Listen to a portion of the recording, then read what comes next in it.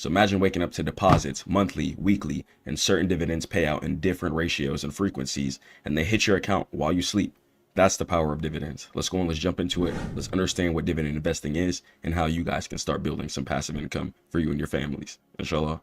Let's talk about dividend investing. Making our money work for us is going to be the most ample way to, one, get our mental health back. Okay, I understand we're grinding hard, working year after year after year after year, but let's at least make our money make us some money.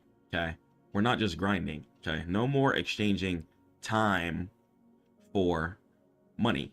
Okay, it's time to start exchanging money for money.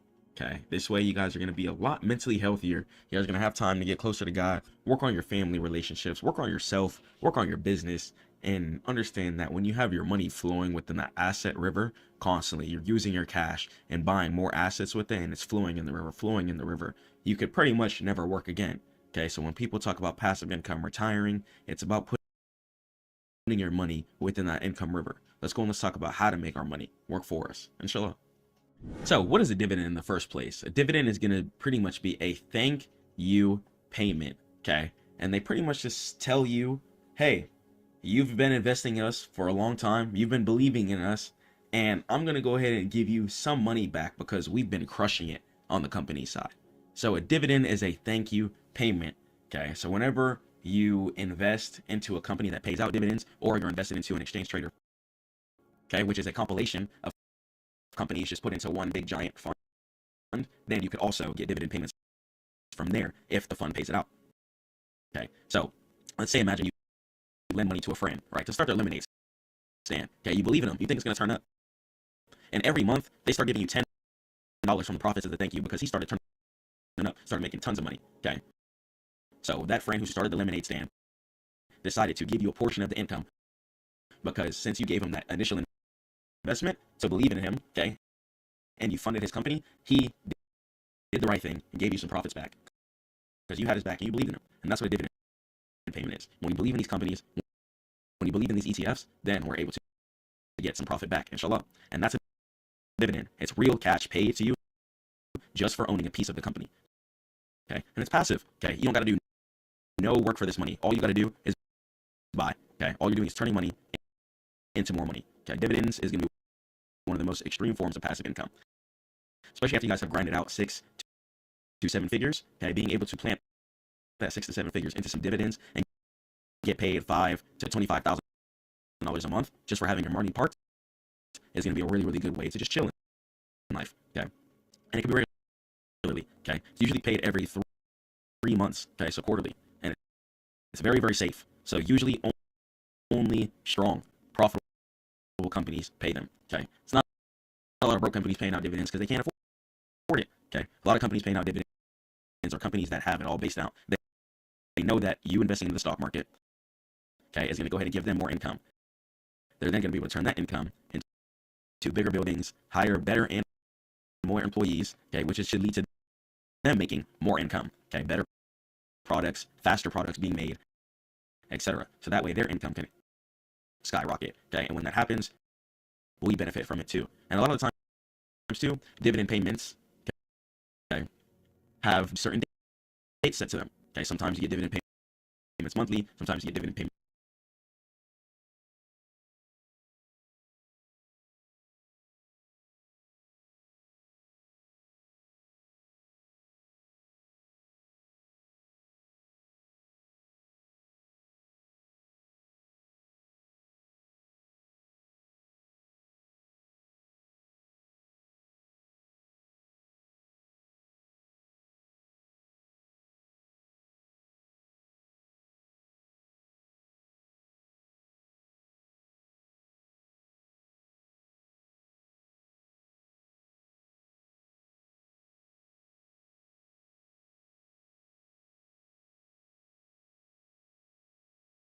dividends and start getting yourself some monthly cash flow. Okay, put some mental health back into yourself and take some of your money and let's try and get some passive income from the money we already have and we've been working hard for.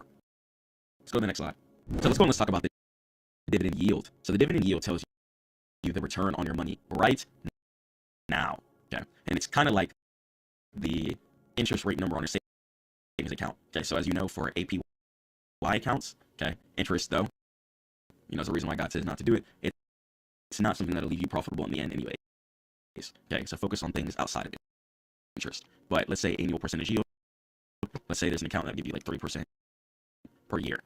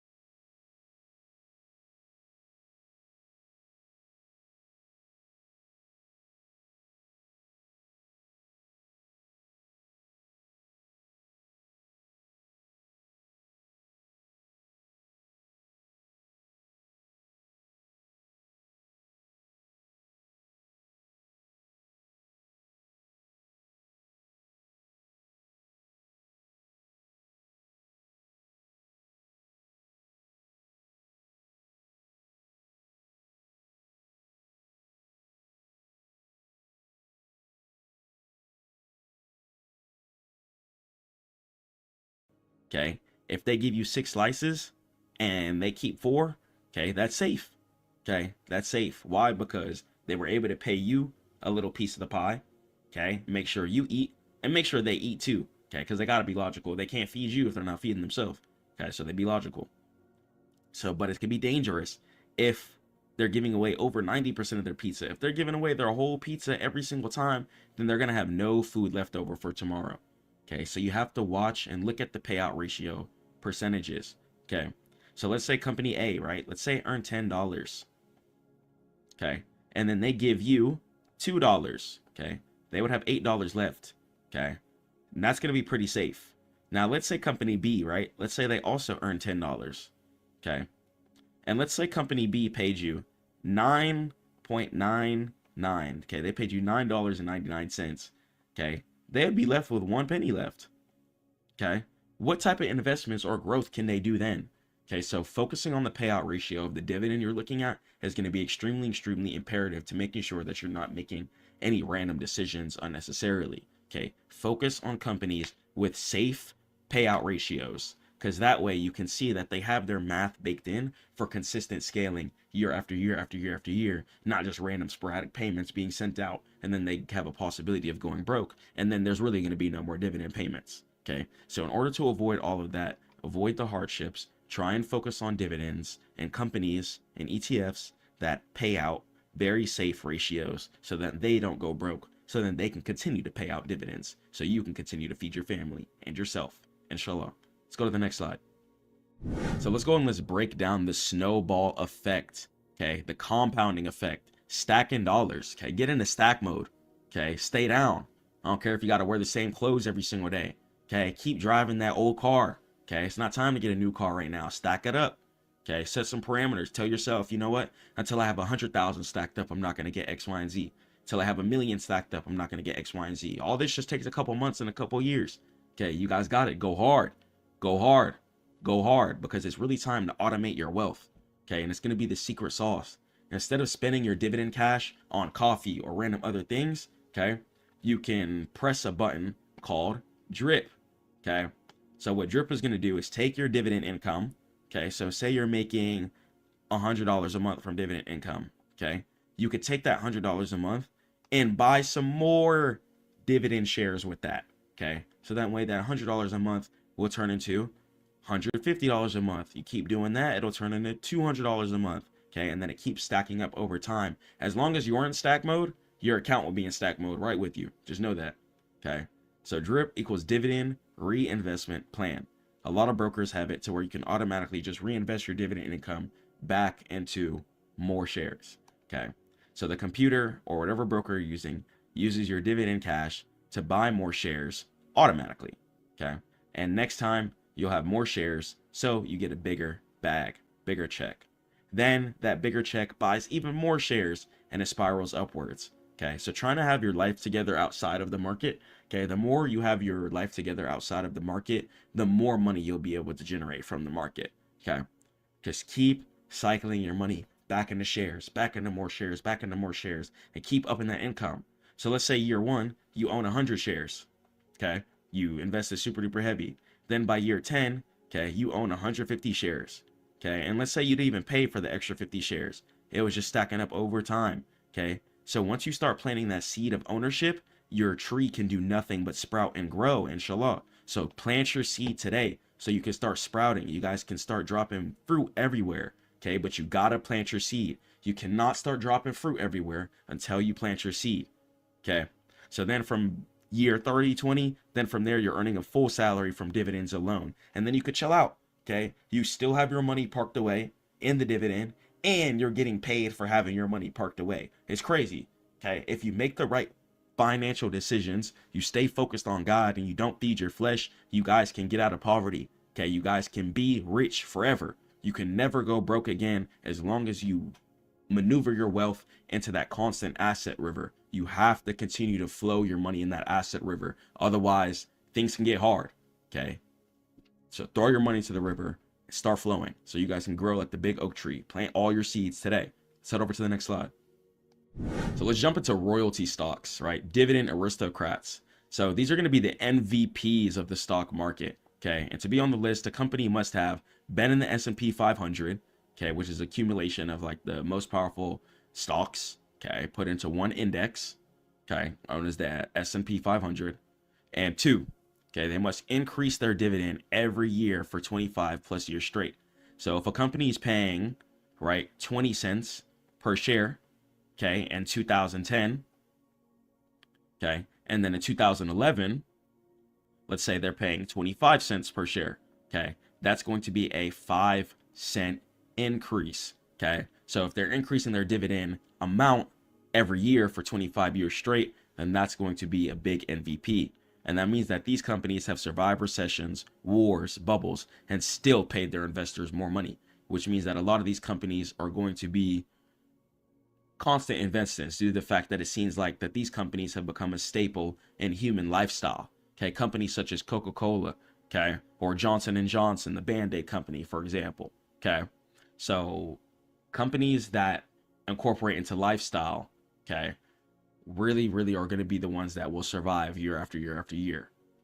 So let's go and let's talk about the risk with everything. Okay, pay attention to that yield trap, just like we talked about on the previous slides. The yield trap is going to be really important to pay attention to. Sometimes you see a stock paying 15%.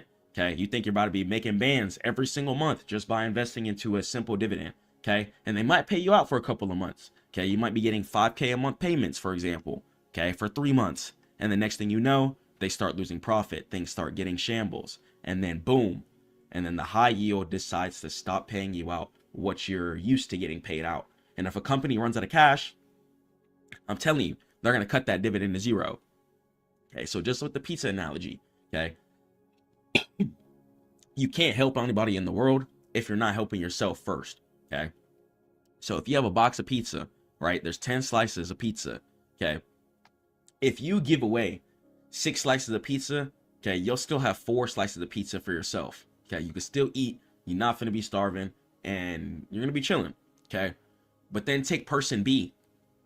Okay, if person B gives away all their pizza, they're gonna have no pizza left over. Okay, and that might seem like a good thing instantly, okay, because they fed everybody and ignored themselves, but that's not. Okay, that'll turn into later frustration, later hunger on that person, regret on that person. Okay, and they're gonna be like, well, you know, people might not have fed me a certain type of ways. Okay, leading into certain type of mindsets. Okay, so even in dividends, it tells us it's really important, okay, to keep our bag right. Before we can help anybody else, our bag has to be right. Okay, And dividends show us this. If a company is giving away all their money, they're not going to have enough money to reinvest into more ads, into more workers, into better factories, etc. And they're not going to be able to scale at the way that they would like to, if at all. Okay. So if a company runs out of cash, they're going to cut the dividend to zero. So be wary of new companies, especially paying out big dividends, because it might not be consistently for long. And that's when the crash comes.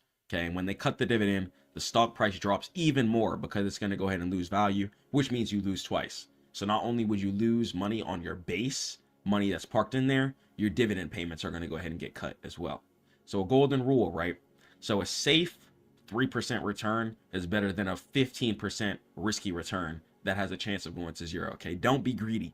Focus on consistency. The name of the game in trading, investing in general, is consistency. Treat yourself like an oak tree, and you got to plant yourself in the ground. You got to give yourself water and sun. Okay, if you're not planting your seeds and you're just trying to hit the big 0 to 100, you're just trying to go buy an oak tree and plant it in the ground, it might not be stable. Okay, it didn't get time to connect to the roots, to the soil, and it might topple over. Okay, but when you're the tree and you grow it day by day, limb by limb, okay, root by root, okay, you're going to know the field, and your money is going to be planted within the soil. It's going to have a lot better baseline to it. Okay, even if stock prices were to start dipping down, since you have so much baseline planted, okay, stuff isn't really going to affect you. Okay, your dividend payments are still going to be pretty consistent, and your profit fluctuation isn't going to be as bad because you planted your seeds. So focus on planting your seeds over a quick win. So how do you start today? Okay, I'm going to give you guys a 3-step plan.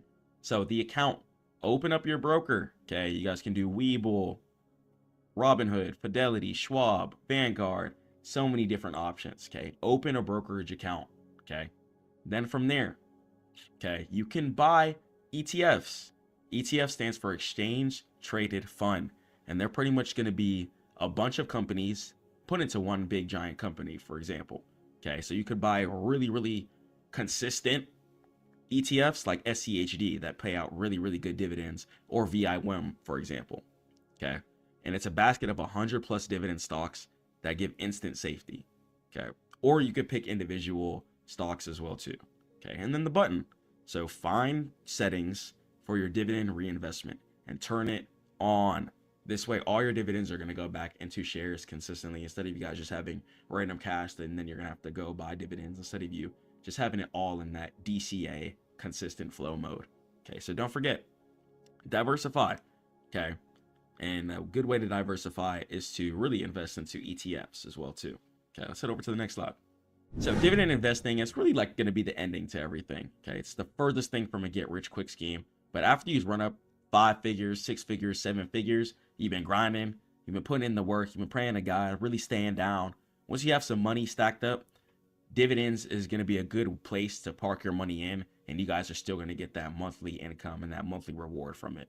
But make sure you guys are choosing to invest into things that pay you out consistently, and be patient, be consistent, and start now. Okay, start now. That's going to be the most important thing. Start generating your business now. Start generating income now. Start doing whatever you need to do now. If you say you want to invest into certain assets, if you have $5 in your account right now, take that $5 and invest. Okay, start planting your seeds today, and that's going to be the most important thing. It's not really about the money. It's about your lifestyle, your consistency, okay, and how disciplined and focused you are when it comes to stacking your assets. All right, if you want help with it, head over to Stackmode.net. Stay prayed to God. Keep grinding. I'm going to catch you guys in the next one. Peace. Keep going hard. Don't ever give up.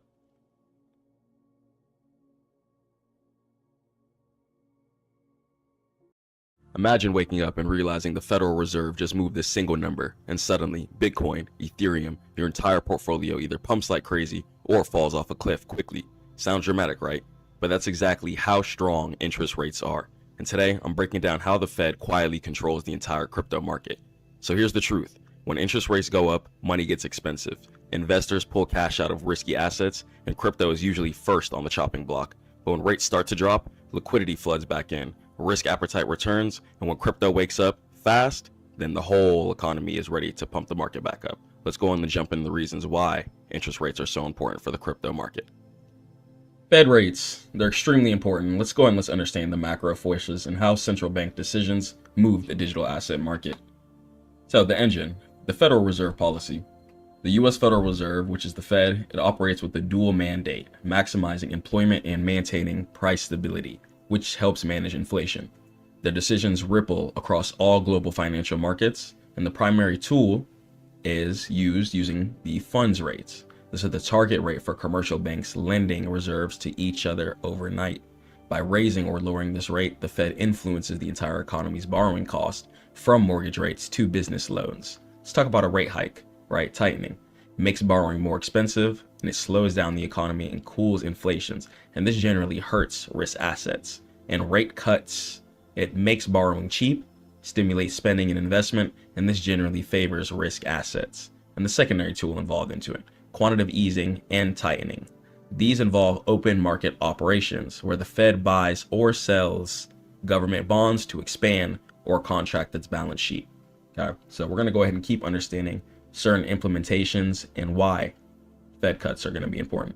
And to understand that importance, let's talk about the DXY. The US dollar index, also known as the DXY, measures the value of the US dollar against a basket of 6 major world currencies: the euro, the yen, pound, etc. And because the USD is the world's primary reserve currency, its strength dictates global capital flows. And the inverse correlation mechanism, Bitcoin, BTC, and the DXY often exhibit a strong negative correlation. When the US dollar strengthens, DXY rises, and risk assets like crypto and sometimes stocks tend to fall, and vice versa. And why does the inverse move occur in the first place?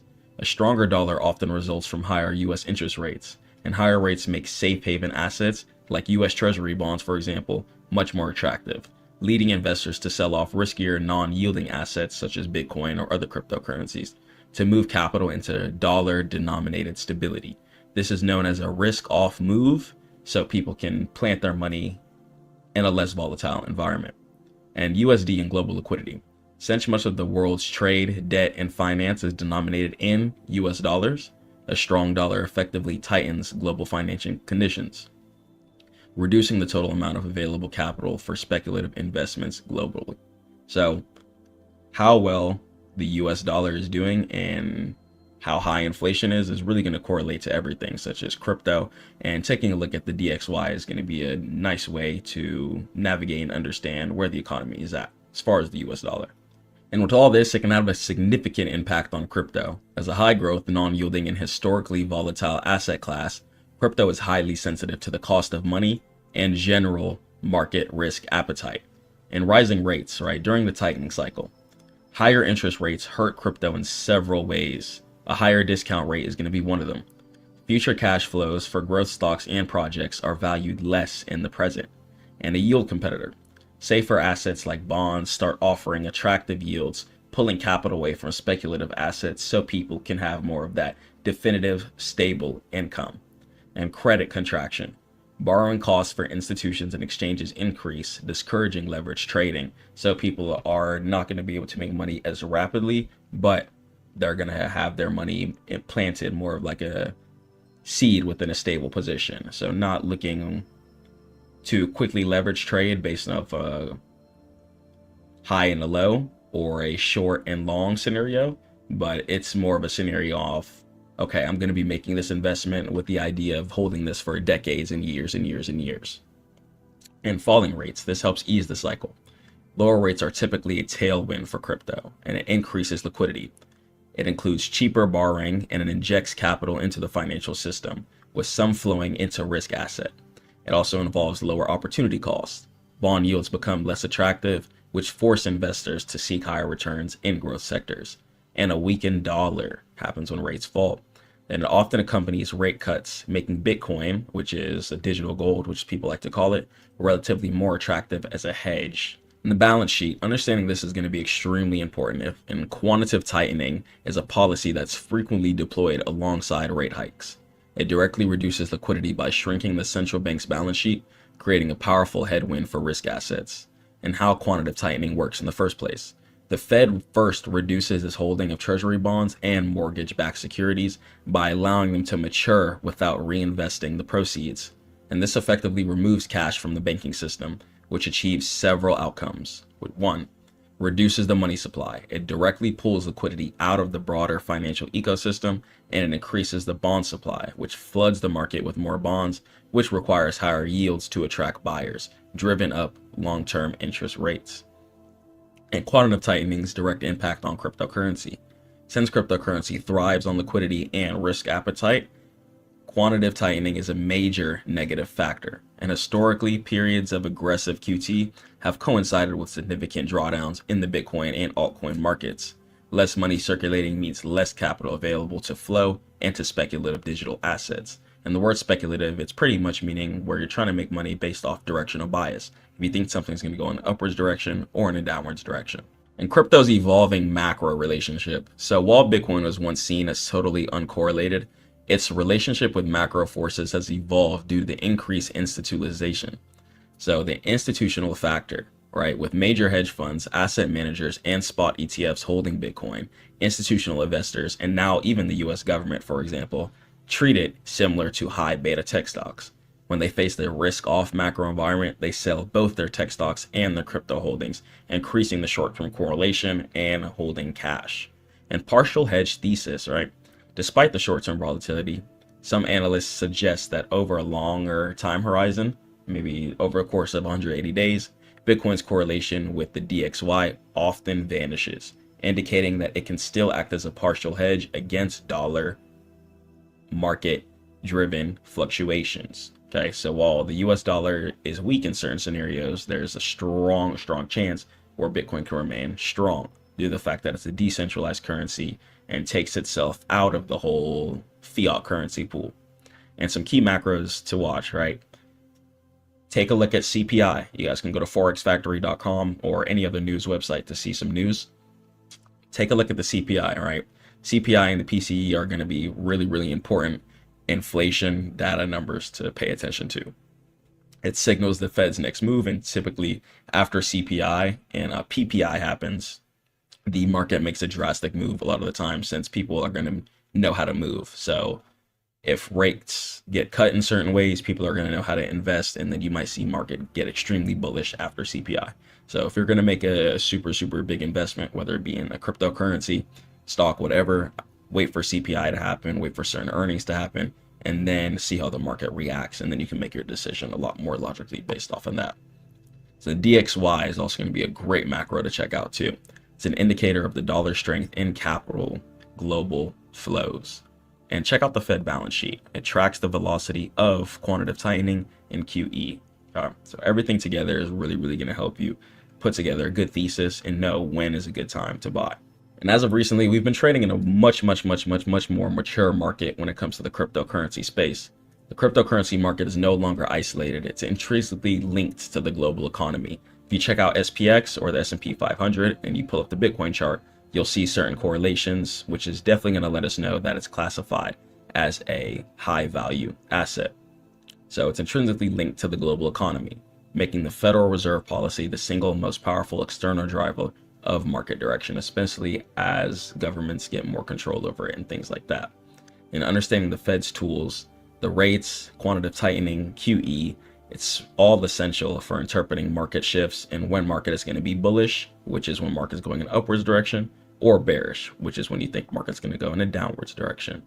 And particularly the inverse relationship between the strength of the US dollar, the DXY, and the appetite for high risk, high reward digital assets can have some things you can look at to let you know when it is ready to buy on either sides. So stay prayed up to God, keep grinding. Head over to Stackmode.net if you want to learn how to trade cryptocurrency. I'll catch you guys in the next one. Let me know what you thought in the comments below. To survive volatile markets, discipline is essential, more so than strategy or indicators. Volatility punishes bad habits, not just bad trades. When a trade moves against you, or price runs, an undisciplined trader panics or chases entries, making them unpredictable, not the market. Discipline distinguishes consistent traders from the gamblers. It means that you stick to your plan, you manage your risk, and you wait for confirmations and wait for the right entries, even when your emotions urge you to break the rules. Long-term success requires self-control, as the most dangerous factor in a volatile market is an undisciplined person trading. And it doesn't matter how much you've made either. A season of having low self-control can wipe out months of progress. Let's talk about how we can train our mind to make the right and righteous decisions in the market, inshallah, if God wills. Welcome. This This session will not focus on charts or indicators, but on the single greatest detriment of long-term trading success and success in general, whether it be in business, on the charts, wherever. Discipline is the separation factor, which is going to separate from who's successful and who's not, who's going to be sticking to their stop loss, who's going to be adhering to their risk management, and who's going to be able to take the setups that they said that they're going to stick to. Self-mastery and emotional control, whether in the business world, on the charts, is going to be the separating factor between who's successful and who's not, and who's going to be winning within this world. Let's go and let's jump into the presentation.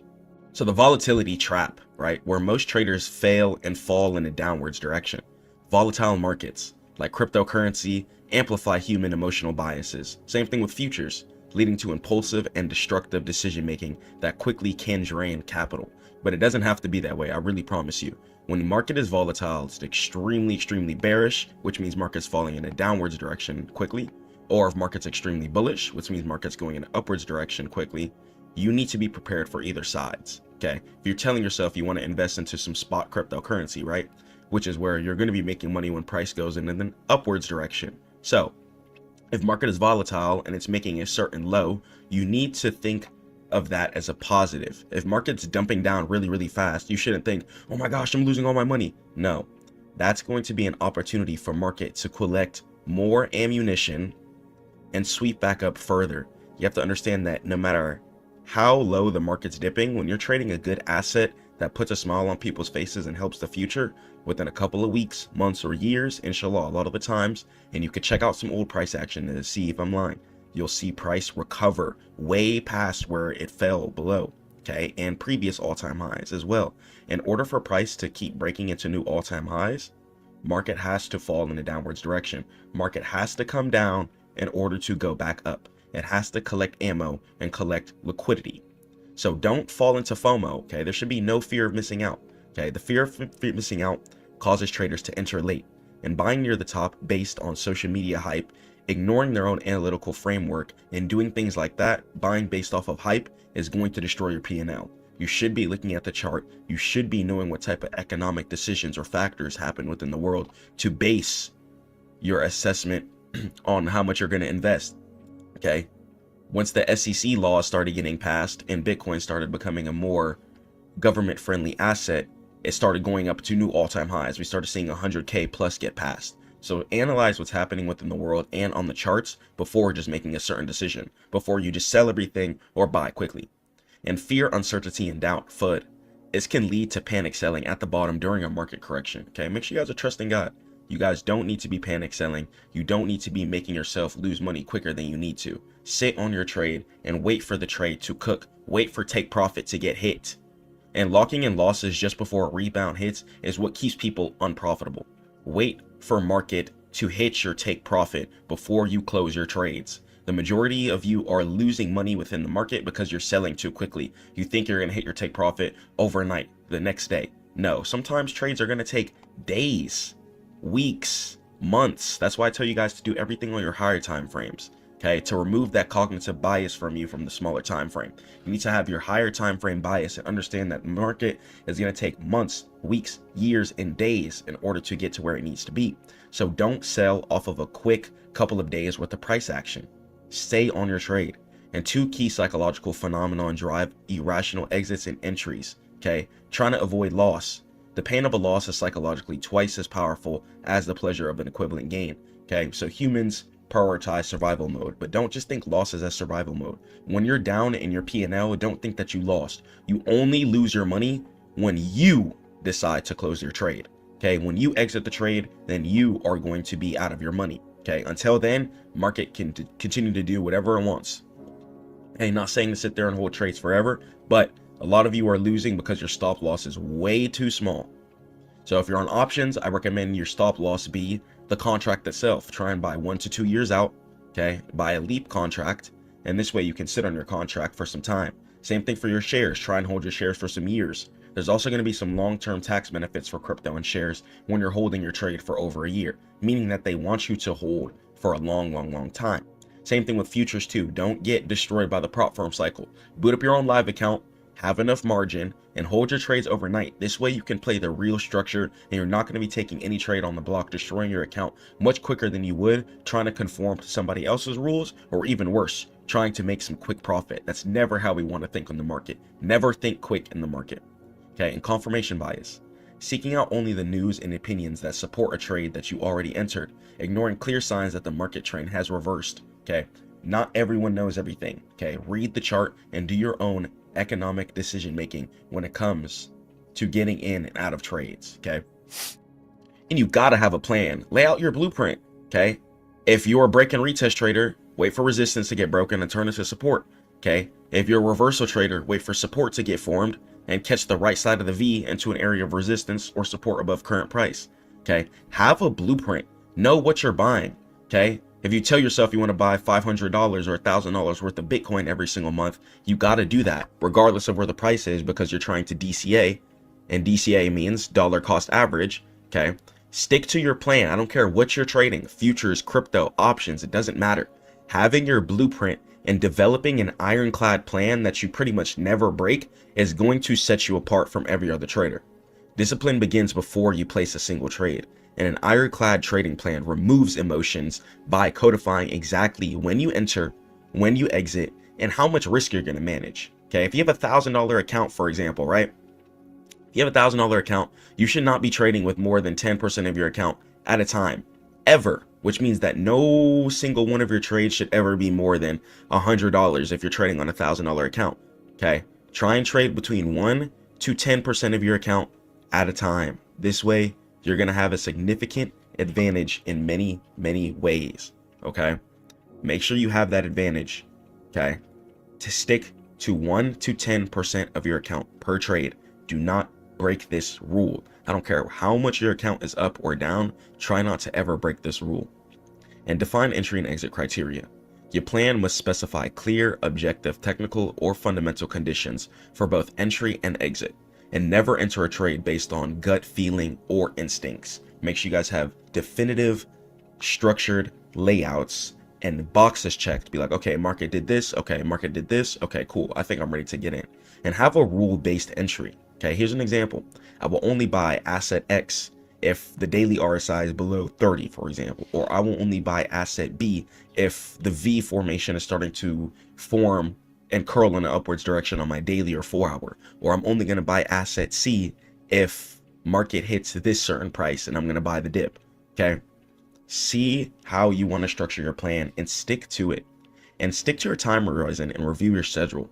Define whether you're a scalper, day trader, swing trader, or an investor. Okay, do you like to trade for ownership? Then maybe you need to look towards crypto and shares.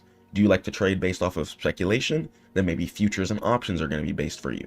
Or you could take that futures income and put it into crypto and shares. That way you guys are going to be able to get that speculative money based off of your skill quickly, and you're going to be able to take that and put that into ownership. This way you're going to be able to leave some crypto for your family if you ever pass, God forbid. Okay, or you'll be able to leave some things down for the future. Okay, so your future you is really going to be happy that you sat on your investments. So make your future self happy and plant your seed. Okay, think of it like a big tree. You got to plant it. Okay, water, sun, water, sun, water, sun. Okay, that's how you have to grow your account. Make sure you guys are getting the proper water and sun every single day. Okay, rather in real life too, you got to keep your emotions based. Okay, make sure you guys ground, try and get some outside time if you can. It's not good to live like a rat, especially in today's generation with all this technology and stuff everywhere. If you can, especially before the market, if you're a day trader or something, have some outside time, get some oxygen, touch some grass, touch some plants, take a walk, and really work on your mental health. Getting closer to God is going to be one of the easiest ways to get better mentally. Okay, it's going to give you the full layout on how to be a good person here on this earth. Okay, and keep yourself from being mentally sick. Keep yourself from hurting yourself. So when you lose a trade, you're gonna be like, oh, I'm broke, I want this and that. No, you gotta relax. Okay, you gotta chill. Even when you lose a trade, understand that sometimes you're gonna lose. It's how you handle that loss, and it's how you prepare for the loss too. And you must stick to your chosen timeline and resist checking shorter time frames if you're a long-term trader. Okay, don't be caught up on the 15-minute bias if you're on the weekly and daily time frame. Okay, your take profits aren't gonna hit as quick as you think all the time. Give it time, let your trades cook, and take your time. Protect that capital of yours, okay? What are you trading for? Some of you open up your broker account and just start losing all of your money, okay? You're not on the market to lose money. And the main reason you guys are losing money is because, one, you're closing your trades too early, especially my futures and options traders, okay? You're just going to literally delete capital like that, okay? My crypto and shares traders, you guys are a little more stable, okay, due to the fact that you understand ownership.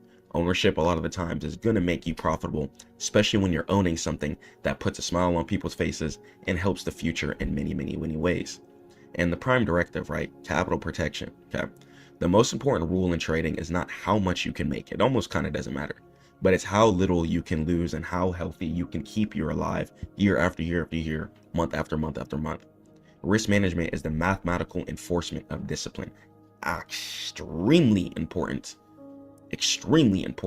to make sure you guys are trading within your 1 to 10% of your account rule.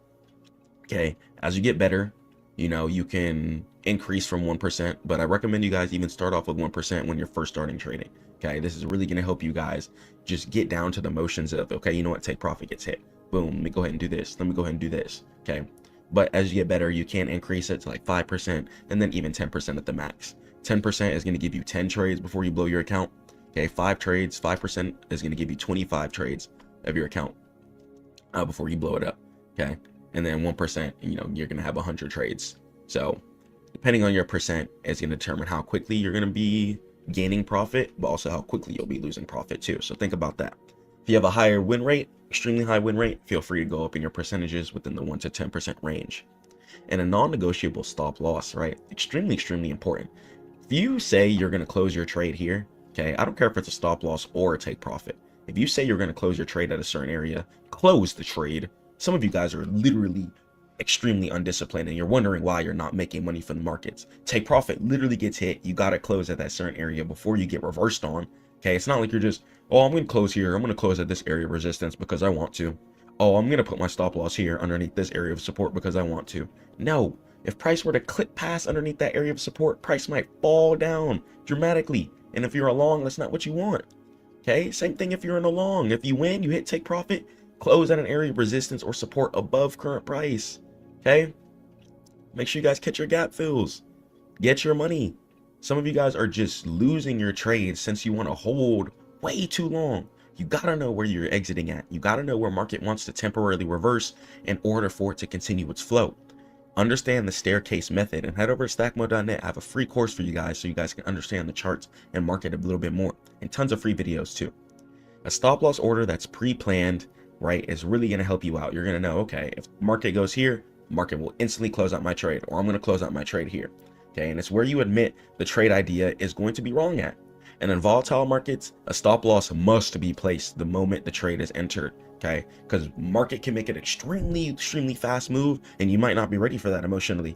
You might have a $500 stop loss, okay, but if you didn't set your stop loss, say you were like, oh, I'm going to close manually, and market decides to go down and turn that $500 loss turns into $1,300 loss because the candle was so fast, you might freeze, you might pause, you might panic.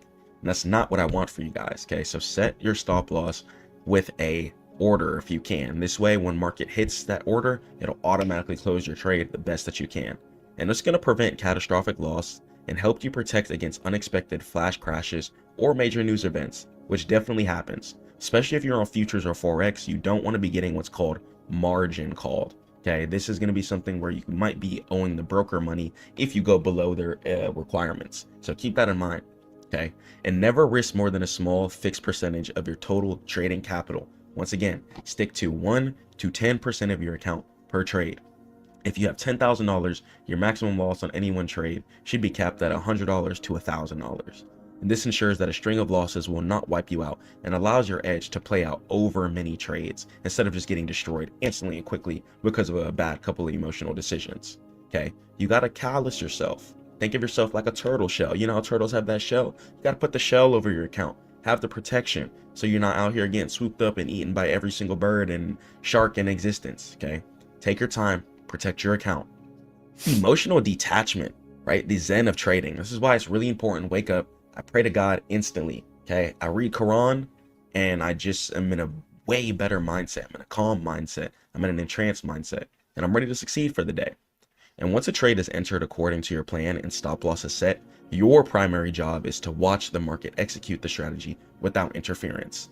Place down your trade, hold, okay? You're either gonna hit stop loss or you're gonna hit take profit, okay? You're gonna hold until either one of these. And it's really cringe too. Don't close your trade before stop loss or take profit gets hit, because what you're doing is destroying all of the math. You're destroying the risk to reward ratio, okay? Let's say you're taking a trade, right? And you win a 1-to-4, okay? Let's say you risked $100, okay? If you risked $100 and you hit a 1-to-4, that means you would have made $400, okay? So that's $300 in profit, okay? So hitting your risk to reward ratio is going to be important for growing your account within a mathematically correct way. This is literally how the math of the market works. If you're making more than you risk, you will become profitable, okay? You will become profitable, inshallah, if God wills.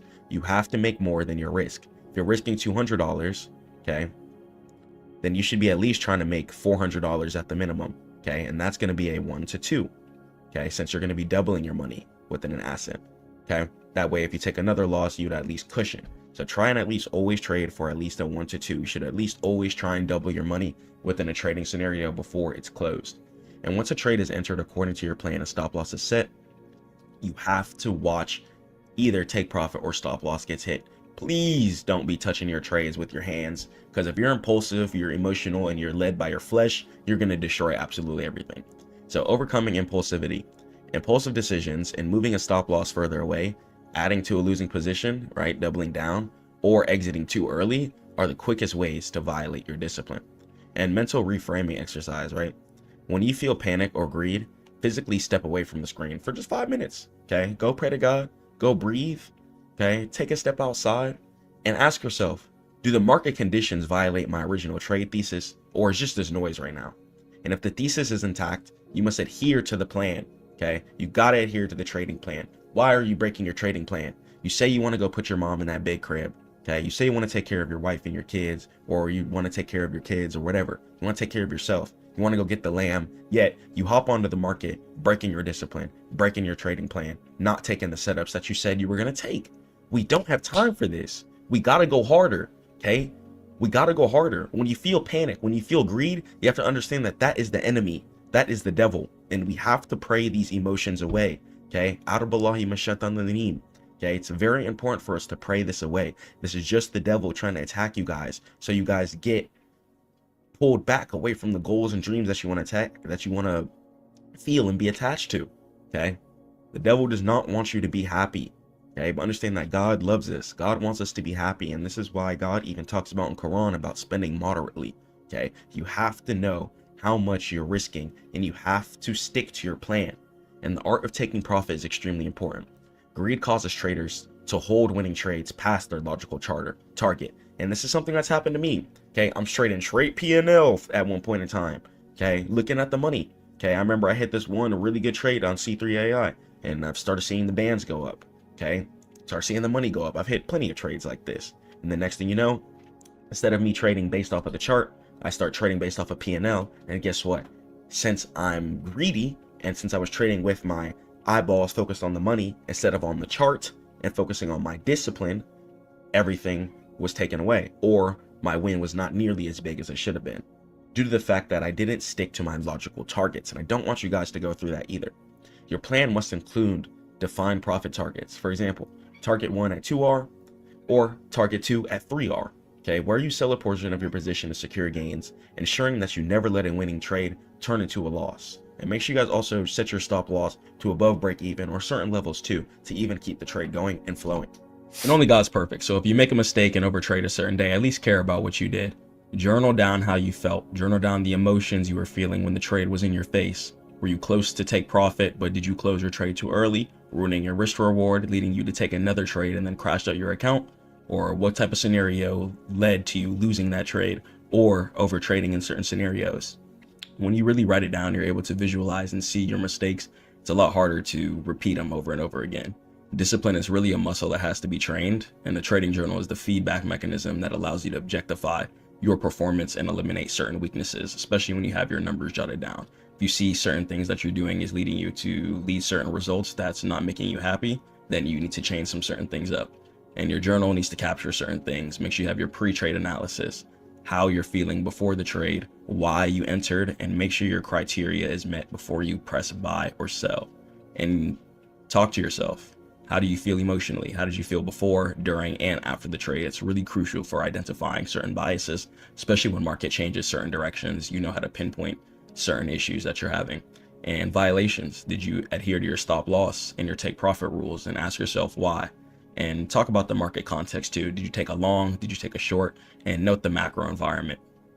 And do your weekly and monthly review. Treat this review like a performance audit. When you're trading, you're your own business. So identify your most frequent violation and need to cut certain things out. If you're constantly moving your stop loss, your issues and strategy, you got to stop being led by your flesh. You got to be way more disciplined than that. If you want to touch that big bag, even when you touch that big bag, it doesn't really matter. It's about keeping it. You're not going to be able to keep it if you keep moving off impulse. Okay. Your loss aversion and lack of conviction in your plan can really lead you to certain areas that you don't want to be led to, such as overtrading. When you overtrade, one tiny loss can lead into a whole destruction series of your account. And it's a lot harder to bounce back from that, just from one tiny loss, especially on things like prop firm, where you're chasing certain parameters. So detach from the money, focus on the charts, and be more disciplined. And trading small is really going to help you in certain areas too.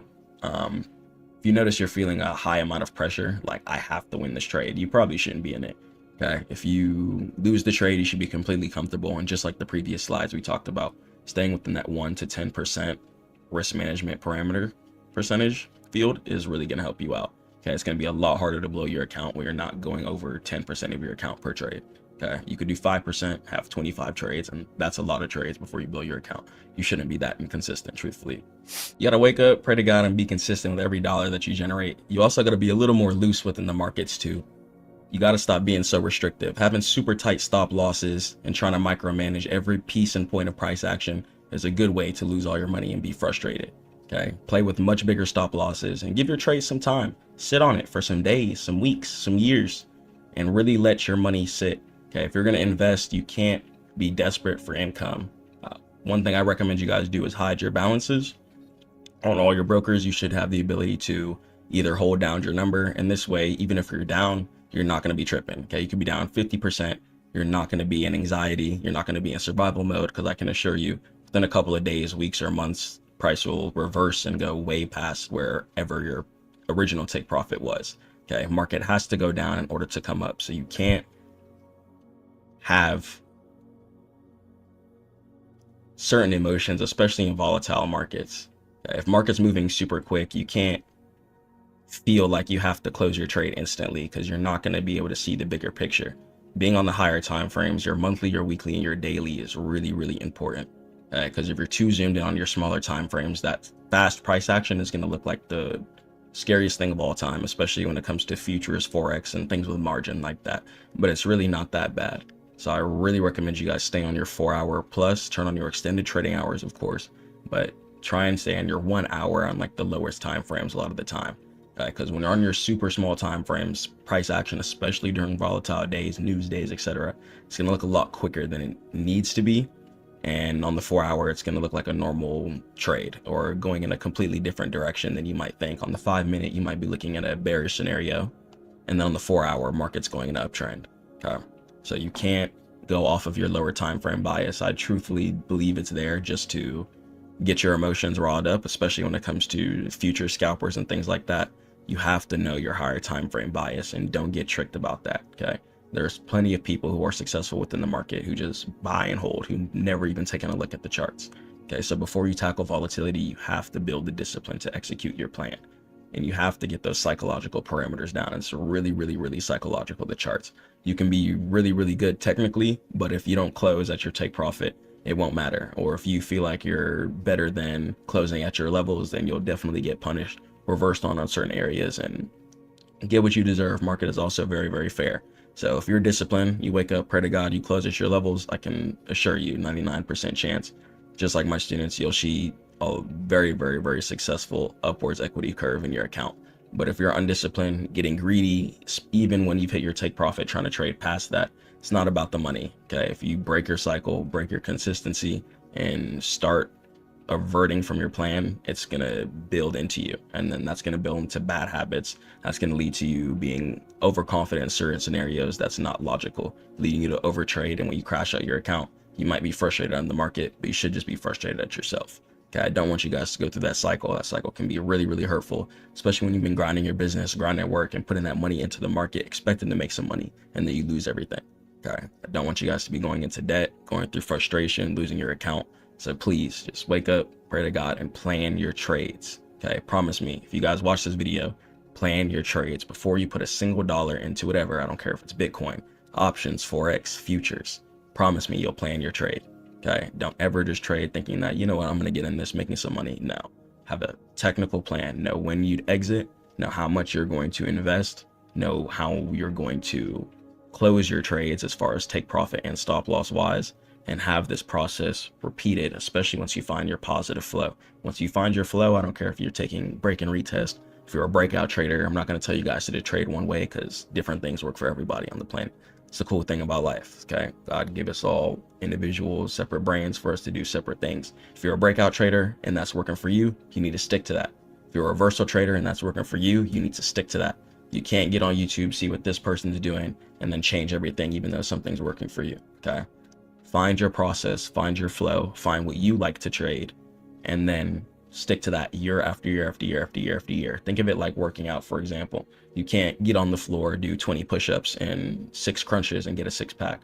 It takes days and days and days of eating consistently, eating clean, okay, working out consistently, getting the proper sleep, making sure your bones and your muscles regenerate properly. You have to treat your account, your income, or your business the same way, okay? You have to be consistent. You can't have $10,000 in Bitcoin and then think $20 is not a lot, okay? This is why I say you have to detach from the money. You could have 5 million in Bitcoin and still when you get $5 extra, throw that into some Bitcoin. It's about the habit. Okay, I'm telling you, when you build that habit and you start thinking and planning and doing your actions for the future you, the current you will be a lot more happy and you'll be leveled up a lot quicker. Okay, so head over to Stackmode.net for all trading education. Catch you guys in the next one. Stay prayed up to God. Keep grinding. Peace.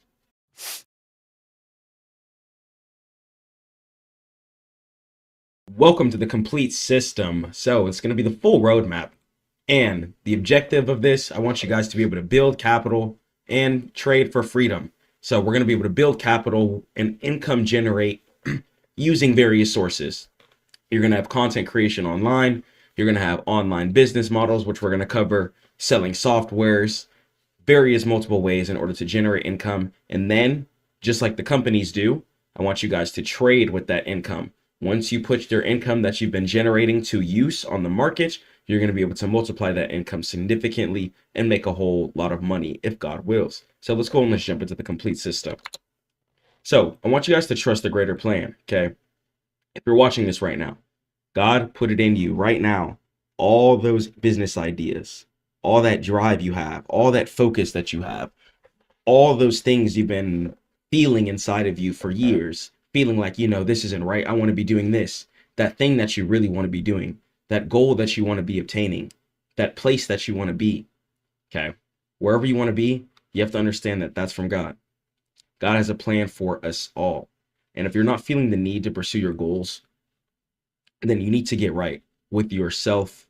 Okay. Start praying to God. Start taking yourself more serious. Okay. But if you have that strong urge, that strong burning passion to do something that's positive, that could change the world, that could influence everyone around you, you need to do that. Understand that that drive was placed in you for a reason. It could influence the whole world. I want you guys to think of it like this, for example. Take a house, for example. There's so many different factors of houses, okay? You got the people who do the roofs. You got the people who do the flooring. You got the people who do the windows. Each one of these individuals are passionate, most likely, about what they do, okay? And that's what's super duper cool about what we're learning, okay?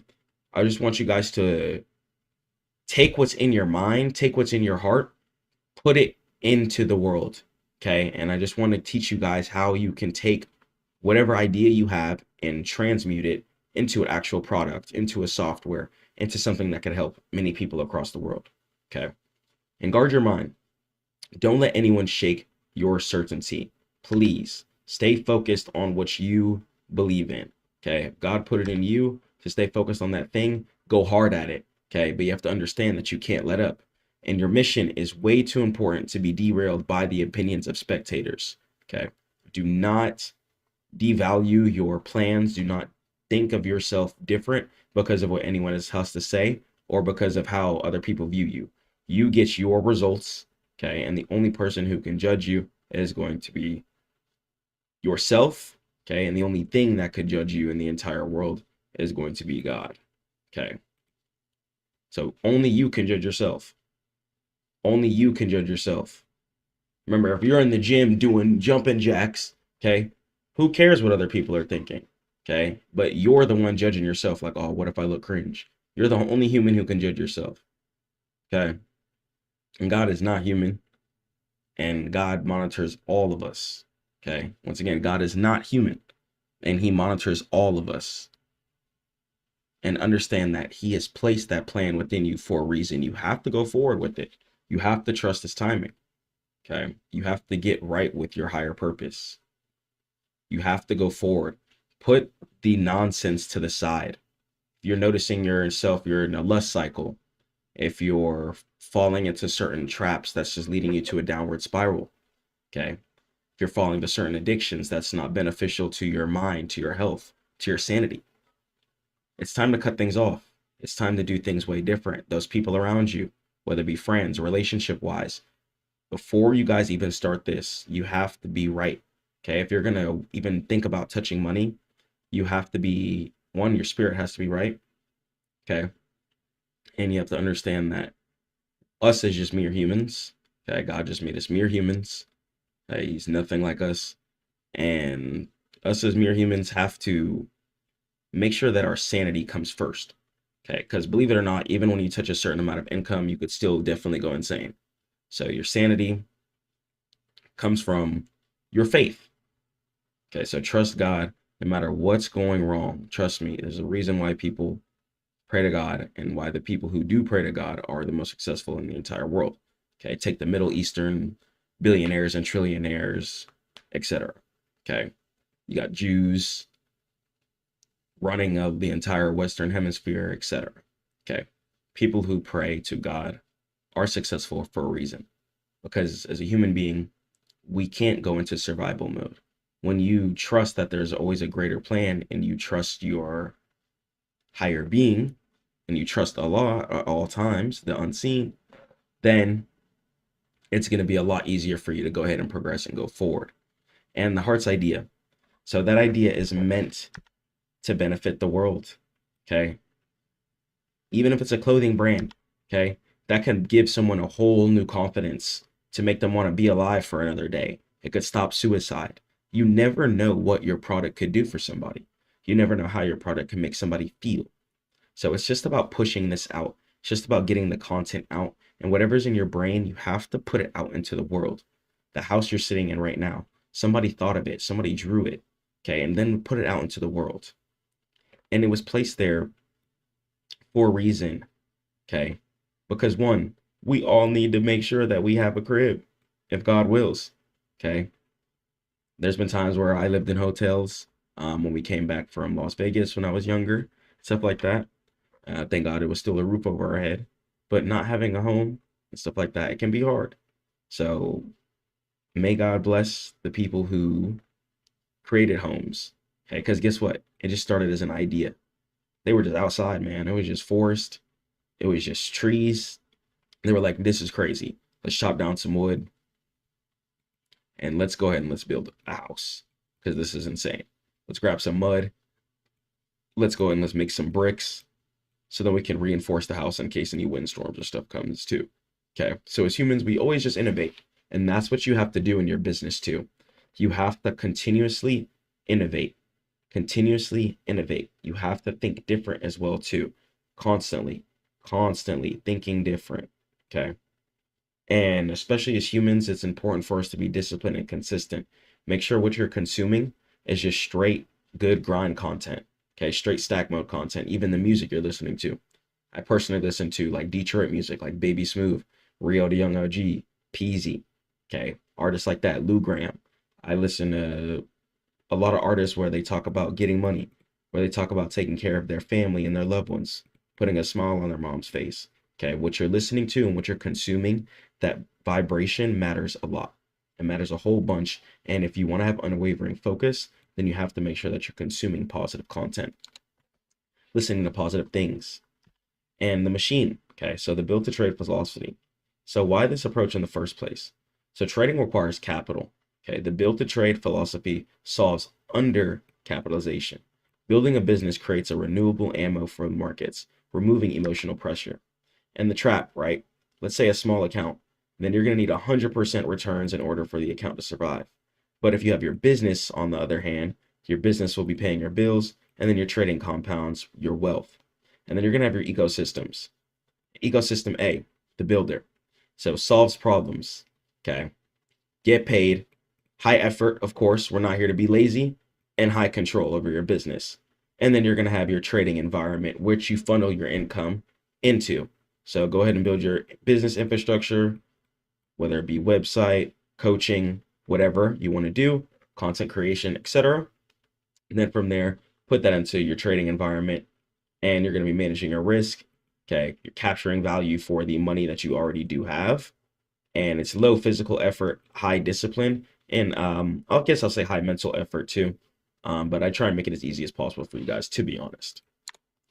So the stack mode protocol. So optimization execution. So the 5 a.m. advantage. So control your circadian rhythm. The optimization of sleep equals the optimization of performance. So the deep work blocks. So before the world wakes up, try and get up at around 6 a.m. if you can. Okay. Around 6 a.m. to 11 p.m. is honestly a pretty good schedule. It's pretty consistent, and you guys can really keep that up. So I like to do 6 a.m. to 11 p.m. a lot of the times.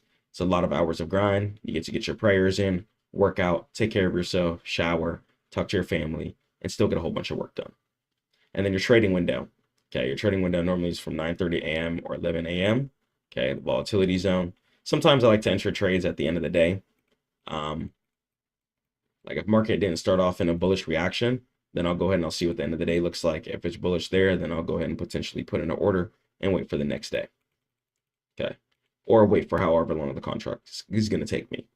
Patience is also going to be very, very important too. Okay, focus on patience. And the toolkit. So Rise Science. So track sleep, debt, and energy peaks. And as far as Notion, right? Notion is going to be your life OS. It systemizes a lot of things. You can go ahead and download Notion. There's a lot of templates too. You can download it on your phone, and it really just keeps your stuff organized too. I'm going to be dropping a stack mode organization tool as well too, coming in. But for now, you guys can use Notion. And if you want to stay on Notion too, I'm going to try and drop some templates too. Trying to be as flexible as possible for everybody. Just want you guys to be in full business mode at all times. So the IPO game, right? Exit liquidity. So public companies don't exist for chart patterns. They exist for liquidity. So why go public in the first place, right? So capital injection. It helps you raise business funds without debt interest. And the founder exit. Early investors need to sell the shares to you. And as far as acquisition currency, buying competitors with stock. Okay, so pretty much the whole reason that businesses put themselves on the stock market in the first place is so that they can go ahead and gain more funding. They go ahead and take that money and turn it into more money via the stock market, one, and more production, whether it be in more warehouses, more people they could hire, more softwares that could be developed, etc. Okay. And your role, okay, you are going to be just the retail participant. So Stackmode traders identify when big money is accumulating versus distributing. Okay, we ride the waves they create. So there's going to be people trading with hundreds of millions of dollars, tons of millions of dollars, and you want to be trading when they're trading. Okay, trading is a little different than business. In business, you want to actually stand out, but in trading, you want to be with the crowd.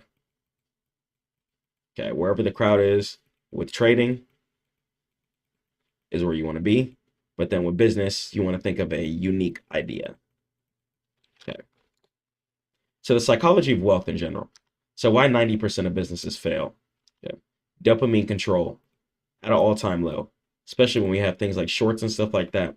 That's why I try and come on here and drop education for you guys, because I don't want you guys to be lost within that dopamine trap. And delaying gratification is the predictor of success. Okay. So if you want to predict your success, don't feed your flesh. Okay. That's what I'm going to say. Once again, if you want to predict your success, don't feed your flesh. You can go and eat some food, of course, but if you're having bad thoughts to do things that aren't going to benefit you or your career or yourself or is going to make God unhappy, don't do it. Don't do it. Inshallah, do not do it. Okay, and the trap. So don't try and just seek cheap dopamine. Okay, don't just try and do things the quick way. Don't just try and trade zero DCE because you're trying to make some money today. What you're going to do is swing trade, use your higher time frames, and wait. Don't just try and go sell drugs because you're trying to get money. Build your business step by step so then you have a consistent income stream forever. You have to rewire your brain to love the boredom of execution, putting a plan together and going forward. I put this whole thing together, going forward with it, and executing it feels great. God is good. And the consistency formula. So success, okay, it can be relatively boring, but discipline to me isn't boring. It's really, really fun. If I'm not being disciplined, then I get eaten alive and I feel like my soul is hurting. But that's just me personally. But success, especially trading success, is boring. You're catching the same setups over and over again. And just your only thing that's changing is going to be your income. You can't hustle more though. This is why I push business and trading. Okay, because when you get to a certain level in trading, you don't want to just be sitting down all day in front of a laptop, getting depressed. So I recommend you guys starting your business so you always have something to show up for, something to be there every day for when others quit. Okay, and focus on the process over the outcome. Fixate on the system, not the dollar amount. And feedback loops. Okay, test, fail, adjust, repeat. And as far as creativity principles, so shift from the consumer. So what a consumer is somebody who's always buying, who's always watching, who's always taking in instead of putting out. Okay, so swap from a consumer to the creator. Consumers pay and creators capture. Consumers react, creators anticipate. So trade with a plan, right? That's going to be creation. And don't just react. It's definitely going to be consumption. Okay, reacting just off of your emotions and trading. Be like, oh, I'm just going to close here. Oh, I'm just going to do that. I'm just going to overtrade. That's complete overly crashing out. It's not what I want for you guys. I want you guys to get to the next level. And strategic isolation. So cut the noise. Build the foundation for yourself. Stack up. So give yourself 6 months of focus. Plan out. If you want, you can start your balance and see where you're at today and then see where you're at in 6 months from now. And just keep grinding. And you can't build the extraordinary while entertaining the ordinary. Okay, if you need to, go ahead and go ghost mode. Okay, disappear to work on your craft, come back stronger and better. Okay, and input hygiene too. Curate what enters your mind. No news, no gossip. Try and do no junk food. No McDonald's. Okay, if you can, there's this place called Restaurant Depot. And you need to get groceries too. Okay, that's really, really going to be important. So try not to DoorDash. Try not to be wasting your money on certain things. Okay, try not to be consuming so much. Okay, DoorDash some groceries. Don't DoorDash the meal every single day. I'm here to be real. This is going to be one of the realest systems of all time. Okay, don't DoorDash the meal. Please stop doing that. You're spending a $20. That's ads money. That's money that could be going into your options account. That's money that could be going in your shares account. Please rewire your brain. If you need to, go ghost mode, disappear, come back stronger. And the trade-off, right? 6 months of social comfort for a lifetime of financial freedom. Just go hard, lock in, stay focused, and come back stronger. And the reason why 90% of people fail, right? So the 90-90-90 rule. Okay, 90% lose, 90% in 90 days. And the root cause is because of emotional insolvency. And the two killers, right? You want the bread today, right? I understand you want the bread today. You can get to it today, but grind first. Get your mind in order. You have to get your mind in order for you to go forward. Okay. And then the panic. Okay. The fear. So don't sell at the bottom. Okay. Just forget fear. The only thing you should fear is God. Okay. God is the unseen. Okay. The Lord of all worlds. Only thing you should fear is God. Don't fear nothing on this planet. Don't even fear going broke. Okay. Only thing you should fear is God. That's it. And don't be a greedy animal. Even when you start getting in your bag, don't be a greedy animal. Don't start wasting all of your money. Don't start blowing all of your money. You got taxes to pay. You got things to take care of. That's money that could be reinvested back into the business, back into your trading account, so you could hit more trades. Just change your whole mindset. It's time to go hard. It's time to change. And the discipline transfer. So business discipline really equals trading discipline. So as far as your business, don't pivot on one bad day. And same thing with trading. Don't abandon system on one stop loss. Okay, just because you hit stop loss one time doesn't mean that the whole system or the way that you're playing is complete garbage. Okay, how you do anything is going to be how you do everything. Patience, patience, patience, patience. I even got a tattooed on me in Arabic here. Patience. And multiple income models is going to be extremely, extremely, extremely important. Have a diversified portfolio. Relying on one income stream is literally fragile. God forbid, let you get into one car crash, one car accident, let your car break down or something like that, and you have somewhere to be and you can't pay. It's going to chunk you. It's going to set you back. So this is what I'm telling you guys. Having multiple income models is going to be the way. You want to have multiple income models in order for you to be successful. Okay. So active.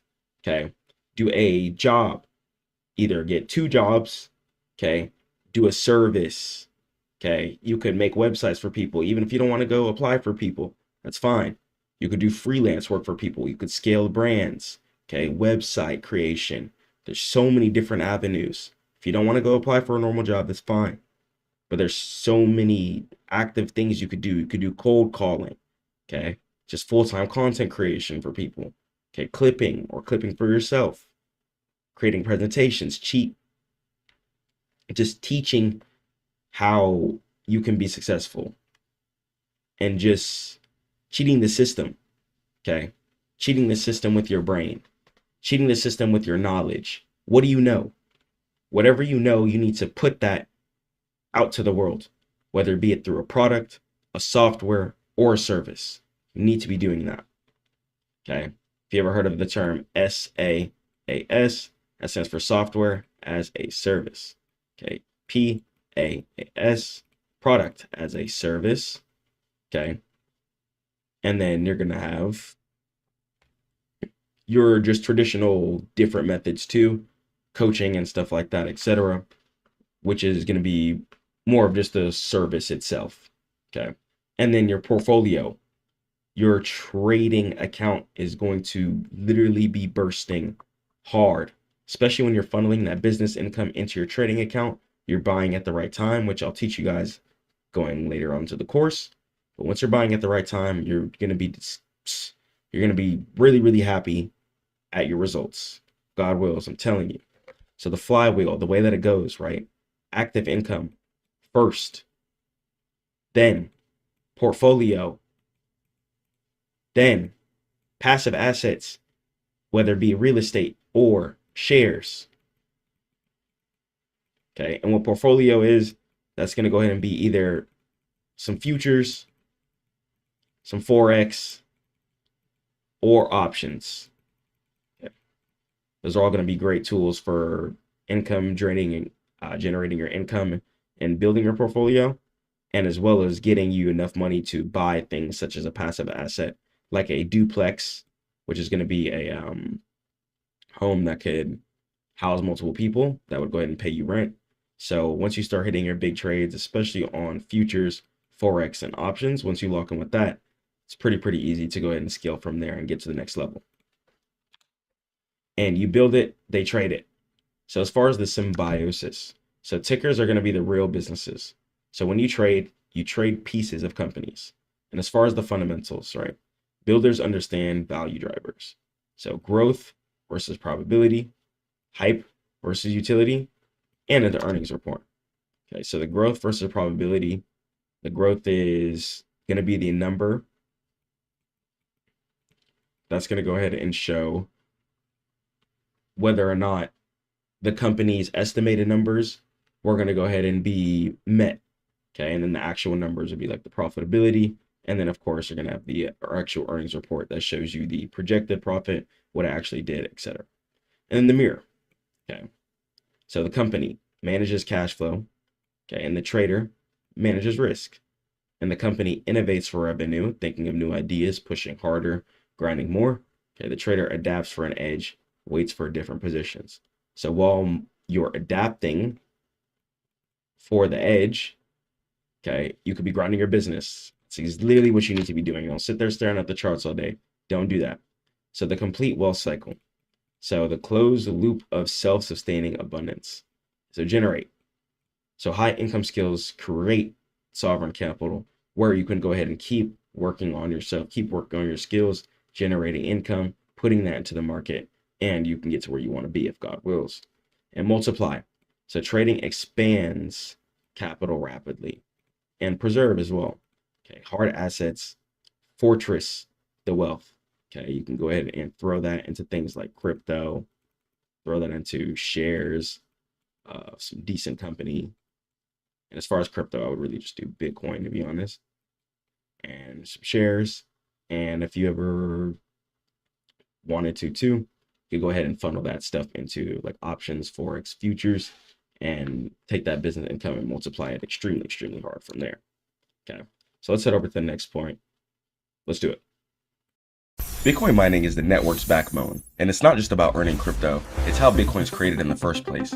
Miners use powerful computers to solve the puzzles. They secure the blockchain with an immutable new block each time, and this process is the global security system that prevents double spending and fraud, and it verifies all transactions across thousands of independent computers, replacing a central authority. Without miners, Bitcoin wouldn't exist, and it would collapse, but with them, it's become one of the most secure financial systems on Earth, powering the trust and transparency of decentralized money. Let's go and let's talk about how Bitcoins are created and why the government owns it. Inshallah, if God wills. Let's go. So, class, welcome. Let's go and let's talk about how Bitcoin is created in the first place. So Bitcoin is generated by mining it. Okay, Bitcoins don't just spawn out of thin air. And as you know, Bitcoin is also a limited cryptocurrency. So other cryptocurrencies for the most part are going to be infinite, but Bitcoin is actually going to have a limited amount of currency. Okay, there's only 21 million Bitcoins that exist. Okay, and each one of them is created by getting mined. So what happens is a computer, okay, and the computer is obviously powered by resources. Okay, so certain countries take more power than others to create certain Bitcoins. Okay, so if you're in a country that charges a lot for power, then you'd be paying more on your electricity bill in order to mine the cryptocurrency. Okay, and what you would need is a super powerful computer with a graphics card that can handle the Bitcoin mining. Okay, so what a graphics card is, it's a piece of the computer that's external. Not all computers have external graphics cards. Some have inbuilt graphics cards, which is why they're slower than others. But what you need is a really powerful computer. And then from there, you'll be able to load up the Bitcoin mining software and it can go ahead and get created. We're going to talk into the technicals, exactly how everything works. Bitcoin mining is super duper cool. You might even want to do it and see if this is a good way that you guys might want to generate some income, depending on what country you're in as well too. You'll be able to save a lot of money on power, and you could potentially mine yourself or create yourself a Bitcoin for way less than buying it. So let's jump into it, class. So what is mining even in the first place? Mining is not digging dirt. Bitcoin miners aren't digging into the ground with actual pickaxes, digging into the dirt, looking for resources. No. Okay, so what it is computers mining Bitcoin via a software. Okay, and the job is to secure the network and process transactions. Okay, so it secures the network by making everything decentralized. So in a traditional bank system, let's say you wanted to send a wire transfer, for example, right? The bank would be able to decide whether yes or no if the transaction wanted to go ahead and get approved or declined. Within a decentralized network, such as sending Bitcoin, things like that don't occur. Since everything is done by smart contracts, Okay, everything is autonomous and automatic, done by computers. Okay, and that's what Bitcoin mining comes into place too. Even creating Bitcoin, instead of just clicking print on the dollar like they do with fiat currency, Bitcoin actually has to go through a whole process in order for a Satoshi to be created in the first place. Okay, so Bitcoin mining helps keep Bitcoin decentralized. The reason why the US dollar fails is because they just go up to the printer and click print.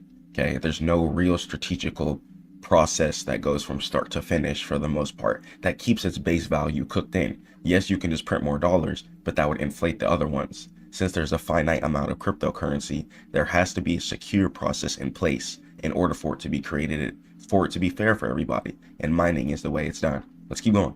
So think of the blockchain network as a public notebook. So you might have heard of what the blockchain network is. So the blockchain network is pretty much a public copy of everything that's been done. Every transaction that's been created, every Bitcoin that's been mined, and every transaction that's happened. Okay.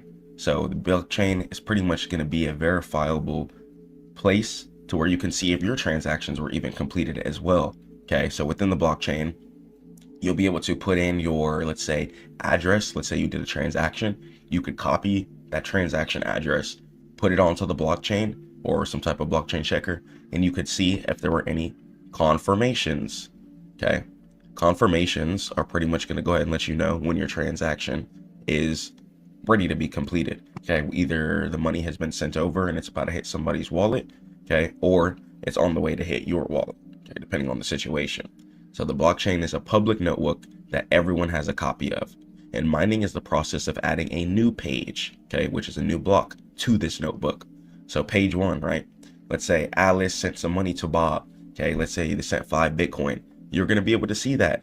Okay, you'll be able to see the Bitcoin addresses, etc. And you'll be able to see when the transaction was sent, how much Bitcoin or how much cryptocurrency was sent. And you'll be able to see the miners working on certain things as well too. Okay, you'll be able to see when Bitcoin transactions have been implemented and grounded into the blockchain. Whether a big whale is buying or selling, the blockchain shows us everything. Okay, keeping cryptocurrency really, really safe. So proof of work. So once again, Bitcoin, it's not created like the dollar. You don't just go up to the printer and click on print over and over and over again. It's created by POWs, also known as proof of work. So to add a page to the notebook, computers must solve a super hard math puzzle that requires a pretty powerful computer as well too. So make sure you guys have a good graphics card inside of your computer before you think of doing anything like that. Okay. So to add a page to the notebook, you got to have a super powerful computer, and then the computer has to do calculations and try to guess the number. Okay. So imagine guessing a number between 1 and 1 trillion. Okay. You have to guess randomly. So computers then make trillions of guesses per second to find the random number, okay, which is going to be the hash. Okay. So that's how the proof of work works. And that's pretty much all the work that the computer is doing. The computer is constantly running calculations, trying to find and guess the correct numbers in order to generate a Bitcoin. Okay. And that takes a lot of power, a lot of resources. So make sure you guys are watching your energy bill before you think about getting into this. So this is exactly what I mean. You need a powerful computer. Okay. Your computer has to be good. It can't be a weak computer. Okay. So understand that you cannot mine Bitcoin from your laptop. Okay. You cannot mine Bitcoin on a laptop anymore. Okay. So these with, you know what I'm saying, with the screen, a little keyboard, not cutting it if you want to mine Bitcoin. Okay. Get yourself a real strong desktop with a real graphics card before mining Bitcoin even crosses into your brain. Okay. So you need specialized machines called ASICs. An ASIC stands for an application specific integrated circuit. And they do one thing: guess numbers for Bitcoin. Okay. They're loud, hot, and they use a lot of electricity. Okay. So before you guys think about just putting it into your room, keep all of this into play. Okay.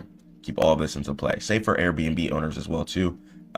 If you guys have Airbnbs, what people are doing is signing up for Airbnbs and mining Bitcoin at Airbnbs in order to save money on power bills and stuff like that. Or people are also even moving to other countries in order to save on power bills too, so they can mine Bitcoin for a lot cheaper. So keep all of these things into play and understand that the future is really changing a lot. People are starting to get a lot more equipped and doing a lot more strategical moves to mine all the Bitcoin as possible before it goes away. So what's the point of this? Like, why do it in the first place? So the reward, right? The winner who solves the puzzle first gets paid in brand new Bitcoin. Okay, a brand new Bitcoin. So Bitcoin is created by whoever has the best computer, right, and is solving the most problems. Okay, the more computers you have solving more problems, okay, the more Bitcoin that you're going to accumulate in the first place. Okay, so it's going to be either one computer or a whole room full of computers. Okay, and what they're doing math. Okay, 2 plus 2 equals, okay, and then whichever one of the computers can find the hidden number, okay, goes ahead and generates the Bitcoin. Okay, after you find the random number, or one of the computers generates it and finds the right calculations, then a hash is going to go ahead and get created. Okay, then from there, you're going to go ahead and get paid within your Bitcoin. And you keep doing that, keep doing that. Now, the computers do have a high chance, once again, to consume a lot of power, which means that the resources inside of the computer, processor, graphics card, RAM, etc., have a high chance to go out and combust. So before you think about doing this, make sure you guys have some money to the side to pay your bills, maintain everything. So I don't want you guys going broke to do this. But this is how Bitcoin is created by computers solving complex math, looking for a specific number. And once again, the more you have, the more Bitcoin you'll be able to generate. Since the more computers you have, inshallah, if God wills, the quicker you'll be able to look for hash codes, and the quicker those computers will be able to solve different types of calculations. So what's the point of this? Why is it essential for security in the first place? So it's costly to cheat, right? So to fake a transaction, you need more computer power than all other miners combined, making it pretty much obsolete, not even worth it, and not even, once again, not even worth the while. So immutable.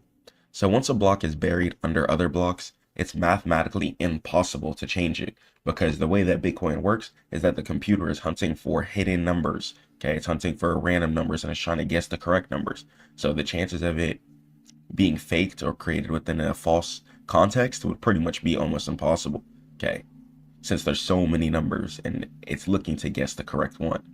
And it's decentralized. So no single boss controls the ledger. So no people can just be like, you know what, we're going to decline this transaction. We're going to approve this transaction. Oh, you want to send $10,000 to somebody in another country? You know what, we're going to go ahead and decline this and shut down your bank. Okay, that's happened to people. Okay, and that's not fair. It's not fair. There might be money you might need to send to somebody in another country to help send your family some money, to help pay your employees or whatever. Cryptocurrency is such a beautiful blessing on this earth. God is the greatest, you know, is being able to send $1 million to somebody the next day. Boom, just like that, snap of a finger, and nothing is even remotely concerning. Okay, it's beautiful. We want to be focusing on buying as much cryptocurrency as possible, guys. Focus on it. Okay, focus on it. So no single boss controls the ledger, guys. It's decentralized. We're all in this together as a family, and thousands of miners protect it together. Okay, the cryptocurrency community is really a family. They just want people to send money and collect their money freely, without any restraints, without any cringe blockages or anything like that, without any 3 a.m. shutdowns. They just want people to send their money borderless all around the world and spend their money all around the world. God is the greatest. You know, to be able to live in this type of time period where we can have this type of decentralization, it's really a blessing. Okay, take advantage of this time period, guys, and let's keep learning about cryptocurrency. So let's talk about the wall of energy. What is this? Okay, so it's a feature, not a bug. So people complain about energy use, but that energy is a wall protecting the money. So you have to understand that the printers, okay, if they just keep printing the dollars, inflation is going to continue to increase. Okay, which is why the US government, for example, is running to cryptocurrency to kind of save its tail. So energy equals real world cost. Okay, you can't really fake that. When that mean power bill gets sent over to you, you got to pay that. It just is what it is. Okay, it's kind of hard to dodge that because it costs real actual money, electricity to mine, and you need an actual account too. You can't just be like a fake person. You got to actually go sign up for the power account, put your card on there, etc. So because it costs real money, electricity to mine, you're incentivized to play by the rules, keeping it safe and free though for everybody. Okay, free for everybody to jump in, I'll say. Okay, because some things are going to be gate kept through certain other things, but as far as just the freedom to start, anybody can start. Okay, you might just need the ASICs computer, pay for the energy, but as far as just the freedom to start, anybody can start. So if you cheat, you waste electricity, and you lose money. Okay, so it's pretty much not going to be worth it at all, because the point of this is to gain some Bitcoin. So inshallah, you can maybe see some profit. So keep everything stable and keep everything well-rounded. Make sure you have everything planned before you just start trying to do anything. Okay, so let's talk about the life cycle, right? So a broadcast. So if you send one Bitcoin to a friend, the network is going to hear it. Okay, the blockchain is going to see it. You could see if the transactions were completed via what's called confirmations. Okay, so compete. Miners then race to solve the math puzzle, the hash, to box up transactions. Okay, and then verify. The winner shows their proof, and everyone checks it instantly. And this keeps it secure. Okay, this page is glued to the notebook forever, also called the blockchain, and then the miner decides to go ahead and get paid. So that is the full 1, 2, 3, 4 cycle of how Bitcoin mining actually occurs. Okay, so the computers are looking to solve the hash puzzle. Okay, after the computer solves the hash puzzle, then the miner will go ahead and get paid in Bitcoin, inshallah, if God wills. So keep it simple. All right, y'all. Happy Bitcoin mining. I pray you guys do well. If you want to go set up a rig or set up your own basement, do it. Okay, be ready to pay that electricity bill, but I believe in you guys. If you're interested in Bitcoin mining, head over to stackmode.net for all trading education, and I'll teach you guys, and we can talk about absolutely whatever. Stay prayed up to God, keep grinding, and I'll catch you in the next one. Peace.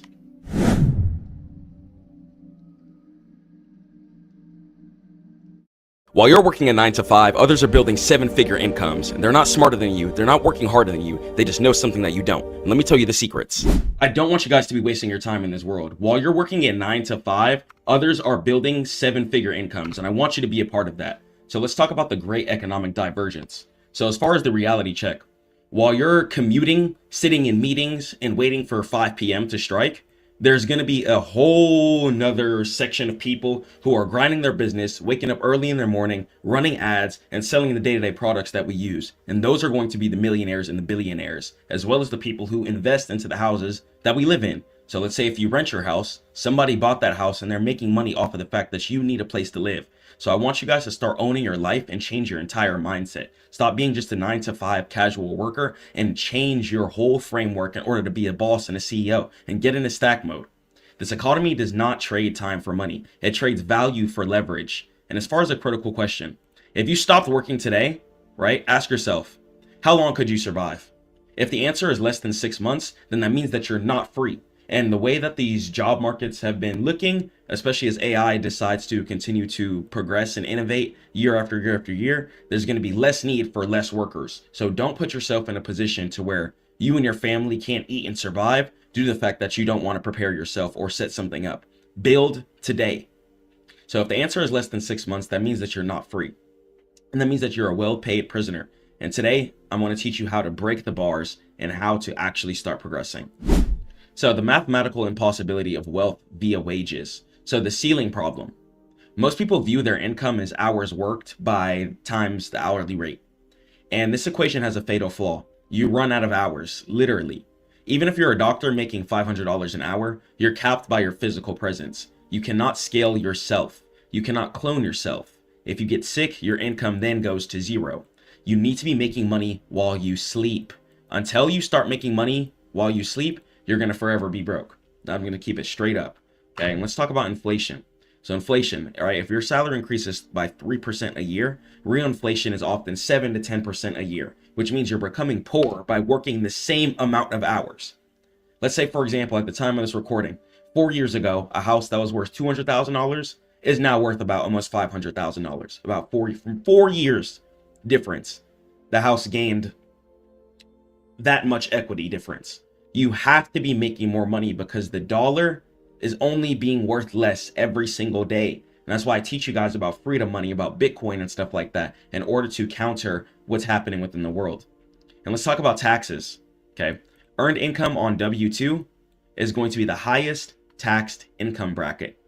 Okay. Business income allows for deductions before taxes. So work income, they're literally able to take majority of your wages away just because you're going to work. And I don't want you guys to be screwed in that scenario or in a position to where you can't feed your family because of what someone else's rules are.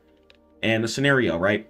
I don't want you to be in the infinite 30-year loop grind, just paying your bills, still living paycheck to paycheck, not driving what you want, not traveling to where you want, and not doing what you want. And let's say person A, all right? Let's say if they save $500 a month for 30 years, right? And interest, we're not even going to be worrying about that, okay? Interest is something that God tells us is bad, and interest is the reason why a lot of people are still in the heavy debt cycles. So don't focus on interest, no interest, okay? So person A, let's say they save $500 a month for 30 years, all right? Your purchasing power is literally getting destroyed. If you keep your money inside of the bank account, your purchasing power is getting destroyed. You're destroying your purchasing power. I'm just letting you know that. And as far as person B, right, let's say they build a digital asset. Once then you sell it 10,000 times while you're sleeping, exponential growth. And then you'll only get more popular as you get more views, as you get more exposure, especially as you start building a brand, or even if you're doing a personal brand. The bigger you are, the more exposure you get, the more people see you, okay? The more then you're going to be able to profit off of your store and make an infinite amount versus just consistently sticking to that hourly rate. Even if you make $500 an hour, you're still going to be capped income-wise. And the secret weapon to everything is going to be leverage. So the 7-figure earners aren't working 100 times harder than you. They're using 100 times more leverage. And leverage is the ability to move massive objects with minimal effort. And let's talk about the 4 types of leverage, okay? Labor. Labor means that you hire people to work for you, okay? Very old school and very expensive. That's why the leverage that you need to be utilizing now in order to be profitable is you need to be using AI, okay? Don't focus on hiring people. You can, but I would focus on learning the skills. If somebody could teach you, which I teach you guys at Stackmode.net and in the Stackmode Academy, how to use AI instead of hiring people, you're going to be able to save a lot of time, mental health, and you're going to be able to run your company the way you need to. And as far as the capital, using money to make more money, you have to do that. And it requires you to kind of already have some income coming in, and requires you to already be pretty much substantially fine. And capital is going to be really used more once you get to the real estate. So once you do get rich off of content creation and investing into the markets, then from there you'll be able to deploy your money and use that money to make more money and get into the real estate market. And code, software that runs 24/7. Okay, it's the great equalizer. It works while you sleep and it never complains at all. And then media, content, YouTube, blogs, courses, Twitter. Okay, once you have this stuff on the internet, once again, it'll sell forever. You could drop a video 10 years ago, and if people still come and see that video and your website link is in your description, you're going to be able to get traffic from the video that you dropped all those years ago still and be able to progress. And code and media are permissionless leverage. They're the leverage behind the newly rich. And what are they actually doing? So while you are in a Zoom meeting, the new rich are deploying specific business models that utilize code, AI, and media leverage. And these models have low overhead and infinite upside. So let's talk about the digital product. So packaging knowledge into ebooks, courses, or certain templates, it really wins, and it's a really easy way to gain some traction and gain even free leads as well too. And why it wins in the first place, okay? 0 shipping cost. People are going to be able to just instantly download it or access it on a website. 0 inventory needed, 100% margin, and you just create it once, and then the computer can deliver it 1,000 times a day. Or let's say even if you're a rapper, if you drop one hot mixtape and people listen to that for years, you're going to be getting paid for years. So all you have to do is set up a system to where you can drop one thing and people can come to it for the rest of the time. And the audience monetization. Building a niche audience, right? The newsletter, YouTube, and curating solutions for them. Curate solutions for your audience or create something that garners a lot of attention. Whether it be an animation series that has emotional depth factors into it, teaches people about friendship and family or whatever, you can create a whole brand off of that. Take The Simpsons, for example, or Regular Show, or Family Guy. There's going to be a lot of examples of people creating shows and then turning those shows into whole big brands that make people laugh, bring people together, and make people closer. Honestly, you know, think about the times you've sat down and watched TV with your family or your loved ones or whatever, watching a show. And somebody had to animate that show. And the fact that they animated that show, they were able to bring people closer together. Okay. So you never know what your business could do for people in the world. Just keep grinding. I promise. Keep grinding and go hard. And the contrast. right? In a 9 to 5, you build your boss's asset. You're coming to work every single day, grinding hard, putting in work for the company to get bigger. And then guess what? As soon as numbers start getting low, what are they going to do? Drop you. They're going to drop you as soon as numbers start getting low. Please love yourself more than that. Love your family more than that. And most importantly, love God more than that. God says, especially if you're a person who is in charge of the wealth, if you are blessed with the gifts needed in order to succeed, then you got to protect them and provide for your family. Okay. And in these models, every hour of work adds a brick to your castle that then stands forever. So this is why I want you guys to focus on your models. Okay. When you're building your boss's assets, even if you increase their income, the second they don't want you anymore, gone. Okay. But the more hours you put into your own product, the more hours you put into building your own ecosystem, you're going to be able to sit down and chill one day if God wills. I'm telling you. And consumer versus producer mindset, right? We have to change everything. So the consumer, right? They come home tired, about to hop on the game, do nothing. Okay. Watches Netflix, picking up their phone, scrolling, and doing absolutely nothing. Okay. Buys products just to feel better, complains about the economy, sits there and does nothing. That's work mode. Okay. Work mode. People in work mode are doing this. Okay. And the result, they're literally the fuel for someone else's fire.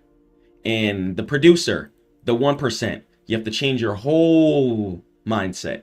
They come home and they build. Or if you have a work from home job, they build while they're working at their job. Okay. And that's what I did. When I worked from home, I was building my business. I worked from home for 4 years. I've never worked an in-person job because I knew that I wanted to continuously build my business while I was putting in work.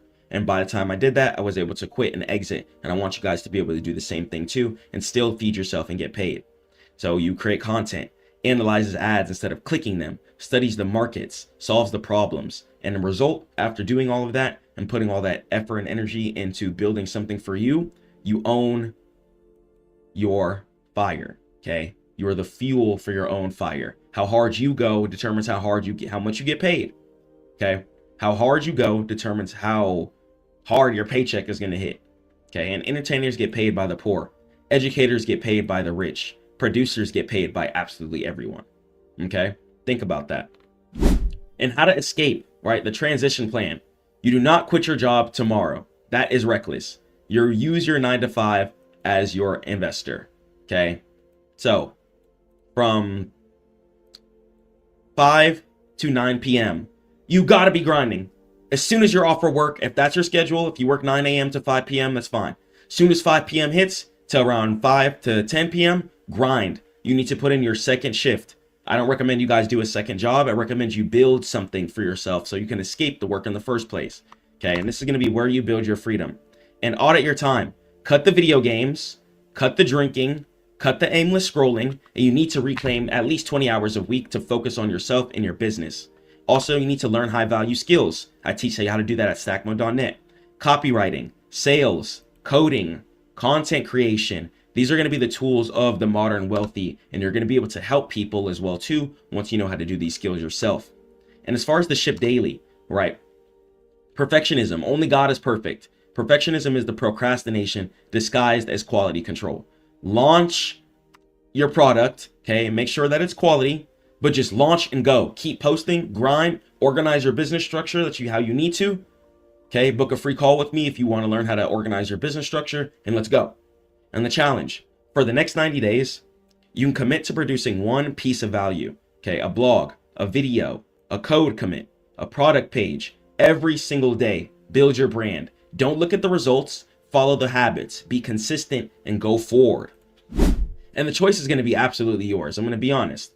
The door to the cage is open. The internet has democratized wealth creation, and permission is no longer required. You can continue to trade your life for an hourly wage, hoping for a comfortable retirement at 65, or you can start building assets today that will pay you for the rest of your life. So it's time to stop watching, start building, and you can learn how to do that at Stackmode.net. I love you guys so much. Stay prayed to God, keep grinding, and let's get out of the rat race so we can start living our life comfortably. Peace. If you're using Linktree, Jotform, Typeform, or you're just tired of your website not making sales, I'm going to give you guys the full guide on how to actually start making some conversions. Just listen closely, pay attention, and let's solve your problems if God wills. Let's go. All right, so let's go and let's talk about some website psychology here. So you guys need to understand that your site has to be interactive. It has to be emotionally intertwined with your user. What value is your user getting when they come on your site? Ask yourself that question, okay? What value is your user getting when they come onto your site? Some of you guys are trying to get into the user's wallet way too fast. You need to be getting into their heart. You need to be understanding that your site can't just be a bunch of text slop, okay? Or just a bunch of animated 3D slop as well too. Some of you guys are focusing way too much on looks instead of actual compatibility. You have to think about people on lower end spec computers, people who don't have great Wi-Fi, and especially if you're running a service in an instance to where people are trying to learn how to make more money, you want to be coming into a place to where your site can be loading quickly, okay? So if you want your site to load fast, you can't over animate your site. What you can do to still make your site extremely engaging is a format that you can get in the brand boost, where you can book at stackmode.net, but taking kind of the quiz format, building that into your site. So let's go and let's check this out here. So the first thing I asked the user here is, how do you want to build wealth and scale your income? Okay, that's what my services are, helping you make more money, whether it be through business or on the charts. That's just what I do. So you can learn multiple high income digital skills, building a powerful brand and automated business, or mastering the financial markets and algorithms. Okay, be able to choose what you want. So if you want to master the markets, cool, we'll go here. What would elevate your trading to the institutional level? Okay. Psychology. What is your primary goal as a trader for the next 6 months? I want to achieve consistent daily profitability. How do you prefer to reach peak performance? Let's say I'm a self-paced kind of person. Then the academy is going to be for you. Okay. Let's go ahead and go through it again. So mastering the financial markets. Let's say I want a proven strategy. I want to automate my entire analysis workflow. Okay. And I want some direct one-on-one mentorship. And instead it's going to take you to the one-on-one trading mentorship. Okay. So each question is going to bring you to a different section. Okay. It's going to be completely optimized for users. Okay. It's going to be completely optimized for you. Okay. So checking out here, we have the prompt engine, the prompt prompt here, giving straight value. Okay. Giving straight value. You're going to be able to check out some certain prompts here and copy and paste them and use them to build whatever you need to do. Here's an example of just a clean section of reviews too. People should be able to see what type of results your site gives or what type of value you provide. Clean, simple, pretty much kindergarten level site. Okay, it's going to be the highest converting. Do not over explain on your sites. Okay, do not get into a place where you start over explaining everything for no reason. Don't do that. Okay, don't do that. So here, once again, results section. Okay, you want to have real proof as well too of people actually succeeding of your service or product. Now this is really going to depend too. If you're more of a personal brand, reviews are really going to help you in your portfolio and stuff like that. But if you're not a personal brand, then you still want to have a clean understanding of what the user is going to get. So, and this should be explained and given to them very, very easily and quickly. Okay. So here we'll go over the prompt shop. So even if I wanted to view this prompt here, copy this prompt, you could use this. Okay, you could use this prompt too. Feel free to use and get any prompt that you want. Okay, once again, just giving straight value. Straight value. So I'm logged in here if I'm not mistaken. So if I go to the brand boost here, clear value as soon as the text comes up. You don't even have to make this animated if you don't want. Simple sites are really the highest converting sites. But once again, what's really going to separate these sites from other sites are going to be your questions. Okay, focus on your questions. The questionnaire system, and if you guys want a site built with the questionnaire system, head over to stackmode.net. I'll get you right. Okay, but the questionnaire system makes it very engaging. So it's holding back your income. So let's say people are struggling with visibility and people want to make an extra 50K per month, and people might be concerned that they might can't afford it. Okay, they want to stop chasing clients. So let's say they have a few questions, then boom, then they'll come with me on the brand boost. Okay, so it really depends on what they depend. And the start over button, they might want to run it back and change a couple of things. So have different sections, once again, your portfolio on the site too. Show them what you've done. Show them the progression that you've made. Show them certain things and certain value that you just give in all aspects, you know? So here, once again, we'll go over the pricing page too. Very clean. It's a very clean pricing page. Very simple value that we just give here.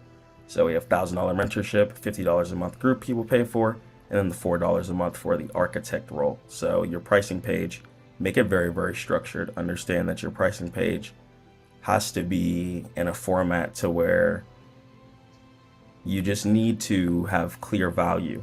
Okay, clear value on your site. So once again, for the brand boost custom, simple check marks here, simple check marks here, simple check marks here, simple check marks here. Really grabbing their attention and letting them know that they're going to be gaining success if they select any of the options. So really a lot of psychology in every little icon, and you have to think of it like that. So the question format, once again, it's very strong, very powerful. And you guys can head over to stackmode.net if you want a site built with the question format. And the reason why you want your site built with the question format built inside of the site, actually, instead of using external links, is because when you start using external links, you're running into load time issues. Once again, you have to think about people in other countries. You have to think about people who don't have good Wi-Fi or who don't have good computers. People are going to click off of your site or not going to be able to participate in whatever good service you actually do have, because your site isn't going to be loading fast. So you have to think about everybody. Okay, think about all types of users, and your site doesn't have to be over animated. Do not over animate your site. Okay, I'm going to say it once again. Yes, we do have very powerful tools. We have Claude Code, Opus, Cursor, VS Code, just manual CSS coding as well too. A lot of cool stuff you can do. Okay, but the furthest I would go is like 2D animations using CSS. Just copies and paste this. Okay, but over animating your site is gonna be thumbs down.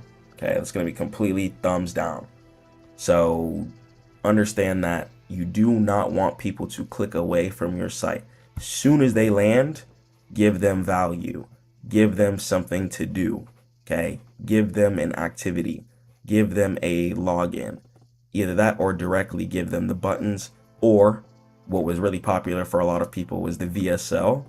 That stands for video sales letter. A lot of people like to put the video at the very top, but a lot of people get tired of that. So I feel like the question format is going to be the next strongest format for the websites. So instead of the VSL, this format here, very strong. Gonna try this out for a couple of years.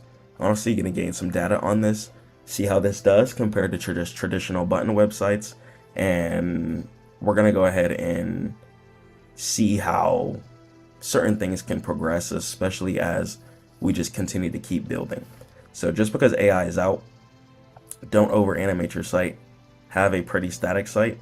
And if you look up some of the most profitable companies, you'll actually notice their site is quite static.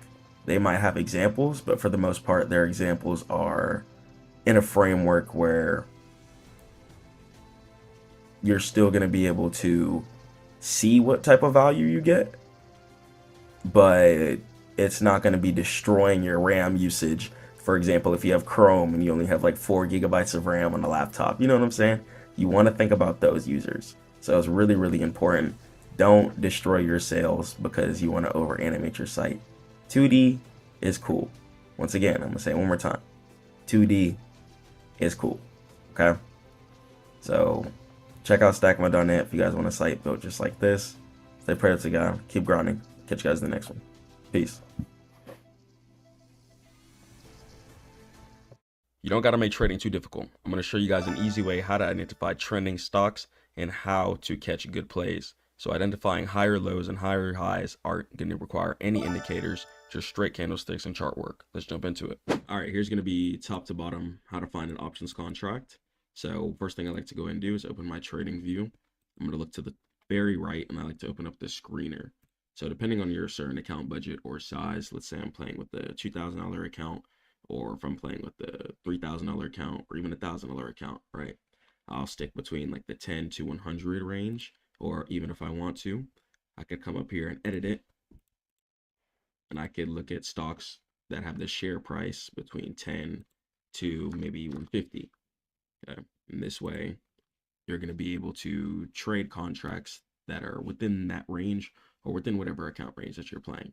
If you're trading with 5 figures plus, then you could disable this and you could trade with everything. Okay. So you could come here, manual setup, and mark your parameters depending on your account size. So let's just say for this example here, I'll come manual setup, and we can do 10 to 100. Okay. Once again, if you wanted to change it, you definitely could. Change it here, 150. So I have access to all of these stocks on the list. So these are going to be all the stocks that are going to be relatively pretty good to play for a good budget within like 4 figures headed into early 5 figures, which I assume most of you are booting up at. Even if you are playing with like 5-6 figure account, these stocks, if you get some good plays, you could stack up some contracts, buy some far out contracts, hit some really good plays. So one, you're trading the United States stock market. So it's pretty much just meant to go in an upwards direction year after year after year due to multiple reasons. One, taxes. If these companies are able to hire more people, the government's able to garnish more wages for taxes. And the more taxes that are being able to be paid to the government, the richer the government will get. Okay. So as long as these companies are going up, the more profitable they're going to go ahead and be, and then the more they're going to be able to do for the United States government. So these companies and these stocks are meant to go in an upwards direction year after year after year. Take Exxon, for example, okay, the gas station. You can go ahead and see here, price heading in an upwards direction year after year after year after year after year. Okay, or this is an energy company. So constantly, price decides to rise due to the fact that it's a valuable company that affects the world. Okay, it's very, very helpful. And one thing you're going to notice about the chart is that it doesn't just go up in a straight line or straight down. Price moves within staircase scenarios. So price is going to move like an upward stairs. So identifying that lets us know that we have to get in at certain times, and also lets us know that market trends. So let's identify what the trend is and how to see an upward trend versus a downward trend. So when you're trading the United States stock market, a lot of the times you're going to be trading upwards trends, and you're going to be trading what's called pull backs. Okay. If market's meant to go up, then wait for market to come down, buy it, and then wait for it to go back up, and then catch your profit. Okay, reverse engineer it and really just have your psychology on point.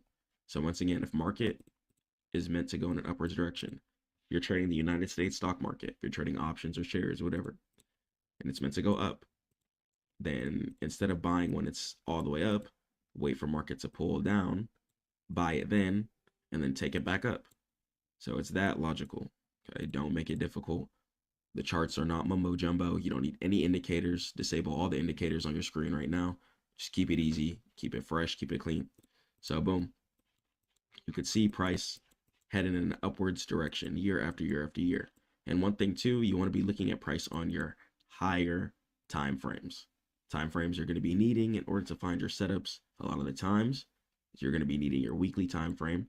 You're going to be on that first. It's going to give you that full vision, so make sure you can see every piece of price action. You don't want to be trading stocks that aren't trendy, otherwise you're pretty much just going to be wasting your time. Then you're going to go ahead and scale down to your daily time frame afterwards too. Your daily time frame is going to give you a little closer view And a lot of the times your daily is where you're going to find your take profit. Okay, and it's where you're going to determine whether or not price is ready for your entry. Okay, so your daily is going to be for your take profit identifications and your entries. Weekly is going to be for the full bird's eye view, making sure you're not trading anything that's horrible. Then after your daily, you're going to scale down to your 4 hour. Now there's a reason why you scale down to your 4 hour. The daily is one of my favorite time frames, but you do need your 4 hour. 4 hour is also one of my favorite time frames. And the reason why you need your 4 hour time frame is, check this out. If I'm on the daily time frame, I'm going to notice sometimes there's going to be little gaps in between the market. Okay, little gaps I'm going to be able to see here in between the market. But if I go on my 4 hour time frame, I'm going to be able to see price moving successively. Now, if you're still seeing gaps, which you're going to go ahead and need to do if you're on TradingView or whatever brokerage you're looking at or trading on, you need to turn on your extended trading hours. If you're on TradingView, look in the bottom right and just turn on ETH and turn on extended trading hours real quick. Okay, this way you're going to be able to see every hour an ounce of price action, and you're not going to be able to see those little gaps. So after you're done with your weekly and your daily, make sure you scan your 4 hour time frame. From there, here's how I go ahead and find setups. I like to go ahead and scan my stock screener. I like to start on my weekly time frame, and I'm going to stay away from things that are near all-time highs. Okay, because I'm going to want price to be at a point where sellers have already sold and buyers are just now stepping in. I like to call it the V formation. So you're going to let sellers make the top left of the V. You're going to let early buyers make the bottom of the V. And then we're going to catch the rest of the V as confident, assured buyers. Okay, letting us know that the trend has swapped. We don't want to be buying falling knives, and we want to be buying when price is confirmed. In order to do that, make sure you're having at least 2-6 daily candles headed in an upwards direction, ideally that are going to be the same color, green, if you're using green and red candlesticks. Okay, whatever color you're using for buying, the more candlesticks you see going in upwards direction successively with the same color scheme, okay, is going to let you know the trend a lot of the times. And price moves in V formations. And what that means is, let's take this V formation here. Price decided to come up, make a sharp stop, and then price decided to fall downwards. So price made the top left of the V. That lets you know sellers stepped in here. This is going to be an area of resistance. After that, price fell down, made a bottom, made an area of support. That's going to let me know that buyers went ahead and stepped in. And price went ahead and filled in that whole area back to where sellers originally started selling, broke past it, and it's going to go ahead and try and make some new highs. Okay, fall down here, and then price will try and come back up, break that, and price will continue to zigzag, go up and down, and make staircase formations to new all-time highs over and over and over again. And that's how the trend works. Now, knowing when to get in, they're going to want to get on your weekly time frames and stay away from things that are, once again, at all-time highs. Price can pretty much only go down, find a low, and once it finds a good low, then you buy it and then take it back up. Okay, and ideally your take profit is always going to be where price originally fell down from. So even right here, let's say price decided to fall down from this area. Price trickled up, stopped right here, fell down, and made what's called a higher low. So this low right here is higher than this low down here. When you start seeing price making higher lows and what's called higher highs, which means that this high is higher than this high. Okay, when you start seeing price make higher lows, which means this low is higher than this low, and this low is higher than this low. When you start seeing price trend in a staircase like that, that's how you know you're heading in an upwards direction. Okay, so to find a good setup, okay, here's another one that I went ahead and marked as well too. My daily, I could see that price decided to fall downward from this area here. Price decided to make a heavy area of support, made a higher low off of that, I identified that, and price decided to went ahead and smash take profit within a couple of days. Okay. Within 6 days. So extremely simple when you're finding your setups. You want to buy when the buyers are buying. Okay, and if it took 6 days, try and buy these contracts. Ideally, if you're taking smaller take profit setups using your daily and your 4 hour, you can buy contracts as far as like 2 weeks out plus. At least try and be 2 weeks out. And then you can build your account from there. But having at least 2 weeks on your contracts gives time and price to fluctuate in case it does, or in case some news comes out or anything. But even an example here on Disney, could see price meeting up with this area of resistance. I marked this a couple of days ago, and you could see buyers fiending to have price trickle back up to this area. Even if you're a trend line type person, you could do that too. You could see a little retest off the trend line here, and price headed in an upwards direction as well too. Okay, and if you wanted to, you could play the remainder gap to the resistance if you wanted to. Okay, you could buy at least like 2 weeks out, could buy 17 days if you wanted to, and take it up here, catch a nice flip. November 12th. And then you could buy your contracts. You could buy like 2 weeks out, 15, 12, $3. So yeah, 188 to $3 there. And you'd be able to just flip your money consistently there, even if you went 10 days. You'd be able to catch your flip there as well too. So play market how you would like to be playing it. Even a scenario like here, I kind of like this maybe potentially. I like how price is making higher lows here.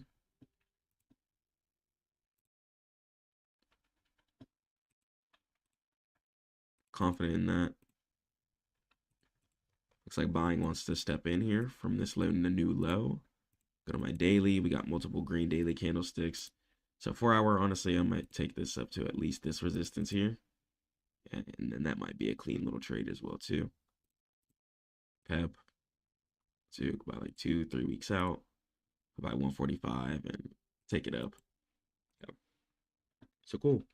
That's how I make it simple. That's how you find options contracts. Just no fluff, no BS. Just straightforward price action, reading the candlestick chart, understanding buy zones and sell zones, and just really taking the trades that you need to be taking. And understanding when buyers are buying is really important. Say this, for example, I could tell buyers are buying here since I see higher lows are being made. And the more you live on TradingView all day, the better your eyeballs get, really. So chart time is really important. Okay, I could check here on the weekly, see prices that have to fall from here. Get on my 4 hour. Price falling down from this area of resistance. I see this area of resistance before it here that happened on the 2nd. I like that. I'll even hop on my 1 hour with it. I have this area of resistance too. Okay, so even if I wanted to close on this 4th area here, could definitely do that. Yeah, these contracts are a little far actually. So 120 minimum. So yeah, you'd have to play for like up here. So it'd be worth it to just buy some months out. I'm sure these are probably cheap, yeah. And then you could catch this flip if you want to and hold these for a minute. So yeah, all types of scenarios, different ways to grow your account. It's just choosing the most effective ways and staying patient. Okay, play the stocks that you know you're good at. Pick stocks that have good volume, and really just take your time with your setups. And yeah, that's how you find options trades. Head over to Stackmode.net. I pray it helped. Peace.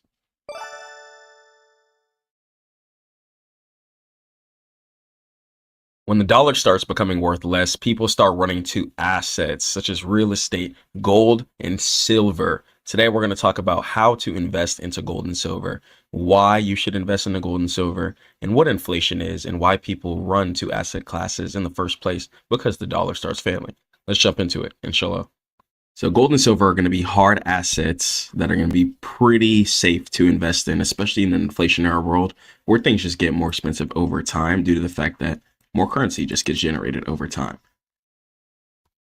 So the problem, the currency devaluation. So purchasing power is melting over time. So inflation isn't just about prices going up over time. It's about the value of the currency going down. So prices go up to correlate with that. So governments print money to service debt, which dilutes your savings over time. This is why I tell you guys all the time about the asset river. Okay. You want to always try and have your assets and your money flowing in your river. If things logically get more expensive year after year after year after year, then you have to have your assets flowing in a way that your money is always making you more money. Okay. So once again, I'm going to repeat. Your money should always be making you more money. Okay. Don't get outplayed by the certain calculations that just debase in the world normally. If things get more expensive over time, then logically, in order to counteract that, in order to feed yourself and your family, your money should always be making you more money. So we'll talk about the 1971 shift. So that's when Nixon ended the gold standard. And since then, the US dollar has lost over 85% of its purchasing power. And the hidden tax. Inflation helps debtors, which is pretty much just the government's, but it hurts savers. Anybody just stacking up cash in your bank account. If you have just a whole bunch of cash stacked up in your bank account, it's actually doing nothing but hurting you. Okay, even if you've worked overtime for a job before, okay, you might have seen that you've actually had to pay more in taxes. Okay, the more cash that you have just stacked up stationary, the more that it hurts you. And it transfers wealth from you to the state, which goes back to the government. So in 1920, 1 ounce of gold bought a high-end suite. And today, 1 ounce of gold would be about $2,600. Okay, so it still buys a high-end suite. And the gold stayed constant and the dollar collapsed. Okay, so keep that in mind. The gold stayed constant while the dollar collapsed. So that means that having your money parked in an asset class like real estate, people are always going to need houses. Gold, people are always going to be wearing jewelry. And other asset classes that stay constant and only rise up while the dollar collapses are going to be the asset classes that you want to focus on for the most part. So gold, people call it the ultimate hedge. A lot of the times, if you pull up the chart, you'll see gold year after year after year after year heading in an upwards direction. Okay, it's not stopping. And due to the fact that something has to counteract the dollar. So gold is going to be the human standard that people just use whenever the dollar is crashing or the economy isn't in a good place. So here's why central banks buy it. And central banks are going to be the banks where me and you bank at. Okay, the banks that hold our fiat currency, where we can go pull out our money to pay our bills, go to the ATM, etc. And the fear trade. So gold performs best when real interest rates are negative. And that's when inflation is higher than bond yields. Okay, and central bank demand. So in recent years, China, Russia, and India have been buying record amounts of gold to de-dollarize their reserves. Okay, so they're trying to de-dollarize their reserves in a significant manner. Okay, buying less time storage for their fiat currency and buying more time on their actual currency by investing into assets. Okay, you're doing nothing but losing time if you have more fiat currency. So fiat currency needs to be thrown into the river immediately. Otherwise, you're wasting time. Think of theta on options, if you're familiar with that. Over time, on a stock options contract, the options expires. Okay, think of your fiat currency the same way. Okay, if rent over year after year after year after year gets more expensive, if 1 year a house cost $200,000, but then 5 years later it costs $500,000, that means that your asset class has to be in a constant river, each and every single one of them. Okay, all your businesses, your profit has to be being reinvested into that. More stocks, more shares, more cryptocurrency. Okay, buying more houses if you're in real estate, etc. Okay, buying more land, and you could do whatever you want with the land. You could farm on the land, pay people to host ATMs on the land. Okay, people could build stores on your land. People could build antennas, cell towers, etc. But when you own assets and you keep stacking up your assets, it gives you a multitude of opportunities to be presented in front of you for your money to just make you more money because you invested in the right things. So volatility. So gold is slow, and it's not for getting rich. It's for staying rich, and it's wealth insurance, not a lottery ticket. Okay, so stacking up gold over time. A lot of people might buy certain jewelry. Okay, go smelt it, take it to the jeweler, whatever, and either the jeweler will give them an exchange rate for the gold. So you're going to have multiple ways to invest in the gold too, which we're going to talk about. If you don't want to go the actual physical gold route, you're also going to have the ability to buy things like shares, etc. So let's jump into it. So silver is going to be the industrial hybrid. So it's the green energy paradox. So silver is unique, and it acts like money during crisis, but trades like a commodity during booms due to massive industrial use. So as far as conductivity, silver is the most conductive metal on Earth, and it's essential for electronics, 5G, and EVs. So for modern technology, silver is going to be needed. So silver is also going to be something you could invest to too, If you ever see a pullback on the charts or anything like that, silver is going to be an asset class that goes up year after year after year after year very confidently, especially while the dollar is collapsing. And let's talk about the solar boom. So photovoltaic cells, okay, solar panels, consume massive amounts of silver. As the world goes green, demand explodes. Okay, so photovoltaic, okay, that's just solar panels. Solar companies are booming all over America, all over the world, and other countries as well too. Okay, especially countries with less green, less trees, taking advantage of that solar energy. So seeing silver going in an upwards direction year after year after year would make sense. Try to plant your seeds with things that make sense with the future, whether it being putting smiles on people's faces or helping people work throughout the day by day. Silver is needed in absolutely everything. And let's talk about the gold to silver ratio. So it's historically about 15-1. So 15 ounces of silver will give you 1 ounce of gold. And today it's often 80-1.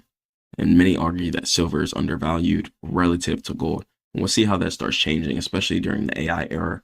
When we start seeing robots and certain things start getting developed, the use of silver could go up in an industrial rate. So there's going to be two ways to invest. So you could either have a bunch of bars, whether it be silver bars or gold bars, stacked up. Some people do that, put it in a safe or leave it with the bank, etc. Some people also have jewelry. You could buy Rolexes, Audemars Piguets, Pateks, certain chains, real Cuban links, whether it be it bracelets, chains, etc. And some people take it to the smelter, melt down the gold, take that to the jeweler, and then you can go ahead and get some money for that. Or you're going to have the digital way, which is going to be via stocks and ETFs. So you could buy shares that represent gold. So in the stock world, it's going to be the GLD. So if you want to buy gold shares, you'd have to look up GLD. You could also buy gold options as well too. I have some recaps posted on my channel, some wins I've taken on that. Used to trade that a long time ago. And SLV is going to be for silver. And then for miners, as far as the mining industry, in order to mine the asset classes of gold and silver, you can look up GDX. And the pros of them have very high liquidity. A lot of people trade gold, from Forex traders to stock traders, options traders to futures traders. Golden is extremely, extremely popular asset class that's traded. It's low fees. It's easy to hold in the Roth IRA as well too if you just want to buy shares and hold. And the cons, you don't own the actual metal. So if the fund fails, then you have a paper claim, not actual gold. And as far as investing in the miners, it gives you leverage. So if gold is up 10%, miners might go up 30%, but they have risk as far as fuel costs, strikes, etc. And the physical side of everything, you have no counterparty risk, total privacy, and it's useful in extreme disasters. That can be true and also not true. Your house could burn down, etc., and then it could be hard to get to the gold bars.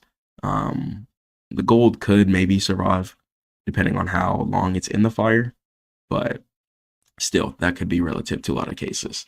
And cons, you got to worry about security. You can't be letting everyone know that you got a whole bunch of gold bars stacked up. That's not going to be ideal. You got to keep that very private between just you and your family. And storage issues too. When you start stacking up more gold bars, having a safe might be hard if you're trying to move houses or something like that, etc. And it could be hard to sell quickly. You got to go to the smelter, melt it down, and then go to the jeweler, get an exchange rate on that. And they might give you a lower price than you might actually should get because they're trying to make some money too. You know, it's the world. We're all trying to make some money. And tax. So it's often taxed as collectibles too, which is a 28% capital gains in the United States rather than stocks. So the strategic allocation. So how much is going to be enough? So most financial advisors suggest precious metals should be a hedge, not your whole entire piece of the pie. So be conservative, 5%. Okay, it gives you just enough insurance to sleep at night. If you want to have a couple of gold bars in real life, then that would be fine too. And just keeping your asset classes divided in certain scenarios could really help you, especially during hard times.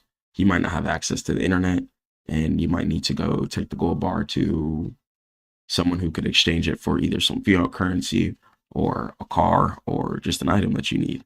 So having multiple sources of backup plans for your income is really, really going to help you. And gold pays no dividends if you do just have the actual gold bars. It just sits there. So try not to just invest 100% of your money into gold, or you're going to miss out on compound interest. And not even interest, but just compound equity curve just in general. Whether you invested into a stock that goes up year after year after year, due to the fact that it's just making tons of profitable decisions, then you don't want to miss out on that. If you have one gold bar, 10 years later, if you don't do anything, if you don't get up and keep grinding and keep hustling, you're not going to have any more gold bars. Okay? But if you invest and put $1,000 into a stock, 10 years later, you could have did nothing and come out with $100,000.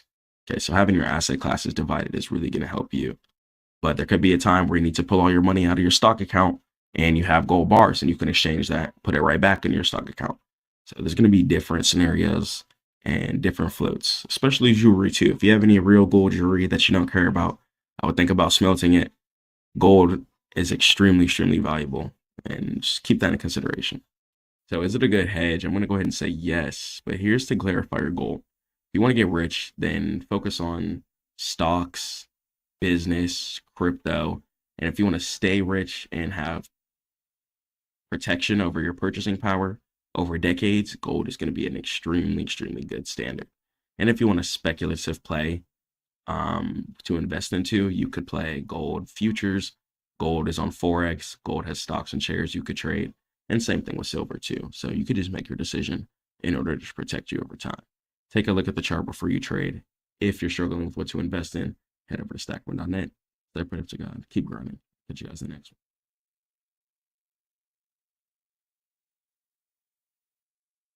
Yo, Intel stock. This stock has been absolutely blasting. And how's my phone going to turn off? This stock has been absolutely blasting and rallying recently. And this is a tech stock. I'm sure you guys know the Intel CPU stocks. And the United States recently did a deal with Intel. And we're going to go ahead and break it down and cover it. Have a full presentation for you guys. And I've been making some money on this stock past few weeks. If you guys want to go ahead and make some money with us in the group, head over to Stackmode.net. As you guys can see, P&L just changed. So this isn't that old crusty screenshot. Actually live. I show you guys live progression. We are not trading one to just go to Miami, rent Lamborghinis, and go broke. No. Trading for real estate, trading for ownership, trading to protect and provide for our families. That's what we're pushing here. This is what we're pushing this income for. Okay. So if you guys want to start making some money, Stackmode.net, book a free call. I got free course on there, free book on there as well. And let's jump into this presentation. No more dillying and dallying. Let's do it. I love you guys. Boom. Yo, let's go and let's talk about Intel. So, been making some good money on this past couple of weeks, as I just shown you guys. And I want you guys to be making some profit too. Let's talk about why I'm even investing into this tech stock in the first place, and why it's been rallying tons of percentages, and why the group has been making tons of money. Let's jump into it. So, the United States government, I'm sure you guys know what the United States government is. It's the things that control our laws, infrastructure, and govern our whole society. So the United States government decided to identify Intel as an important AI and tech stock for the future. So the United States government has identified domestic chip production as a matter of national security. And billions of dollars in grants have been granted as well.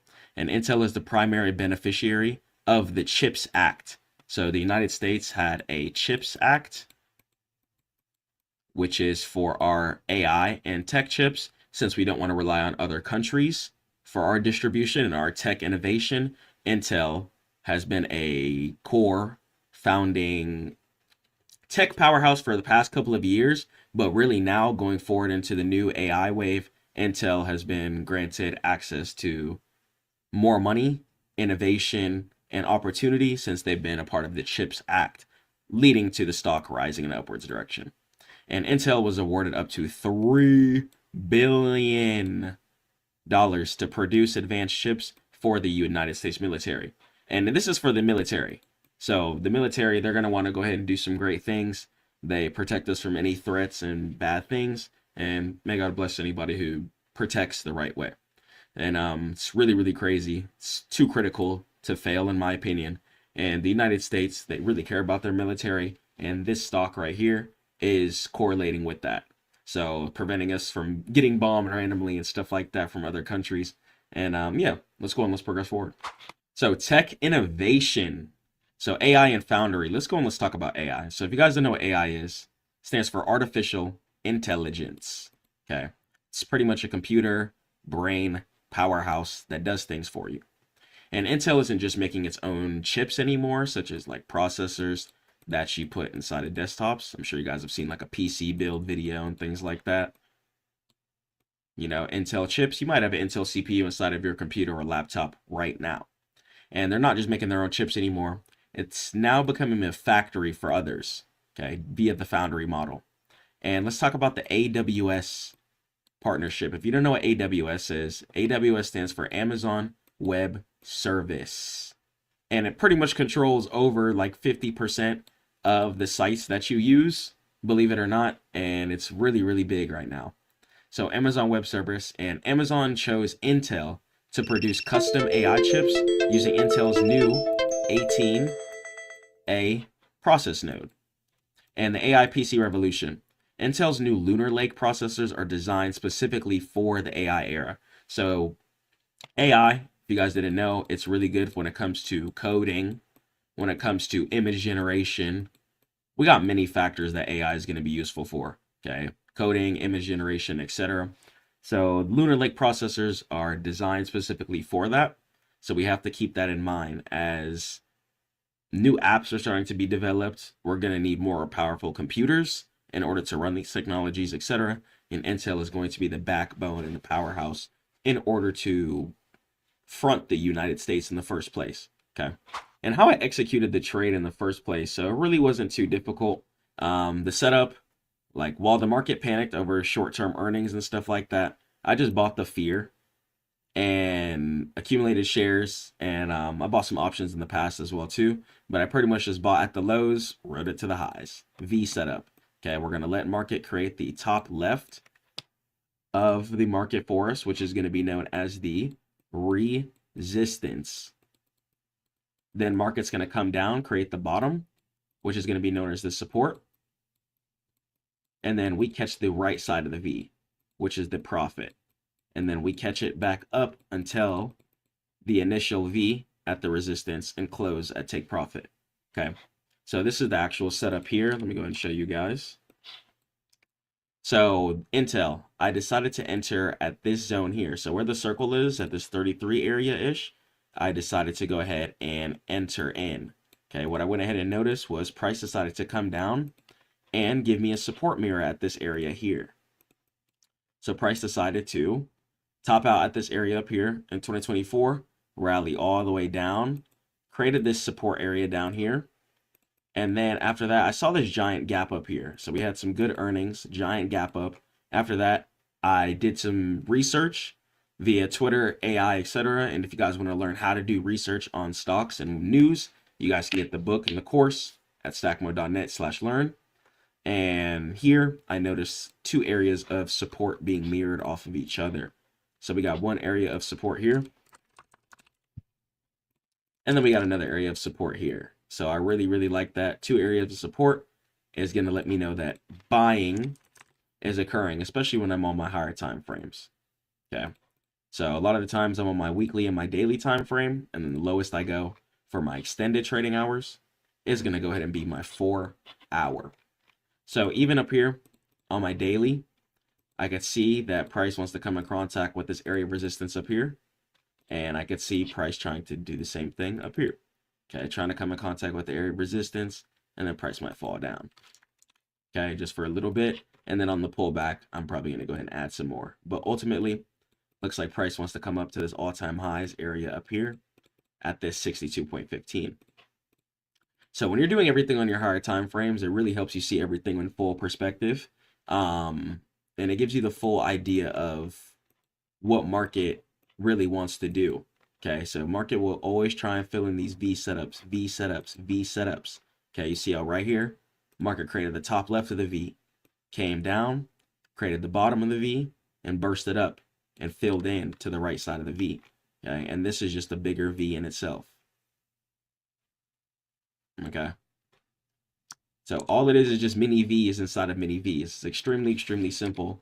Please don't make trading harder than it ever needs to be. So the legacy and the future vision. So the legacy between 1968 and 2020, founded by Gordon Moore and Robert Noyce, Intel invented the x86 architecture, which is still used to this day, and it really powers the modern world and dominance. So for decades, Intel had the best manufacturing technology on Earth and the moat. They powered nearly every single personal computer and data center server in existence. Intel's been dominating. Most people don't like AMD chips. People see AMD chips and they're, oh, what is that? A lot of people like Intel chips. And the future of it, right? IDM 2.0. So under CEO, Pat Gelsinger, Intel is executing the most ambitious turnaround in tech history.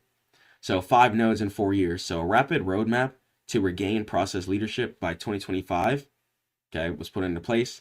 And let's talk about the foundry model, just like we spoke about earlier. They decided to open factories and decided to not only make their own chips, but they decided to manufacture chips for competitors such as NVIDIA. And I'm telling you guys, a lot of the times, any company that has to do with NVIDIA, at least during these times when this video is dropping, is going to be a big factor. Okay, and Apple as well too. We all, for the most part, have an iPhone. Apple's a huge country. And Western reliance. So the United States wants to be its own powerhouse, and it doesn't want to have to run to other countries in order for us to have technological innovations. In the past, we've run to Asia and stuff like that, etc. So we're trying to keep stuff in-house. And Western reliance. So by becoming the only leading edge manufacturer outside of Asia, it's becoming a U.S. primary.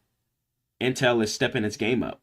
Just like we know Intel, Google, Microsoft, those are U.S. primaries. Intel is now stepping up to be a U.S. primary for real this time. And the verdict of everything. So the turnaround is going to be real. So with the backing of the U.S. military and partnerships with tech giants like Amazon, Intel is positioning itself as the leader in Western chip manufacturing. So the strategic momentum is flowing into American chips. So if you guys want to make some money in the market, at least in 2026, okay, I would focus on AI, tech stocks, energy stocks, etc. I have a lot of free courses, informations, etc. I have a free course for you guys, free book for you guys, dropping some more information too, dropping a paid book, paid course and stuff like that too, in case you guys need some more advanced game from that. Going to be dropping the neuro trading, going to be dropping the before the hype, which is making sure you're getting into a stock before it's at the highs, and then dropping a Bitcoin book as well too, talking about ownership. So I just want you guys to just be in stack mode, and I just want you guys to be dominating in finance in every way. We're here to make some money in our sleep. Swing trading is going to be everything. We're not here to day trade and stress. Swing trading is everything. Make some money in your sleep. Let's chill on these charts and make some bread. Inshallah, if God wills. Catch you guys in the next one. Head over to Stack Mode. It's going to be Stackmode.net for all trading education. Peace.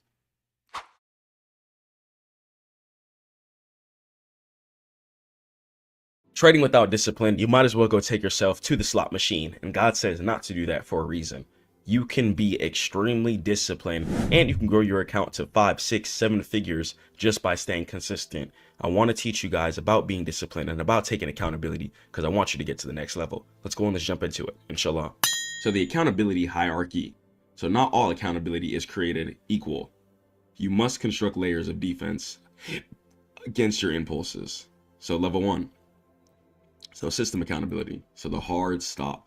Automated rules that are physically set on your chart, okay, and set in your brain that prevents you from trading, such as a broker daily loss limit. You can go into your broker settings as well too, and have a certain amount that you can lose per day and per trade. Especially on that futures, you're gonna want to set your loss limit, especially if you're struggling with over trading, struggling with yourself, okay, and peer accountability as well too. Or mentorship. Head over to Stackmode.net if you're looking for mentorship. A trading buddy on the same journey really helps you. Okay, helps you share plans, not just P&L, because I really care about getting you guys better. And a coach, okay, such as myself, someone with more experience who can spot behavioral leaks that you might miss normally. And systemized accountability prevents the action even in the first place. If you got your stop loss order down placed, right? Let's say you're in a setup, okay? If you got your stop loss order placed down and you got your take profit already placed down, it's going to be a lot harder to crash out when you already have your orders placed down in the proper areas. But if you come into a scenario where your stop loss, your take profit, your orders aren't placed down, and say price goes below your stop loss, okay, there's going to be times, because you're a human being, where you could potentially just ultimately freeze. Okay, you might freeze. It might be hard to close because you don't want to lose a certain amount of money that's past your stop loss.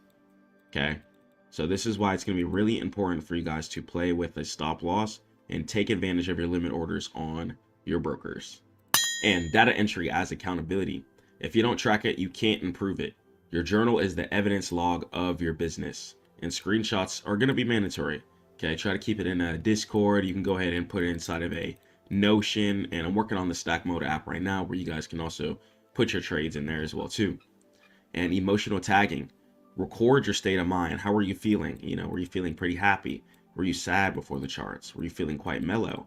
Okay, all of these different factors and emotions are going to determine how we are for the day. Okay, are you greedy? Okay, revengeful from yesterday? Ask yourself these questions. And then the feedback loop. Okay, accountability isn't just writing it down. It's the review process at the end of the week or the day, asking yourselves, why did I take this trade? Where did I take this trade? Okay, why, where, and what did I make from the trade? Okay, so ask yourself why you took the trade, where you took the trade, and what did you get out the trade? Okay, and before every trade, write down your setup criteria, especially in the beginning. Ask yourself, does this line up? Okay, if you're going to play a pullback, for example, okay, if you're expecting price to curl back in an upwards direction after downtrending, we're going to ask myself, okay, did price create support? Did price create an area of resistance causing it to fall down in the first place? Okay, do I have 2 to 6 4-hour or daily candles going in an upwards direction after a heavy selling period? Okay, if so, I'm going to go ahead and take my long and take my best opportunity. So I have these things baked down into my brain of my criteria of what I'm looking for a setup. If I'm going to take a short, for example, I'm going to ask, okay, if I'm on my daily or 4-hour, is there an area of resistance to the left? Looking for a resistance mirror. Is there a reason why price wants to dump here again? So having your plan written down is really going to help you bake it inside of your brain. Okay, and the goal is to bake everything inside of your brain. Okay, as human beings, we can make mistakes, but through repetition, discipline, and grind, inshallah, and prayer, most importantly, we can definitely build this habit, the successful habit. So let's continue going. So a mentor, also known as the partner protocol. Okay, structuring the relationship. So choosing a random person from Discord often fails. Okay, you need a structured agreement.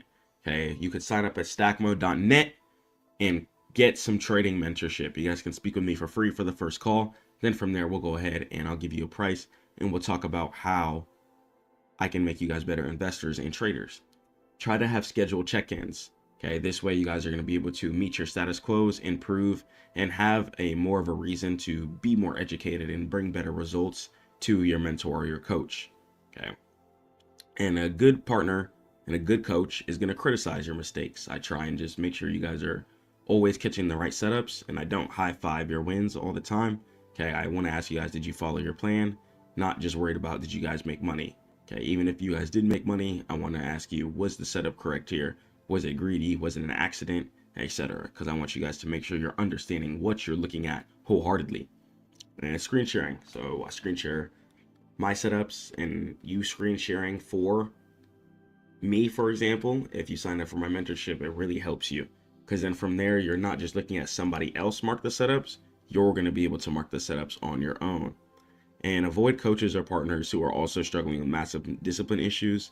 And the blind leading the blind creates a toxicity loop where you validate each other's bad habits. So that's why ideally it is a lot better to get a coach or a mentor, somebody who's just on the better side, and it's going to be a lot easier to improve. So social pressure is extremely lame. Do not worry about what anyone thinks on this planet about your trades, about your money, about your PNL. Okay? Who cares what they think? Who cares what people have to think? Okay? Who cares if you've been trading for a while and people think you're not going to be successful at it? It doesn't matter. Does not matter. Leveraging the fear of embarrassment for positive gain is going to be building in public. So posting plans, not just P&L. So try and post your plan before the market opens, especially early on in my career. That really helped me build a lot of confidence, like posting my certain setups and then seeing things play out. And now if you deviate, then you would look foolish publicly. Okay, and the Hawthorne effect. Humans perform better when they know they're being observed. Okay, and risk. So be careful not to trade for the audience. And the goal is to adhere to the rules, not just showing off profits. There was a little season in time where I was on prop firm, making really good winning days. But then I would crash out my account on like right before a withdrawal day due to the fact that I wanted to just have a big giant withdrawal that I could flex to everybody. Okay, so I had to start trading for myself, had to redo my mindset and get detached to the money and work on my own spirit. And you can create a small private Twitter circle or just a Twitter where you can tweet your setups as well too, and your breakdowns as well, and it really does help. And you could really have a lot of people come in as well too and see the same things that you see, and building that public confidence. Be like, you know what, this trade I believe will go here, and being able to say that and stand on that, and then it happens, builds a lot of confidence. Okay, so if you want, try and post your trades on Twitter, Discord, share them with a friend or somebody, and it really does help. And gamification is really going to be important to understand. Okay, so rewire your reward system to prioritize process over outcome. So the carrot, it's going to go ahead and be the reward.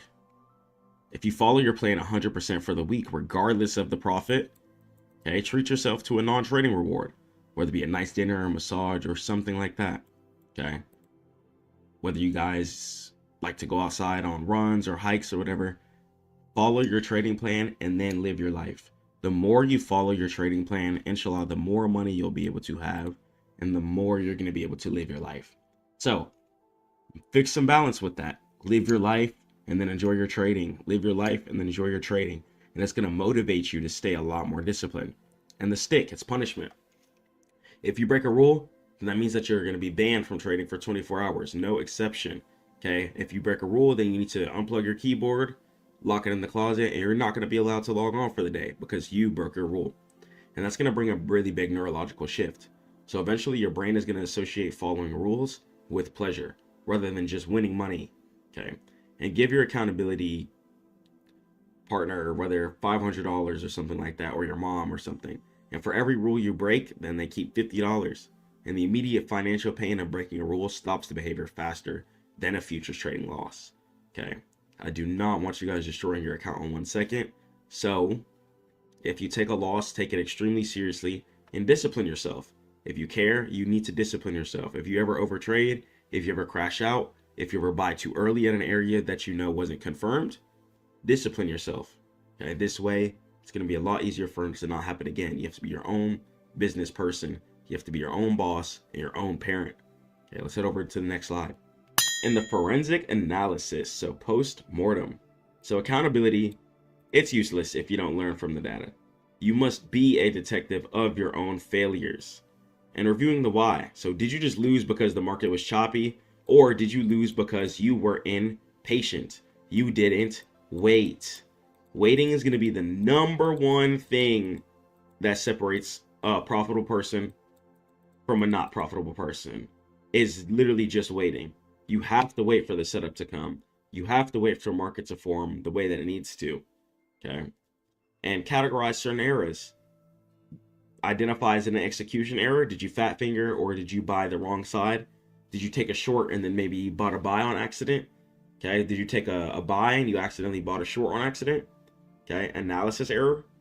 Did you read the chart wrong? Did you think price was in a downtrend the whole time it was in an uptrend because you weren't on your higher time frames? Ask yourself these questions. Analyze what went wrong. A lot of times there's a reason why you lost. And psychological error. Did you enter out of FOMO? Okay, fear of missing out. Or did you enter on revenge? Ready to crash out, ready to tweak, trying to farm for some money back again. And then guess what? It just doesn't happen. It just leads to more gambling, more random impulsive decisions. It makes things really, really hard. And the fix. Create a specific rule to address the most common error found in your review. And traders find 80% of losses. Okay, let's just say a trader finds 80% of losses happen between 12 p.m. and 1 p.m. Okay, that's going to be the lunch chop. And during that time, European market is no longer active as well too. And the new rule, okay, they're going to tell themselves, you know, I'm accountable to not be on my desk during lunch hour. So they don't place down a trade, destroy their account for absolutely no reason, trading at the times that they don't even like. And the compound effect of discipline. Consistency is the only grail in trading. And accountability bridges the gap between knowing and doing. So small wins. Being accountable for one small rule today builds the muscle for bigger rules absolutely tomorrow. And the equity curve. An encounter trader's equity curve is smooth. And an undisciplined trader curve is jagged, stressful, super duper highs, super duper lows, and sporadic. You want your account to be looking consistent and slowly curving up like this.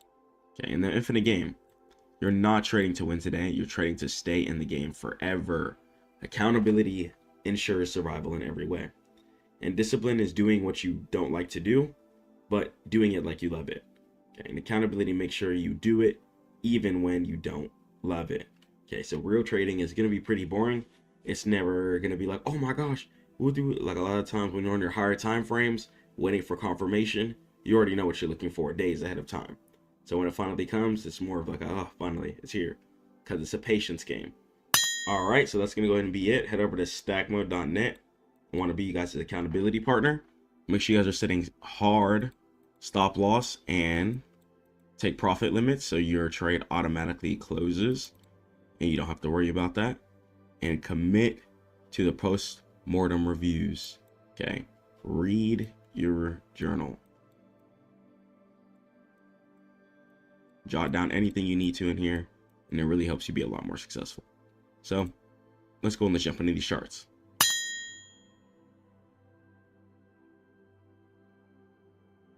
Trading can be difficult sometimes, but through prayer, discipline, and being consistent, you won't have any days of you just sitting at your screen wondering how everything slipped out of your control.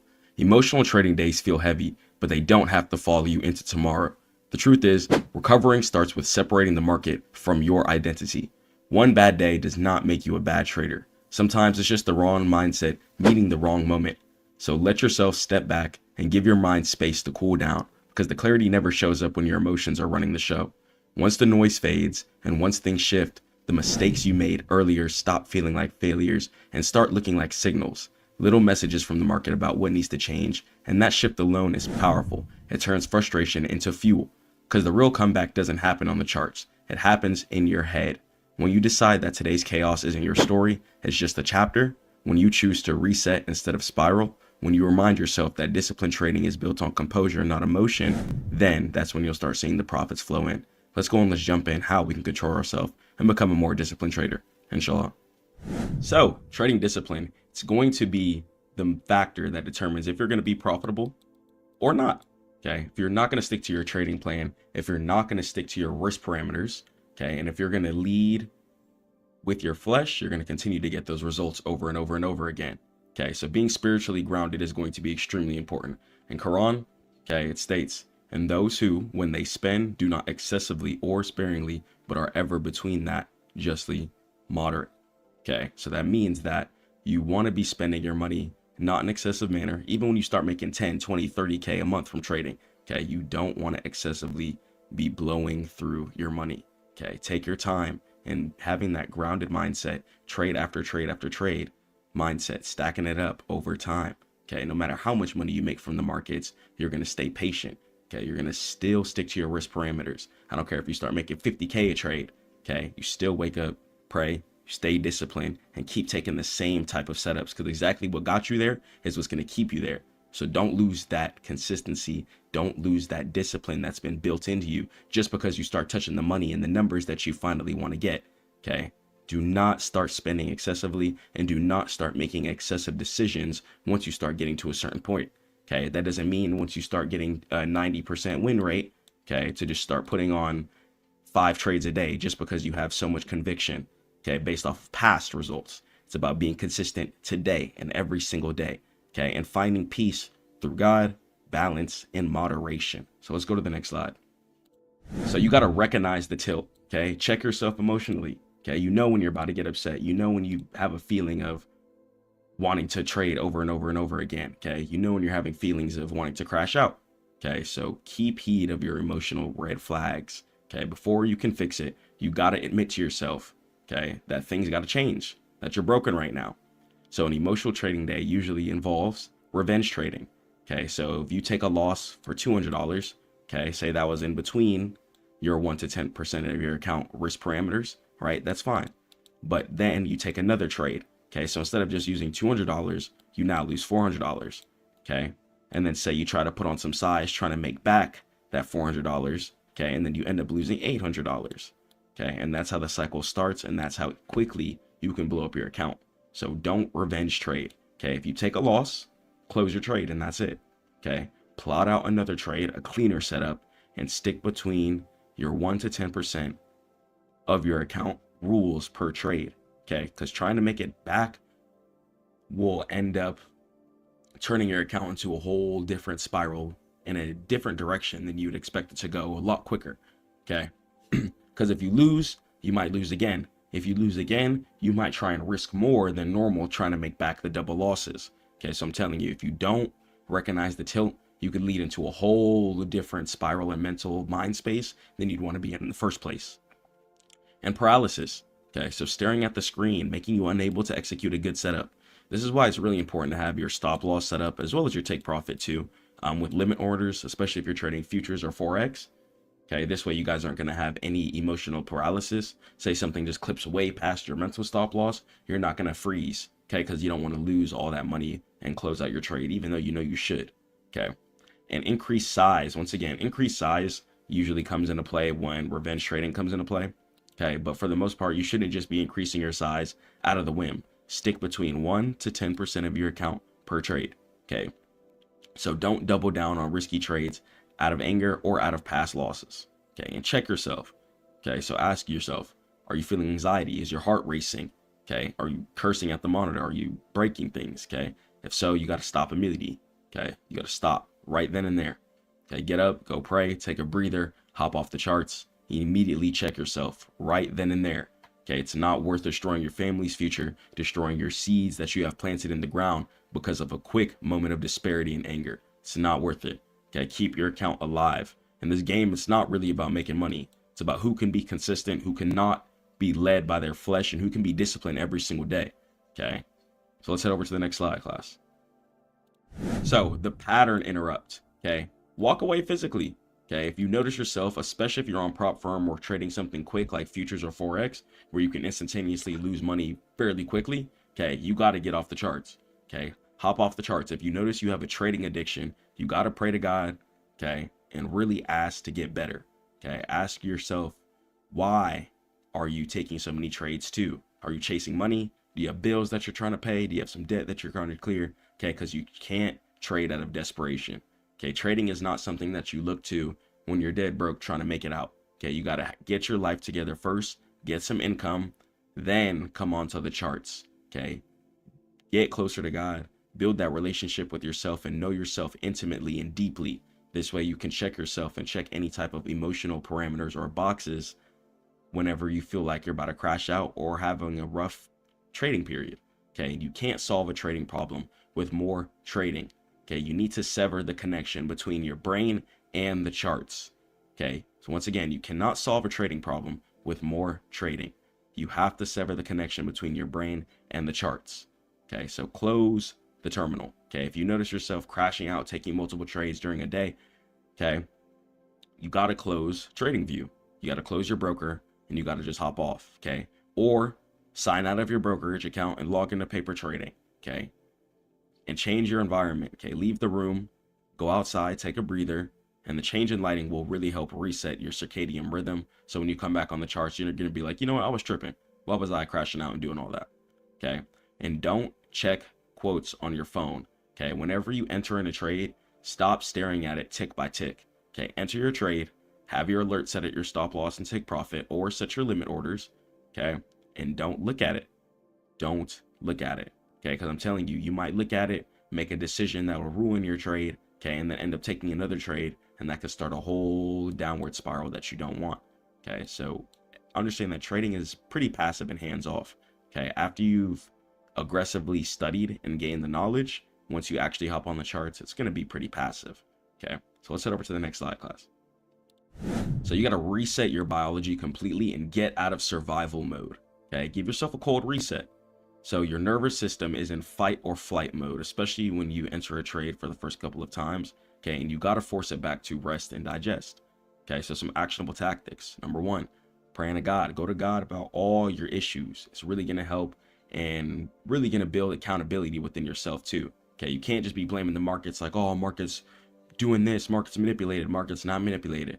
Okay, it's been going in an upwards direction, especially United States stock market, year after year after year after year after year. It's not manipulated. You have to check yourself and hold yourself accountable.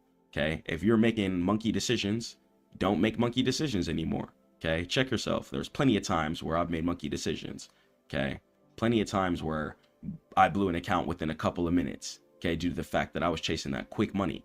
Okay, so checking yourself and staying in tune with yourself, even when you fail, is going to be an important part of being a CEO and being a boss.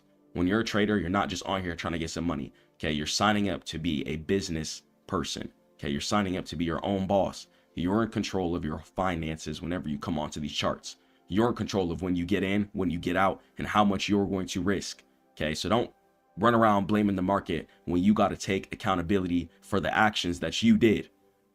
Okay, so breathe. Okay, breathing is also going to be a really good tactic too, something I've been working on myself. Okay, so breathing is really going to help you out. Okay, if you notice you're about to crash out, close your eyes, take a big breath. Okay, and working out in the morning too. If you notice that feeling of high anxiety or intensity in the morning, make sure you guys start your day with a prayer. Okay, and then go work out. Okay, when you guys work out, your body's going to release a lot of cortisol. Okay, and it's going to be in more of that healing and building mode instead of fight or flight mode. Okay, so your journal. Okay, make sure you guys have a trading journal. I don't care if you do it on Notion, Discord, a physical trading journal, whatever. Okay, just get it out. Write out your emotions. Okay, write out your goals. Write out how you're feeling. Okay, and emotions loop in your head until you write them down. Okay, once they're on paper, your brain is going to feel safe. Okay, to let it go. Okay, so if you notice yourself, you're struggling with over trading, like, man, I keep taking 4 trades a day. I can't accept a loss. Write down why. Write down what you're trying to chase. Why do you want the money that bad? Okay, and break it down logically, and it's really going to help you be more intimate with yourself. Okay, and write answers to these 3 questions. Okay, what specific rule did you break? If you notice yourself losing consistently based off of just emotional decisions, okay, ask yourself how you're feeling before you enter the trade. Okay, and ask yourself, what's the worst case scenario? If stop loss gets hit? Okay, because if I'm hitting my 1-to-4 risk to reward ratio trades, let's say I'm risking $100. Okay, if I'm making $400 per trade, okay, then I'm still going to be profiting $300. Okay, which is going to give me more extra room in case I ever have a losing streak. Okay, so the worst case scenario is that you hit stop loss. But the thing about it is that if you stick to your rules, okay, you stick to your discipline, you stick to the plan that you wrote down. If you stick to your stop loss, how are you going to be unprofitable? If you have a decent win rate, you're sticking to your risk to reward ratio, okay, and you're staying in between your risk management parameters, trading between 1 to 10% of your account per trade, how could you lose? The math is right there for you. Okay, the only way you lose in this world is when you lead with your flesh. Okay, it's the only way you will ever lose. If you are disciplined and consistent, it's almost impossible to lose. Let's head over to the next slide. So, radical acceptance. Okay, forgive yourself. Okay, beating yourself up creates more emotional pain, which leads to more bad trading tomorrow. Okay, and sunk cost. The money is gone. Okay, once it's gone, Don't try and chase it back. Don't try and boot up your account again and be like, oh, I'm about to recover all this. No, don't do that. Okay, you cannot trade to get that money back. Once it's gone, it's gone. Once something is gone in the world, it's gone. Okay, but that's perfectly fine. Okay, because you can only trade new setups. There's going to be better setups. Okay, and view every single loss in life, in business, wherever. Okay, just view it as a lesson. View it as tuition. Okay, some of you might be in college. Okay, paying for your tuition. Treat every single loss in life. I don't care if it's on the charts. Okay, business, relationships, whatever it is. If you need to view it as a lesson to learn and progress and go forward. Okay, and you're not your profit and loss. Okay, you're your risk manager. You're still going to be the same person if you're making $50 a trade or $50 million a trade. Okay, you're still going to be the same person. Okay, your spirit is still going to be the same. So the money is not the thing that changes you. Okay, the thing that changes you is the knowledge. Okay, and you learn how to keep your spirit happy, how to not go through pain.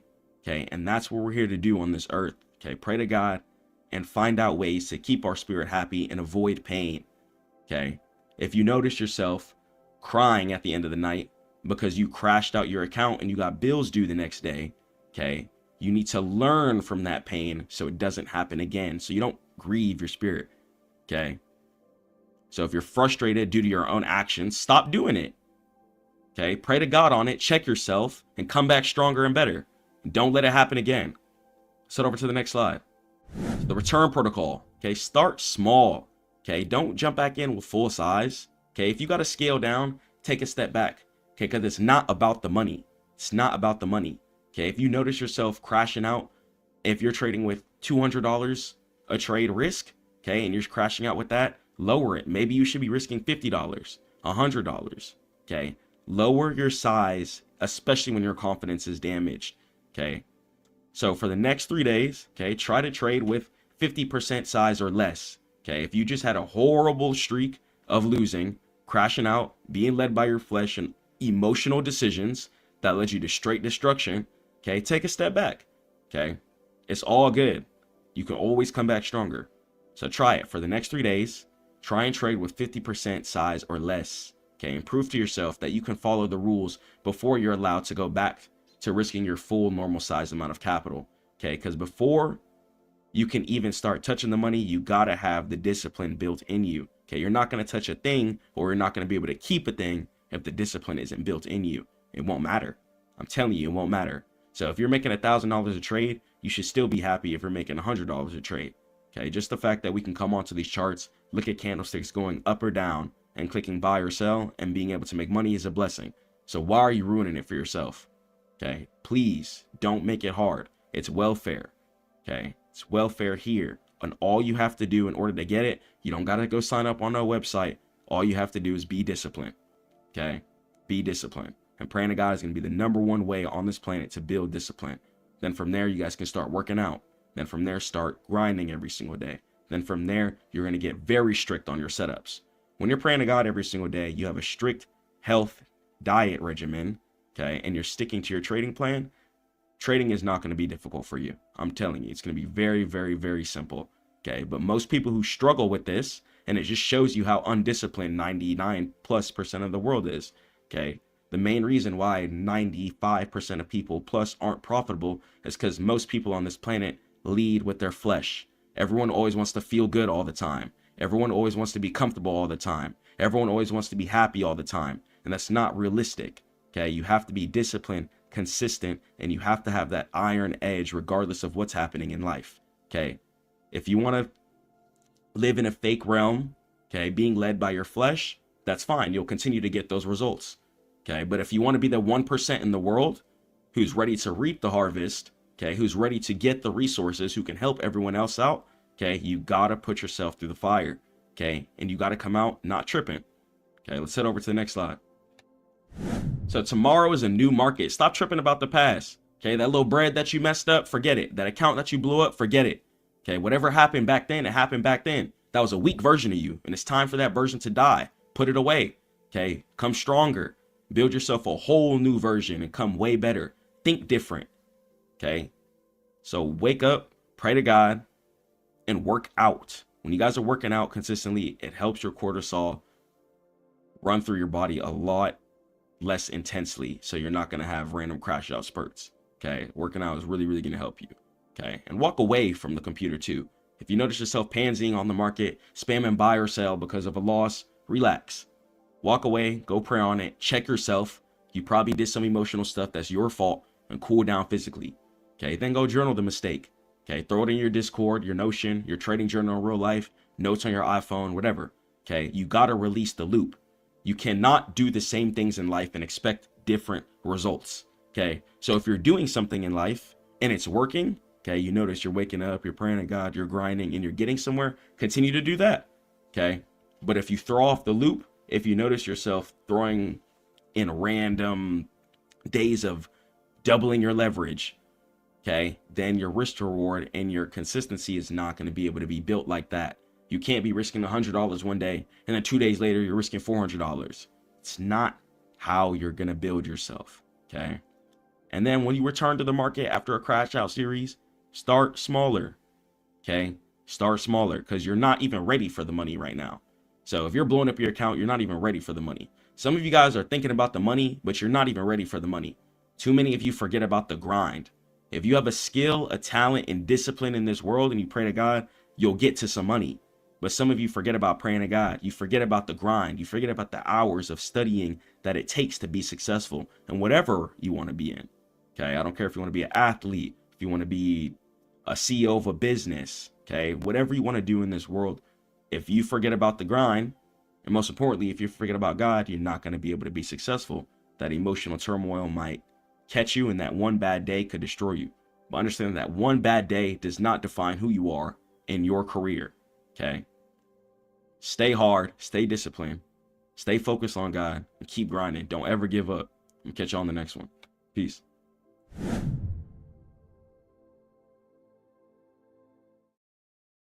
So a single rate hike doesn't just cool the economy. It changes the math for every crypto asset in your portfolio. And here's the reality. When borrowing money gets expensive, the big whales pull out of risk and run to safety, leaving retail investors holding the bag. And we're talking about a liquidity drain that can wipe out months of gains in minutes. If you want to survive the next FOMC meeting without ever getting wrecked, you need to understand exactly how this mechanism works right now. Let's go and let's talk about rate hikes. Inshallah. So let's understand when the Federal Reserve moves, global markets shake. And we have to understand the mechanisms of how traditional monetary policy dictates the fate of digital assets. And in this case, we're going to be talking about crypto. Let's continue on. So what is a rate hike in the first place? So it's the Fed's primary tool to fight inflation. Okay. And it's pretty much a tightening. And it's when they raise the federal funds rate, which is the baseline interest rate for the economy. And borrowing costs end up rising due to this fact. It becomes more expensive for banks, businesses, and consumers to borrow money. So it's going to be more expensive in order to get loans, certain private equity, and just borrow money in general. And spending slows. Higher loan costs mean fewer mortgages, fewer car loans, and less business investments, which means the economy would slow down.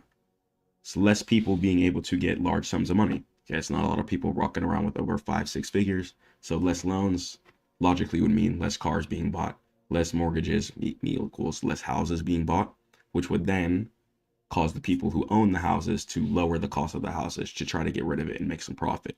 So whenever rate hikes come into place, it really just throws off the whole balance. And the goal of the rate hike is to reduce demand to lower inflation prices.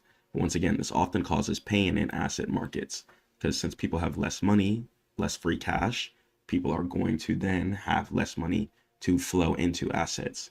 So imagine if the economy is a speeding car, okay? Imagine that as inflation. And a rate hike is going to be the Fed slamming on the brakes. And the goal is to slow down without crashing the car, which causes a recession.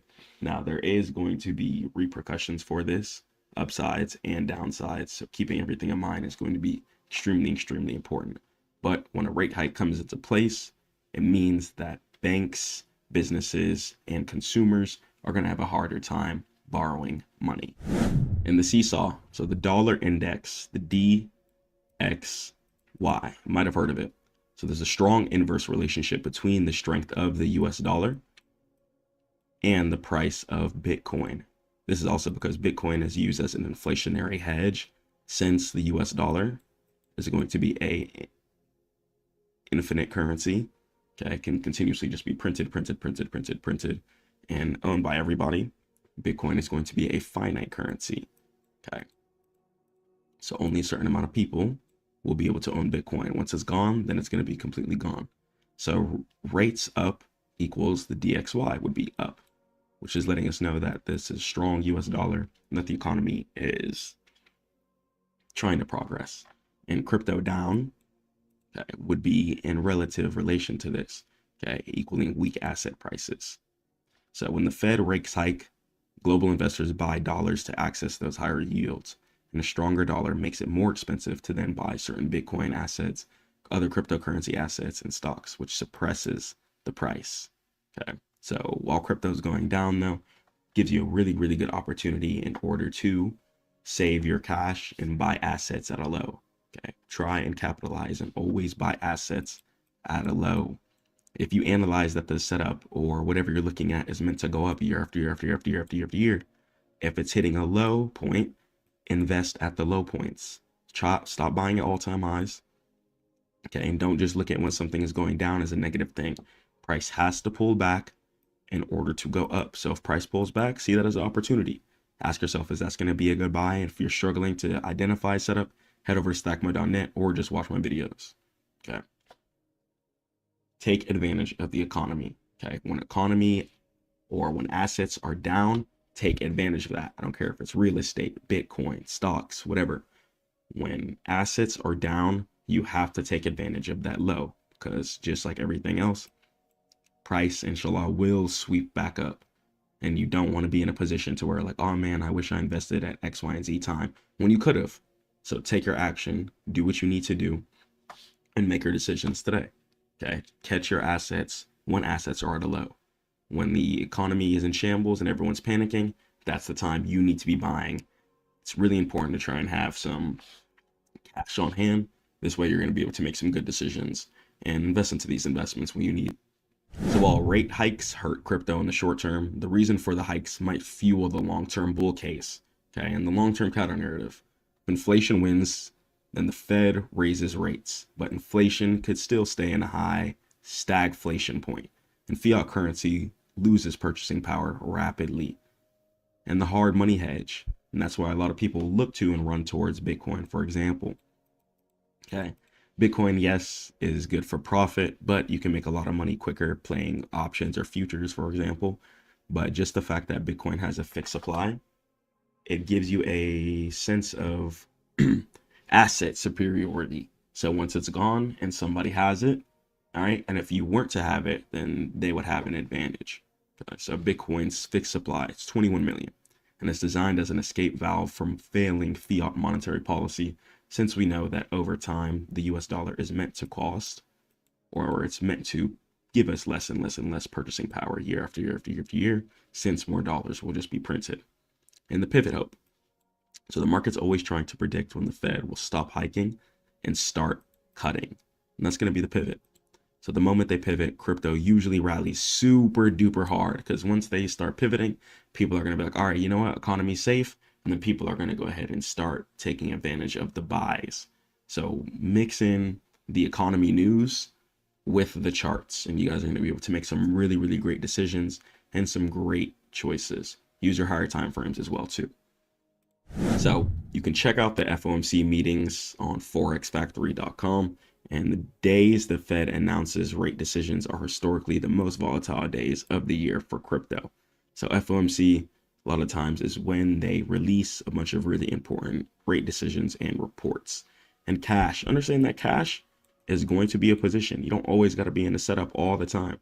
Cash is a position. So in a high rate environment, holding stable coins, right, the earning yield, is often better than forcing bad trades in a bear market. You just don't need to do that. Don't do that, actually. Okay, don't force trades in a bear market. Just wait for price to pull back, wait for buyers to step in, and then go ahead and catch the low. Catch the low. Once again, if you're struggling with finding the right setup, head over to stackmode.net and look for decoupling. It's the ultimate bullish signal, and it'll let us know when it's time to buy. So when tech stocks drop on Fed news, but Bitcoin holds steady or rises, a lot of things are going to let us know when it's time to buy. Okay, so if you see tech stocks dropping really, really hard, and then the Fed announces some certain news, you start seeing rallying, put that together with your higher time frame analysis and put it together with the charts, and you can start seeing like, okay, price is ready to buy. Or after big events like CPI and stuff like that, etc. A lot of people hold their cash until these big news events come out, and then you'll start seeing market make its move that it needs to be making. And sometimes you'll even see market, let's say for example, trending in a downwards direction weeks or days before this news event comes out. Then when the news event comes out, price will go ahead and blast in an upwards direction. Okay, so make your decisions patient ones. Okay, make sure they're extremely patient decisions, because the more patient you are, the better setups that you plan, the more money you're going to be able to make, inshallah. All right, I'm going to catch you guys in the next one. Stay prayed to God. Keep grinding. Head over to Stackmode.net for all trading education. Peace.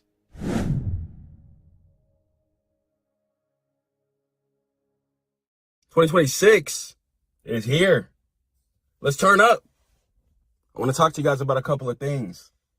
Let's talk about how we're going to focus this year, how we're going to stay consistent this year, how we're going to achieve our goals this year.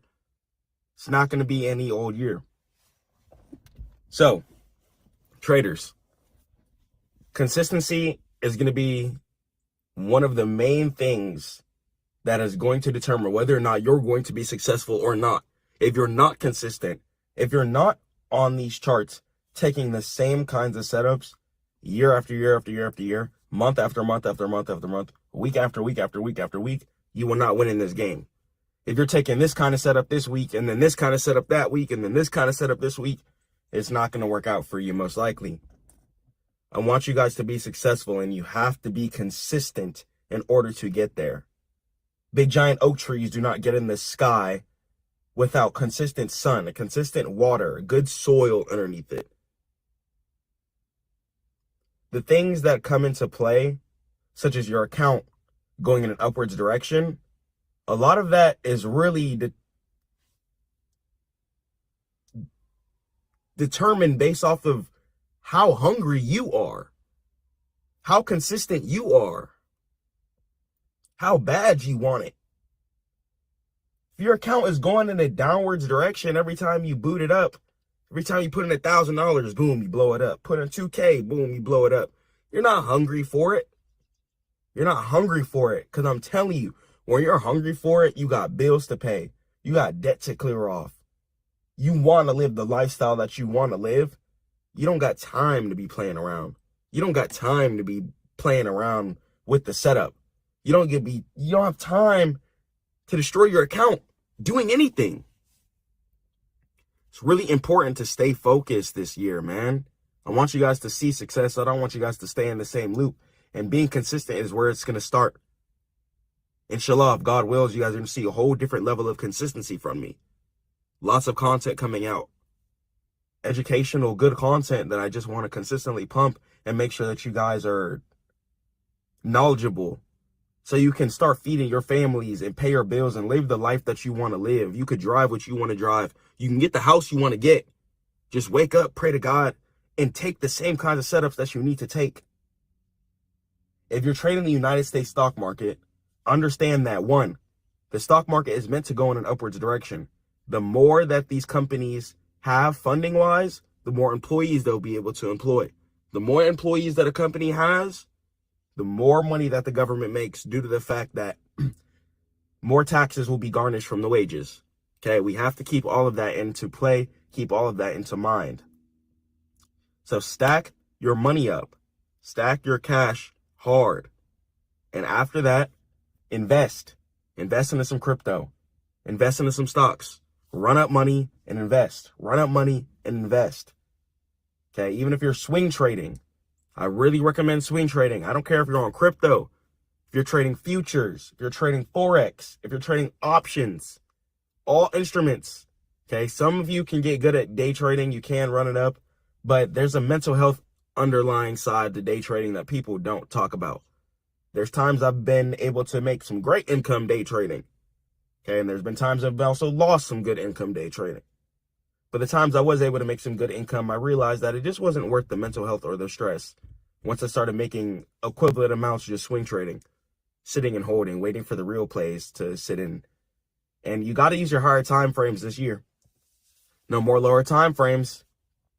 All that 1 minute scalping, that 5 minute scalping. If that's not working out for you, it's time to stop it. If it's not going well for you, it's time to stop it. We can't repeat the cycle. One thing we're not doing this year is repeating the cycle. If you were taking setups last year that weren't working out, stop taking them. It's time to switch up the game and start taking a new kind of setup where you can have a more successful win rate. Your win rate should not be bad. That's not something I believe in, and I'm not going to sit here and tell you guys that.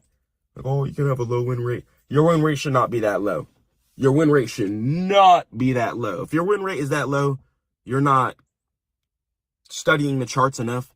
You got to be living on TradingView. I'm telling you, my first couple years coming up in this game, I lived on TradingView, and I still do to this day. Every day I try and stream, teaching mentorship for you guys live, etc. Okay?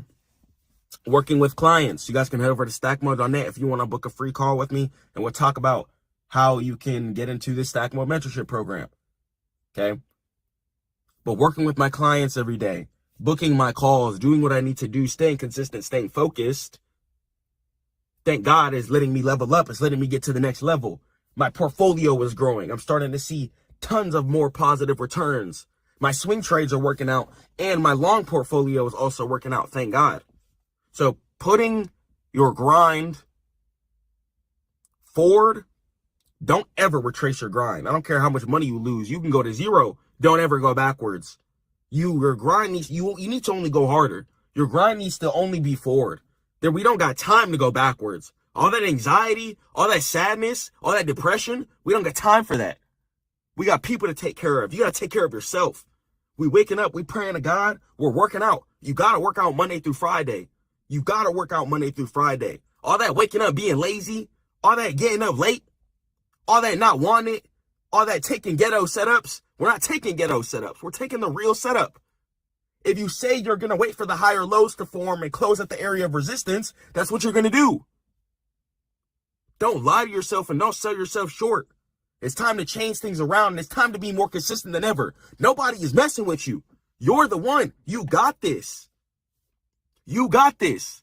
All those people in your ear that are hating on you, all those people who weren't believing in you, you don't even got to pop it on them.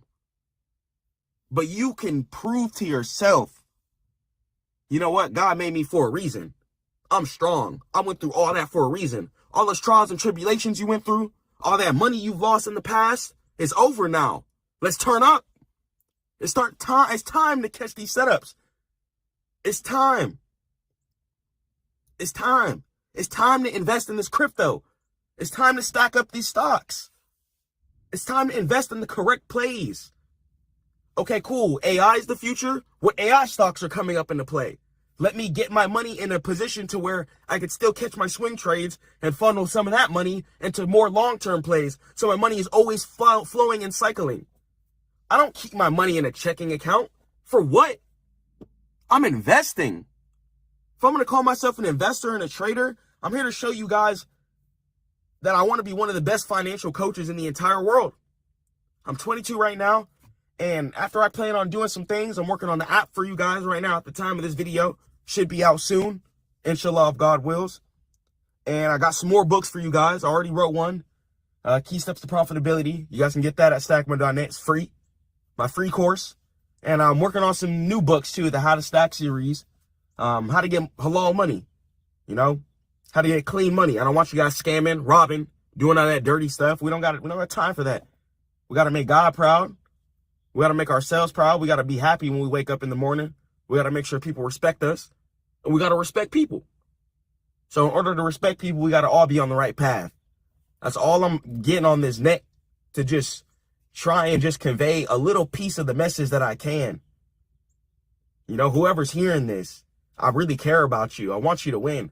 And just know, hard times, I've gone through them too. There's times growing up, living in hotels, lying to my friends about where I live at, because I'm embarrassed. Okay? We've been able to come a long way. My first car was an Audi. First car was the Foreign. After that, I bought a little Mustang coupe. You know, even when people, my Audi coupe, it was parked. You know, well, I think it was a sedan. But my Audi, it was parked, chilling. And I went through some hard stuff. They lost my keys. I took it to the little repair shop to fix something. Got scammed for like $9,000 or something like that. That's actually how I started trading a little after that, because I was like, well, I need some income. So started trading after that. And they lost my little keys too. So after that, I couldn't turn on the car and take it to the Audi dealership because the guys at the shop couldn't program the keys even though they lost it. So after that, it was just really frustrating. I looked for the keys every single day. Never found them. Never found them. But I thank God that I didn't. Ended up towing the car to the Audi dealership. Got some new keys. Guess what? Took the car home. You know, was ready to try to get it up and running again. I wake up. I come outside. Guess what, guys? Literally, I wake up, saw my car totaled. And I was like, okay, I just went through all that. Getting stopped in the middle of the highway since the car just turned off after paying us the giant bill in repairs. I just wanted to drive my little Foreign in peace. But during that time, I wasn't the most humble. You know, this is what made me get close to God. I'm not out here just talking about God for no reason. There's things that I've gone through within my own life. And I want you guys to just understand certain mental frameworks and understand where I'm coming from. You know, I don't just think I'm the most perfect person ever. Definitely not that. Only God is perfect. But so I just want to come on here and always be vulnerable, tell you guys my faults, and just be human to human with you guys. You know, I'm not out here preaching like I'm better than you guys or anything, and I'm not preaching at all. I'm just trying to convey a good message because I don't want you guys to go through the frustrations that I've gone through. There's been times where on futures, I've booted up my account with the entire work check and lost it in the entire day, which caused me to take out a loan, which caused me to get sued, etc. So a lot of stuff I had to figure out, guys. And I'm not on here passionately yelling at this camera for no reason. It's because I don't want you guys to go through financial hardship, especially when life is already life. You know, I'm not going to say life is difficult because it doesn't have to be, but life is life, and finances, I think, is the one thing that should be pretty much at ease. You know, like God talks about in Quran, you know, spend moderately. It's really important to spend moderately. Keep your money invested. Keep it in the asset river. The asset river is really just amazing. It's a lot of books I really want to write for you guys. I love it so much. I love everything about just the whole self-improvement aspect of life. And I'm just really grateful to God we can go forward, change ourselves, change our mindset, get better. And 2026, we don't have time for stuff. If you've been arguing with your loved ones and stuff like that recently over the holidays and stuff like that, we don't have time for that. Let's ball. Let's pray to God. Let's be healthy. Let's get in the best shape of our life. Let's get a haircut. I'm saying change your hair up if you're feeling that. Okay? Cut it a little different. Change your style up. Maybe grow it out if you want. You know what I'm saying? Grow your beard if you want. If you're a woman, change up your hairstyle if you're feeling that. You know what I'm saying? Go natural if you're feeling that.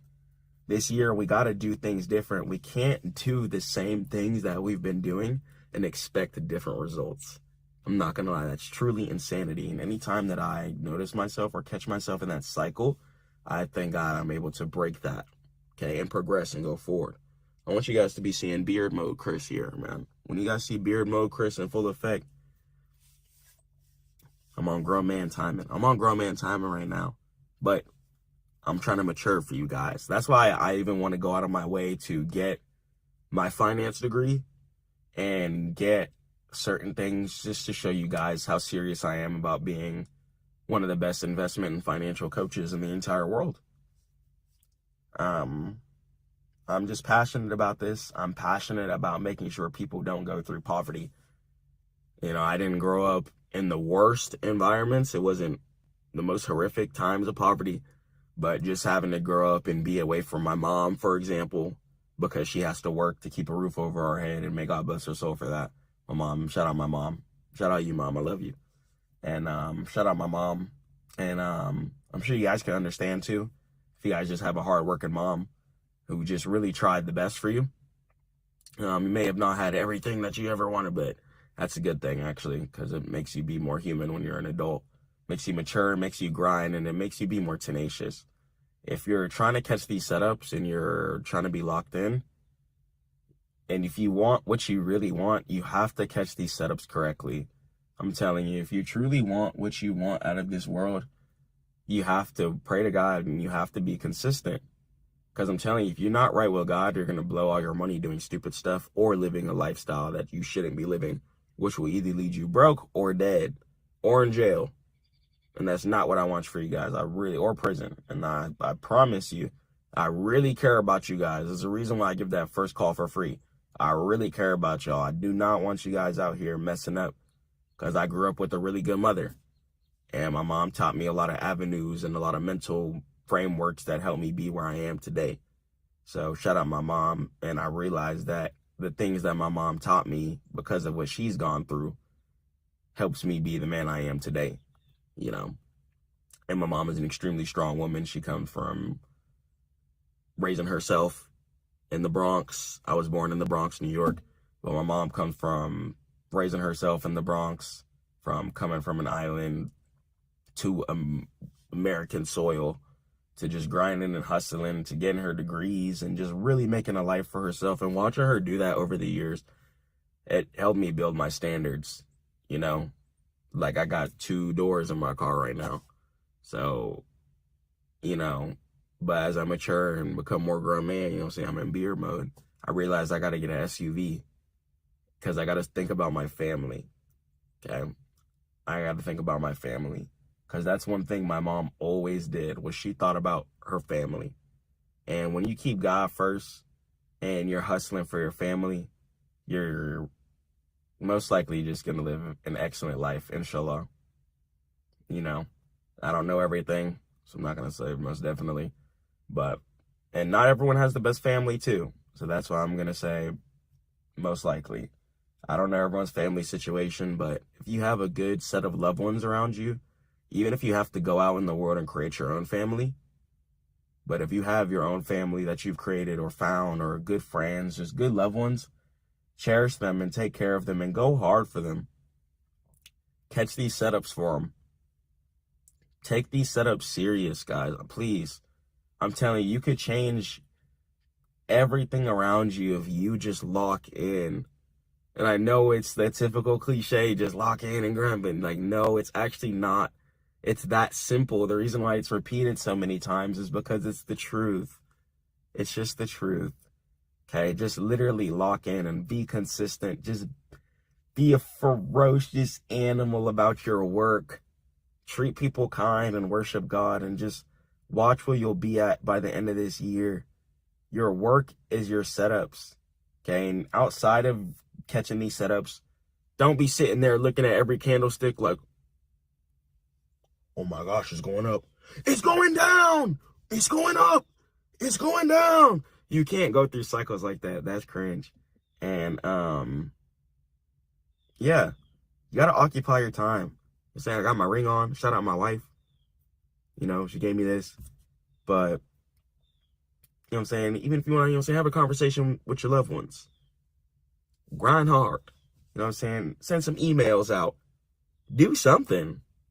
Grind. Get a job. Like, do some business. Like, literally do anything but stare at the setup tick after tick after tick. Set your alerts at take profit. Analyze if the setup is decent. If it's good, okay. Set your alerts. After that, what you need to go ahead and do is just wait, bro. Wait. Ring, ring, ring. Alert goes off on your phone, and you're decent, bro. Don't trip. Some of y'all be tripping. I used to be tripping bad. I used to be tripping real bad. I'm not gonna lie. I used to be tripping horribly. I used to be on the charts tripping, watching every dollar move. And, like, you can't do that. That's cringe. Like, just go grind. That's why I dropped that other video the other day. Just keep grinding. Literally, keep your mind, after you enter your trade, keep your mind off the charts. Like, even if you're making content, about investing and trading. Like, don't look at the setup. Just keep hustling, keep grinding, keep grinding, keep grinding, keep grinding, keep grinding, keep grinding, keep grinding, keep grinding, keep grinding. I swear, keep grinding, keep hustling. You gotta love it. You really have to love it. And I know there's so many people out there, especially the people watching this channel, inshallah. I know you guys love grinding. You guys love hustling. Do more. Whatever's in here, whatever God bless you with, whatever wisdom God bless you with in here, you might be one of the best shoemakers in the world. We're waiting on you. We're waiting on you. We're waiting on you. I got on my wife's Birks right now. All right? I'm in the car just chilling. I'm waiting on your shoes. The world is waiting on you. Some of you got some of the craziest ideas and you just trap it in here. We're waiting on you. You could drop the best, fluffiest robe in the world. I will probably cop it. I'm waiting on you. The world is waiting on you. The world is waiting on you. And you gotta show up. The world is waiting on you. Stop living in consumerism. I'm not pushing that. I'm pushing investing. I'm pushing being the CEO. I'm pushing being the boss. Because I want you guys to be able to take care of yourselves and take care of your families in ways that you could have never even imagined. You know what I'm saying? As I level up in life and things change, when I listen, you know what I'm saying? When I was 18, broke, in my boy's basement doing nothing, I ain't have no car, no nothing. I didn't think I was going to be able to do this. Like, you hear that? Like, my car make noise when I turn it on. It's a blessing that I can even sit in the vehicle. Alhamdulillah, all credit to God. And I'm not trying to pop it or flex or nothing like that. I'm just trying to show you that I'm a little black boy who came from nothing. Failed school. For sure, failed school. Got kicked out of school. And God gave me a chance to rebuild my life and do this. Got into the IT field. Was able to level up and use that money to start business and start trading. Okay? From nothing. I was the last person to start driving. One of the last people to get a job. Even relationship-wise. One of the last people to do that. And now I'm married. All credit to God. So I just want to let you guys know that if you're in a pot position right now, if you think you're messed up, if you think things aren't going to get better, you got to get right with God. I'm telling you, get right with God and watch how quick your life will change. Everything will change around you. Everything will change around you, inshallah. You start waking up, praying to God and grinding every single day and not wasting your opportunities. Watch. You're going to cop you a watch or 2 or 3. And that's if you want. You can cop one for the whole family if you want. Inshallah. You know, it's not being arrogant or boastful. But it's living the lifestyle that you want. Not letting this weakness around us consume us. It's too much strength in the earth. Too much strength God sent down here. It's beautiful trees outside, beautiful lands outside, beautiful oceans. Beautiful stuff to see. Let's get this money. Let's see it. Let's take our family. Let's ball. God says travel the world. So let's get some money and let's ball. So we can travel the world and enjoy this beautiful experience. I love y'all so much. I don't want y'all tripping. I don't want y'all stressing over nothing. Because for what? What are we doing that for? We got a whole beautiful life to live. So let's go after it. Let's get after it. Don't sit there and just wait for the work check to hit your account. Do something else. Let's get some money. Let's get after it. Don't sit there wasting your time watching the setup tick after tick after tick after you're already entered. You know where you need to close. You know where you're going to get out at. Get some more money while you're getting money. You say you want to get money, don't be wasting time. Let's do it. Let's do it big this year. 2026. You guys can tell me your goals. Book a free call at Stackmode.net. Let's talk about it. Let's develop a plan. Let's build. Let's grind. I love y'all so much. Stay prayed up to God. Catch you in the next one.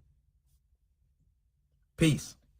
If you're not familiar with cryptocurrency or how it works, let's fix that right now, because today you're getting the ultimate beginner-friendly guide to cryptocurrency that actually makes sense. No hype, no jargon, just straight clarity. Crypto isn't just internet money. It's a digital system that lets you send, store, and grow value without needing a bank.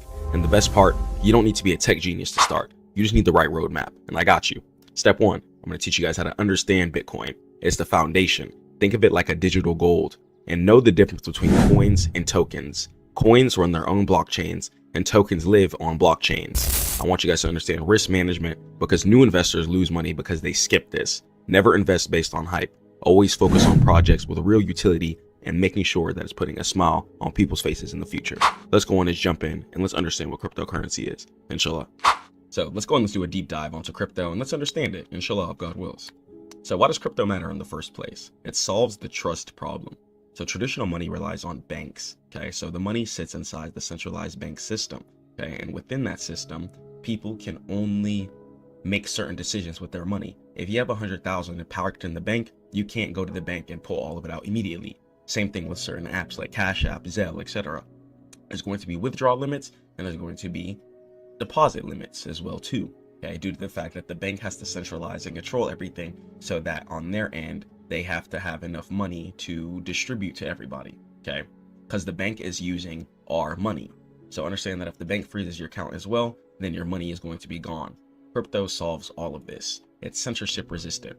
No government can stop a Bitcoin transaction, not a single one. You could be in any country in the world, and it makes it permissionless. That's the main reason why people fight so hard for cryptocurrency. It's because it's righteous. You know, everything doesn't need to be rat race and controlled.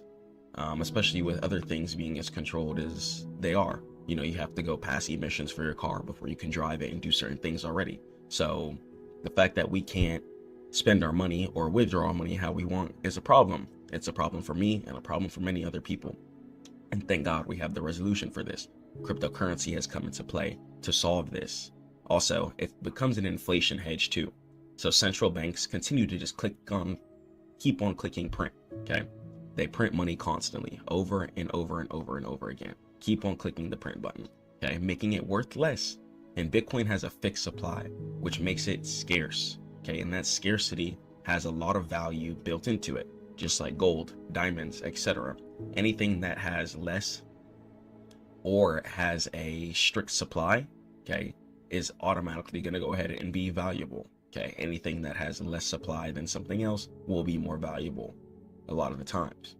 And cryptocurrency is giving you true ownership on your currency, okay? You could be in any country in the entire world, as long as the country has a bank account system that lets you withdraw from certain brokers, okay, such as Coinbase, etc. You can take that money from your cryptocurrency, spend that anywhere in the world. You don't even have to transfer it to fiat currency if you don't want to. You could easily just get your cryptocurrency, spend it on like a Coinbase card, and you can easily just spend your cryptocurrency straight up without having to transfer it to a centralized bank. So you can be completely your own bank. You have total control and total responsibility for your money too. So there's also going to be a couple things that come into play with this. So say things like fraud. If you make a transaction on mistake, okay, for a bank, you could call them up and be like, hey, I did this on accident. Could this be reversed? And a lot of the time, since it is a controlled system and it is technically kind of their money also, so they have the ability to, you know, pause things, freeze things, and make certain transactions not go through in case ever needed. And that could be in a good thing or a bad way too. Because say for instance, you're trying to send some money to a family member in another country. They could also decline that wire transfer if they wanted to. Cryptocurrency, nobody can decline your transactions, okay? Nobody, okay? You are gonna be your own bank and everything works on autonomous smart contracts. So on a normal bank, if you wanted to send $10,000 to somebody, once again, the bank has the ability to say yes or say no, okay? It's gonna be completely up to them. But if you send it via cryptocurrency, instantly it'll go ahead and get sent over, okay? But that's also putting more responsibility in your hands too. So because of that, you have to be making sure that you're sending your cryptocurrency to the right addresses, and you have to making sure you're sending the right type of cryptocurrency and sending it via the right type of networks. Okay. So because you're your own bank, you have total control. Okay. But that also means a lot more responsibility. So before you send certain cryptocurrencies and stuff like that, etc., make sure you confirm every single address that you're looking at. This way, you'll be able to ensure secure transactions and making sure that you're getting your money and making sure that your transactions are hitting the way that they're supposed to. Inshallah. So under the hood of everything, right, let's go and let's talk about the blockchain. So miners and nodes. The blockchain is not magic. It's a global network of computers. Okay. So nodes, let's talk about them. Nodes are computers that keep a copy of the ledger. Okay. They verify that you actually have the money that you're trying to spend in the first place. Okay. And let's talk about POW. POW is going to go ahead and stand for proof of work. And it's how Bitcoin is created. Okay. So specialized computers that secure the network using energies, and they compete to solve math puzzles and problems to add the next block. Okay. So what's happening is these computers are constantly running problems through it, okay, trying to figure out what is going to be the next block that needs to be added, okay, into the hash, etc. Okay. And these computers take up a lot of power. Okay. So consensus of it. 51% of the network must agree on the truth. Okay. Hacking it requires impossible amounts of energy that just doesn't exist, because it would have to go ahead and determine and calculate so many different type of numbers and transactions in order to see what next block would even have to be added into the equation. Okay. So mining is how Bitcoin is generated, okay, and not by pickaxe mining, okay. So check it out. Just like we know diamonds and gold, you need like an actual pickaxe or a drill, etc. Okay, and then people go out there, find it in the caves. Bitcoin works a little different. Okay, the computers have very powerful graphics cards and intensive hardware inside of them. Okay, and what they're doing is that they're solving problems constantly. Okay, so it's answering like 2 + 2 and trying to find the equal sign. Okay, testing out every math puzzle. Okay, trying to find the next block. Okay, and when you do that, okay, you get rewarded with Bitcoin. So that's how Bitcoin is created. People have powerful computers that take up a bunch of energy, okay, which is why it can be expensive to mine Bitcoin as well too. And then those computers are trying to solve complex problems. Once those problems are solved, then the miner is then paid in Bitcoin. And that's just how it works, and that's how Bitcoin is created. So let's go over the big three, right? The big three. So the big three are going to be Bitcoin, okay? You're going to have your Ethereum and Solana, and then you're going to have your stable coin. So let's jump into each one of these and break it down. So you're going to have your Bitcoin, okay? Bitcoin is going to be the most valuable cryptocurrency as of today's date, due to the fact that it's not infinite, okay? There is a limited amount of Bitcoin. There's going to be 21 million Bitcoins available. It is not an infinite cryptocurrency such as Ethereum, Solana, etc. Okay, so that's why Bitcoin right now is the most valuable cryptocurrency. Okay, it's slow, secure, and most importantly, scarce, giving it baked value already. And it's not for buying coffee, okay, but you can if you want, but it's for preserving wealth over decades. Okay, so think of it as digital gold. So understand that Bitcoin is here to fight against inflation, because if these dollars keep going up, say 10 years ago, right? Say rent was $700 at one place, okay? And in today's day and age, say the rent is $1,400, okay? That means that the rent doubled, okay? But did people's income double, okay? That might not always be the case. So when you park your money into an asset, something like cryptocurrency, okay, year after year after year, your money's going to grow just as inflation decides to grow too. So it's going to give you a hedge against inflation and being able to protect yourself from the economy going in a downwards direction, inshallah. So let's talk about the smart contracts. So just like we talked about, Bitcoin was created by computers that use power, okay, POW, proof of work, okay. Ethereum was created based off of staking, okay, POS, okay, which is going to be a lot less economy taxing system in order to create cryptocurrency. So pretty much Ethereum came out to prepare for when Bitcoin does go away, okay. So the computer, okay, it's programmable money, and apps like DeFi and NFTs are built on top of these. Okay, think iOS or Android. And for Solana, the reason why Solana is going to be really important too is because it's going to be used in order to trade meme coins. Okay, I'm sure you guys have heard of that. And meme coins can't be traded until you have Solana first.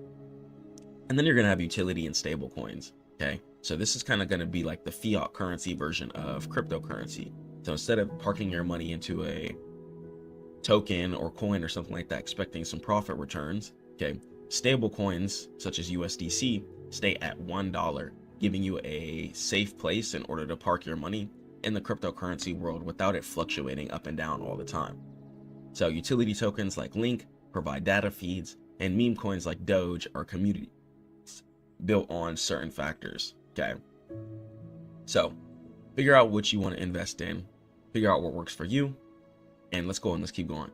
So whenever you start trading cryptocurrency and you generate a wallet on whatever broker you choose, okay, you're going to get a 12 to 24 word phrase, and this can be used to log into your account.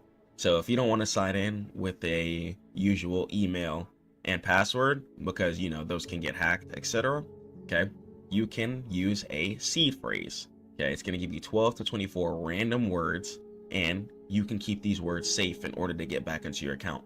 So with cash, say the problem with that, you know, if you have a bunch of cash stashed in your house, it can get moldy, you can get robbed, the house can catch on fire, etc. A lot of things could happen to cash. Okay, but with your cryptocurrency, it's like keeping your cash but digital. Okay, and it's not behind a email and password, it's going to be behind your seed phrase. Okay, so you can write your seed phrase down. Okay, it's going to be 12 to 24 random words. Make sure you write them all in a row. Okay, they're going to be listed like 1, 2, 3, 4, 5 to 12 to 24, etc. Okay, so make sure you have the order correct because that definitely does matter. Okay, try and write your seed phrase on a piece of paper, a notebook you have, whatever. Okay, and never screenshot it. Okay, never screenshot it. Okay, Apple, people can get into your iCloud and then people can get access to all of your funds. Okay, try not to type it onto a online computer software like no Google Docs or anything like that. If you do, try to just keep it on a flash drive. You can do like a notepad .txt file, something like that, and you can password protect it with 7-zip, WinRAR, anything like that too if you want it as well. Just try to keep it as secure as possible. So if you lose this, your money is going to be gone forever. Okay, no support desk can help you. Okay, it's just going to be gone out of existence. Okay, and it cannot be recovered. So make sure you guys are keeping your seed phrase secure. Keep it safe because this is going to be your longevity. This is going to be your money, and this is what's going to take care of you. Okay, you guys don't want to be losing this. Okay, inshallah. So let's talk about the trade-off of everything. Okay, let's talk about CEX versus DEX. Okay, so CEX is going to be centralized. Okay, so whenever you're thinking CEX, think of the normal traditional bank system. Okay, so pros, right? You got some easy customer support. It's pretty easy to get your money back whenever things happen, but there's also going to be things that come into play. Okay, sometimes you might have random 3 a.m. maintenance. There's been times where my crypto had to come clutch because my centralized bank is doing maintenance. Okay, but my cryptocurrency was available, thank God. Okay, there's also been times where your funds can be frozen. Okay, and there's also going to be that Monday through Friday window in order to get paid. Okay, so times correlate versus when you get paid. On the decentralized network where cryptocurrency is traded, doesn't matter. Everything is based on the peer-to-peer transaction system. Okay, if I send 10K to somebody, it'll most likely be in their account within a couple, or their crypto wallet within a couple of minutes or hours. Okay, if I send someone 10K via wire transfer, okay, it would have to be via Monday through Friday, okay, and it would have to hit at like 6 a.m. or like 9 a.m. or something, some time like that. And keep in mind, the centralized bank, if they wanted to, could completely decline the transaction. Okay, decentralized, everything is peer-to-peer. No one can decline anything, but no one can also recover your mistakes if you make any. So it's decentralized, okay, giving you total privacy, you keep custody, and instant swaps are going to be available. But understand that there's no customer support. Okay, if someone says, yo, send me 10K Bitcoin, and you send them Solana, that's it, man. Okay, you have to understand that that's it. So there's an extreme responsibility. So make sure you guys are staying humble. Make sure you guys are staying focused. Make sure you guys are waking up and praying to God, most importantly, and keeping your head on straight. Okay, you don't want to be having a moment of franticness or having bad mental health and making an accidental decision where you just lose all your cryptocurrency. Okay, please don't do that. And let's talk about what gas fees are. Okay, and I'm not talking about gas that you put in your whip. Gas fees are going to be every transaction that has a tiny fee attached to it. Okay, that's going to be a gas fee. Okay, any crypto transaction that has a fee attached to it is a gas fee. So on Ethereum, this can be like $5 to $50. On Solana, it could be like 0.0001. Okay, so your gas fees will go ahead and fluctuate depending on what asset you're buying and purchasing. So let's talk about the dangers of everything, okay? We want to make sure we're being as safe as possible. So the fat finger error, this has happened to so many people, okay? If you send Bitcoin, okay, but then they're asking for Ethereum, it's deleted forever, or some random person is going to go ahead and get the money. Okay, crypto transactions are completely irreversible.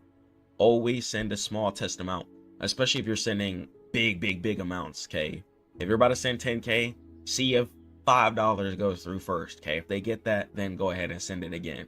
Okay, take your time. Do not make fast, overzealous decisions, because you can very quickly destroy and lose all your crypto value on accident too, is really the crazy thing. Okay, so if you want to trade cryptocurrency, you say you're ready to be your own boss, be ready to stand on business, CEO. Okay, you got it. I believe in you guys. Manage your currency well. And social engineering.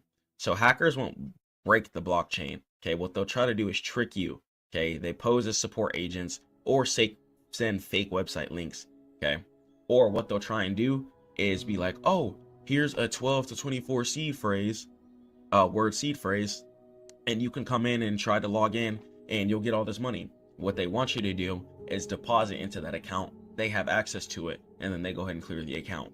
Okay, do not log into anybody else's crypto wallet. It's not worth it. Stay logged in on your wallet. Stay focused on your bag. Don't try to rob nobody. Don't try to get no money from nobody else. Stay focused on you and yours and what God has planned for you. And bear markets. So crypto sometimes has winter cycles, just like the stock market, where prices can drop 80% for certain cryptocurrencies, especially if they're not valuable, and stay down for years. So only invest money that you can afford to lock away for plenty of years. Okay, you should be on the brink of almost death before you pull out your money from your cryptocurrency wallet. Okay, try not to pull out your crypto wallet. Try to live off your credit card. Okay, and invest all your cash into assets if possible, inshallah. So the psychology behind everything. Okay, so time in the market, okay, is going to be a lot better than timing the market. Okay, so many people are trying to time the market for exactly what it is every single time, but understand that sometimes you just gotta be in the trade for some time. Some of you guys are closing your trades way too early and wondering why you're not profitable at the end of the year. Okay, you need to have your life together outside of the markets so you can actually sit on your place for some years and build some actual capital.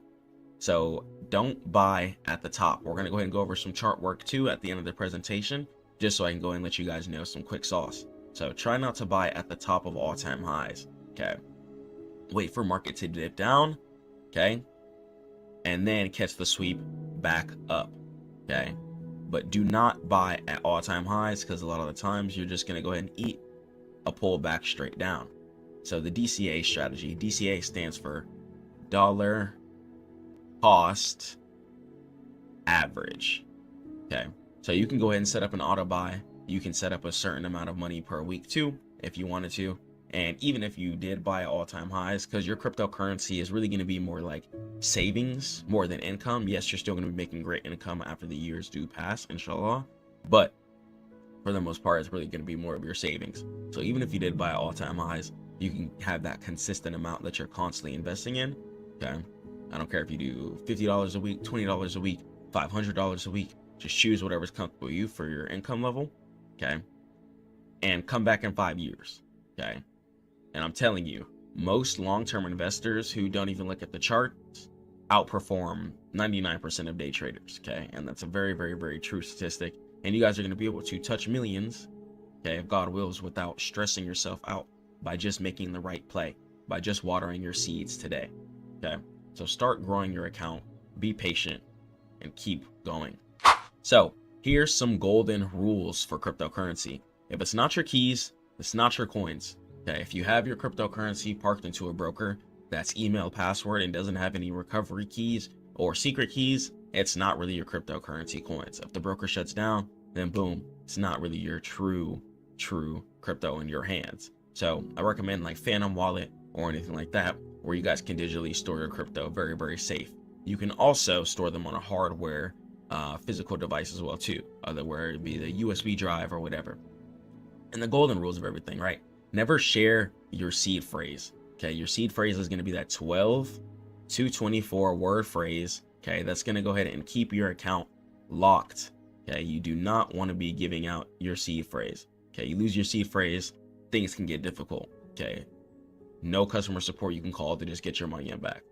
So ignore direct messages. Don't log in with anyone 12 to 24 word seed phrase thinking that you're going to get money. Stop.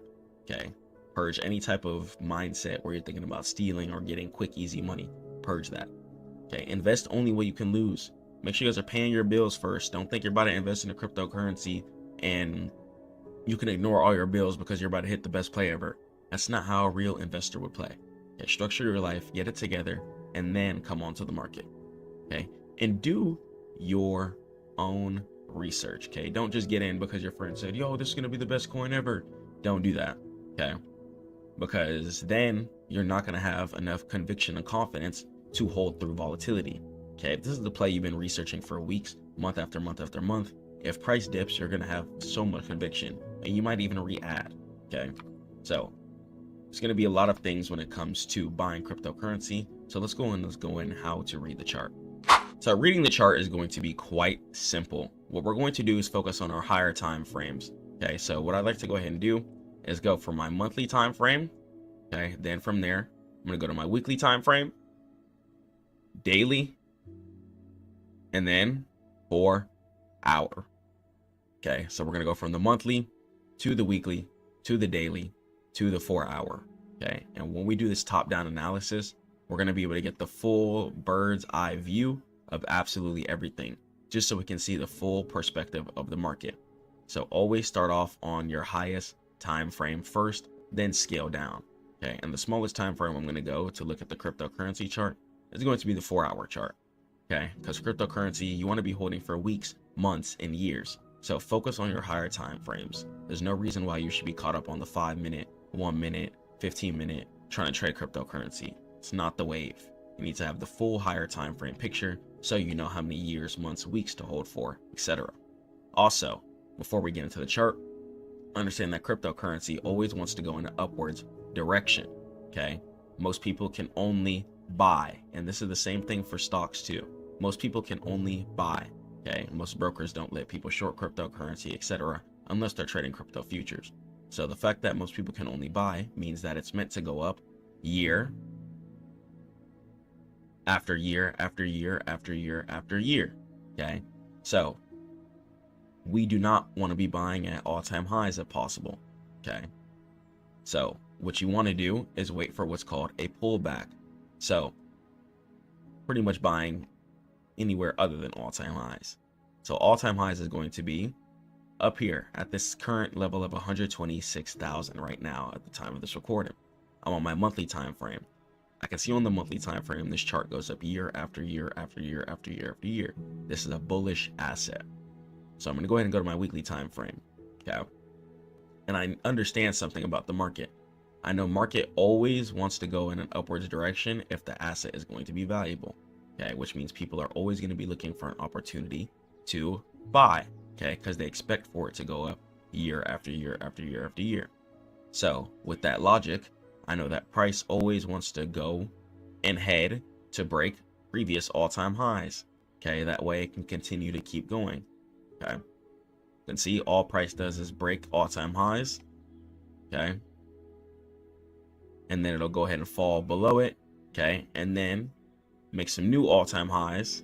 Okay, we'll fall from there, and then one day, inshallah, we'll try and get above this all-time highs too. Okay, and then we continue to go in an upwards direction. But within the chart, we have to understand that price has to go up in order to go down, and price has to go down in order to come up. Okay, So price will always hunt an area of resistance above current price, or it's going to go ahead and hunt an area of support above current price. Okay. So always know that. Okay. Your price will always hunt an area of resistance above current price or an area of support above current price. So the strongest area of resistance on every chart is going to be all-time highs. Okay. So you want to also be focusing on things that trend too. So if I'm looking at Bitcoin here, okay, I can see Bitcoin goes up year after year after year after year after year. If it's not trending up year after year after year after year after year, it's a lot of the times it's going to be a lot more straining to make some profit within the decade's time span. Okay. So next thing you want to be looking for is the V structure. Okay. So all your setups should look like a V. So here's what I mean by this. So the reason why I say the V is because market will always make the left side of the V for you. Okay. The left side of the V is going to go ahead and be what's called resistance. Okay. So whenever you see market falling within a downwards direction, that's going to be called resistance. Okay. So market will always make the left side of the V. Okay. It'll always make the left side of the V. And it'll also make the bottom of the V. So many people try to predict where market wants to bottom out at. And here's how you know if the true area of support is real. Okay. Make sure you're on your weekly or your daily time frame. Okay. And then from there, once you see market deciding to curl in an upwards direction after falling heavily, okay, how you confirm to see if the V is real. So here we have the left side of the V. Okay. We got market trying to make a bottom of the V here. Okay. But we want to see if the right side of the V is real. Okay. So the whole right side of the V, all this whole gap up here to the previous area of resistance is going to be money that we're just waiting to collect. Okay. All of this is just going to go ahead and be money. So all your setup should look like a V. Okay. Try to buy when market is curling in a upwards V direction. Okay. All your setup should look like you catching the right side of the V. Okay. So that's how you know when it's time to buy. Try to buy at certain lows. Okay. Let market make the left side of the V and let market make the bottom of the V. Okay. Let market make the left side of the V and then let market make the bottom of the V. After you're on the daily, you start seeing like 2 to 5 candlesticks going in upwards direction. Okay. That's how you know the support is true. Okay. You don't want to just see one little wick, okay, and see it going up and be like, oh my gosh, it's going up from there. But if you see multiple days in a row, okay, price hitting an upwards direction, the chances of this support holding is going to be really, really high. Okay. Especially after it dumped down for many, many, many days. Okay. So cool. So that's going to be the full guide on how to trade cryptocurrency. If you guys want some more one-on-one mentorship, head over to Stackmode.net. Come on and book a free call. Or you can check out my free course and ebook. Stay prayed up to God. Keep grinding. I'm going to catch you guys in the next one. Let me know what you think in the comments below. Peace.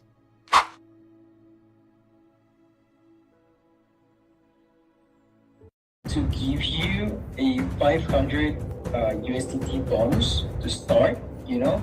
Do you have any other question? No, it actually seems very, very straightforward. I'm really, really interested in the deal. I thank you so much for contacting me, and I'm just ready to work with you guys. Yo, today I have a collaboration deal with a trading platform, and I want to go ahead and show you guys how I'm going to go ahead and close this deal, if God wills. I'm going to show you guys how to execute, how to speak properly, how you should dress. So today I'm coming in just coming in some drip here. Very formal. Has some roses on it as well too. Just a nice shirt, pants, sweatpants. Come wherever. People can't really see your bottoms. But in more real life scenarios, make sure you're coming professional there too. So when you're closing your deal, make sure you're confident. I don't care if it's a job interview, a business deal, whatever you're doing, your confidence is going to set you apart from the other candidates, from the business prospect choosing somebody else to give money to instead of you. So make sure your confidence is high. Make sure you know what you're talking about. Make sure you're well informed and work on your speech. Let's go and let's jump into it. Sorry for making you wait. Yeah, no, you're all fine. Okay, how's it going, man? It's going absolutely fantastic, sir. So thank you for your email. I'm extremely, extremely interested in the offer. I've partnered with another exchange before. Did a little promotions for them and they gave me bonus and stuff like that. But after checking out this exchange here, it's definitely looking extremely promising. I like the numbers. I like how long it's been around. And really the stability is something that I look for, especially when I push it to my community. I want to make sure that I'm pushing a stable environment, especially when it comes to, with the KYC and crypto stuff going on. But Awesome, awesome, man, awesome. Sounds great. Actually, I know that we have more time in the market than them. Yeah. And as you already mentioned, like we do have those properties as non-KYC in the US. I think they just removed that feature. I'm not really sure about it. Are they still having it? I don't believe so. Yeah, that's one of the bad things. For example, we do keep our KYC. If you want to withdraw at less than $10,000, you can still have KYC with us. That's a good thing. Yeah. Sorry for I haven't introduced myself. Just to let you know, I'm one of the heads of. Actually, I've been in this industry for around 7 years, since 2019. So yeah, basically, I was looking at your profile. I couldn't find any link actually. So I took it off. I just wanted to build and focus on the Stackmode brand. But I actually just did another partnership video today. It's not in my description, but I did a partnership video today for an AI company. And they just paid me some money to drop a video for them. So I'm all open to collaborations. I feel like it helps both brands on both ends, helps solidify me as an actual figure within the space. And I feel like it helps give the brand some actual organic traffic, since my members go ahead and check out you guys' platforms and stuff like that. Right. And you only have your YouTube channel, or do you have any Discord, Telegram chat? I don't know. So my YouTube, it's Stackmodechris. And then my Instagram too. I have about 8,000 followers on Instagram, about 8,000, 7,000 at the time of this, 5,000. Instagram is more active then. Yeah, my YouTube as well too. Monetized on YouTube. Shorts get a whole bunch of views. TikTok, 1,500 followers there as well. And 1,500? Yeah. Okay. So around 1,600, I think, and that gets a lot of views too. And LinkedIn, and then I also do have the website up as well too, Stackmode.net, and I have a lot of mentors, opportunities for my students, where I teach a lot of my students throughout the week how to trade and grow their business. Man. Awesome. So, sounds great actually. So how you used to work with Big Unix guy? Gotcha. So I work any deal with them? Yeah. So why also did you stop the work? Gotcha. So once again, just to focus on the Stackmode brand, I also did work in the finance industry as well too before. So that took up a big chunk of my time, but I actually stopped doing that to pursue just 100% Stackmode endeavors. So I will not be taking. You can take it, but I don't know, you decide, right? 100%. So this kind of things may incentivize them to whether or not to decide to trade, and obviously this is gonna get you more active traders. So maybe you will go directly from 75, to 125 traders, which is not crazy, We're not talking about huge amounts. So basically, this would, if we run the formula again, we would have 125 active traders depositing 1,000 per account. They still are swing trading, and they only are leveraging a little bit more, okay? Which at the end will result in a 25 million in trading volume, and of course, it's a whole different profit you're getting from us, right? So yeah, basically this is how the industry works. If you need me to send you this formula, of course I can send it to you later. In the upcoming, of course. By the way, to your users, we can give them a bonus. How much of bonus was? I'd have to check the deal. Let me see. One minute. Let me see. It was 70% commission, and it was futures was gonna. So they did it by USDT bonus. So they gave for $100 deposit, then they gave a $20 bonus, $300 deposit, then $45 bonus. Then they did it like that. Okay. What we can do for your users is give them a 15% bonus. Okay, and the minimum they should how can I say this? They should deposit in the platform. I can set it up to 200. Even though like for the States is 500, I can lower the threshold if you want. Okay. Do you think like this will help the users? Yeah. It doesn't even have to be exactly that, but if you think that works, 100%. Yeah, that works a lot. On top of that, what we can also give your users is like 100 USDT coupons. So these coupons are basically to cover the funding fees. Do you know what is a funding fee? Absolutely not. Me, please. Okay. Cool. So these are to cover like the funding fees. So this way, like your guys like will not spend a dime of their money like on the first trades, at least if they want to. If you're telling me that they are swing traders, of course they are gonna need this, right? Because this is gonna save them money. Okay. Yeah. Absolutely. So yeah. About the percentage, I heard you that they were giving you 70%.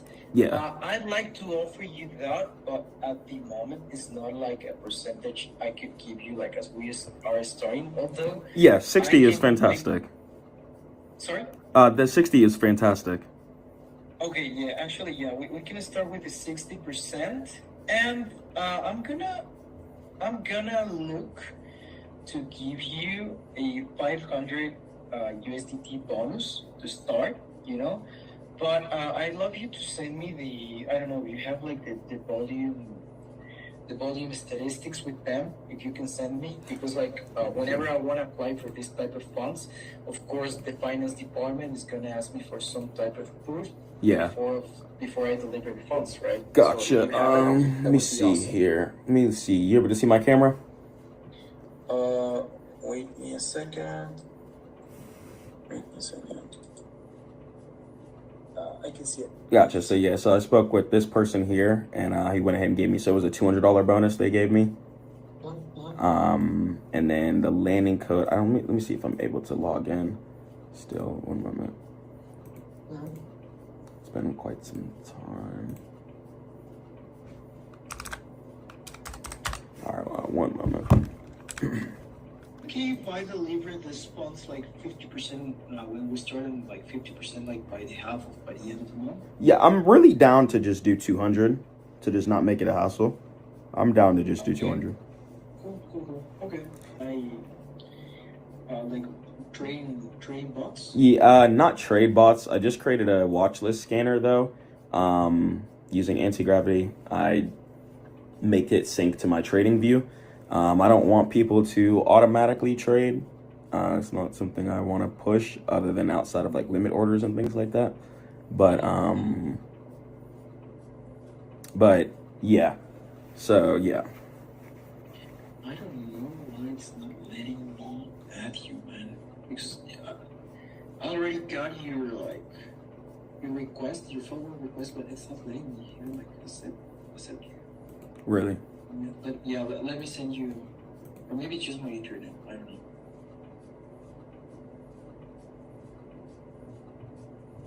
I have no idea. Okay. Can you send me a message? Have you already sent me? Yeah, on your Instagram, I got you. Okay. I can send you one. Okay. Okay. So whatever type of question you have or anything, just let me know. Of course, like the thing is, I'm helping you scale up your volume to 20 million, then to 40, then to 60, then to 100 plus, which is like where the good money comes. Okay. Okay, man. Okay. All right. Thank you, Chris, for joining. Thank you. All right. Bye. Okay. Take care. All Bye-bye. right, bye-bye. God is the greatest.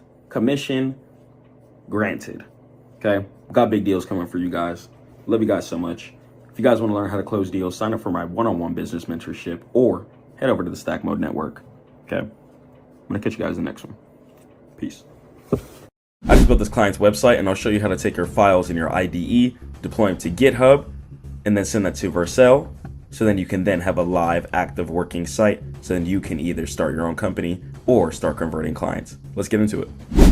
All right, so I'm going to go ahead and show you guys how to actually get your site that you created in any IDE that you use. I don't care if you use Cursor, Anti-Gravity, whatever you used, VS Code. I'm going to show you how to get it onto Vercel so you can actually ship live.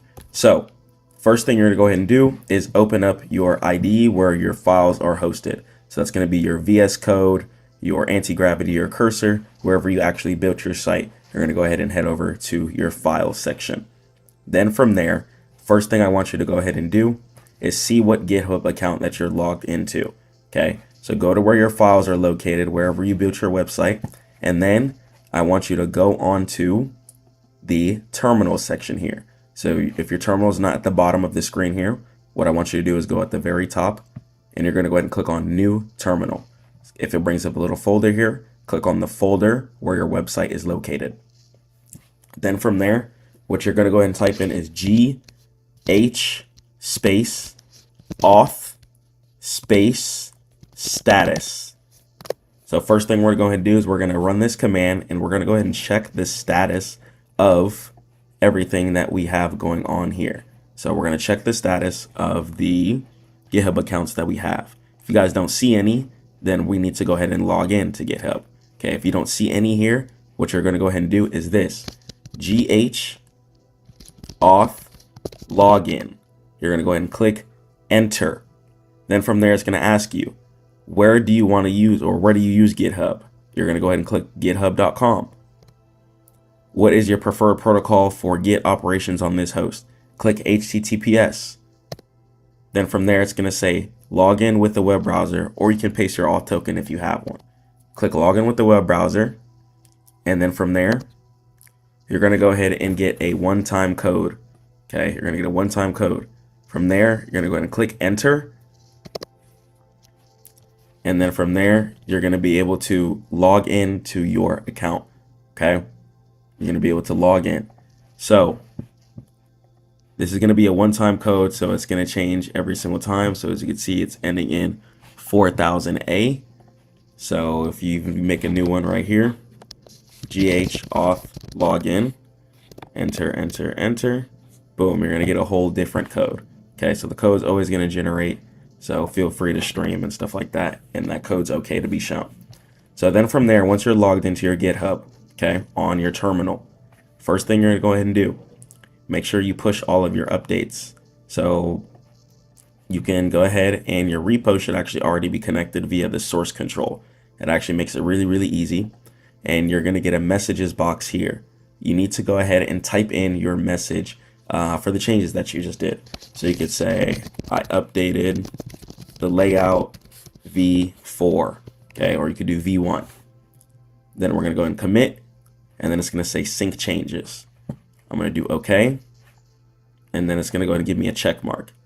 Okay, if you don't see a check mark, if you are getting errors here, go ahead and copy that error, paste that into the chat, and see if you can get it resolved, or you're probably not logged into the right account. You need to switch to the right account. You can also use the extension Git Lens, which is pretty good.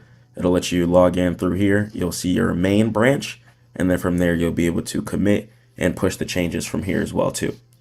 Okay, so now we're gonna have our site on our GitHub. Now I'm gonna go ahead and open up GitHub here. Okay, and I want to make sure that my project is actually here. So what I'm going to go ahead and do is click on the top right here, and then I'm going to go to repositories. Then from there, I'm going to go ahead and click here. So boom, I'm going to be able to go ahead and see the repository here. Okay, very, very clean, nice files here.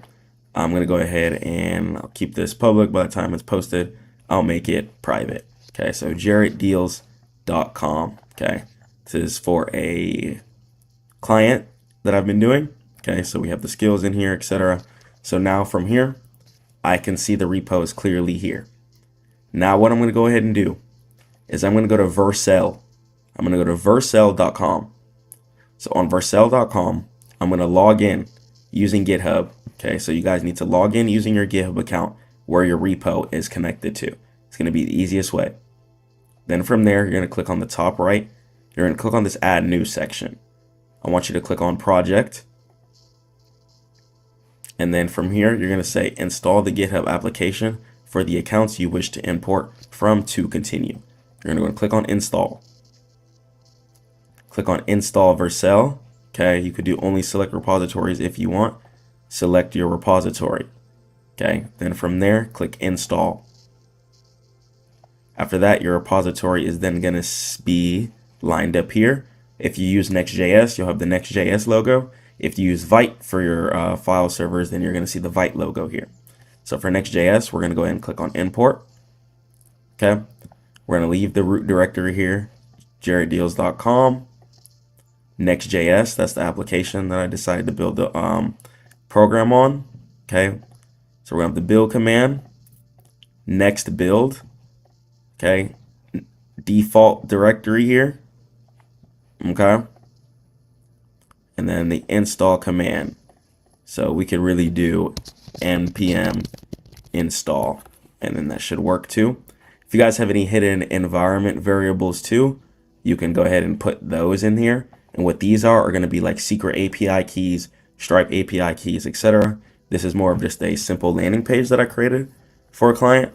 So I'm going to be keeping it quite simple for him in this example. Okay, so from here, I'm going to go ahead and deploy. So I'm going to click on deploy. I'm going to wait here, wait for the build logs to go ahead and generate everything. And if you guys are getting an error, make sure that your build commands are correct. Okay. If you're getting an error, also make sure that your application preset is correct. Okay. You should either be building your projects majority of the time on either Next.js, which is really, really popular. Makes it really, really easy to build your applications and ship them and deploy them easily. Or you can use Vite, which is also going to be really, really good too. So while this is building, I'm going to go ahead and break down. Okay, never mind. It happened so fast. No time to talk about anything else. So cool. Congratulations. We now deployed a project. So now what I'm going to go ahead and do, right? So here, you can install the plugins if you want. If you wanted to add Vercel plugins and stuff like that. So what I'm going to go ahead and do is go back into my anti-gravity, right click, and the paste. And then I'm going to click yes. So you're going to right click, install all the ones here. So if you're using Cursor or Claude, it should work. I thought it would work on anti-gravity, but I guess not. But if you guys are using Cursor and Claude, I guess that's the special ones they want to support. But if you guys want to do that, then yeah, that's that. So then from there, you know, job's not finished. So I'm going to continue the dashboard. I'm going to go ahead and click on jarrettdeals.com. Okay, I'm just going to go ahead and check it out. Make sure all my buttons work at the very top. Very clean 2D site here. So Jarrett the deal maker, boom. Top left sends me back up here. Have here, boom, boom, boom, boom. Text now, call now buttons. Very clean messages. Call button straight through the browser. Very, very clean. Sales group button as well too, straight to his group. All the deals he's done. Very, very clean. Straight text for him. Straight SMS. Everything he offers. Clean 2D diagonal cards. We have a on load in here chart. So very, very cool. So as the chart scrolls, you can see the chart decides to go up as you scroll. Little animations like that. Very, very interactive. Very cool. Let's make him a deal. Awesome. Y'all know what loan song that is. Boom. Send your inquiry, which will send it straight to his email. And then we have the social medias here as well too. Privacy and terms and conditions pages. Got to generate those too. Okay. So yeah, now that the site is working, we have the Vercel.app. Let's go and let's change this from the Vercel.app to an actual domain. So I'm going to go to Vercel here. I'm going to go ahead and click to the left. Okay, and I'm going to click here where it says domains. So whenever you click domains, I'm going to click on add existing. Okay, so the existing domain that I do have is going to be jarrettdeals.com. So I'm going to go ahead and copy and paste that. Copy and paste your domain name. connect to an environment. Make sure you're doing production, so it's doing the one that's actually live. And then from there, you're going to go ahead and create it. So after that, it's going to say invalid configuration. So I'm going to go ahead and click on edit, make sure it both says jarrettdeals.com. Okay. You can go ahead and completely ignore that. Go ahead and click on your DNS, and what you're going to go ahead and do is put the Vercel DNS on your name server.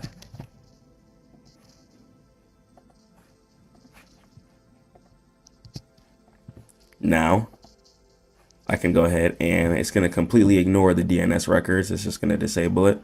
So now I'm going to go ahead and click on refresh, and then there we go. It's going to go ahead and generate certificates. And then from there, we can go ahead and update your SEO images and stuff like that too. So I'm going to go ahead and go to anti-gravity. I'm going to say, use this picture that I just added in the chat and optimize it for SEO, this title and description, and use the pasted image for the SEO when people search. Okay. Then from there, I'm gonna go ahead and make a custom J logo.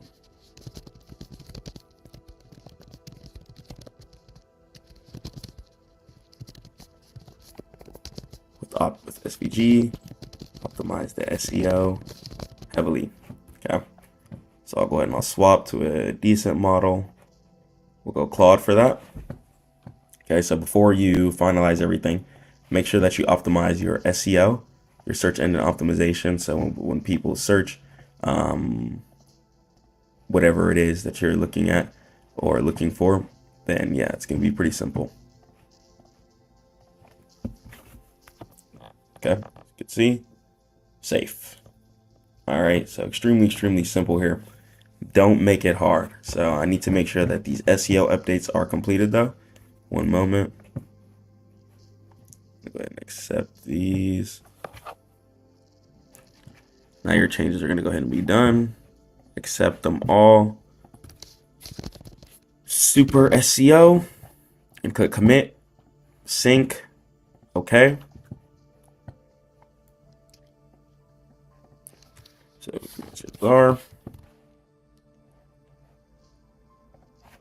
So now what I'm going to do is go back to Vercel deployments. Pray to God that these go through. God, please.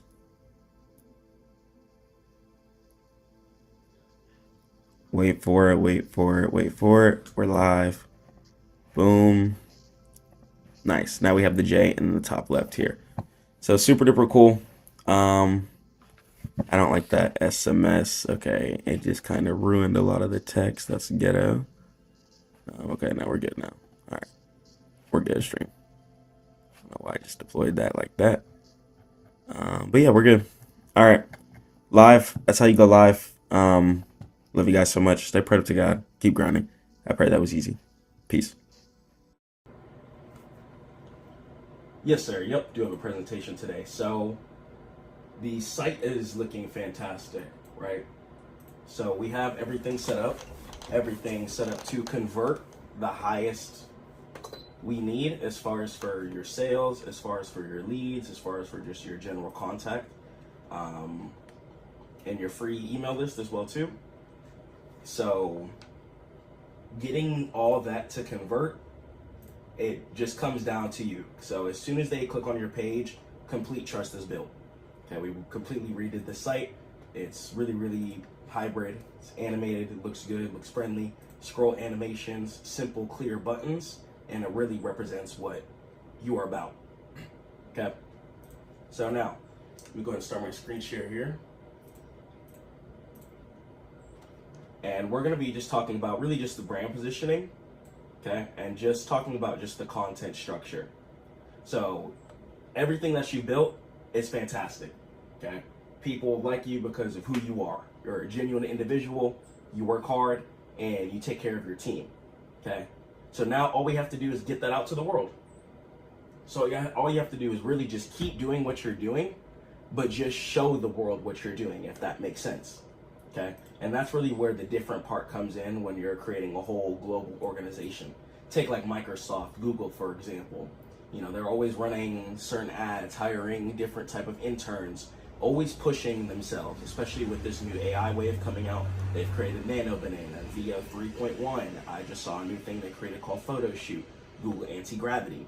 So just different positioning structures builds a whole ecosystem like you guys already have. You guys have the water machine, you have the M-Guard, you have an environment where people can come in, feel like family with people, and change their life and make income, regardless if they're an immigrant or not. Okay, so it's a really, really solid structure that you have. It's an amazing, amazing team, and it's really just time to get that out there to the whole world, because you guys, if anything, I think people should be working with you guys' team. You guys are, once again, saving the world with your products too. So it's really, really, really easy for you to get high-level people as well too, who really care about improving the world's health and just improving everyone else's mental and well-being, which is really, really easy for you to get hard workers such as like Za, etc. So you know what I'm saying? So I see why you guys have been able to dominate. So the brand, you. Okay, so we'll talk about the content missing. So for you, we need to build insurmountable amount of credibility and trust around True Legacy. Okay, you guys have already worked with high-level athletes and celebrities. So this is like I told Zal too. Any meetings that you've been in with the Enagic CEOs, any type of high-level corporate events that you've been to, that you've structured or anything, get that out there.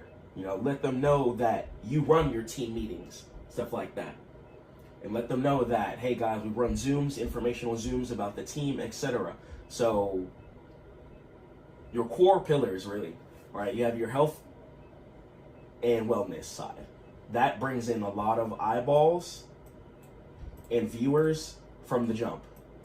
Okay, so you can use your health and wellness side to bring in viewers. And it's really, really great that it's a health and wellness based product that you guys focus on too. So it really, really helps. Even coming down to the beef that you guys sell. You know, you want people to eat high quality beef from the cows that have only been drinking the most high quality water. So it's really, really solid. I've tried to do as much research as possible. Same thing with this. CEO lifestyle and leadership. Okay, people coming from immigrant countries, being able to create a life for themselves, being able to travel across the world and still get paid. You know, very, very stable and ample opportunity that I think people would highly be interested in, especially in these times when the job market isn't as stable as it used to be. So people are looking more towards sales and stuff like that. So really, really solid there. So True Legacy can easily take over. And team building and global opportunity. This is also what sets you guys completely apart. Some other corporations only work within the United States, like I'm sure you know, but you guys being available in 51 plus countries and scaling is really, really impressive. It's really, really good. And the fact that you speak Spanish too is also a really, really big heavy hitter. And you're going to be able to use that to really just get out there to more people. Now, to be honest, that does bring more work for you, but you're CEO, I know you're ready for this, but the fact that you speak Spanish and stuff like that too, just getting content out on both sides is really, really important. If I'm not mistaken, Latin music is like the biggest music in the world, if I'm not mistaken, like bigger than rap, if I'm not mistaken. So yeah, so the whole South American community, huge, and even in Europe too, the Spanish speakers there. So you being able to cater to them, that's already a whole nother window of revenue that people don't have access to, that you do. So definitely pat yourself on the back for that. So the fact that you speak Spanish gives you a gigantic opportunity, especially in the content creation side space. You're gonna be able to just eat and dominate. Okay. And faith too, you know, it's keep the humanity going is really, really what's important. That's why your company will be one of the biggest companies in the entire world. It's because you guys are focusing on the humanity, especially as we're going into this technological AI-driven realm. The fact that you guys are bringing humanity, health, and wellness, and human structure to the forefront of society and helping people get paid to push that too, really, really solid. And as the world becomes more robotic, things and programs like this I can see being at the forefront. People streaming online away from AI is great business-wise, but as far as our everyday life, you know, we still want to all have that human connection and that care for each other. So, and testimonials and social proof. So once again, too, I've seen you send me a lot of pictures walking around with CEOs, bosses like yourself, athletes, celebrities. So get that out there. Let the people know, you know. It could just be something simple like a YouTube intro. Be like, hey guys, you know, I was here with whoever. I was here with Tom Brady. We were showing him the machine with you, and just helping the people know, like, oh, okay, you know, one of my favorite football players uses this. Maybe I should whip my card out and get this too. So cool. So we'll talk about pillar one. So we'll talk about the K8 education. So really teaching the machine. So most people have never heard of ionized alkaline water. Most people are still drinking tap water or just normal bottled purified water with no type of minerals, oxidation, or energy or aliveness in their water. So this is where you guys come in. Your job is to be the trusted expert who explains it clearly and honestly. So as far as the $4,000 justification, so they have the payment plan too, which is really, really good, but some people will be able to just buy it off the front. And if you focus on more of those people, the quicker you'll get rich too. So as far as like the $4,000 justification. So it's hard to sell a $4,000 machine without deep education. When they understand the science, the benefits, and the reasons why they'll win, because as humans, we're all trying to win. Okay, you know, it's the reason why we all take care of ourselves in certain ways. People who actually do care about winning, take care of our responsibilities, make sure we're on top of our discipline, taking care of our relationship with God, so we can win and get to heaven, you know, etc. So as humans, we're trying to win. So when you're setting people up in a position to help them win through the K machine, through the M guard, and through an opportunity to help them make money, you're dominating. You're dominating. Okay, so it's really just getting it out there. So when they understand the science and how they're going to be able to win too, their price is going to become justified. They're not even going to care about that. They're going to be like, whatever, I'm going to throw it on the $500 a month plan, $200 a month plan, or some people might just one-shot it. Boom, go buy that, money in your pockets, money in your teammates' pockets, everyone's winning. And the law of reciprocity. So people who buy from those who teach them. So you're a CEO. This is why you have the advantage. You're a CEO. You have so many videos on your channel of you actually displaying the product with live examples. So you already have extreme trust. Now all we have to do is get you a heavy-hitting video, like 100K views, million views, and then all those other video views will ramp up with them, and then you're going to be able to have just the most trust in the ecosystem. That everything you drop will be put into the algorithm well, and then anytime the familiarity of the machine comes up, you guys are going to be the forefront of it. True Legacy will be the forefront of that. Okay, because you guys are the first people on the internet I've ever seen even promote this. So you have the whole internet on the chokehold. Just saying. So you guys have a lot more control over the internet right now than you might think. You have a lot, but it's just streamlining that. So good content handles objections. So what I sent to Zaw too, what I didn't want Zaw to run into, is people thinking that it's an MLM, or people thinking that it's some type of scheme when it's not. So I'm really glad that we created the site, streamlined all the links and the buttons to separate everything. Hey, you want the water? Go here. If you want to join the team, you go here. If you want the free PDF, you go here. Instead of just water video and then job form. So now the MLM whole scheme gone. That whole thought process will go away from people's brains as soon as you guys just keep streamlining and pumping. So boom, now everything is organized. So your mix. So a lot of your content, just like you post now, and it's really just making sure the titles are right. So your content mix should be 70% educational. That's going to hook in the viewers really, really hard and build a lot of trust for you. And 20% entertaining videos too. Just like you do, you know, when you're posting yourself hanging out on the beach, you're like, yo, this guy's vibing out. He's doing sales, he's living the life, he's married, it seems, and it's just a fantastic ecosystem at that team. So when you're posting lifestyle stuff, that helps too. So keep vibing out. Keep just doing you, being you. That definitely helps a lot on social media. And then 10% promotional. You know, when you drop your yearly like unboxing videos I see you guys have been doing the past few years, So 10% of your videos can be like that, like a little unboxing video, a test video, a video of you showing how to clean the machine, stuff like that. Great examples. So as far as the safe language, right? Strict compliance is required to protect the brand and your business.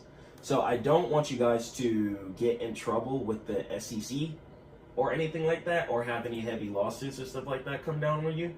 So yeah, I really care about you guys. That's why I'm gonna try and just tell you guys everything I can. So the prevents disease and stuff is fine, but certain words like certain things like cures cancer, definitive things like that, I noticed they like to ban, and it's not even your fault. But the way you guys do it now, though, like the electrolyzed reduced water, the anti-aging water, healing water, great, fantastic. So you guys are already doing everything right at that point. As far as promoting as the anti-aging water or the healing water, fantastic. Okay, or even electrolyzed reduced water, micro-clustered water, you know, etc. But as far as things like bringing up cancer and certain things like that, you could talk about it on your videos. But as far as like in descriptions and stuff like that, I would just watch out, just in case, because it is a health product too. So yeah, and you guys are promoting wellness, but it's not something you have to think about too much. But yeah. And as far as just the hooks too, so let me go and pull up your channel here now.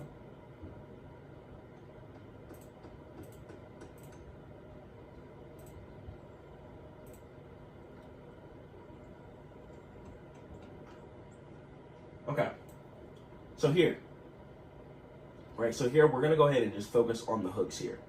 Okay, so we have a lot of the base videos down, which is good, but we're going to get some, okay, this is good.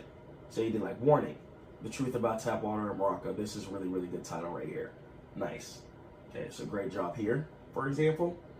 But we really just want to just make them less basic and more engaging.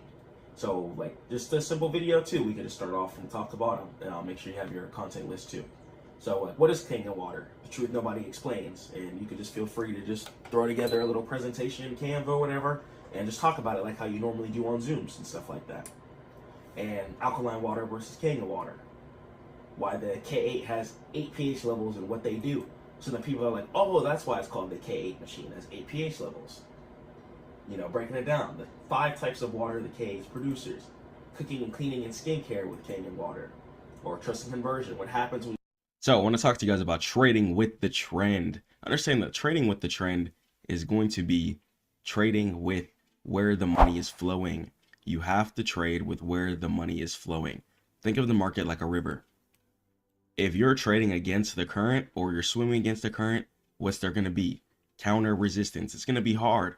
So if the market's going in a heavy uptrend, lots of buying is happening, lots of liquidity, lots of money is flowing into the upwards direction, and you put in a short and you notice market still keeps going in an upwards direction, you're swimming against the current. Stop swimming against the current. If you're doing that right now, stop doing it. If you see market going in an upwards direction, you need to be buying in an upwards direction. If you see market shorting, okay, then you need to trade with the trend and take shorts. Stop trading against the market. Stop trying to see market go in an upwards direction and be like, market's going to short exactly right here. And then try and plant something that's not even going to happen. Next thing you know, buyers are still in place. The breakout happens. And then price continues in an upwards direction. Why? Because the trend is so heavy. The buyers have stepped in. If it's an upwards trend on the higher time frame and it's real, it's going to be a heavy trend. Okay. Trading. It's the art of reading human psychology through price. Most traders fail because they look at the reflection and not the source. And price is the only really thing that matters. Where's price going? Is price going up or down? Price can literally only go up or down. Trading is quite simple when you think about it. Okay, everything else is pretty much a derivative. So any type of indicators, things like that, all delayed, not things you need. So let's talk about the cycle of money. So accumulation, right? Professional buying. Accumulation is going to be people loading up on things, people loading up on shares, people loading up on crypto. When people are accumulating large amounts of an asset, such as the government, many governments buying hundreds of millions of dollars worth of Bitcoin, for example, Okay. Accumulation is going to be when an investor or an investing class, such as a government, a hedge fund, and the hedge fund is pretty much just a bunch of people with a lot of money coming together investing, and they buy. Okay. And markup is going to be letting you know that there's a visible trend. Okay. And professional selling as well too. Distribution coming into play. Okay. Is market going in a downtrend? That's all it is distributing going on. Okay. And accumulation is just a bunch of buying, people loading up on shares, cryptocurrency, whatever. Okay. And the markup. So as far as certain things, you can wait for pullbacks, wait for support to confirm, and you could see breakouts, such as breakouts into new all-time highs to confirm the markup phase. Okay. A lot of the time that's going to be where the easy money lives, and risk is going to be the lowest. Okay. So if market is continuously breaking areas of resistances, okay, you can wait for market to pull back and buy each pullback until market comes back to the area of resistance. And you can continue to hold your contracts for a breakout if possible too, because you have to understand that market, in order to continue in an uptrend, for example, has to break areas of resistances above current price or areas of support above current price. Okay, let's head over to the next slide. So the anatomy of an uptrend. So higher highs plus higher lows equals a trend. So higher highs equals exactly what I talked about on the last slide. Areas of resistances, which is just going to be areas where market decided to sell off at. That's all an area of resistance is. And then you're going to have areas of support, which is going to be areas where market decides to buy at. And that's going to be where buyers are stepping in it. Yeah. So sellers resistance, buying at areas of support. And you see higher highs, which means areas of resistances are getting broken into higher areas of resistances. Okay. See these areas of resistances, see how each one of these are higher, and then you're going to have the higher low. So look at this low, this area of support where buyers are stepped in. Then this low, buyers are stepped in. And this low is higher than this low. This low is higher than this low. This low is higher than this low. Okay, so whenever you see higher lows getting put in and higher highs getting put in, then you know price is trending in an upwards direction, inshallah. So certain things matter. Resistances getting broken out into new highs and higher lows being maintained, so price doesn't keep dumping down to the same areas of support over and over again. So it can actually trend in a staircase. So identify the last higher low. Higher lows are going to be good areas to enter, and that's going to be a really good pullback entry. And some people do find success in breakouts as well too. Find your bread and butter, find what you like to play, and play that. And as long as that low holds, then the trend is going to go ahead and be intact. And risk versus reward. So you might see certain things like on the risk reward tool, like 1 to 4, or you might hear terms like 1 to 2. So what this means is, let's say the 1, let's say you're risking $100. So if you're risking $100, then the 4 is going to be a multiple of that. So that means you made $400. So if your risk is $100, you made $400, your overall profit would be $300. Okay. So you always want to try and make double at least whatever you're risking. Okay. So if you're risking $50, try and at least make 100. If you're risking 70, try and make it at least 140. Okay. If you're risking 1,000, try and at least make 2,000. And that's going to be a 1 to 2 whenever you're just catching the double multiple like that. And the strategy is only as good as the exit. So remember, as higher lows and higher highs are getting put into place, let's say you are trading in an uptrend. Let's say you caught a higher low entry, such as right here. You want to make sure you're closing at the area of resistance, most of your contracts at least. Okay. And then if you want to play a breakout, let's say you have 3 contracts, then maybe hold 1 contract for a breakout and see if price will continue. Okay. But don't be greedy and take profit. Target the next major horizontal resistance or area of support above current price. And that's going to be a trouble area where a lot of orders are going to be sitting. Okay. People are going to have what's called limit orders. and bracket orders, which are automatic orders when price comes in contact with a certain area. Either price is going to sell or buy, because people know price is waiting to react at that certain heavy area.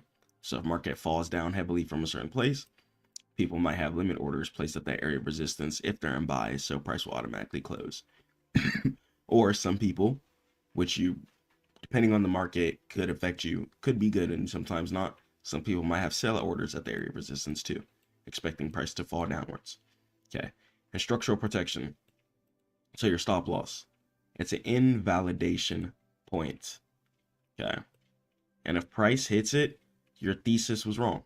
Accept it and move on to the next trade. Don't break your account structure and everything you've been working hard for because you want to have an emotional moment. It's not worth it, I'm telling you. Okay, stay focused, stay disciplined, and stay prayed up to God, and just keep working on your craft. Don't give up. It's really important to not give up. Okay, let's do it. Indicators, just trash. Okay, all of them. All of them, in my opinion, are trash. Okay, everything you need to see is baked into the candlestick chart, which I'm going to cover right after we get over these slides. Okay, but all these RSI, MACD, stochastics, EMAs, barf. Okay, trash can, and we take the indicators and we put them in the trash can. That's what we do. Okay, we grab the indicators, you get on your trading view, you get on your broker, you click the trash can on them, and you delete them. Everything you need is baked into the chart. Why are you looking at lagging indicators? It's not worth it. They tell you what already happened. Just look at the chart. Look at the chart and look at your higher time frames. Stay prayed up to God and focus on your wisdom. Focus on how you're analyzing the charts. Focus on how you're feeling the charts. Okay. So the lag. Late data is going to kill your edge because you're relying on something that's already in your face. So stop it. A lot of people do that in life. A lot of people look instead of just doing and reacting. And it can cause analysis paralysis. Clutter clouds judgment. Instead of just being confident in the candlestick chart analysis mixed in with the economics with whatever you're playing, you're waiting for an indicator. Stop it. I used to be there. It's not worth it, I'm telling you. So naked charts, okay, just straight up candlestick charts, all you need. Indicators suggest reversal, and price action proves it. Stick to the source data. Stick to the actual candlesticks that are moving in your face, not lines that react off of the candlesticks later. Please don't do that. Don't destroy your account like that. Don't destroy your future's family profit like that. You got this. You're the breadwinner. You can't fail. Okay? And if you do, get up, scrape your knees off, and pray to God and keep winning. Don't let these indicators hold you back. Let's go. Simplicity wins. I'm going to show you guys how to read the chart with just candlesticks. No indicators, no squiggly lines on the candlestick chart. It's not making sense. Turn it off. Turn everything off. Okay, trade price, not the derivative. Follow institutional footprints. You can see it all. A lot of it's going to be baked into the higher time frames. Okay, stick to your weekly, daily, your 4 hour, okay, and lowest maybe your 1 hour. Okay, stick to your higher time frames. It's really going to help you get that good edge and break everything down strategically. Remove the clutter, use your higher time frames, and use horizontal lines. Let's go ahead, continue on to the charts. So we're on the charts with it. Let's go ahead and analyze Bitcoin. So I'm going to show you guys two examples. I'm going to show you guys how to read an uptrend. And then after this, I'm going to show you guys how to read the downtrend. So a lot of the times the United States markets and cryptocurrency are meant to go in upwards directions. So US stock markets are meant to go in upwards directions due to the fact that the more successful that these worldwide companies are, the more taxes they're going to be able to pay to the US government, whether via business taxes or the more employees they're going to be able to hire since their companies on the stock market. And the whole reason companies list themselves on the stock market is so they can generate more income, which causes them to build more buildings, which needs more people to maintain. The more people, which means more taxes can be taken out of their wages, the richer that the US government gets. So It's really imperative that US stocks go up year after year after year, especially the big important ones that help the whole world. And cryptocurrency. Cryptocurrency is meant to go in an upwards direction because the creators of them, especially Bitcoin, is going to be finite, which means that there's a limited amount. Okay, so people are trying to buy it up, and there's a lot of imperative value to owning cryptocurrency and buying and holding. So let's talk about how to read the uptrend. So a lot of the times you want to be starting on your higher time frames first. Make sure you're not trading when price is already at all-time highs, okay? Because then you're just going to go ahead and get pulled back on. It's not worth it. You don't want to get pulled back on. It can really, really just destroy your account buying at all-time highs. Buying after all the hype is done, you want to buy at pullback areas and then catch the sweep upwards, okay, back to the area of resistance above current price. Okay, so I'm going to go ahead and show you guys how to analyze the trend. So I'd like to go ahead and zoom all the way from the beginning. I don't like trading trash personally. I like to make sure I'm trading a trending asset, and I like to ask myself, does this asset go up year over year? Okay, if it doesn't go up year over year, I'm not even worried about the uptrend. I'm worried about if I'm trading something decent or not. Okay, Bitcoin, for example, I can see has gone up year after year after year after year after year. Okay, so in my opinion, this is going to be a good asset for me to trade and catch an uptrend on. If it doesn't go up year after year after year, if it's sideways, like if price action was like this, and then this, and then this, and then this, and then price was over here today, it's not something I'll be looking forward to uptrending on personally. Okay, but I could see price starts from here and decides to progress over time, and I like that a lot. Okay, I can see a lot of upwards projection value in this since year after year data is showing me that it likes to uptrend. So I can see price decides to burst up. So we started here from the beginning of time, price came up and it bursted up here. So buying started happening. So when you start seeing price heading up in an upwards direction, multiple green candlesticks, a lot of times is what I like to look for. Multiple green candlesticks on my higher time frames in a row. Okay, it's going to signal a lot of the buying. Okay, a lot of buying happening here. The price decided to top out right here. And then it fell down. Price decided to fall down and create an area of support. So let me go ahead and show you guys here. When price decides to fall down from an area, that's going to be called an area of resistance. And when price decides to bounce upward from an area, that's going to be called an area of support. Okay, resistance is going to be an area where price falls down from. Support is an area where price decides to bounce upward from. Okay.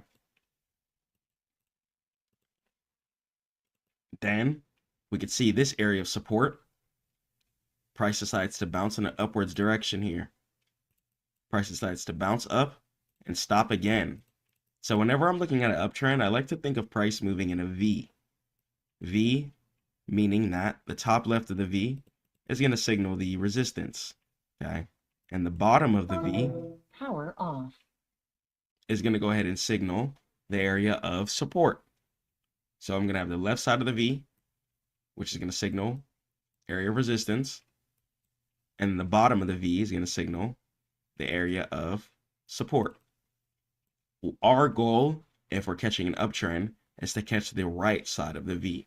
So on my higher time frames, I like to wait for price to make an area of support first. And if I get multiple green candlesticks heading in an upwards direction after price has already fell down, because that's going to let me know that sellers are selling. And then if I see price making a bottom and then buyers start buying, that's going to let me know that price is done selling and buyers have stepped in. Okay, price is not going to sell forever. And there's also going to be a lot of laws, especially on the stock market, such as the short sale restriction, which prevents a lot of things from just flash crashing to zero. So you can see here, price decided to create resistance all the way from here. And price decided to fill in and even break the area of resistance right here. Okay. And price decided to make a new high from here.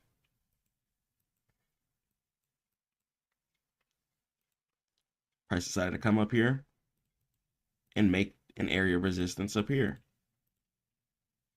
From there, price decided to make the left side of the V again, come down, bottom out, and make the bottom of the V.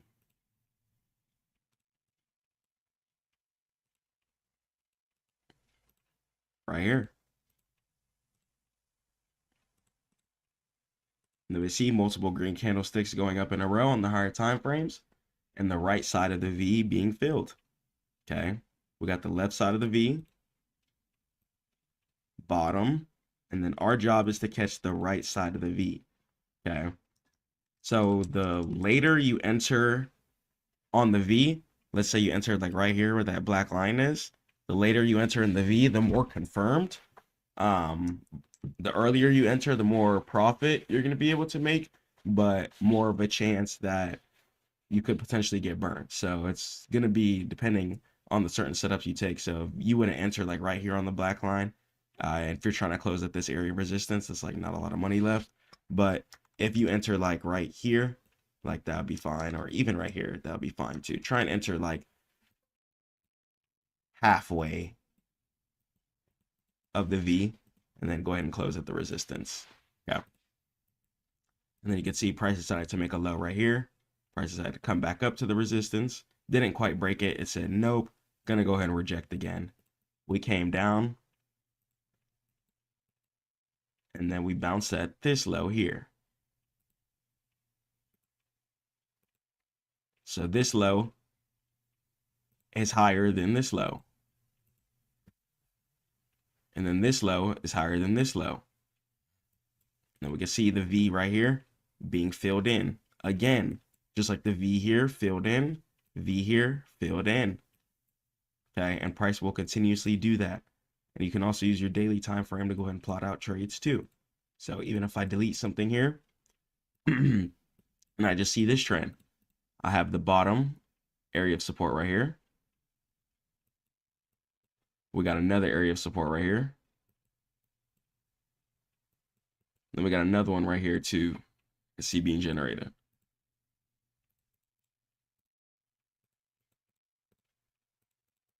Price making higher lows. Price is making higher lows. See price uptrending. Yeah. It's going to be a really, really important thing to look at. And you can see these V structures being filled in. So top left of the V, price started here, area of resistance was formed, price came down, bottomed out. Then the right side of the V got formed, resistance area got broke, price came down, did the same thing again. Price bursted up towards this area of resistance here. Came all the way down, made this area of support, and did the same thing once again. Okay, could see price deciding to progress over and over again. Okay, and we're coming down here. Looks like it's trying to hold a new low, and we could potentially see over time if this low will remain higher than this low here. Okay, and if so, that's going to be another verified area of support. I like the multiple green candlesticks here on the daily. On the weekly here, we do have some sideways weekly candlesticks that are green. So we'll see about another week here too. Okay. So higher lows and higher highs are going to be something to look at whenever you're reading your uptrend. Let's over to the downtrend. All right, let's go ahead and talk about analyzing the downtrend. So when you're analyzing a downtrend, you want to be looking for lower lows and lower highs. Okay, so let's go ahead and let's talk about it. So let's say price decided to super top out right here. You know, it had a good run. It's been uptrending for a while, but since then, it's been trying to head down to the graveyard. So let's analyze and break down how you can catch trades when price is heading in a downward cycle. So you can see price here created an ultimate area of resistance. And resistance is just going to be an ultimate area where sellers are coming in. Okay, sellers are coming in to this area since price is falling down. Then you're going to have price making bottoms. Okay. Once again, that's going to go ahead and be areas of support. Support is going to be an area where buyers are going to be stepping in. Okay, you're going to have support, and then you're going to have resistance.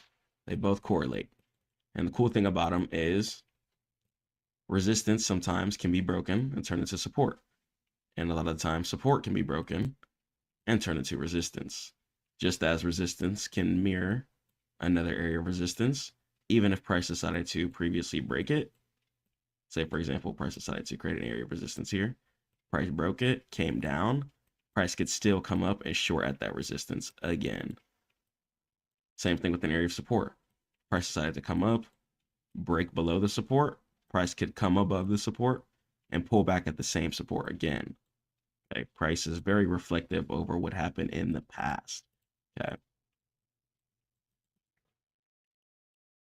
So let's go and let's keep analyzing. So you're going to have the area of resistance where price decides to fall downwards from. And then you're going to have the area of support where price decides to bounce in an upwards direction from. Okay. Both important areas to look at. So resistance, just like I said, can sometimes be broken and turn into support.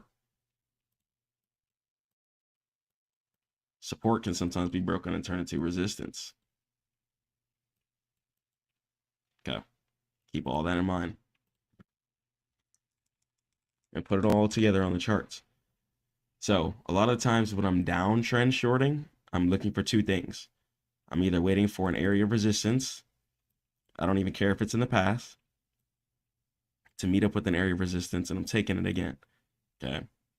Or I'm going to wait for an area of support to be broken and turn into resistance. Okay. So let's find an example here. So let's say price decided to make this area of support right here. Could see price decided to make this mini bounce after a heavy downtrend from a while. Okay.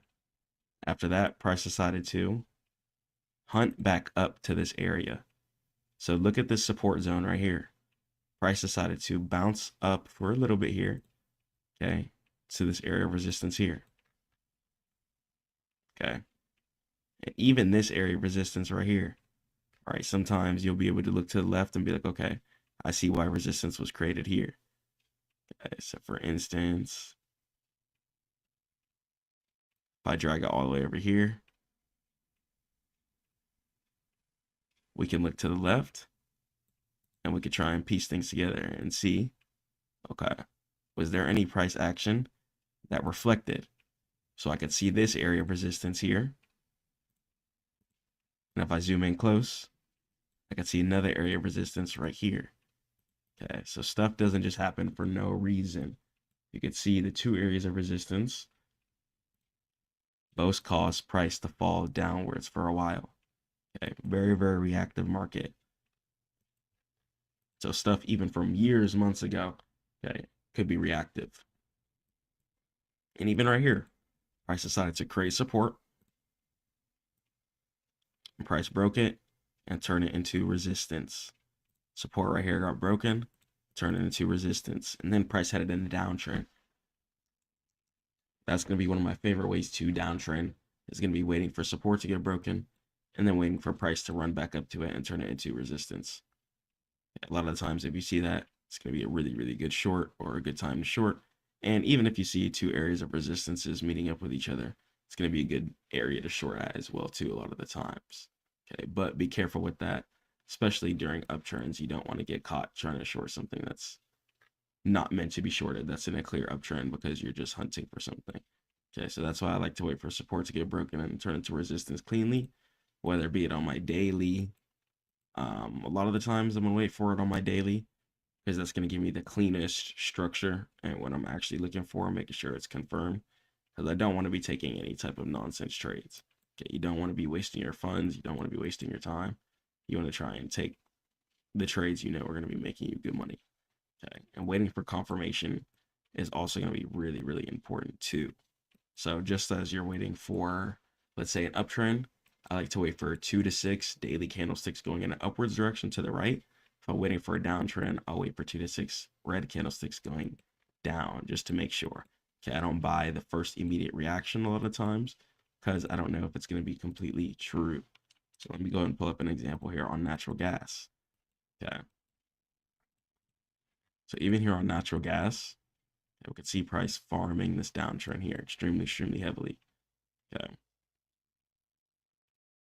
And certain trades can be found by just being patient, okay, analyzing the market, and really just taking your time.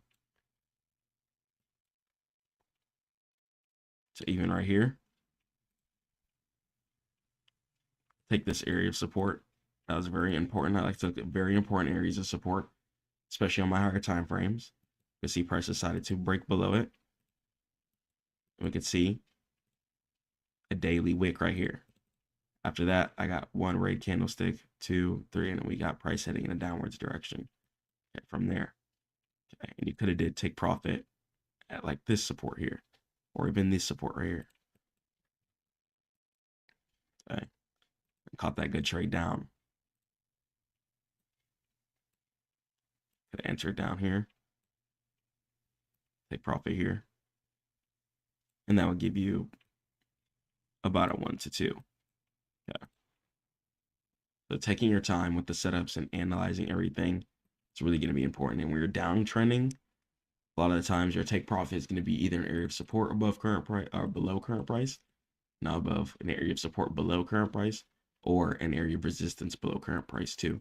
Because just like I talked about, resistance can turn into support. So when you're shorting, your take profit can either be resistance or support. Same thing if you're uptrending too. So yeah. So say here,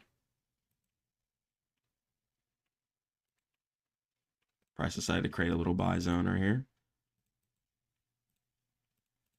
Price bounced in the same area 3 different times. Price broke it, and then price hunted all the way up to it, shorted, and then gave us 1 red candlestick, 2, 3. I like that a lot. You could have did take profit at like this support right here, and you could have went ahead and caught your trade. Okay.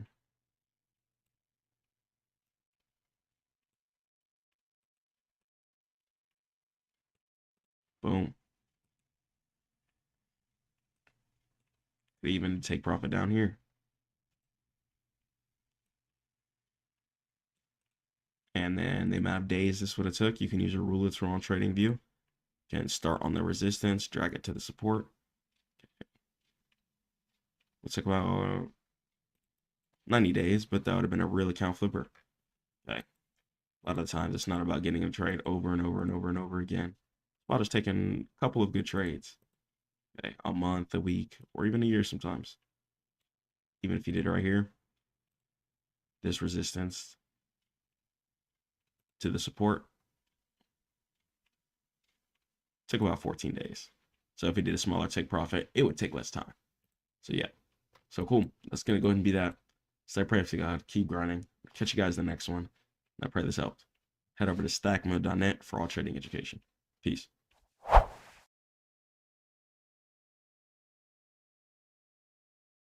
Most beginners lose money trading futures, not because the market is hard, but because they start wrong. Today, I'm going to show you the right way and the simple steps to your first profitable futures trade. By the end of the video, you'll know exactly how to pick the right contract and how to avoid the traps that wipe out new traders, and the exact setup professionals use to stack consistent wins. No fluff, no complicated math, just a clean, actionable beginner framework that actually works in live markets, prop firms, and even if you've never traded futures in your life, inshallah, if God wills, you'll know how to trade it by the end of this course. Let's jump into it. Okay, so this is going to be how to trade futures and catch dips and certain lows. Okay, so we're just going to go ahead and jump straight into it. So what you want to do is start off doing top-down analysis. Okay, top-down analysis is when you're going to be starting from your highest time frame and scaling down to your smaller time frames. So what we're going to go ahead and start off with is our weekly time frame. Okay, our weekly time frame are going to be our eyes Okay, you're going to be able to see absolutely everything you need to see on the screen. You got to start on a higher time frame.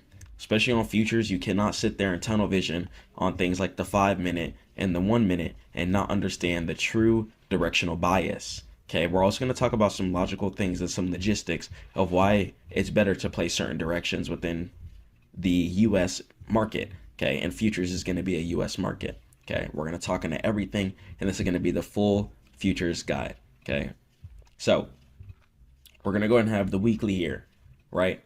Weekly time frame is going to be our eyeballs. Okay, we're going to be able to see everything we need to see on the higher time frame basis. That's going to be pretty relevant. Then from there, you want to go ahead and head down to your daily time frame. Okay, you're going to go down to your daily time frame. It's going to show you a little bit more candles than you would see from your weekly. Okay, and each one of the candlesticks that you're going to see is going to determine the amount of price action that's happening within a certain time frame. So if you're on the weekly time frame, each one of the candlesticks that you see will represent 1 week. If you're on the daily, each one of the candlesticks will represent 1 daily. Okay, so that's how things fluctuate and change. Okay, so it's just about knowing when to use certain time frames and how to use the flow. Okay, and once again, the flow is going to be going from your highest time frame to your lowest time frame. Okay, highest time frame to your lowest time frame. So we're going to go from the weekly to the daily to the 4-hour time frame. Okay, the 4-hour time frame is going to be extremely important, and we're going to talk about why. So if I get on the 4-hour time frame, we're going to see here in the bottom right of trading view, okay, you're going to see the words ETH. Okay, so look in the bottom right here, you'll see the words ETH. ETH is going to stand for extended trading hours. Okay, it's going to stand for extended trading hours. And what that is going to show you more candles that would be hidden than if you didn't see. So market is open normally from 9:30 a.m. Eastern time, okay, to around 4 p.m. okay, Eastern time. Okay, that's going to be like the basic stock market time. But with extended trading hours and with futures, market is also open on Sunday. It opens at Sunday at 6 p.m. and is open until, I believe, Friday at around 6 p.m. as well too, Eastern time. Okay, so extended trading hour is going to show you the Sunday hours, which you need to see. Okay, if I turn off extended trading hours, okay, the chart is going to look a little different, and you're going to see little areas like this, okay, where you're going to see gaps in between certain spaces.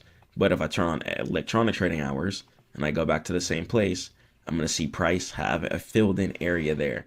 Okay, so that's why extending trading hours is extremely useful to use, and why you can't just live completely on your higher time frames. Okay, all your time frames are going to be useful. Okay, you got to use all your time frames. Got to. Okay, all of your time frames are going to be important to use. They're all going to help you out, and it's about knowing when to use what, once again. Okay, so that's going to go ahead and be that. So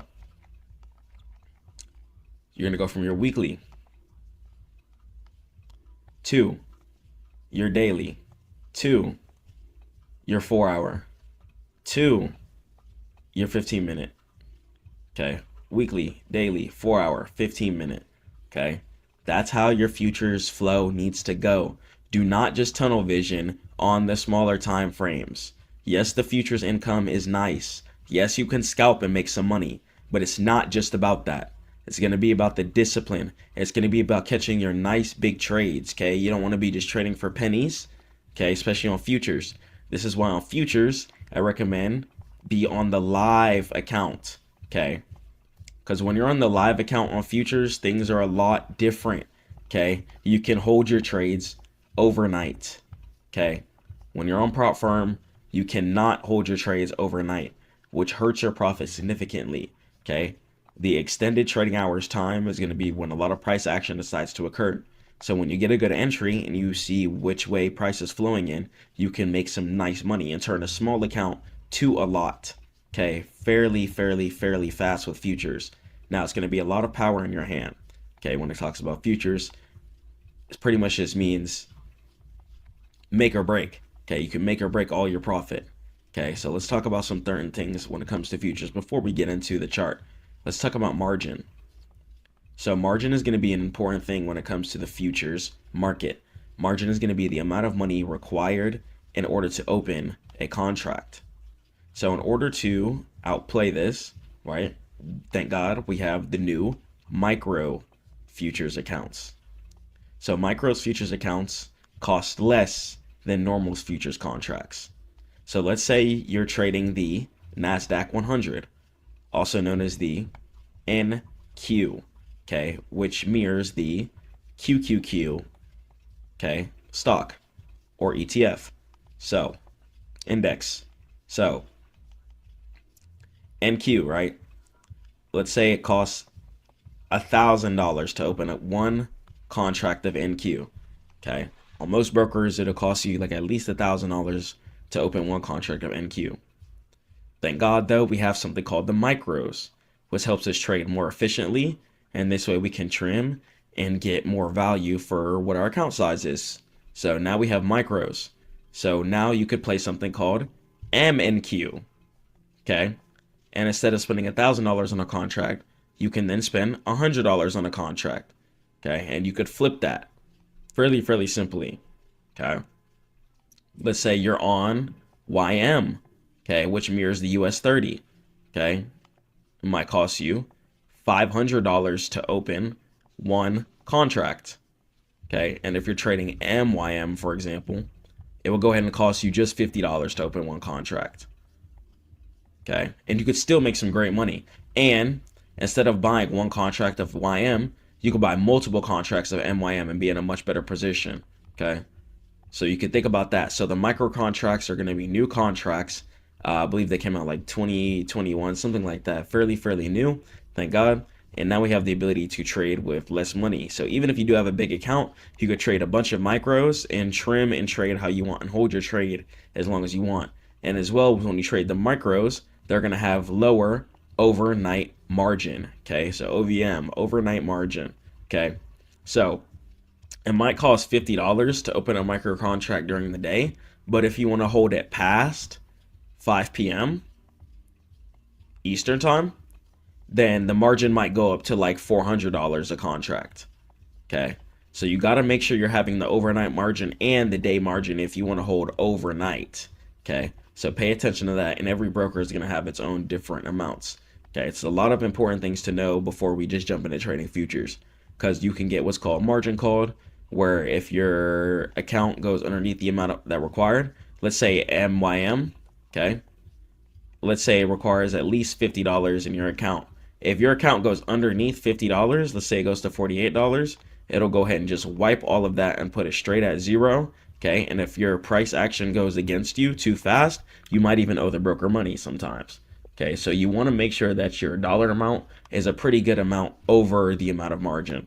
So if it requires $400 to hold overnight, then try and have at least like $800, $700 or something like that. Okay. This way you're going to have some wiggle room and things like that. So the things outside of futures are going to be really important too. And how long you hold the trade is also going to go ahead and be limited. So how long you hold the trade is going to be based on the certain month too. Okay, you can't sit there and hold futures forever because they do expire and have certain expiration months, which the broker will tell you a lot of the times. So now let's go ahead, and which is why you'll see on your broker sometimes it might ask you to roll over your contract. Okay, so once again, starting on your higher time frames is going to be our bread and butter. Okay, it's where we're going to succeed at. We want to see the higher time frame trend. Okay, let's talk about some logical things too as well before we jump into the chart fully. Okay, I want you guys to pay attention to this. This is going to be MYM, right? Look at how this chart trends. Okay, year after year, even with certain dips, we're trending in an upwards positive direction. Okay, we're trending once again in an upwards positive direction year after year after year after year after year after year. So personally, I don't think it's smart to trade futures to the downtrend.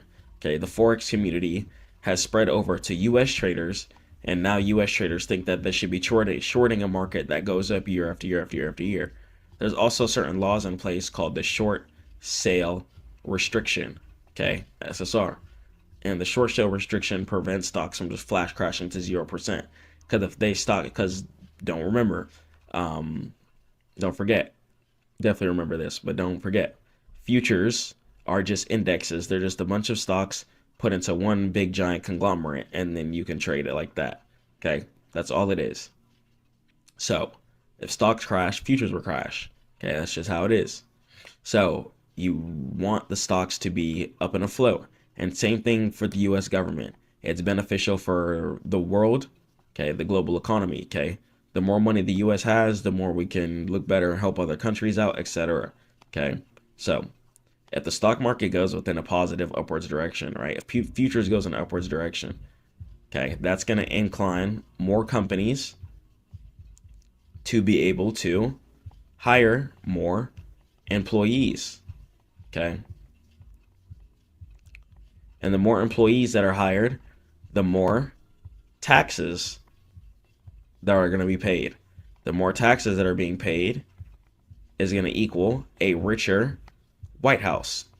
A richer White House is going to give the country more credibility, recognition, and ability to do more things. Okay? So, there's logical reasons why we want the stock market to go in an upwards direction. Okay, logical reasons why you don't want the market to crash down. So don't fear crashes whenever you're trading. But in futures, I recommend to buy lows. Okay, there's going to be two things we're going to be looking for in futures. We want price to already, and let's talk about support or resistance. So support is going to be an area where price is bouncing in an upwards direction. Okay, so if you're on your higher time frame and you see price made a certain low going in an upwards direction, okay, that's going to indicate an area of support. Okay, it's going to indicate an area of support.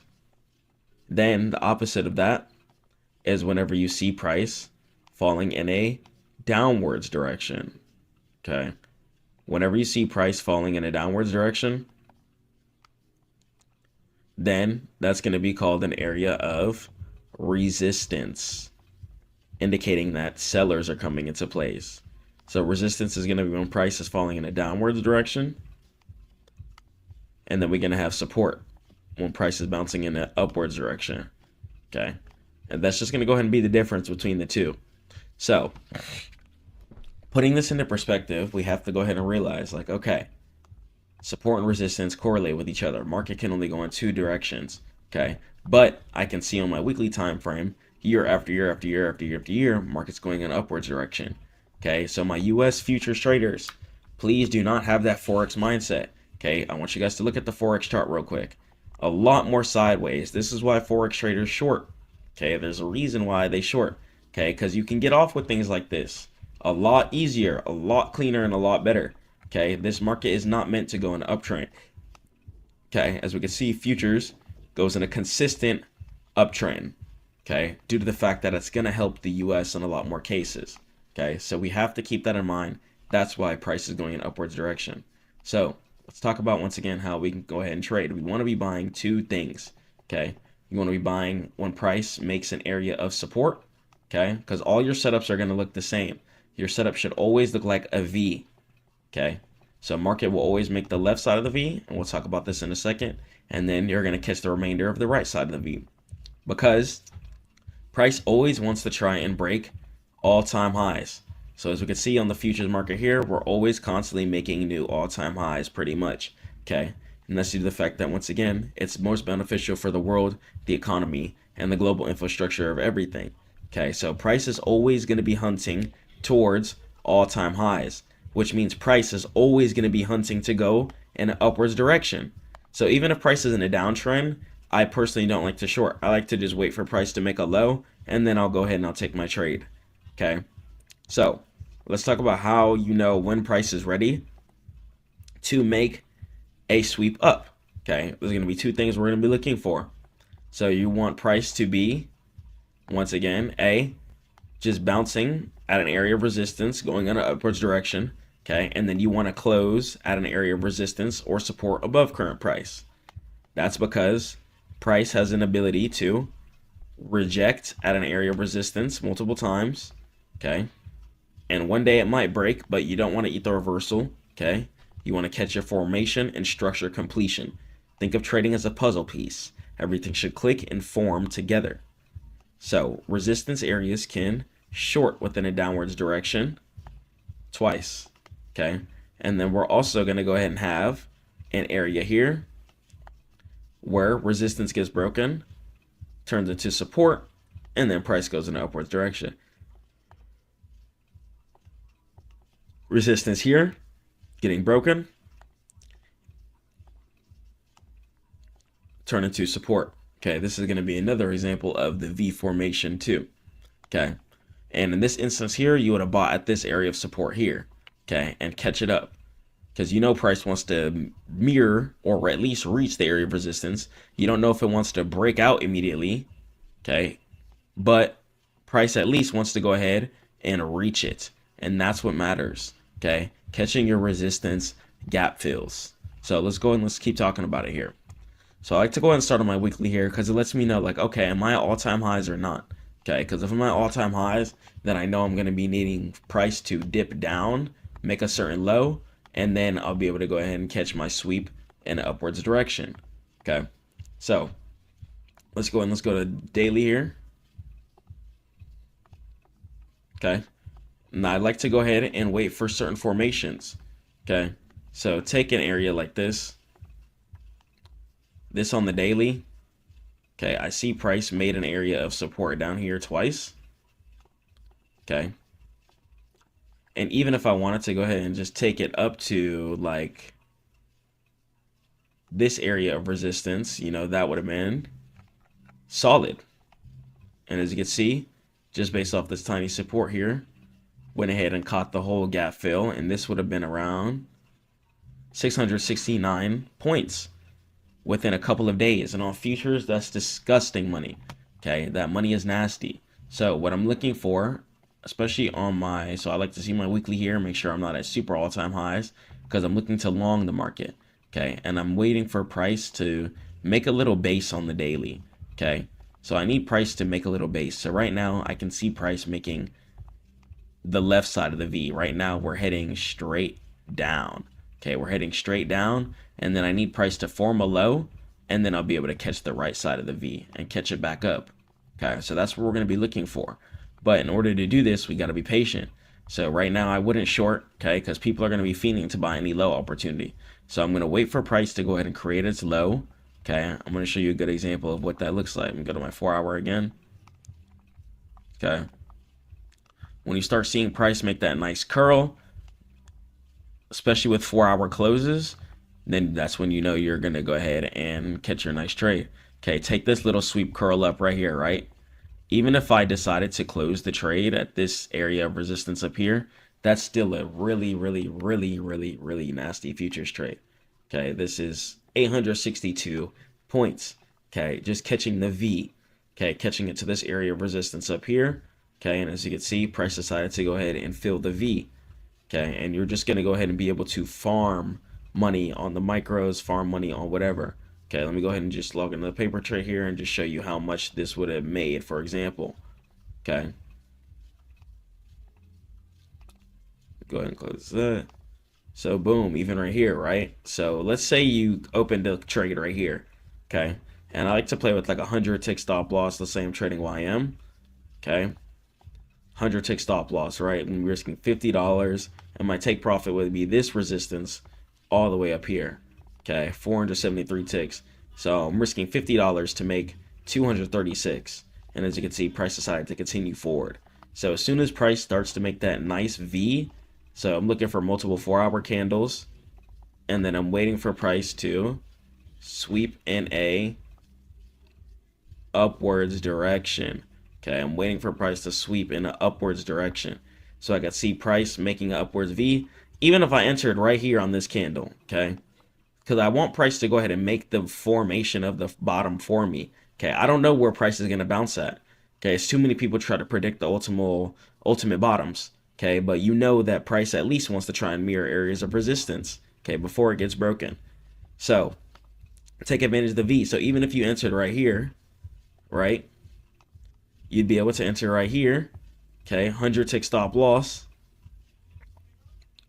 As you can see, stop loss just didn't get hit. And then we decided to go ahead and take profit all the way up here at this resistance of here, 484. Okay, and then you can go ahead and catch nasty trades over and over and over again, waiting for your V formation. Okay, so what I'm going to be waiting for is for price to make a certain low. I'm waiting for price to nosedive down.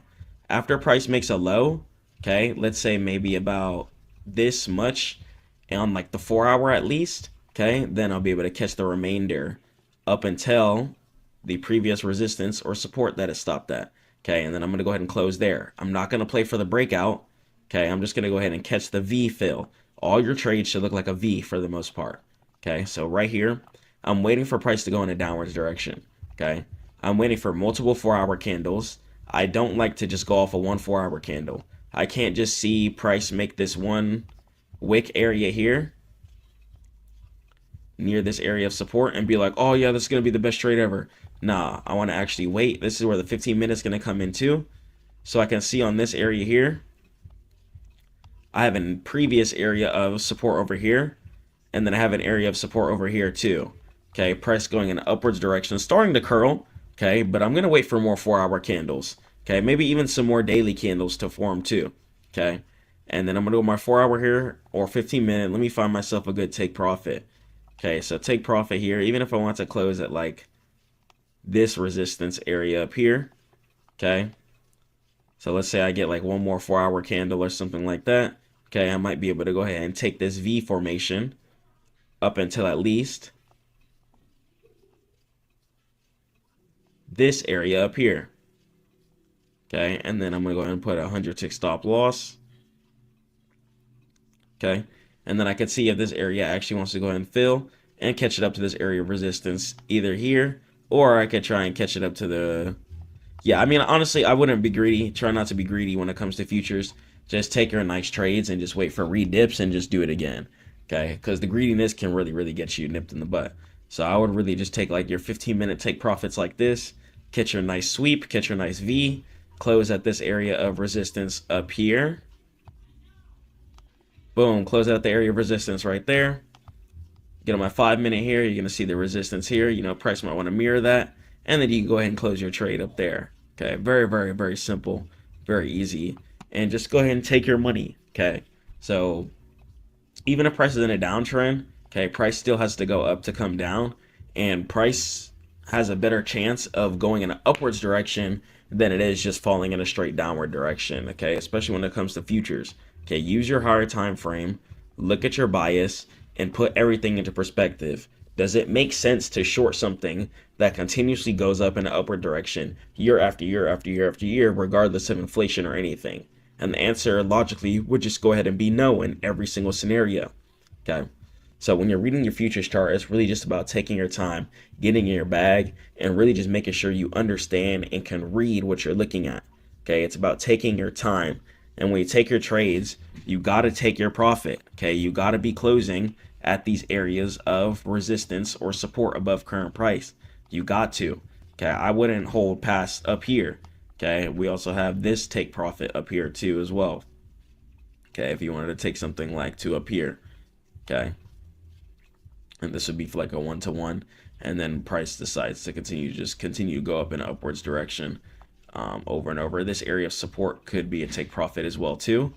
Okay, and then that's the cool thing about futures. As each take profit gets hit, you can go ahead and keep dragging your stop loss if you want, or you can go ahead and set your final take profit at a certain area, have your stop loss, and just buy at certain logical areas and just pray that you win. Okay, because price most likely wants to reach these areas of resistance again. Okay, even if price wants to fall straight down from these, that's fine. At least it went ahead and touched it. That's okay. Okay, it's not just going up for no reason. It might want to go ahead and touch this. Okay, and that whole window of it going up is just money sitting there waiting to be farmed. So collect your income. Okay, whole sit there, whole bit of money just sitting there waiting to be collected. Okay, so sit there and collect your money. Okay, even at this area of support right here, because as we know, just like resistance can be broken, turn into support, support can be broken, turn into resistance. Okay, so that's why a take profit right here will be reasonable as well too. So if price goes up, okay, let's say it does this, breaks this, okay, price might want to fall down here, okay, or price might want to fall here, okay. So that's why these are all going to be different take profits due to the fact that these are areas of resistances and supports above current price. And I can see price is trying to recover here. Okay, so you can see it on your smaller time frame. Price really trying to recover certain areas. And it's about making sure you know when to close. Knowing when to close is going to be the most imperative and important thing. The trend already started. Okay, the chances of the trend just reversing here super duper hard, it could be pretty low. Okay, so it at least go ahead and touch this resistance. If it breaks this, then try the support. If it breaks this, then try the resistance. And it'll keep trying each leg until it finds a place it might want to reverse that, find a super low, then break that previous high and do it over and over and over and over and over again every single year. Okay, so it's about playing logically. So if you're a futures trader, if you're going to trade some futures and you want to make some quick income, okay, because futures, you only got to deposit one time. Okay, it's about waiting for the right setups too. But after you deposit that one time, you can go ahead and you can get in your bag. Okay, you can run up your bag super duper duper hard. Okay, and it really just depends. Okay, so do some practice. Stackmode.net for all trading mentorship. If you guys have any questions, stay prayed to God and keep grinding. That's how you guys are going to be able to trade futures. Yo, Stackmodechris here. AI engineers, coders, web developers, traders, we spend a lot of time at the computer, a lot of time at the PC.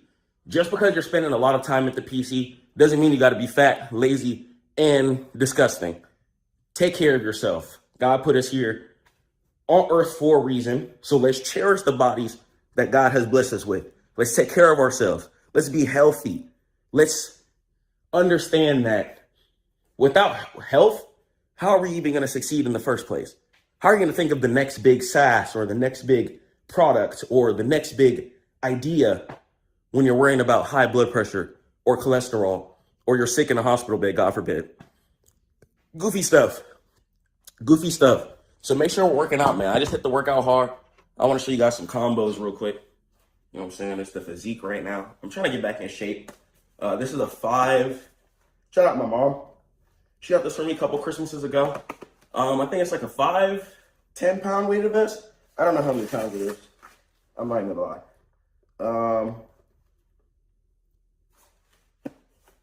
I don't know. I'm gonna find it though. But yeah, the weighted vest.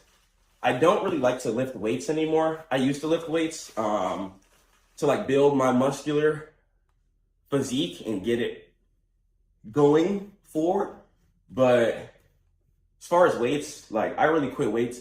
I just do straight calisthenics. I do pull-ups, push-ups, chin-ups. I like to punch this thing here. I'll show you guys some combos. So I'll go 1, 2, 3, and I'll show you how I do it really fast. So I'll go once again, right hand first, and then I'm gonna go left. So I'm gonna go right, heavy right, heavy right. If I hit someone with this, it's over. So I'm gonna go heavy right, then I'm gonna go left, and then I'm gonna go quick underhook. Okay, so the jab, this is really distraction jab. Okay, I'm going heavy on my right. Okay, 1, and I'm going quick left jab. After I go quick left jab, afterward, I'm gonna go ahead, I'm gonna go underhook. I'm gonna go underhook. Okay, so here's the combo quick. So I'm gonna go.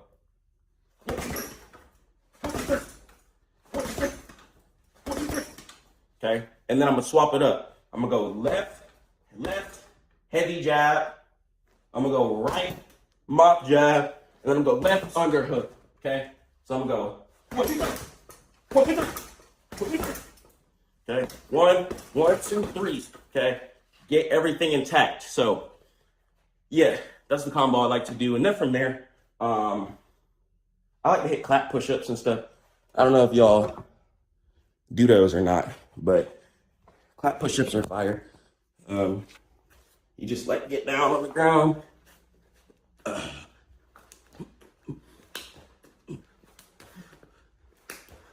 You feel me? So yeah, do those. And then I'm gonna go weighted jump rope too. I go weighted jump rope, this right here. Oh yeah. You trying to get in shape and you're trying to get muscular. If you're trying to like get lean and get muscular at the same time, weighted jump rope. Y'all get into this. This right here, man. Oh yeah.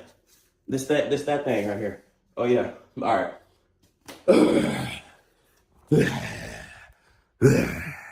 The workout was crazy. I won't lie. I hit it hard today. I'm gonna go shower, put on some drip. So let me take this off for y'all. So we're gonna go upstairs. I'm gonna show y'all some little fit. Some little shout out RSYP. But jeez, we're mogging shit.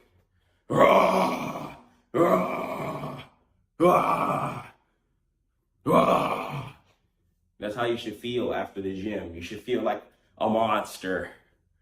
You should feel proud of the fact that God even created us, that God even created you. Be proud of yourself, man. Man, I'm finna go get some drip on and stuff. I do need to hit the store though. I'm not gonna lie. So I'm gonna open up to y'all about something, man. I'm done being fake on here. I'm just about to show y'all everything. I'm about to just show y'all me. I got nothing to restrict no more. I'm about to show y'all my lifestyle, how I be living. That wasn't correct English. That was Atlanta. Excuse me. How I live. I'm about to go. Well, I started the day off. Y'all know how I start the day off. I wake up, pray to God. We just hit the workout, John. Now, I need some Swiss Reliefs or some backwoods. Because it's time to smoke. I'm not gonna lie. It's time to smoke. I smoke, guys. I smoke. Cat's out the bag. All right, no point to cap to y'all. No point to lie. Okay. So when you're hitting your workout hard, afterward, like the amount of mental peace you'll be feeling afterward is really crazy. It's crazy. Like cortisol, literally zero. Yeah, cortisol, literally zero. So let me go up here. Show y'all what drip I got going on for the day. So now, like, say if you're running into like a syntax error, especially after your workout, you're not going to be upset because your cortisol is lowered. So yeah. So let's see what drip we got on for the day. We got to clean this room. I can't even show y'all this. But I might go blouse. I got this little blouse here. Y'all see me wear this a couple times. I'm gonna probably go blouse today. Blouse, and then we got some dress pants. Two blouse, dress pants. Let me get myself some socks real quick. And then we gonna do some of this. That was good. Okay, so let me go ahead and get myself some socks real quick. Okay. Oh, okay.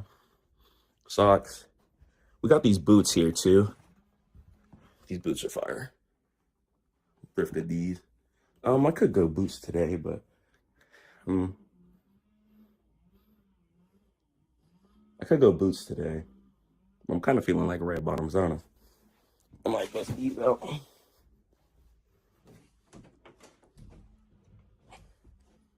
And then yeah, and shout out my mom for finding these too. I'm about to bust these out today.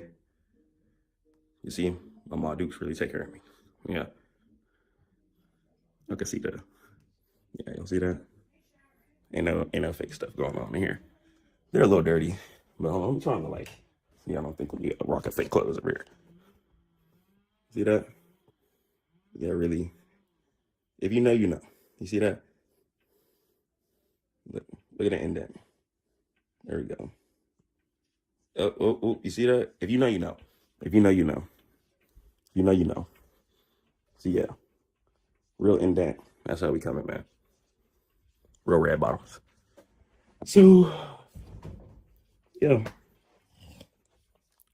God is good. All credit to God. I wouldn't have nothing without this. Right here. It's the most important thing in my room. There's a book right here. There's a book right here. And this rug right here. Without those two right there, I won't have no red bottoms. I won't have no weed. I won't have nothing. Nothing. No. And we don't say the word weed. We say gumbo. So on the channel, we call it gumbo. Gumbo? Gumbo. So yeah, let me get on this drip. And then we're gonna pop out to the store. I think I went live with this site yesterday. I finished a client stuff. I was really happy to finish their project. So let me go ahead and show y'all this real quick. Oh, I was playing around too. Just playing around with some manual HTML code too. But let me go ahead and show you guys the company website. So it's the company website here. Crazy. Went ahead and just redid the whole thing. It's actually wild. It's pretty wild. Yeah, we got a whole interactive map here, whole new element, testimonial section. And yeah, I think I went pretty hard on this one. I'm not gonna lie. I think I went pretty hard on this one. Yeah, y'all just see this, man. A lot of interactive buttons. We got talk to distributor buttons, different sections as well too. Own training section. We got an event section. And yeah, really just crazy page. So just raw, real, transparent videos. It's really what I'm trying to base my channel off of, especially with AI. I just want to show you guys like what a day-to-day AI engineer, web developer, and investor / trader looks like. Hi, I'm Stackmodechris, and this is the raw reality of everything. So yeah, I'm gonna go get this drip on. I'm gonna get back to you guys as soon as I finish, and then yeah, we're gonna. So yeah, we prayed, we worked out, said all of our dua. Now let's go cool down. Oh, we gotta go to the store first. I can't even smoke yet. All right, I gotta go to the store first. All right, I'm gonna catch you on 1 second. Don't just think of Ethereum as Bitcoin's little brother. Think of Bitcoin as a digital gold and Ethereum as the entire app store. And the magic is in the smart contracts. Think of a vending machine. You don't need a cashier to verify the transaction. The machine just automates it every single time. And Ethereum applies that code to the real world. We're talking banking without banks, art markets without galleries, and loans without paperwork. And it isn't just a coin that you trade. It's the world computer that powers the future of the internet.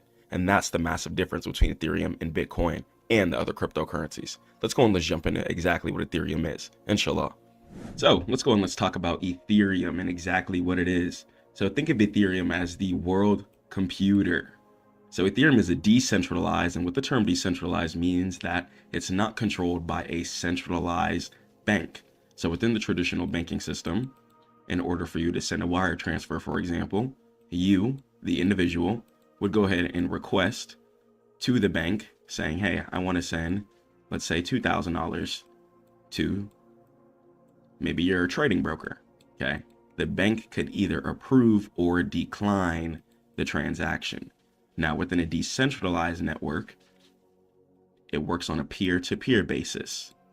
So that means that if you send a transaction from one person to another, since everything is done automatically by smart contracts and there is no middleman or centralized ledger, the transaction is going to go directly from one person to the other, whether you're sending it to a person or depositing it to a broker or whatever.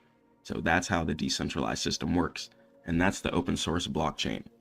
And the smart contract functionality is the thing that functions and makes the whole Ethereum and blockchain system work. So think of a vending machine, for example. Whenever you put the dollar in the vending machine, you get the item that is in the vending machine. Now think of the drive-through. The drive-through is going to be more of the centralized bank.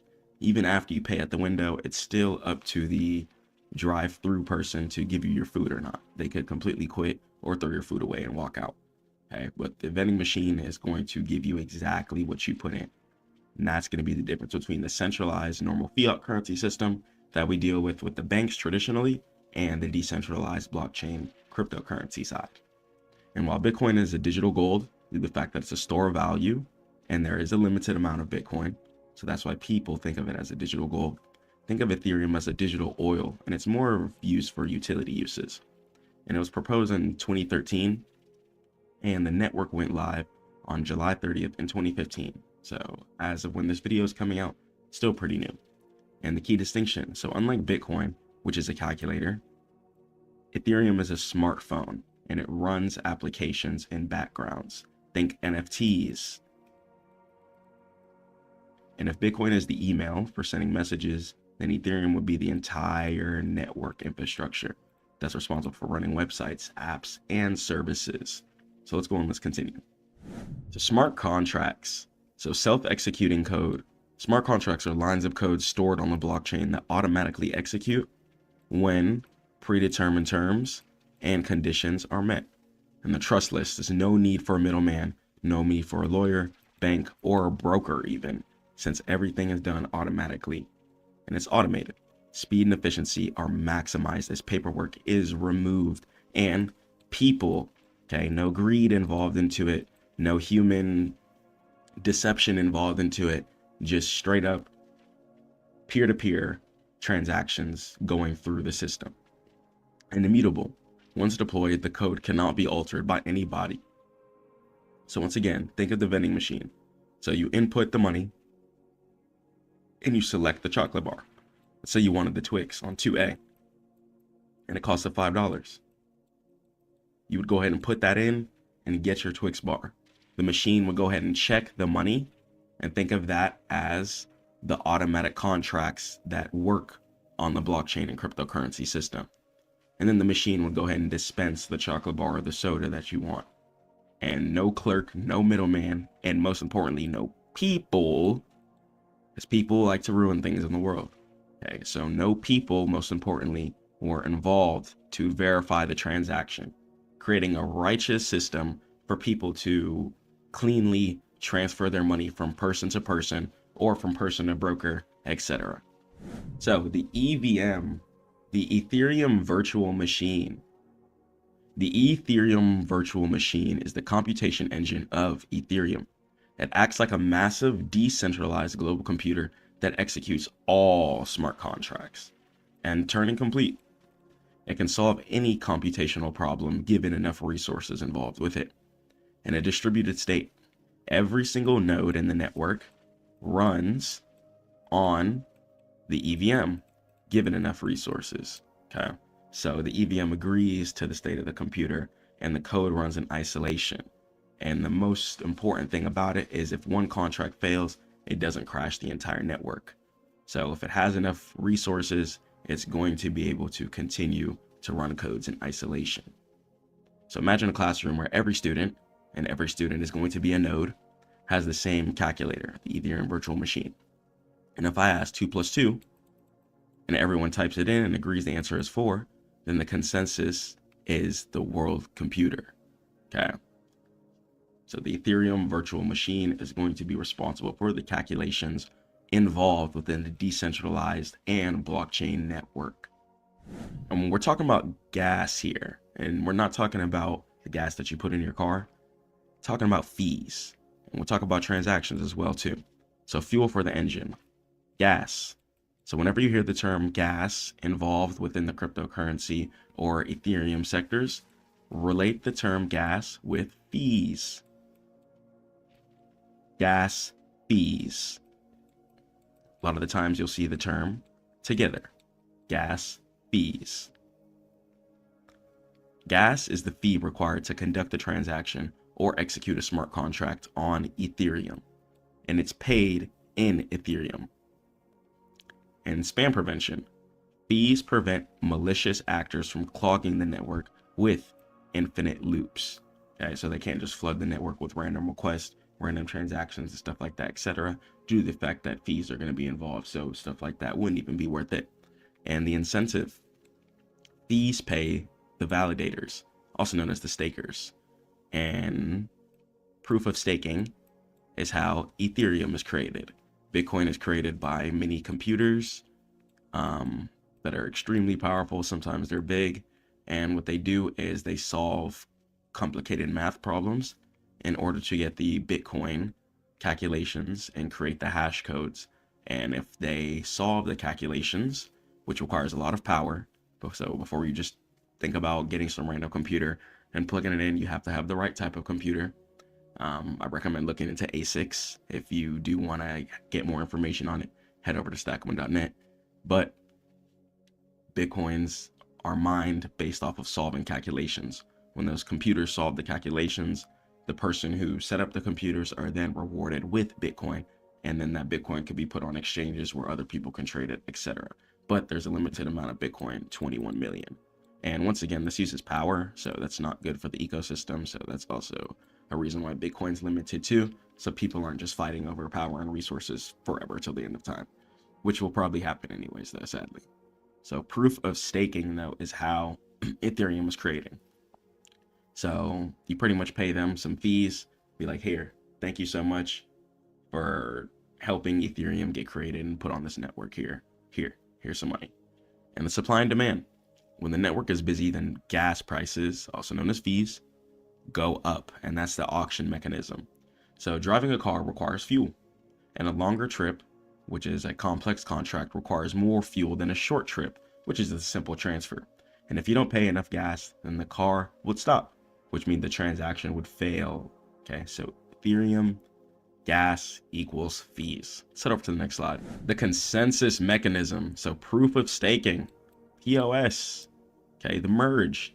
Ethereum transitioned from proof of work mining, which is exactly how I just described how Bitcoin was created, with the computers solving complex problems, but computers got to plug into the wall, which requires energy, which puts bad things into the air over time. So not the best for the economy. So Ethereum transferred from the proof of work, the mining structure, to proof of staking. So if you ever see the term POS within the Ethereum community, NFT community, or anything, that stands for proof of staking. And they transferred to that in September 2022, and it's an event known as the merge. Crazy. And really helps keep the earth clean and promotes energy efficiency, reduces energy consumption by 99.95%. Okay. Crazy change, a lot healthier for the world. And staking. Validators lock up 32 Ethereum to secure the network instead of buying expensive mining rigs over and over and over and over and over and over and over again. Okay. It's wasting resources and putting a lot of tension, even on things like Airbnbs. If you guys didn't know, if you're an Airbnb owner, I would keep mind of this. A lot of people are going into Airbnbs, setting up their Bitcoin mining rigs and having Bitcoin mined on your power bill while they just pay the small Airbnb fee, because the Airbnb fee is going to be a lot smaller than what that power bill really is going to be. People are also moving to other countries as well too, in order to mine Bitcoin for cheaper cost as well. So keep all that in mind, what people are going through in order to mine Bitcoin. And we'll talk about slashing. So if a validator acts maliciously, their staked Ethereum is going to be destroyed. It's slashed. It's out of here. And why it matters. So proof of staking makes Ethereum more sustainable, and it sets the stage for future scaling upgrades. Let's head over to the next slide. And dApps. I'm not talking about the handshake and ecosystem. dApps stand for decentralized applications. Ethereum allows developers to build apps that run on a blockchain, and no single entity controls the database. And DeFi. DeFi stands for decentralized, and the Phi stands for finance.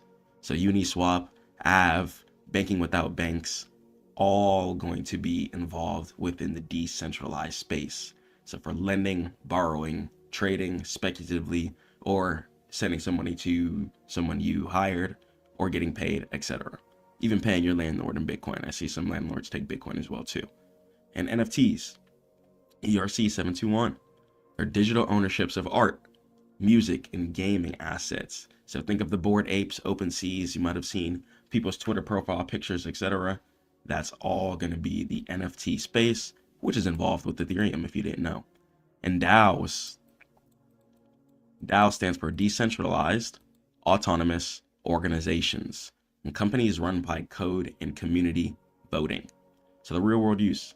A farmer in a developing nation can take out a loan using a crypto collateral via a decentralized finance protocol, bypassing corrupt local banking infrastructure. Okay. So bypassing all the unrighteousness and the corruption and the greed of human beings and just having a clean, righteous system where we can transfer money cleanly. All right, let's head up to the next slide. And scaling solutions. So layer 2s and rollups. So the Ethereum mainnet, layer 1, it's slow, inexpensive. Layer 2 solutions process transactions off-chain and bubble them back together to Ethereum. And the rollups, they roll up hundreds of transactions into a single proof with optimism and Arbitrum, as well as side chains. They're independent blockchains compatible with Ethereum, which is Polygon and Matic. And speed increases TPS. Transactions per second is what TPS stands for. From 15 to thousands. So a lot more transactions can flow through the network on the layer 2 solutions. And maybe in the future, if God wills, we'll see things could progress to maybe thousands of transactions per second to maybe millions. We'll see how things progress. But as we know, as human beings keep innovating, we keep running into more errors and we keep solving them. Things could progress into a whole different type of banking infrastructure in the future. If we can already get it from a double-digit number to thousands of transactions per second, we'll see. We'll see how the future is looking. So layer 1 is a busy, extremely jam-packed highway with no lanes. You can't even get over. Nobody letting you get over, and it's just frustrating. And layer 2 is going to be an open lane. There's plenty of lanes you can cut up. You can drive fast. Okay, and there's going to be a bunch of space for everybody to get to their destination. So instead of 50 cars on 2 roads, layer 2 is going to be 50 cars on 10 roads, giving a lot more space for transactions and cars to flow through. So even if more cars came on the road, it wouldn't even be an issue because they innovated, scaled, and created a solution. In the future, we don't need to be looking back, so let's focus on the forwardness. So Vitalik's roadmap, Ethereum is only 55% complete as of the time of this video is dropping. And the roadmap includes distinct phases to improve performance.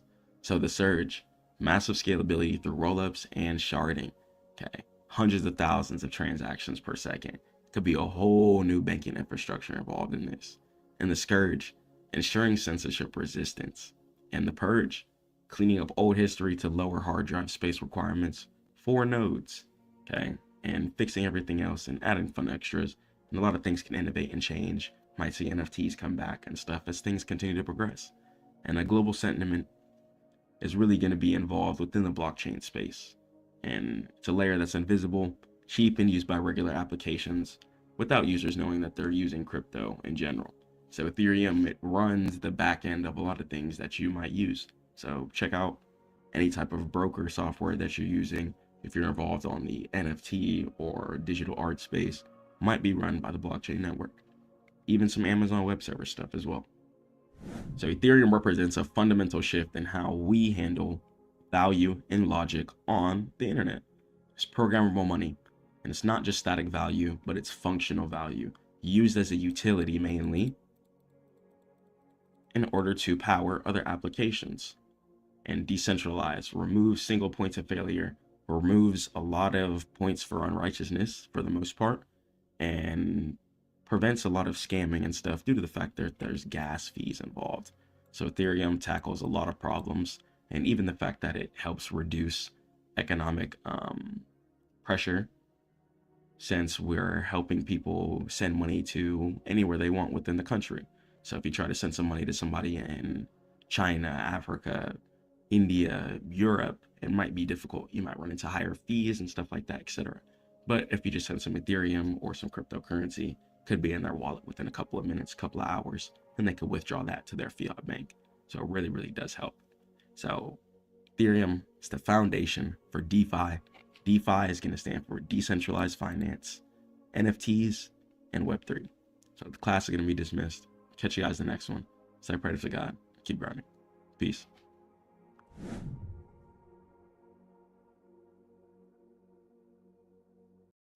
We all need to get money, I understand, but your health needs to be a priority. If you guys aren't in shape, how can we even innovate or think of the next business idea that we have to keep up? So, just want to go ahead and talk to you guys the importance of health and fitness when it comes to running a business, when it comes to being taken serious, and there's a lot of psychology in it as well too. So number one, okay, first thing I wanted to talk about. When it comes to working out, the first thing that's going to really help with is your consistency. So a lot of people in business, even in music, I see, I work with a lot of people in a lot of different industries. Some people in car sales, some people in the fitness industry, some people who do product sales, etc. Some people who sell clothes, barbers. So I've worked with a lot of different people, financial consultants, other trading mentors and business mentors as well too. So been around the block a little bit. So I just want to let you guys know that when you're in shape and when you start working out, your consistency level gets to the point to where if you aren't on your P's and Q's, meaning that if you aren't working out, if you aren't doing what you're supposed to do to progress your business, if you aren't praying to God, your body is not gonna like you. Okay, your mind isn't gonna like you. Your spirit isn't gonna like you. Okay, and rightfully so. So working out really builds a level of consistency and discipline that really helps business in the long run in every single way. So we have to understand that working out, okay, working out is going to be essential.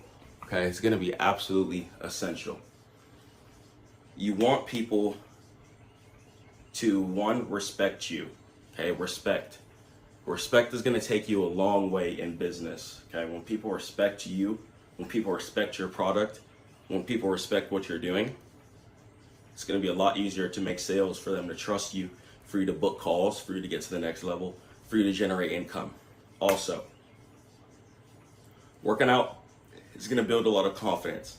Okay, especially in business, you're going to need confidence.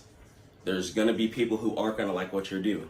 Okay, say for if you're using AI right now to build some crazy software that is really personal to you, there's going to be some people who might not like it. Okay, there's going to be some people who might not like your website, who might not like your services, who might not like your music. But working out, it's a great confidence booster. I'm going to go and put on my gloves real quick. But working out is a great confidence booster. So in business as well too, when it comes to progression, people want to get better. Okay, so no matter what business you do, you're trying to make the person better. Even if you do hair, nails, for example, any type of business that you do, okay, you could be a fitness trainer, okay, any specific business that you do, you could be a plumber, you could be an HVAC person, okay. Understand that it's their first impression of you and your team as well too, especially if you work with other individuals too. The first impression of you and your team is absolutely important. So take Louis Vuitton and Gucci, for example. They put all of their employees in nice suits, okay? You're not even gonna walk into the store if you don't got no money, okay? You're not gonna do that. So you have to apply that same kind of psychology to yourself and to your business, okay? Especially if you're gonna be the face of your business. So even if you do have a team, okay, behind you, say if you're an artist, for example, or say if you just do business online, social media, or you're just a social media influencer, okay? Understand that when people first see you, you are the face, okay? And humans will find something to talk about. Humans are always gonna try and find some type of flaw, okay? Some type of flaw in you, some type of flaw in what you're doing, some type of flaw in who you are, okay? And you can't let that get to you, because the second you let that get to you, you're gonna get destroyed, okay? You're gonna get absolutely destroyed. The second you let that get to you, you're gonna get destroyed. So put yourself into a mental framework, okay? Put yourself into a perspective to where, okay, I'm gonna be able to dominate under any circumstance. You feel me? So you have to be able to dominate under any circumstance. Once you're able to dominate under any circumstance, the game changes, okay? The game changes. And working out is gonna be a good way to build that confidence to where even if one of the worst things happens, you're still gonna feel confident when you look yourself in the mirror. You're still gonna feel mentally headstrong, even when people aren't supporting you, supporting your business, seeing your vision, seeing your ideals, seeing how you wanna progress, okay? But you're still gonna be headstrong enough because you've gone through that pain of picking up the weights, okay? Running those extra miles. And I'm telling you, working out really does transition into your business success. So, and that goes for the same thing for trading as well too. It's also a good way to not be as frustrated or angry. So if you're feeling extremely frustrated, angry all the time, or you're feeling just angry all the time, feeling like you want to crash out, don't crash out, okay? Instead of crashing out, work out, okay? Working out is going to be a great, fantastic way to get all of that out and progress and get to the next level, okay? Within your body, within your mind, within your spirit. When you're able to do that, you're going to see how quickly it all translates into business extremely, extremely fast, okay? It translates into business quickly. So I want you guys to win.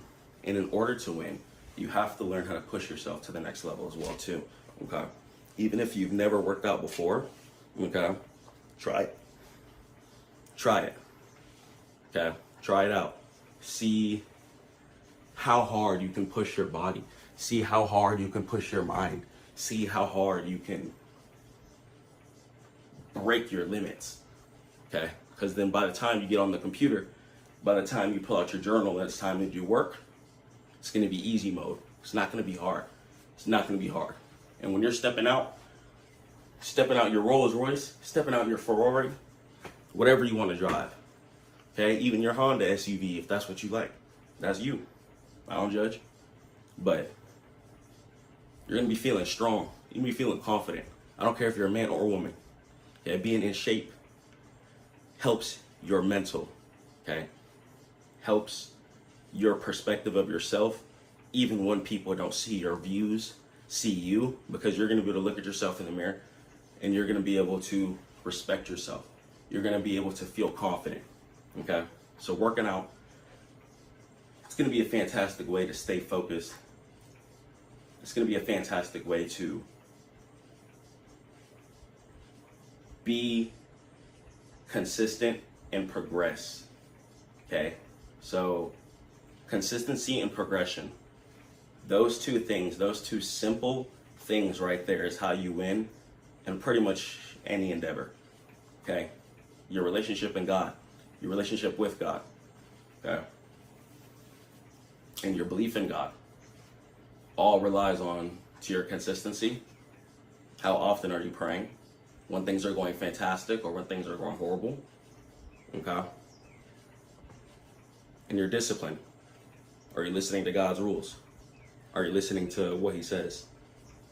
Okay?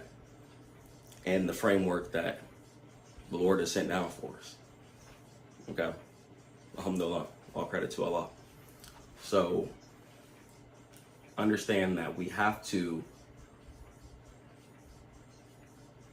stay hungry.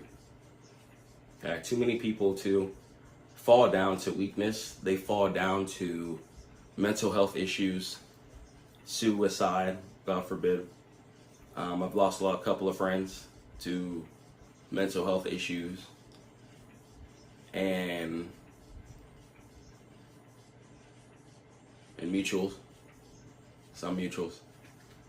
But just even the fact that I knew them and just losing someone that I've seen smile to mental health issues, you know, that's why I'm really passionate about coming on here, directing these videos, coming on here, making sure you guys are good mentally, making sure you guys are in a good mental framework, making sure that you understand how you have to keep pushing on forward, even when people are hating on you, when people aren't believing in you. So it's really, really important that you set a good example as well too for the youth and even the older people, so they can look at you and be like, yeah, I need to do X, Y, and Z better. So just set a great example for the world. Set a good example for the community. Don't let people hate on you. Do not let people hate on you. There's going to be people hating on what you do. But if you know that God put that in your spirit, if you know that your business is going to be successful one day, if you know that your business is going to help millions or even billions of people one day, keep going hard at it. Okay? Keep going hard at it. And I'm telling you, it's not going to be easy. There's going to be times where you're going to be feeling mentally drained. There's going to be times where you might not even believe in yourself. Okay? There's going to be times where you're going to be tired, working relentlessly, not seeing the results that you want to see immediately. But that's the time to double down. That's the time to triple down and go even harder. Execute all of your plans. Think of new strategies and progress even harder, and take all of that anger out into the gym.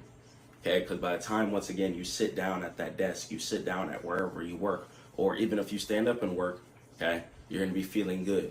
Okay? You're going to be feeling relaxed. You're going to be feeling calm because you trained your body. You trained your mind, and you put your mental perspective out. You put yourself in a position to where you were able to succeed and you were able to win. Okay? So that's all I want from you guys, man. I just want you guys to be able to win and to succeed. I want you to be able to win and to be able to succeed. In your discipline and consistency that's founded through your prayers in the gym really translates into business really, really well. You have to have a healthy gym routine. Okay? Do not just sacrifice your body to run up money. Don't do it. Don't do it. I'm telling you, because you're not going to be able to really enjoy the fruits of your labor. And this is something that my mom broke down to me when I was younger too. You're not going to be able to really enjoy the fruits of your labor whenever you're unhealthy. Okay? And I'm someone who used to be unhealthy. I'm going to drop a full progression video for you guys. Thinking about maybe starting a fitness program. So if you guys want a fitness program, if you guys do business, and if you guys trade, let me know if you guys want to see some fitness stuff as well too. Okay? Because I just want to keep you guys healthy. I want to keep you guys in a good position. And I just want you guys to progress. Okay? So, listen. We have to win. Okay? We have to win. We have to win. That's going to be done through praying to God and definitely working out. Keeping your body agile. Keeping your mind sharp. Keeping your heart healthy, pumping. So then you can focus your mental framework, and the rest of your ideas, okay, can flourish when it comes to your business. You can see the clear setups that you need to see when you're on the charts. Okay? So transition the way that you need to transition. And there's a lot of psychology built into working out as well too. When you push your body through hard limits, by the time things do get hard within your life, it's going to actually be pretty easy to manage. Okay? Because of the fact that you've been putting in a lot of physical effort and strain on your body. Okay? So, I should see you at Stackmode.net. Stay prayed up to God. Keep grinding. Catch you in the next one. Peace. Yo! Back. Another episode of Coop Talk. Chilling out right now. I pray you guys are doing well. We're going to talk about the trade journal. Make sure you guys get you one. It's important. It's imperative for success. You got to know what type of trade you're even looking for before you even enter in. You got to know where you're going to close. You got to know why and where you're entering. Why and where you're entering is a really key and imperative part to being successful on the market. Okay, you can't just buy to buy. Whether it being a technical decision, whether, let's say, price is in an uptrend, right, for an example, and you see price making higher lows, you're going to want to go ahead and close at an area of resistance where price decided to fall downwards from, okay? And if you see higher lows being made, then you can go ahead and assume an uptrend is in motion, okay? So if an uptrend is in motion, you would take your uptrend, you would take your long setup, okay? Because you think market's going to go in an upwards direction. Breaking it down logically, okay, breaking down each trade why you're getting in, how you're going to get in, okay? Whether be it you're on futures, make sure you have enough margin so you don't accidentally blow your account and you owe the broker money and stuff like that. Make sure on options that you have enough capital before you get into the trade, and make sure you know what broker you're going to be using, stuff like that, etc. Don't hop in a rush state like, oh, market just opened, let me go ahead and hop in. And you're trying to decide if you're going to use one broker today or the other because you got money in both, and making just bad decisions, okay? Please write them down. Write them down, okay? Write down your steps that you take before you enter a trade, okay? If you're going to take a long setup, you see higher lows forming, write down the setup criteria. 1, on your higher time frames, is market at all-time highs, okay? If not, okay, ask yourself, is market in a pullback formation? Is market making higher lows? Does market have room and buying pressure to go back in an upwards direction? Write that all down in your journal, especially if you're a beginner trader. Breaking down all of your notes and understanding the perspective of why you're getting into the trade really helps you at first, okay? It really, really, really helps you at first, and you got to progress in certain ways, and in order to do that, you have to break it down. You have to break it down. So, talk about stop loss. Write down every single time that you set a stop loss, write down why you're going to close at that area. If you're taking a long setup and your stop loss is at an area of support, okay, talk about if that area of support gets invalidated, then what's the next plan? What's the next stock that you're going to go ahead and trade? Okay, what's the next type of setup? Or you're going to go ahead and be patient and wait for a reset, wait for market to reset and catch a new trade if that old one didn't work out. Okay, it's really important to be patient, and writing it down and strategically formulating your plan is what's going to give you the advantage versus other traders. People hear the term trading and forget that you're competing against other people. When you're trading money with another person, which means that when you're winning, somebody else is losing, and when you're losing, somebody else is winning. Okay, so it's really important to be making the correct and right decisions, and your discipline and your structure is what's going to keep you profitable. You got to wake up, pray to God, work out Monday through Friday, because you can't be having cortisol, anxiety. You can't be going through certain phases of desperation while you're on the charts, because it will hold you back. And these are things that held me back in the past before I was able to conquer it, thank God. So I don't want you guys to go through those hard issues of, oh man, I got to pay for this. Let me go ahead and over leverage just so I can hit this trade. Or I just lost a whole bunch of money. Let me go ahead and double my leverage so I can make it all back. There's no such thing as making it all back in the trading world. Once the money is gone, it's gone. Okay, now if you grow your account to a bigger size, amazing. But don't think, oh, I got to put on a trade to make this back. Don't ever think that way. And write down in your journal your risk management parameters. Write down, okay, I'm going to be risking 1 to 10% of my account per trade. If I'm risking 5% of my account per trade, that's 25 trades before I blow my account. That's a lot of room to work with. Okay, it's a lot of room to work with, and taking your time. Don't get in other people's bag. Just stay focused on your journey. Stay focused on your journey. Write down your profits. Don't look at my profits. Don't look at the next person's profits and try to compare. Stay focused on your portfolio, on your account, and your journal is really going to be like your personal story. Okay, and I promise you, there's really times I look back on my old journals and it's cute. It's really amazing, and I thank God I've been able to come so far. A lot of the goals that I would write down in the past have been achieved, and I'm really looking forward to filling up a new journal, taking my plans and trades a lot more serious, and just getting some good trades out for you guys, really, especially. That's definitely what I care about for sure. I definitely want to get some good trades out for you guys. You guys can head over to Stackmode.net if you want to catch my trades with me. Been putting out some good winners as of 2025. So 2026, looking forward for an even better year, inshallah. So definitely trying to push it harder be more disciplined, be more structured in every single way. I never want you guys to think I'm just yelling at you guys. I'm also talking to myself when I make these videos too, because it's important. Now, the reason why journaling really helps too, especially in the beginning, even if you're extremely advanced, still do it. It doesn't matter if it's a physical journal as well too. It doesn't have to be a physical journal. You could do it on Discord, Notion, tons of other apps and stuff like that too. You guys can use TradeZilla, etc. to track your trades, track your progress. A lot of brokers track your progress too, but it really helps when you write your own emotional notes in between your journal, because you're going to be a lot more emotionally attached to your trades, to your portfolio, and that's going to help you not crash out and make decisions that you wouldn't be proud of. You know what I'm saying?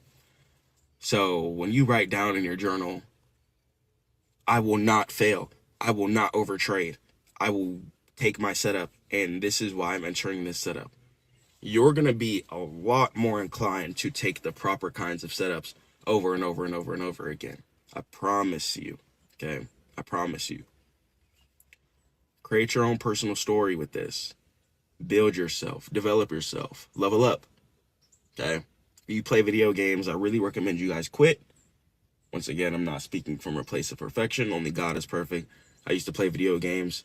So use your journal and write your own notes. Level up your own character. You got your own stats to work on. Okay? See how disciplined you could be. See how consistent you could be. And use your P&L as an equity curve to see how much improvement that you've been making. All the old stats, forget about them. They're in the past. They're all in the past. All the old stats are now irrelevant. It's time to go hard. Create a whole new, fresh journey. Leave all the old losses in the past. Stop looking back. Okay? Look back, repent to God if you need to, if you made a horrible mistake. But otherwise, if you just lost some money on the charts, don't look back. Understand why you lost the money. Study even harder. Grind even harder.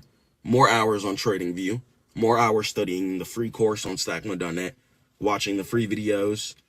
Tons of education. I have a free book for you guys too. So just get yourself in order when it comes to these markets. It's so much money to be made, and it's so much money to flow. Once again, I always talk about the asset river, and I always want you guys' money to be flowing within the asset river. I want you guys to be abundant. I want you to be able to protect and provide for your families. And I want you to be able to live a nice, great life, really. I don't want you guys to be struggling when you don't have to. And I want you guys to be able to get to the point where your whole mindset is just focused on God and just being disciplined. And that hunger, it's really, really going to help when you're tracking everything down, whether it be it on a spreadsheet, personal journal, Discord, Notion, whatever. Track it down. It helps a lot. Okay? You guys are amazing. I love you guys so much. Head over to Stackmode.net for all trading education. I'm going to catch you guys in the next one. Peace. I don't care if it's rain, sleet, or snow outside. You need to grind. Anxiety, depression, all that negativity around you, you don't have time for that. You need to wake up, stay focused, and go forward. Don't think backwards. Too many of you are held back by the fact that you think in the past. What are you thinking about the past for? Learn your lesson, take what you need from it, and go forward. There's no point to sit there and dwell and be sad over things that's already occurred. Why are you wasting your time? I want you to be at the point where you think and you understand that no matter what happens in your life, the only thing that you should fear is God, and you should go forward. Your dreams can definitely be turned into reality. Whenever you're dreaming of driving yourself a nice Rolls Royce, driving yourself the latest Camry if that's what you're into, JDM cars, getting yourself that mansion you've been looking at for a while. You can get to it. You can get it. But how are you going to get it if you're in your mind too much? Sadness is one thing that's going to delay us as humans. And understand that sadness is completely evil. Sadness is straight darkness. You need to transmute that sadness. You need to put that pain into your craft. I don't care what it is. Put it into your business. Put it into your dreams, your art, your music. You need to develop an iron mindset. I don't care if you're outside in the cold right now. I don't care if you're going through hard times, if you can't pay your rent, if you can't pay your bills, if you think things aren't going to work out. I promise you, wake up, pray to God, and things will work out as long as you're putting in the work. Some of y'all think you're putting in the work, but you're not. Grind. Okay? Say, for instance, and here's an example of put in the work and you're really not. I worked in the finance industry for 4 years straight, from 18 to 22. I'm 22 now. And thank God it taught me a lot. But I realized that if I wasn't focused on stack mode, I wasn't going to ever get to where I wanted to get. Even though I scaled through the positions, even though I scaled through the ranks of the company, right? I still wasn't going to be a multimillionaire. I still wasn't going to be in a certain position to buy properties outright. Because I want lump sums of income at once. That's what I'm looking for. So in order to do that, I had to focus completely on stack mode, focus on teaching my clients, focus on building the Stackmode Network, focus on dropping the constant videos for you guys. And you guys can check all that out at stackmode.net. But I realized even through the hardest times, I stayed focused though. I stayed focused. I've lost a lot of friends, you know, and I've lost a couple to suicide. And that's why I come on here and I'm so passionate about keeping you guys focused, making sure you guys have an iron mindset, because I don't want you going down that dark spiral. I don't want you giving up. I want you to be happy. I want you to have your family. I want you to win and be successful. But it's not going to happen if you're letting that darkness consume your life. It's not going to happen if you're letting those negative people around you keep leeching all of your positive energy that you need to focus. Wake up, pray to God, work out, and start the day right. Every single day, every single day. Rain, sleet, or snow, you have to grind. It's 2026 as of the time of this video. No matter what year you're watching this video in, you have to stay focused. Your focus will equate to your happiness. I'm telling you, your focus will equate to your happiness. Because even if you do go through the worst thing, right? So you go through divorce. I've gone through 2 divorces. Okay, I've been married twice. Okay? And you learn from certain situations. But I was focused on building a family. Okay? And even when you are focused, there's going to be ups and downs. Completely. There's going to be ups and downs. Ups and downs are going to be the basis of everything. Whether you buy a brand new Maybach and the check engine light turns on. Whether you start your business and then your page gets deleted, God forbid. You can't let that stop you though. You got to start another one. You got to go even harder on the new page. And you got to stay focused. You got to maintain a disciplined mindset. No matter what you're going through, you have to take that pain, that energy, and put it into your craft. Survival mode is also going to be something too. Don't panic. This is why I tell you guys to pray to God. The only thing you should fear is God. I don't care if you have no money in your bank account. I don't care if you're in the negatives right now.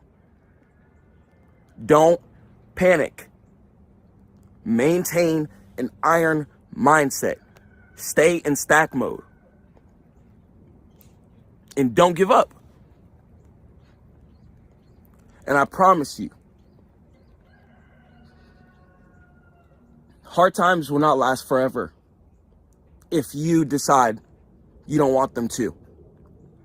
It could be as freezing as it is outside. You could still have that warmth within your heart. That fire should be burning inside of you, that passion, in order to succeed, in order to get to the next level, in order to win.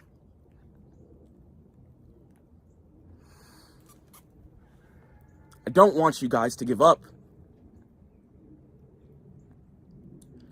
If you're trying to lose weight right now, if you're trying to build your business, if you're trying to increase your income, focus on God and transmute your energy into your workouts, into your business, into your work. Your transmutation skills are really gonna determine whether or not you go through heavy depression cycles or not. We're all human. There's gonna be times, God forbid, where you might be sad. Someone might pass away, something like that. But you have to take that energy and you have to put it into something that's gonna advance this world. Your product could help a child out there. Your business could motivate somebody.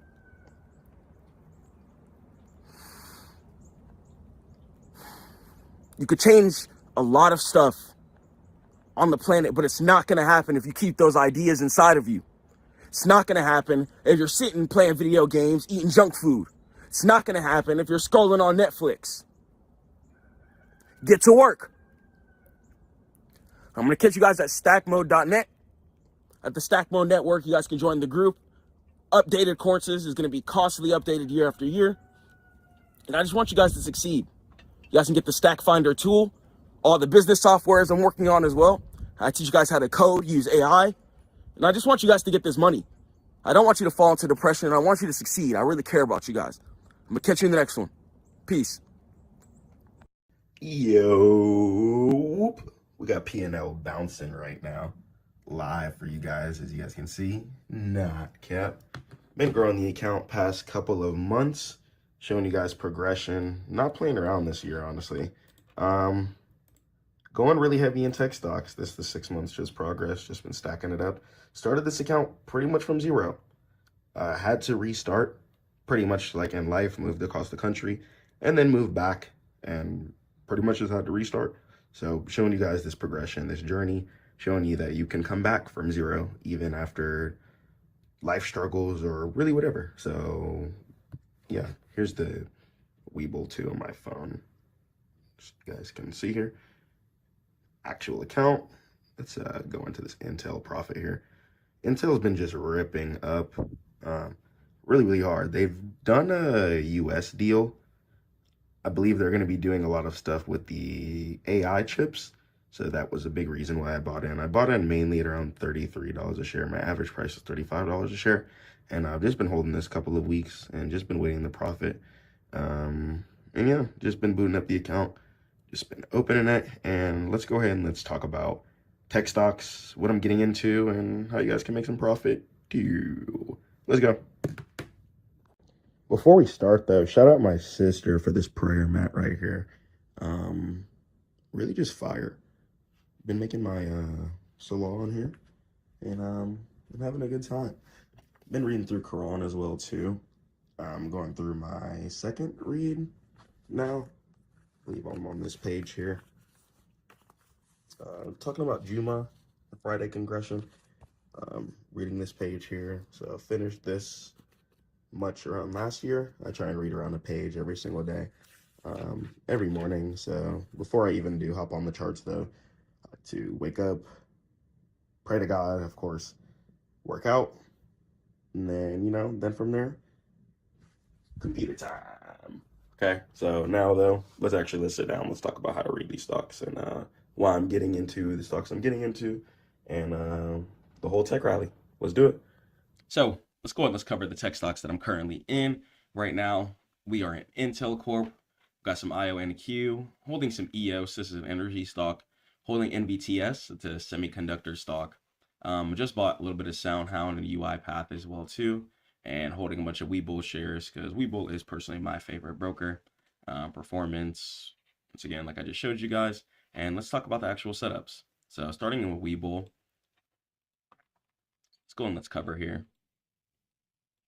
So looking at Webull, started buying it around like 9.24 was like my most recent buy. So we're really just waiting for a price to catch up, really do its thing. So giving Webull some time. This is something I really believe into.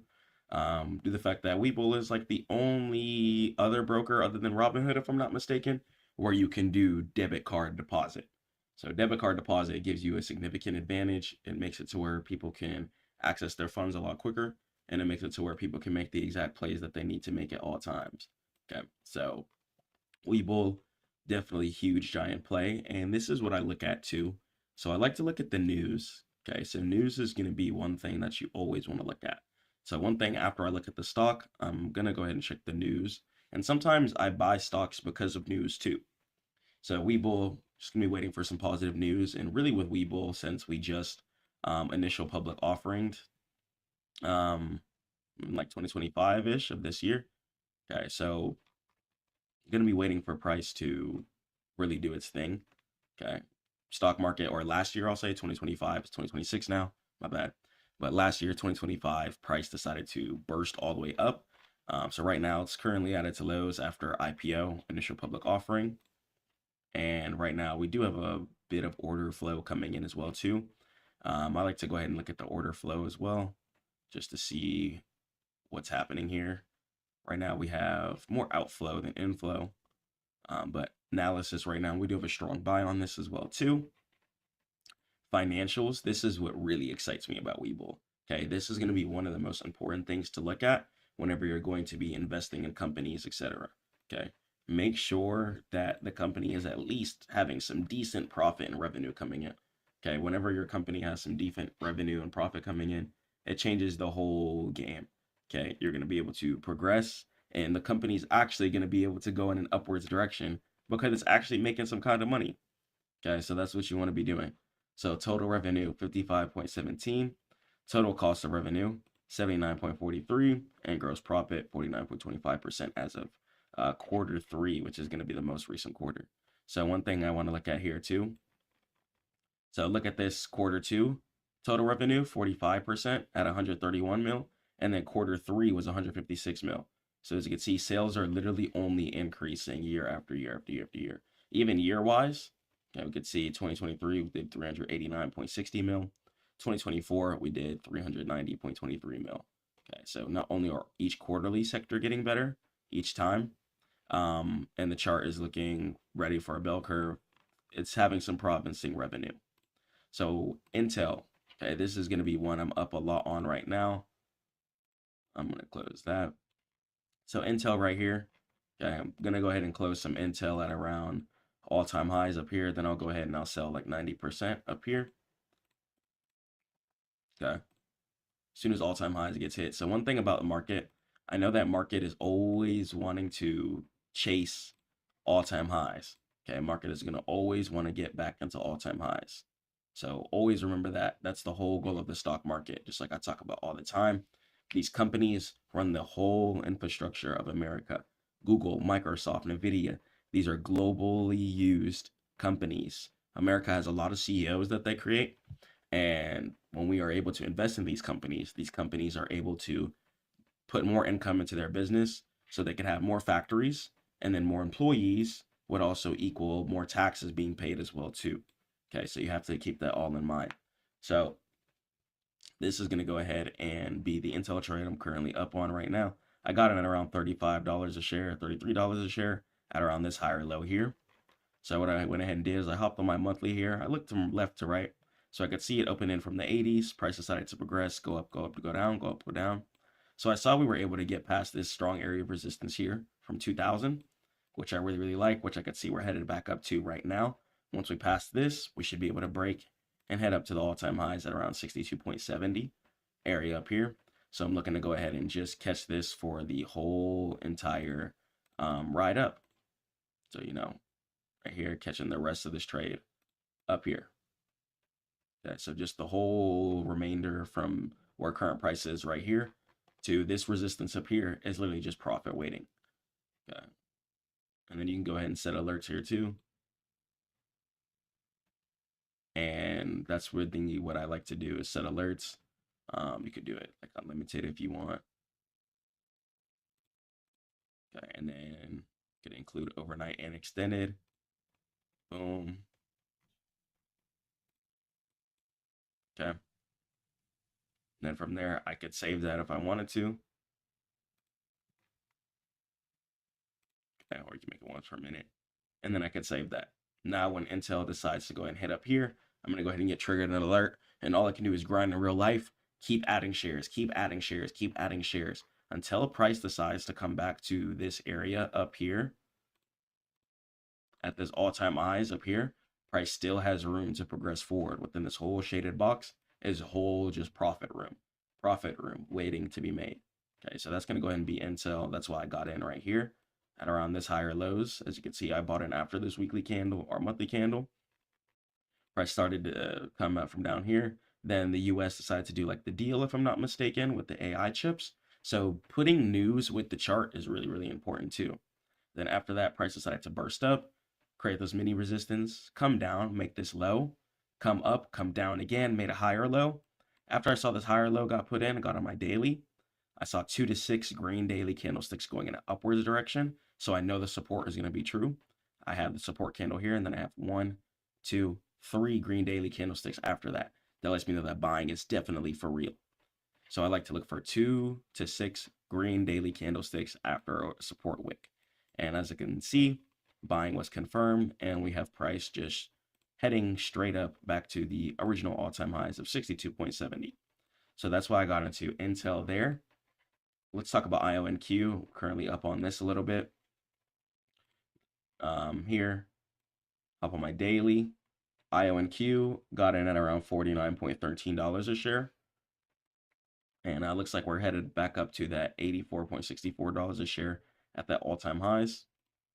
And that's really just what we want to be waiting for. I saw this low over here. Price came up, came down, made this low right here. Price came up, came down, made this low. And then we have 1, 2 green daily candlesticks. But then after this support, we have 1, 2, 3 green daily candlesticks. Even just 2 green daily candlesticks after the first support wick. I went ahead and bought there, and I could see that price was at a discount and looking to go ahead and just fill in the rest of this area here. Okay, catch the rest of this profit, wait for the money to make itself. Okay, so you want to buy low, sell high. Buy low, sell high. Okay, if you guys are struggling with buying low and selling high, head over to Stackmode.net, and I want to show you guys how you can do that. Okay, EOS, energy stock that I bought into. Bought this at around $14.22 a share. Currently up some profit. Let me pull up the monthly for you guys here. Monthly, all-time highs IPO'd at 31.95. And then we also have this little area of resistance here at 19.91. So same thing with this here. I'm going to close at the 32 area up here when it's at all-time highs. Go ahead and trim, cycle in the next wave, and continue to just refarm. Okay. So even right here, financials, quarters seem to be improving. Okay, so from this quarter here, we did $10 million. Then the next quarter did $15 million. Next quarter did $30 million. I like that a lot. So EOS is making money. IONQ, definitely big quarterly increases here. Went from 7 million to 20 million. Huge jump. Then after that went to 40 million about. Huge jump. Very, very profitable. Intel 2, we're starting to see some tiny increases. 12.67 billion one quarter. 12.86 billion one quarter. And then the really big increase, 2.78% the next quarter. So 13.65 billion. Go. NVTS, still waiting for this. This is going to be an NVIDIA stock here. So this is something that I'm going to be just waiting on here. Revenue has been going down when it comes to NVTS, but I do believe in this. It's a partnership stock, and I think it definitely has some nice room to rally, especially as more news starts coming into play. So this is what the chart looks like here. We blasted an IPO to 22.19, And we just recently came to this resistance at the 17.82. Right after the sell-off, I decided to go ahead and buy this higher low due to the fact that it's just literally some profit just waiting for us. So went ahead and decided to buy that higher low there. After this area of support, we got 1, 2, 3 green daily candlesticks. I like that a lot. I know we're going to go ahead and shoot right back up to that 22.19 area of resistance right here. So I think this is a clean area for me to buy. Close at all-time highs, current all-time highs, and I'll go ahead and cycle. Path, waiting for Path. Path could be a huge stock that people are going to be holding for a minute. Right now, we're going to be headed towards this area right here. This area of resistance at 27.79. So waiting for this to go up here. So with Path on my weekly, I saw we IPO'd all the way up there. Price came down, made this area of support here. Had a lot of buying after that. Multiple green daily candlesticks. Then after that, price came down. Made another higher low. Came down, made another higher low. Okay, so after this higher low was made, lots of buying. And it looks like another recent higher low was just put in here. Let me go to my daily. Okay, so after this support candle, we have 1, 2, 3 green daily candlesticks. It looks like it's searching for a new low, waiting for another push up, and looks like we're going to be catching Path upwards too, at least to this 27.79. And then, you know, over time, it'll go ahead and continue to trickle and do its thing. So yeah, that's going to go ahead and be the portfolio. Just slam, you know, slamming. This is what I just wanted to cover. Just wanted to show you guys what I'm getting in, how I've been making gains this whole year. This number is very bad, so don't forget that. But yeah, just wanted to show you guys the gains I've been making this year, the progress that's been being made, and just the performance. Check this out right here. You're going to be able to see my performance against the S&P 500. So I'm up 6%. S&P 500 is 1.45%. If we do 6 months or 3 month here, so see P&L here. Yeah, waiting for that to just progress. But this month gonna be absolutely just dominating. Really, really ready to progress. And yeah, just being fully transparent with stats. We're starting this year strong. We're starting this year going forward. Okay. Anything that happened in the past months, past progression, you know, options, been able to make some okay income across multiple different brokers, Robinhood, Webull, and TradeStation. But I think it's time for me to just lock in on shares, really find it in my bread and butter. And I just want to go ahead and teach you guys this as well too. Okay. Love you guys so much. Stay prayed to God. And head over to Stackmode.net for all trading education. Let's do it. Don't ever give up. Keep grinding. And I'll catch you in the next one. Peace. It's currently like 4:30 a.m. in the morning right now. Let me turn on this light here for you guys. What's happening? Up really, really early. Just getting some good early morning work done. I was working on a thumbnail for you guys. I don't know if you guys can see the time, but it should show around like 4. It's kind of got a around 4:30 there. Boom, you guys should see it there. So we're up this morning. Okay, chilling super duper hard, just vibing out, grinding. And I just want to talk to you guys about something. Your flesh and your desires, you got to put that to the side. If you want to tell yourself that you're going to be a successful trader, if you want to tell yourself that you want to protect and provide for your families and put them in a better position than they ever could have ever been in, then it's time to start putting your flesh and your desires to the side. You got to put them to the side. You know, if you want to go to McDonald's and go get that cheeseburger, instead of doing that, you got to start buying groceries. Okay, start buying groceries, saving your money. Every dollar that's not going into the market and that's going somewhere else is money that's not being multiplied. Okay, it's not being multiplied. Tone down how much you're consuming. Tone down buying food every single week. Just get groceries for the month. It's going to be a lot cheaper. Take your time, cook your food, and just do your thing. Okay, so understand that if you want to be profitable in this game, you cannot be feeding your flesh every single day. Let's say if you smoke weed, for example. Why are you buying weed every single day? Why are you buying weed 5 days a week? Spending $30 a day, $30 a day, $30 a day, $30 a day. That's not going to be very effective. And I want you guys to just be saving your money. If you can, just buy everything in bulk, okay? Buy your food in bulk, buy your waters in bulk. When you buy in bulk, you don't have to have that impulse and that urge to feed your flesh, because you're going to go get in the car, go drive to McDonald's and go get the meal. And the meal might be bigger than it was last time. And that money adds up, time over time, over time, over time, over time. You know, whenever I'm just grinding and when I wake up in the morning, I like to pray and read Quran, of course. And God has a verse talking about spending moderately. So you don't want to be drawn with how much you're spending. Drawn is pretty much just doing too much. You don't want to be drawn with how much you're spending. You want to try and just spend a good amount to pay your bills. And then majority of your income after that should just be invested. Pay your bills, whatever you have after that, invest. Invest, keep it in stack mode, and just save your income. Okay, it's really, really going to go ahead and help. And your perspective will change and your wealth will start growing a lot quicker when you put your flesh to the side. I want you guys to get to where you want to be, because some people think in this game, oh, I want to be a big millionaire trader. I want to be a big successful trader. And all you're looking at, if you're looking at millionaire traders, successful traders, or people who have been making constant profitable income, you're looking at people who are disciplined. You're looking at people who can put their flesh to the side and you'd be like, you know what, I'm not going to impulse trade right now.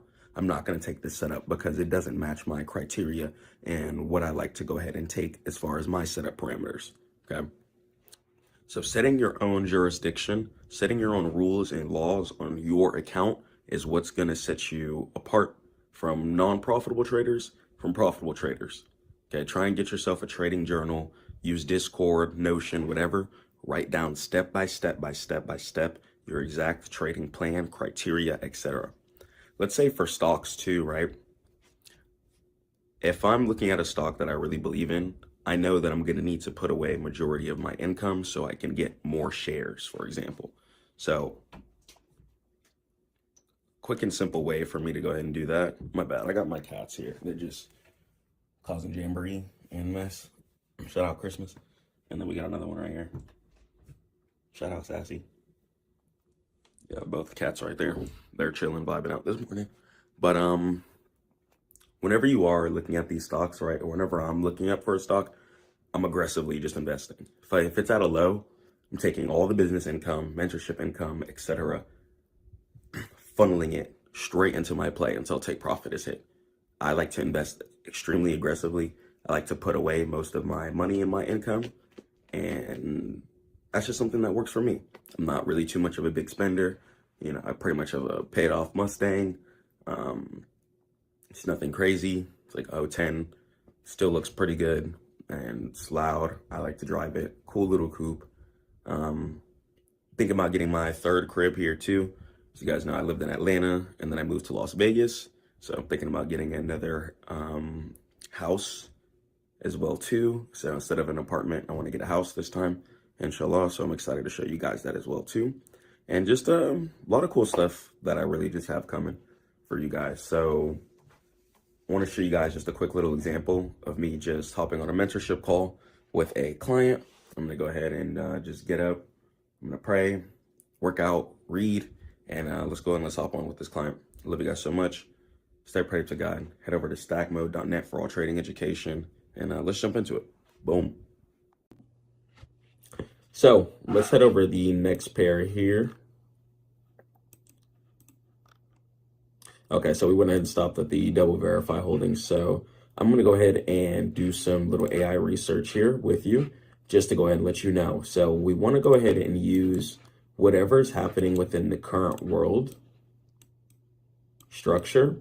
Okay, that's going to go ahead and be our profit points. So for example, the United States dollar right now, as of the time of this recording, or whenever I'm teaching this mentorship, is going to be in a time period where the United States dollar isn't worth much. Okay, well, it's still worth a lot, but it's going down year after year after year after year. Houses that were worth $50,000, 10 years ago, are now worth $300,000 today. Okay. So that's a $250,000 gain for people who bought the house. But if you're trying to buy a house within the market, you're pretty much buying at all-time highs for what we know. Okay, so keeping things in a perspective like that is what's going to go ahead and change the game. So using your AI to dominate the market is really going to go ahead and help you. So let's say AI stocks are going to go ahead and be popular. I would go ahead and head over to your AI search tool. You could use ChatGPT, Grok, Gemini, whatever. And then from there, I want you to go ahead and break down to the AI. Get used to talking to the AI really descriptively. People think that AI is just there to do absolutely everything for them. No, you got to talk to it really, really specifically, really, really directly. So for instance, if I know that the United States dollar is having some issues due to inflation, since they keep just clicking the print button, what I'm going to go ahead and do is head over to the AI software. And then from there, I can go ahead and type in top energy stocks and top mining stocks under $30 a share. Give me a list of at least 15 stocks that are increasing in revenue. Okay. Don't give me poor performing stocks. Okay, so this is the difference between other mentorships and this one. I'm always going to keep up with the times. Okay, so if you're having a hard time like Chris, man, I can't keep playing these high cap, high market cap stocks. I'm trying to find some stocks at the low and ride it up. I got you. Okay, and I would just want to get you guys equipped with the correct information that you need in order to do your research correctly whenever it needs to be done. Okay, so let's go ahead and let's wait for the list to go ahead and compile here. And while you're doing that, have your trading view open. Be ready to, one, start on your higher time frames. Of course, when we're analyzing everything, we want to go from the weekly time frame to the daily time frame to the 4-hour time frame. Okay, so from the weekly to the daily to the 4-hour, each of them are going to go ahead and be imperative for our success.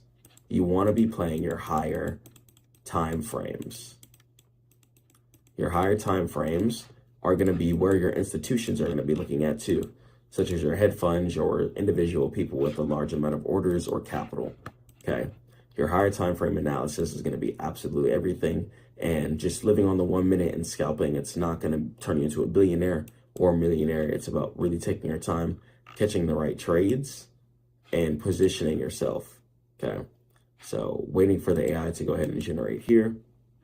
And as we do that, let's go and let's talk about some things. So the reason why I asked the AI to look for stocks that are increasing in revenue and not to give me poor performing stocks is because if a stock has been out since, let's say, 1980, okay, and it's still not above like $50 a share, a lot of the times that can go ahead and be a problem. Okay, even the S&P 500 and NASDAQ 100, just raw shares, move quicker than that and more consistently than that. So try not to invest into companies that are not making upwards progression. Focus on companies that are bringing value to the world. Any company that's bringing value is going to be a company that's you're going to be wanting to be focused on. Okay, value. Focus on the value of the company. Okay, so value can mean a multitude of things too. So let's say, I believe Serve, for example. Serve is going to be the automatic robot service that I believe picks up people. Okay, let me go and pull up the chart here. So we got Serve Robotics here, blasting in an upwards direction, looking like it wants to head up and fill this gap here, and head up to this all-time highs wick up here. And we have around 10 points left about from where we currently are. So lots of profit potential to be made here, especially now that it's getting found out. People are starting to buy a lot more. And even just checking Serve out here, check out the financials. Okay, so just checking out the raw revenue, just look at 2022. They were only doing 170 or 107,000. In 2023, they were doing 207,000. Checking at 2024, they started doing millions. Okay, a million in software, 332,000 in delivery, and 300,000 in branding. And if I go ahead and pull up the statements and the cash flow here, their cash flow seems to be a little bit bonky here. So it means they could be clearing debt, paying stuff off, or just trying to progress. But looking at the balance sheet here and the income statement, the company seems to be projecting in a pretty positive direction.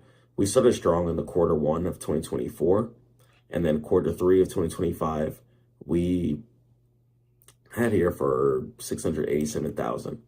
So Serve Robotics, once again, it engages in self-driving delivery, and it designs, develops, and operates zero-emission robots that serve in public spaces, starting with food delivery. Okay, so what it does is automatic food delivery service, and you never know if things will be innovated into more of an Uber style where people will get picked up as well too. So putting things perspective with what's happening now is what's going to make you profitable. Okay, hold on. So Grok here, it's taking a 5 minute. So we're gonna go ChatGPT.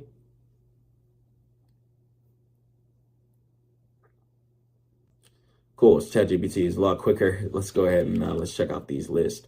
So we have GeoPark Ltd. So GPRK, it's a South American E&P energy producer with multi-year revenue growth trends and low valuation. So GPRK. So GPRK here, looks like it wants to head in an upwards direction. We just recently made this resistance here off the weekly a couple of weeks ago. GPRK. And the thing about this stock, though, it's been around since around the 010s. It's starting to maintain, though. Looks like it wants to maintain this support area right here, which I see is kind of a mirror of this support right here. So it's not just bouncing for no reason. So it wants a support mirror off of this black line right here. So I'm a big fan of that. Okay, big fan of any support mirrors. It's not just bouncing for no reason. So price could want to bounce in upwards direction from here. Profit could potentially be made, GPRK. Let me go ahead and right click it. Let me go through the financials here. So a lot of free float shares, which means that people aren't desperately looking to hold it. Closely held shares is less than the free float shares. Okay, so let me go ahead and go to the revenue here. So from 2018, we're doing around 600 million here. 2024, we're doing around 650, 60 million. So big increase here. 2022, though, we're doing over $1 billion. So I don't know what happened here. A little bit of a fall off. Let me check the statements out. Income statement. Income is looking kind of bonky. I don't know if just because that year was just super duper heavy, but income seems to be on a downtrend. It's starting to pick up the pace. Last quarter, or 2025, June, did 119. And then 2023 quarter, or Q3 in September 2025, did 125 million. So a little increase there, but this stock here, I wonder if it's more event based, but that I'm gonna go ahead and try and skip on. I'm gonna go ahead and check BSM out. Blackstone Minerals, okay, weekly here. So we're at $13 a share. Pretty much at all-time highs on this one, but this one I could definitely see increasing in an upwards direction over the years. Blackstone Minerals, financial. Here, a lot of free float shares, earnings and revenue here. Let me see, revenue. Revenue could be looking better. Let me check out the stats, statements. Cash flow is starting to pick up the pace as of this quarter. Same thing with the income too. It's trying to pick up the pace, but income's kind of all over the place. Think I'm going to go ahead and skip on that one as well too. So be picky with your stocks. You know, there's a lot of options and stuff like that.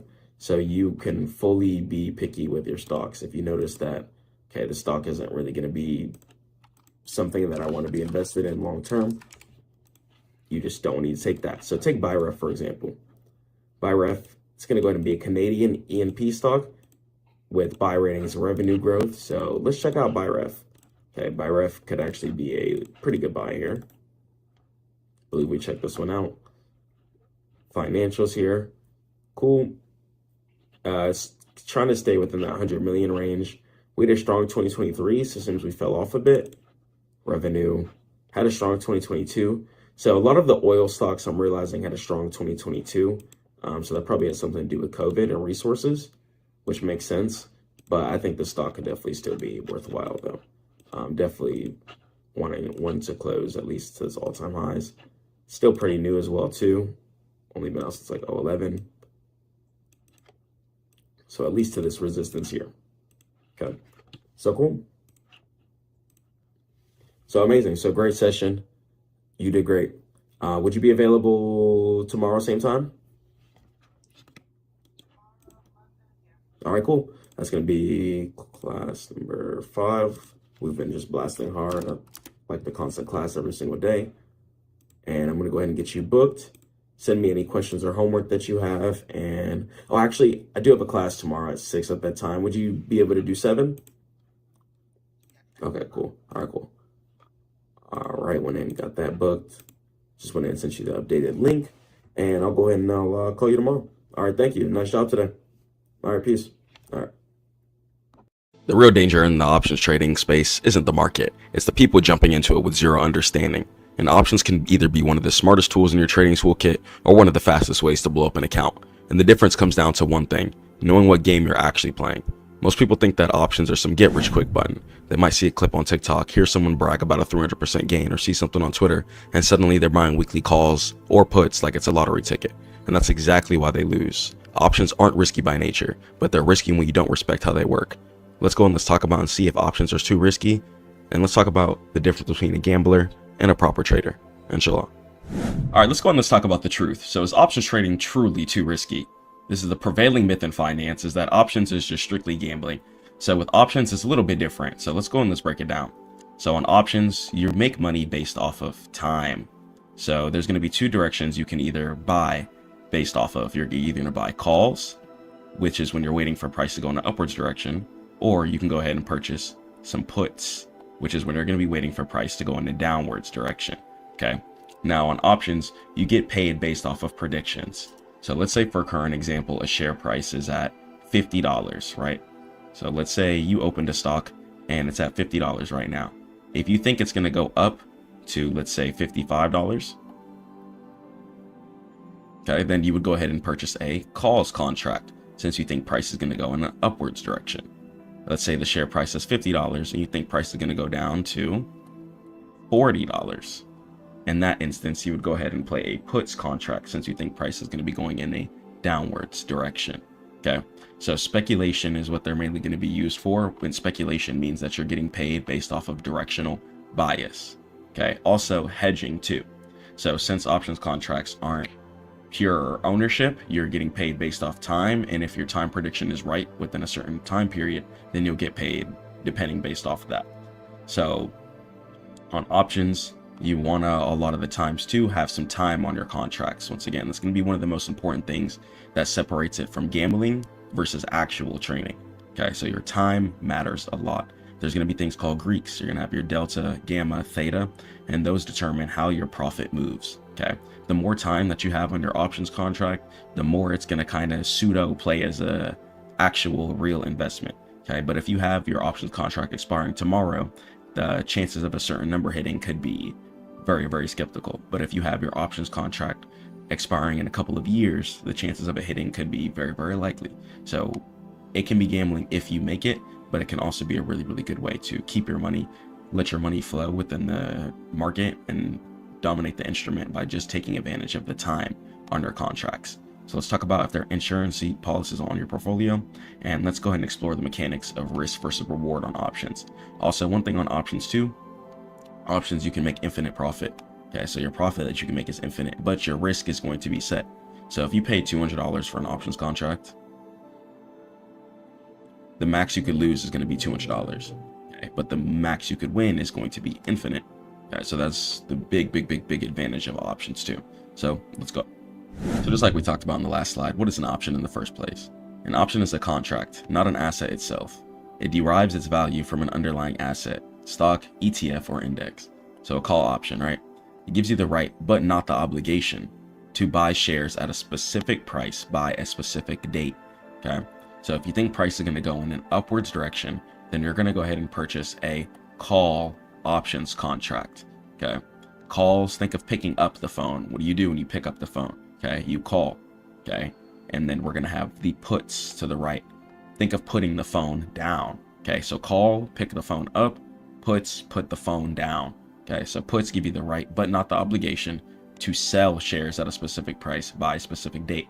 So calls is if you're betting on the price going in an upwards direction, and puts is going to be if you think price is going to go within a downwards direction, okay? The United States stock market, though, is made to go up year after year after year after year. There's also laws in place such as the short sale restriction law, which kind of prevents and helps things from crashing down to zero very, very quickly. So a lot of the times on options, you might be better off playing calls, since it's going to go ahead and be on the actual investor side as well too. And the double-edged sword, let's go and talk about leverage. So options provide leverage, and one standard contract controls 100 shares of stock. And this is where the risk and reward are amplified. So scenario, right? Let's say stock XYZ is at $100. So the stock investor, let's say they buy 100 shares, right? So if the stock price is at $100, in order to buy 100 shares, that would cost $10,000, okay? And an options trader, let's say they buy one call contract, okay, with the $5 premium. So let's talk about the decimal numbers on options too. So if you ever see an options contract, let's say 2.50, you always want to multiply every options contract by 100 to get the real dollar value. Okay, so 2.50 times 100 is going to go ahead and be 250. If an options contract is 14.20, okay, we're going to multiply that by 100. That's going to equal 1420. Okay, just make it super easy. Okay, whatever you guys see, you multiply that by 100. So let's say the stock price is, or let's say the options contract is 5.70. Okay, then multiply that by 100. It's going to go ahead and be 570. And that's how you're going to go ahead and get the share price for that. Okay, so if the stock goes to $110 and you have a calls contract, then that would be a 200% return. Okay, but if you have it on shares, then that would be a 10% return. Okay, let's just say that for example.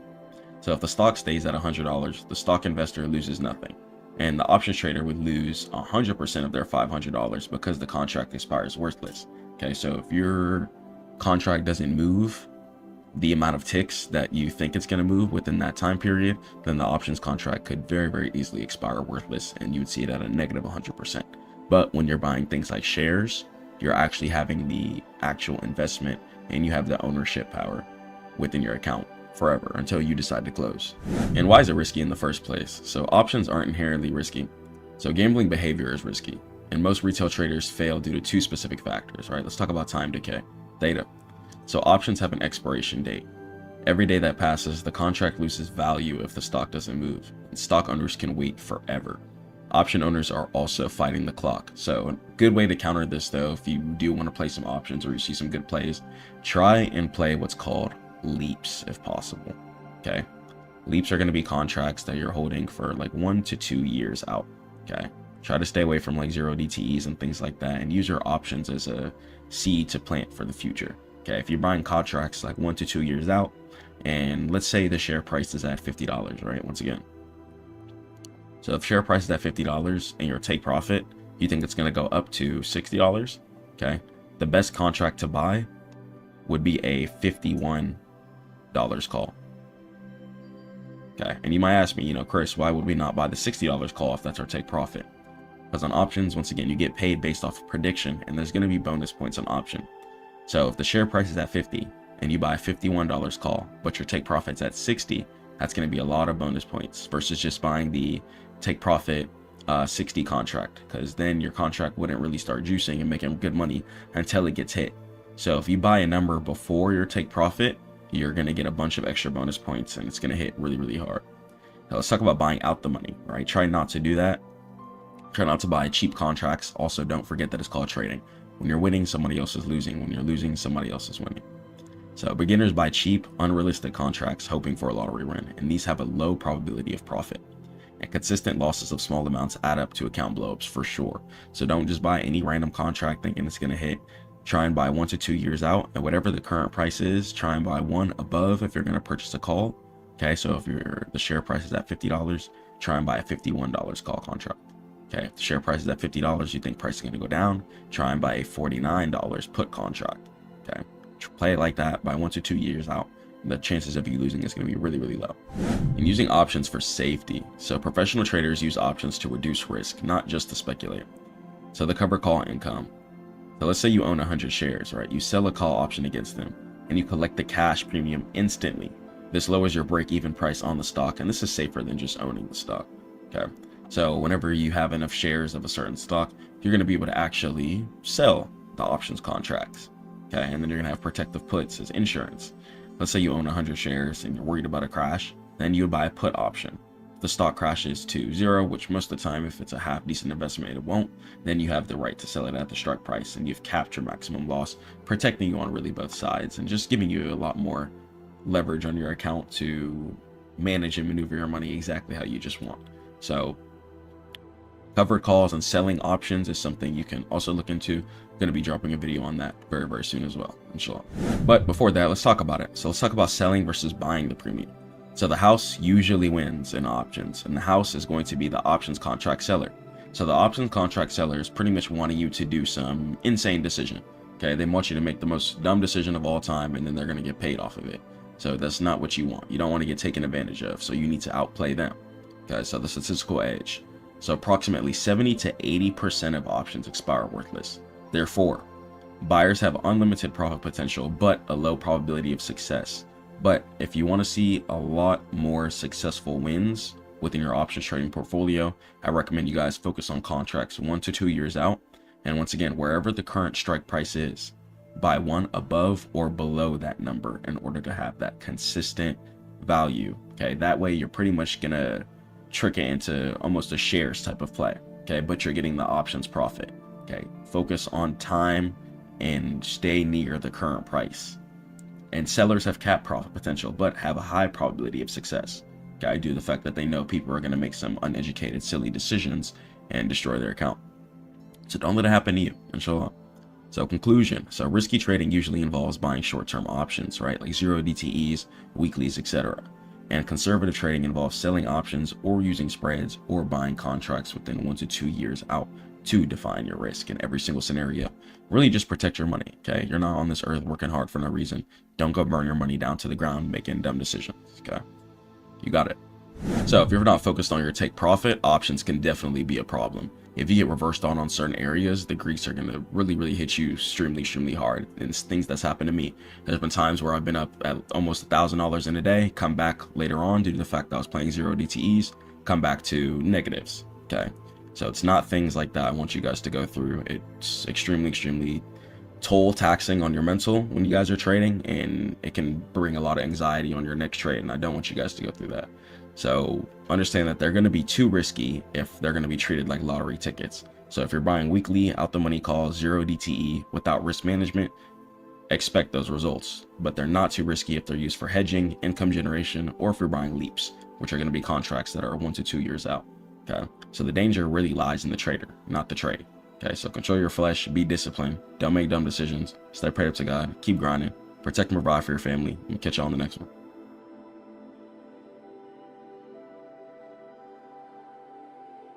You might think that inflation is a normal part of life, but the reality is that your purchasing power is silently being stolen from you every single day by the very institutions claiming to protect it. Central banks have the power to print infinite amounts of currency at the push of a button, which dilutes your savings and forces you to work harder just to stay in the same place. They control the supply, so they control the value, and Bitcoin completely flips this power dynamic on its head.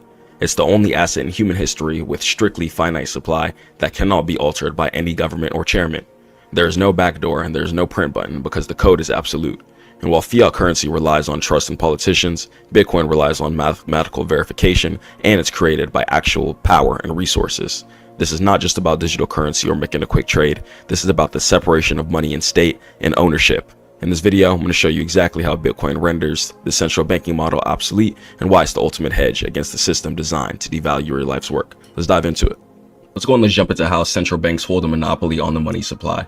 So as you know, things have to be systematically processed when it comes to central banks of systematic formations, such as wire transfers or direct deposit, for instance. Certain things have to hit on certain days and certain time frames due to the fact that approvals have to be made by the centralized banks. Now, when we're trading cryptocurrency, you're working in the decentralized world. Everything is way different. Okay, everything is based off the peer-to-peer transaction system. Everything works off of smart, autonomous contracts. So whenever transactions are sent over, pretty much computers do all the processing. When you send a wire transfer over to somebody or even to yourself to another bank, the bank has the ability to approve or decline that. Cryptocurrency puts the freedom back in the people's hands. And let's go and let's jump into how all this works and why central banks really don't like this.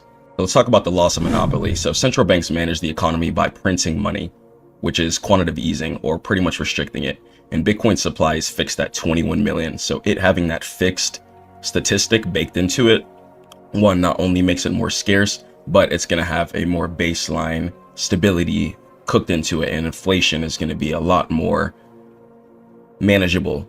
When it comes to fiat currency, you can pretty much print infinite dollars nonstop. That's you might see things from 10 years ago might cost completely differently from today, since more money has been printed over the years have gone over. Okay, and the competitor.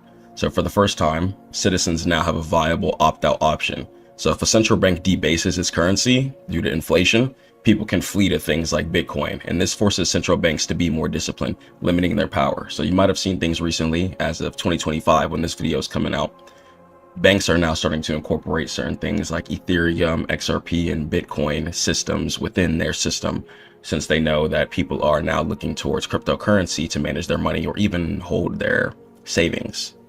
So instead of getting 2% or 3% APY stands for annual percentage yield, people rather go put their money into a cryptocurrency and let their money grow faster at a rapid rate. And not only that, it's going to be a lot more manageable too. If you go to the bank, if you have 10 bands, you go pull up on the bank, a lot of the times you're not going to be able to pull that out right away. You might have to come back tomorrow, the next day, because the bank has your money pretty much invested.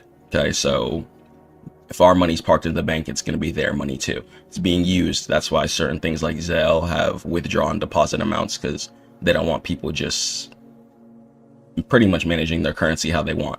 Cryptocurrency takes that all the way. If you want to send $1 million today and tomorrow, you can do that. With the normal traditional central bank based off of fiat currency, they're not going to let you do that, since that puts too much freedom in people's hands, and a lot of business moves can be made a lot quicker.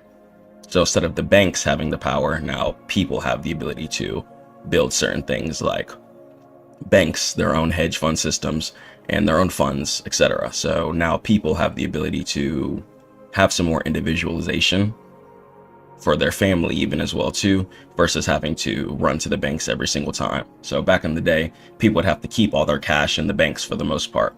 Okay, things aren't like that today. Now you have the ability to even keep your cryptocurrency on something small like a USB drive. Okay, so keeping it extremely decentralized, and the IRS can't get to your USB drive unless they raid your house and find it or things like that. Okay, so no more having random money put out of your account, or even if you get sued, for example, they can go into your bank accounts and clear you out. If you have your money parked in cryptocurrency, that's money that they can't touch, and it's pretty much digital cash that nobody really knows that exists. So let's talk about the threat of censorship resistance. The modern banking system is used as a tool for geopolitical control and surveillance. Big on surveillance. They want to see every dollar that's coming in and out. A lot of things have been changing recently too, since 2020 plus. As far as cash, for example, you can't really use cash to get certain things. Like a lot of realtors and realtor companies won't accept cash for certain down payments, since you can't really prove that you're a real legitimate person and where that money's actually coming from. Okay, so central banks want to make sure everything is controlled and pretty much don't want you to have freedom for certain ways that benefit them every single time. Certain ways it does protect society, but for the most part, things aren't always fair and realistic, because it is the world.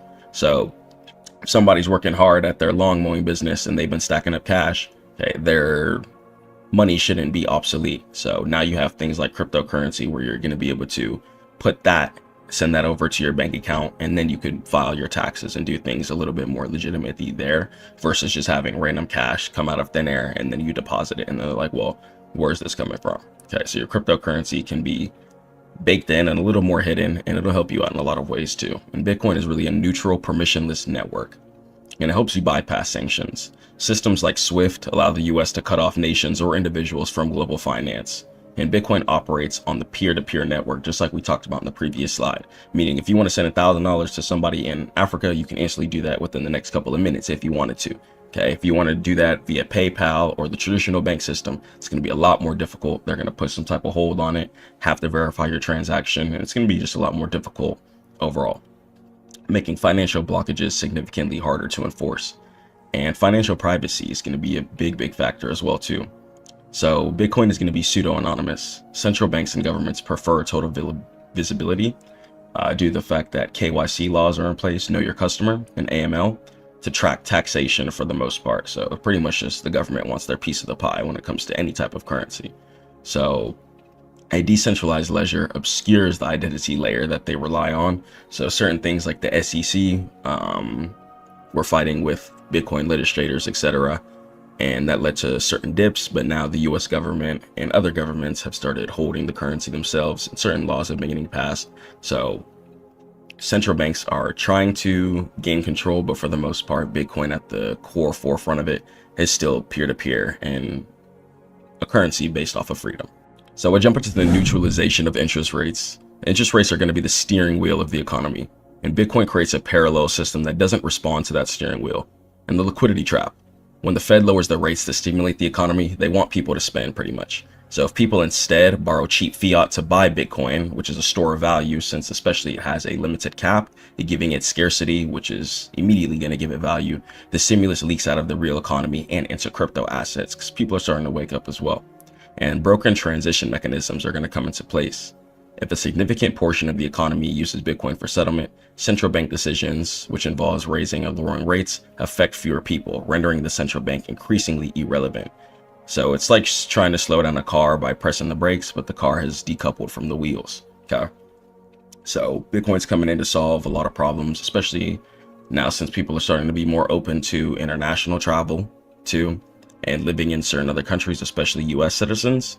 And you're gonna, instead of have to go through certain transfers for your US currency, you can easily just keep everything in cryptocurrency and spend that all over the world simply, instead of having to go through that headache of a transfer system. And let's talk about CBDCs, the counter move, and what are they doing about it? So they're copying tech, but keeping the control, and enter the central bank digital currencies, and it's programmable money. So unlike Bitcoin, CBDCs are centralized, and governments could theoretically program money to expire, which forces spending, and restrict what you can buy with carbon limits or freeze accounts instantly. And definitely total surveillance is going to come into place too. So a CBDC ledger would give the state a real-time view of every single transaction in the economy, eliminating the concept of cash-like privacy entirely. And they market CBDCs as safe, convenient Bitcoin, but the reality is that it's the exact opposite of Bitcoin ethos of decentralization. So keeping the freedom in the people's hands is really the main point of crypto.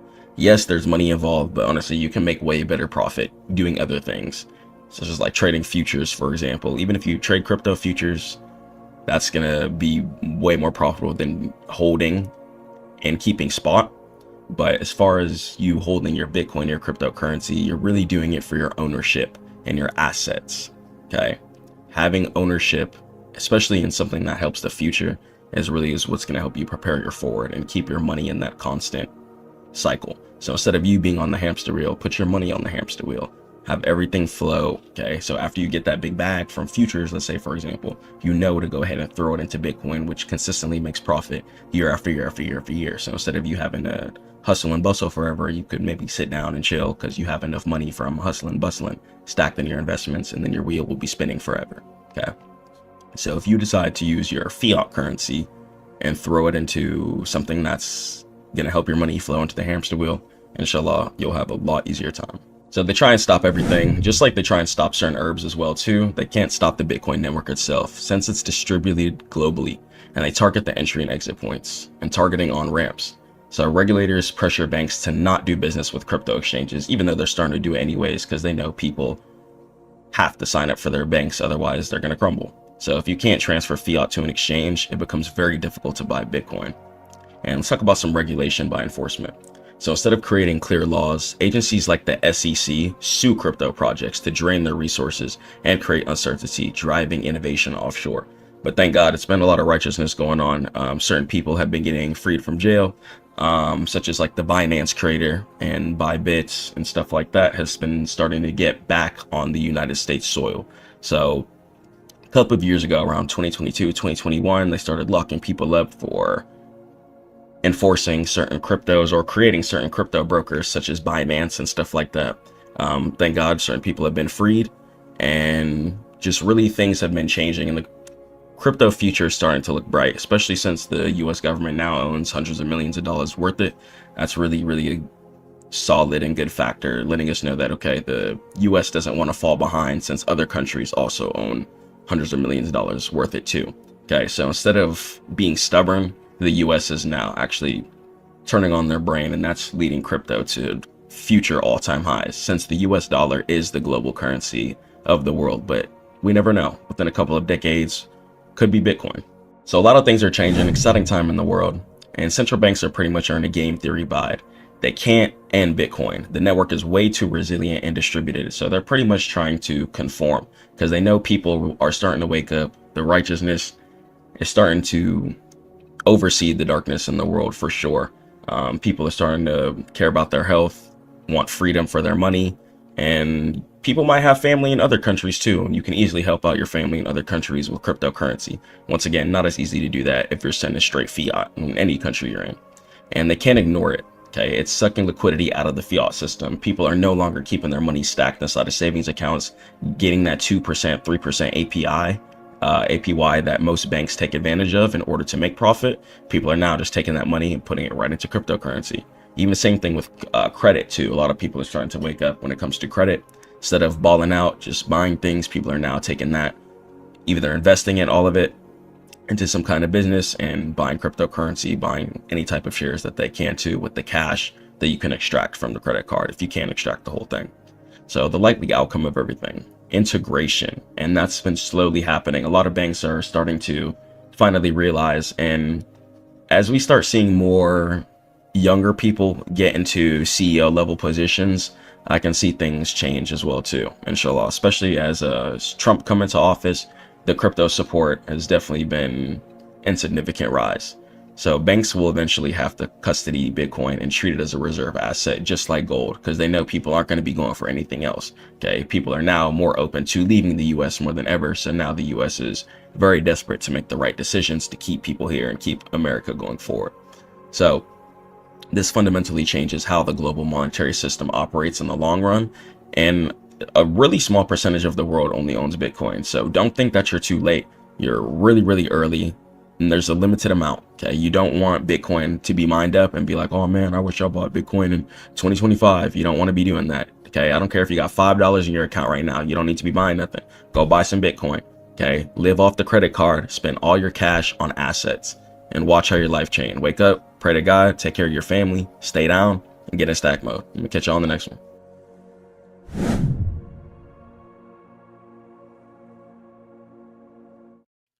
Ladies and gentlemen, welcome to Hagesfield Cinema Studio. This video is going to be sponsored by Hagesfield, and the link in the description is going to be below if you want to learn how to use this tool. This tool is absolutely crazy. It's a crazy cinema studio, and I'm going to teach you guys how you can generate images that look crazy like this, that literally lets you turn images into videos. It's wild. You can use this to create business ideas, create videos that you can post on YouTube, TikTok, different social medias, so you can get monetized and start making some money. Okay, there's so much opportunity around, and Hagesfield AI really gives you the whole world in your hands. Let's go ahead and let's jump into it. So we'll go ahead and we'll start off with the explore section up here in the top left, just so we can go ahead and check it out. So you guys will be able to create images, create videos, has some motion control options, and you'll be able to edit images, as well as gain access to certain things such as Nano Banana. It's going to have Soul ID, have lip sync features, and upscale features as well too, in order to make your images look better. It's also going to have really dynamic things and add-on tools like Angles V2. So if you're dropping an extremely high quality animated movie using AI, then you're going to be able to get those nice camera angle shots to make it look realistic and extremely presentable. So for to start off here, we're going to go ahead and just create an image. So for the top left here, I'm going to go ahead and click on image, and you'll be able to see a list of the features. So here we'll have create image, cinema studio language. You can create a storyboard. We got relight, image upscale, draw to edit. You got insta dump, to where you can turn a selfie into a full content library. This is literally one of the greatest tools on the internet right now. And this is really, really just crazy. It's crazy how fast AI is progressing. So we'll go ahead and we'll create an image. Okay. These are some images I went ahead and created earlier, but in order to show you guys, this is how we do it. So first thing that you're going to have to do, come down here, and once you click on create an image, I want you to select your model. The model that you select is going to determine the quality of the image. Okay. So for this, we are going to have Higgsfield Sol available, which I'm going to use for this video. Higgsfield Sol is going to be one of the highest quality models out there available, and it's only available on Higgsfield, of course. So I'm going to use the Higgsfield Sol. Okay. And I'm going to go ahead and generate an image. Generate a image that is cinematic for a movie. Use a character that is brown skin, has brown eyes, and is inside of a hut. Make it detailed. Make it a good looking picture. Okay. So then from there, after I type in my prompt, I want to make sure that my resolutions are selected properly. So if I'm on 9:16, then it's going to go and give me a mobile size video. So if you're trying to make videos for mobile content, then do 9:16. Okay, if you're trying to make videos for desktop size content, such as computers, then you would do 16.9, for example. So if I'm going to create a desktop picture, okay, let's say I'm creating a desktop movie, let me go ahead and do that. I'm also going to have the quality here too. We'll have the 2K, 1.5K, and it'll determine the quality will determine how long it'll take to generate and how many credits it'll use as well too. And then we have prompt enhance. I'm going to go ahead and keep this on too, and enhance is going to go ahead and just enhance the image in any way that I need it to. Okay, so I'm going to go ahead and keep unlimited relax off as well too for faster priority results. And then from there, let me go ahead and just click on generate. I'm just going to go ahead and generate the picture here, and we're going to go ahead and wait. It's going to go ahead and throw it inside of the queue within the top left, and I'm going to go ahead and just give the chart and give everything some time in order for it to generate. Okay, so I'm going to go ahead and be right back. We'll come back when the image is done.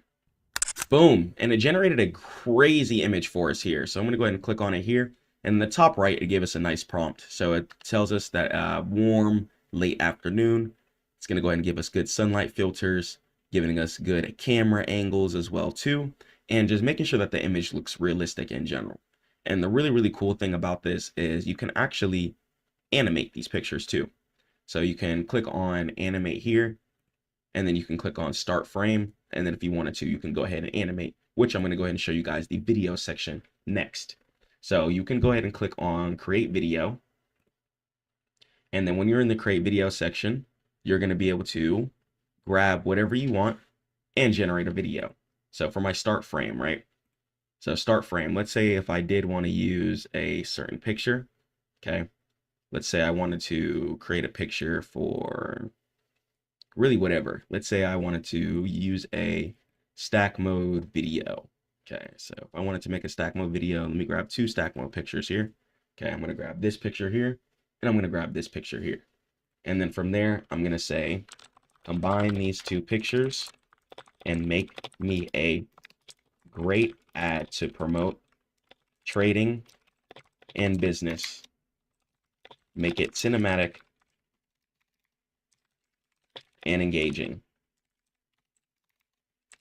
Use dynamic colors and lighting and angles. Okay, and then from there, I'll do that on the Higgsfield Turbo if I want to. Okay, or I can keep it on the Clean 2.5. Actually, I'll keep it there. And then if I want to make it 10 seconds, I can do that. We'll keep it at 5 seconds, 1080p. And I'm going to go ahead and just generate an ad here. So let's go ahead and let's do it. So after I click generate, it's going to go ahead and throw itself into the queue. We're going to go ahead and wait, give itself some time. And then hopefully, if God wills, we're going to be just trying to get an ad. Okay, we're going to be just trying to get an ad from this. And I just want to show you guys how you can pump creatives using Higgsfield AI. It's such an extremely powerful tool. And with all this AI infrastructure out there, there's really no excuse. I'm just going to be completely honest. There's absolutely no excuse why your business isn't up and running off the ground. If you want to learn how to use this, you guys can go to the Higgsfield link in the description, and you guys can also learn at Stackmode.net, where I'll teach you how to use it as well too. This program, it's crazy. It's broken. It's overpowered. It's way more intuitive as well too than any other AI program that I've seen, especially the video editor sides. Other video editors aren't having things like click to add, having lip sync studio, having WAN 2.6, which we're going to jump into. Okay. Higgsfield AI is really, really, really, really the best. And I'm not just saying this. So we're going to go ahead and come back once this video is done. Boom. And we got the ad here. So as we can go ahead and see, let me go ahead and play this. And it just turned those 2 images into a great ad that I can use forever for the rest of my life. Okay. And it's that simple. And I just showed you guys how I used it with images that I would actually use it for. Okay. It's a great, great tool. So we have introducing here WAN 2.5 AI video with audio. Forget the static clips. You can create dynamic HD videos with synchronized voice, audio, and real camera movements in seconds. Okay. It's really, really simple. And you guys can just click on generate unlimited here in order to see what you need to see. So I'll go ahead and I'll click on generate unlimited here. And it's going to go ahead and just give me options all over the place. Okay, so if I wanted to, I could click on either upload image or generate. Could keep it on this, just keep it all simple. And I could just say general. Okay, we can use this. If I want to use this, I can use this. Okay, so we have the MP4 here. I like that a lot. This is going to be the start frame and the end frame. We're going to upload the image here. So these are some past images that I went ahead and uploaded. You guys can use any of these that you would want to use too. So let's say if I did want to animate this picture that I did make earlier too, then it could do the same thing. And it's going to go ahead and link it with things. And it's going to be extremely, extremely effective. Here's the other ones that I did make in the past. And a prompt that could be required. Make the boy start talking and make the lips move properly. Make sure audio is on, and then I can go ahead and generate here. Okay, it's going to go ahead and throw it inside of the queue. And then once this is done, I'm going to go ahead and come back and show you guys this again. And check it out. This is what the power of Higgsfield AI is. Boom. The boy literally started talking. We just turned the image into an entire cinematic video. Go drop a movie. Okay. There's so much to be done. So much stuff you guys can do with this tool, man. Same thing with the image generation stuff too. Nano Banana, different prompts you guys can use as well too. And you can just generate any image that you want in the world. You can also just give it a random prompt too, and it'll generate the image for you. Okay, it'll give you random prompts if you guys can't think of anything. You can also go to AI sites, tell it to give you a prompt, and then you can go ahead and use that as well too. And then we have the Clean 2.6, right? The motion control and the native audio and video generation. Let's go and let's try out the native audio here. Okay, so for here, we went ahead and we have this here as well too. We are back inside of this, and let's go ahead and change this here. So you guys have different options here too that we can go ahead and use. Once again, you have all of the Clean sections, all of the Google sections, the Sora sections, and then the audio is just really, really fantastic. So what you can do if you wanted to is you can edit your video. Okay, you can edit your video and you could decide what edits that you would want in there. You could say change the sound, do what you need, and it'll go ahead and change that. So I'm personally really, really happy with this though. I think the ad and stuff like that all looks great. I think everything's looking fantastic. And so it's really going to be one of the greatest tools in the entire world. Whatever you guys need, whether it be at the cinema studio, whatever, click what you need at the top. If you want to do a face swap for your characters, okay, if you want to change this character's face, then you can do things like that as well too. This tool is crazy. Hakesfield, shout out you guys. Link in description below if you guys want to learn how to make content on this, and you guys can get access with the links. I'm gonna catch you guys in the next one. Peace. So let's go and let's talk about central bank digital currencies, also known as CBDCs. Now, don't confuse this with cryptocurrency, because cryptocurrency is decentralized and doesn't have a ruler, and CBDCs are money ruled by the government. And think of this as a digital version of cash in your wallet, but with one massive difference: it's programmable. So that means that in theory, the issuer could track every single transaction you make, limit how much that you could save, or even decide what you're allowed to buy. And supporters claim that it is the upgrade our financial system needs to be faster and safer, but critics are calling it the end of the financial privacy embedded in us as humans forever. So we're looking at the future of convenience, or are we looking at the ultimate tool for our total control? Let's jump into it, inshallah. So what is a CBDC in the first place? CBDC stands for Central Bank Digital Currency. So imagine if the cash in your pocket turned into a computer code, but it was still worth exactly the same amount. That is the basic idea of a CBDC. And this digital money issued directly by the country's central bank. Okay, it's not physical paper, and it doesn't come in coins. It exists only on computers or digital wallets. And unlike some cryptocurrencies that change value wildly, a CBDC is meant to be as safe as a dollar bill. Okay, so think of it like virtual cryptocurrency just created and ran by the government instead of it being on the peer-to-peer decentralized network.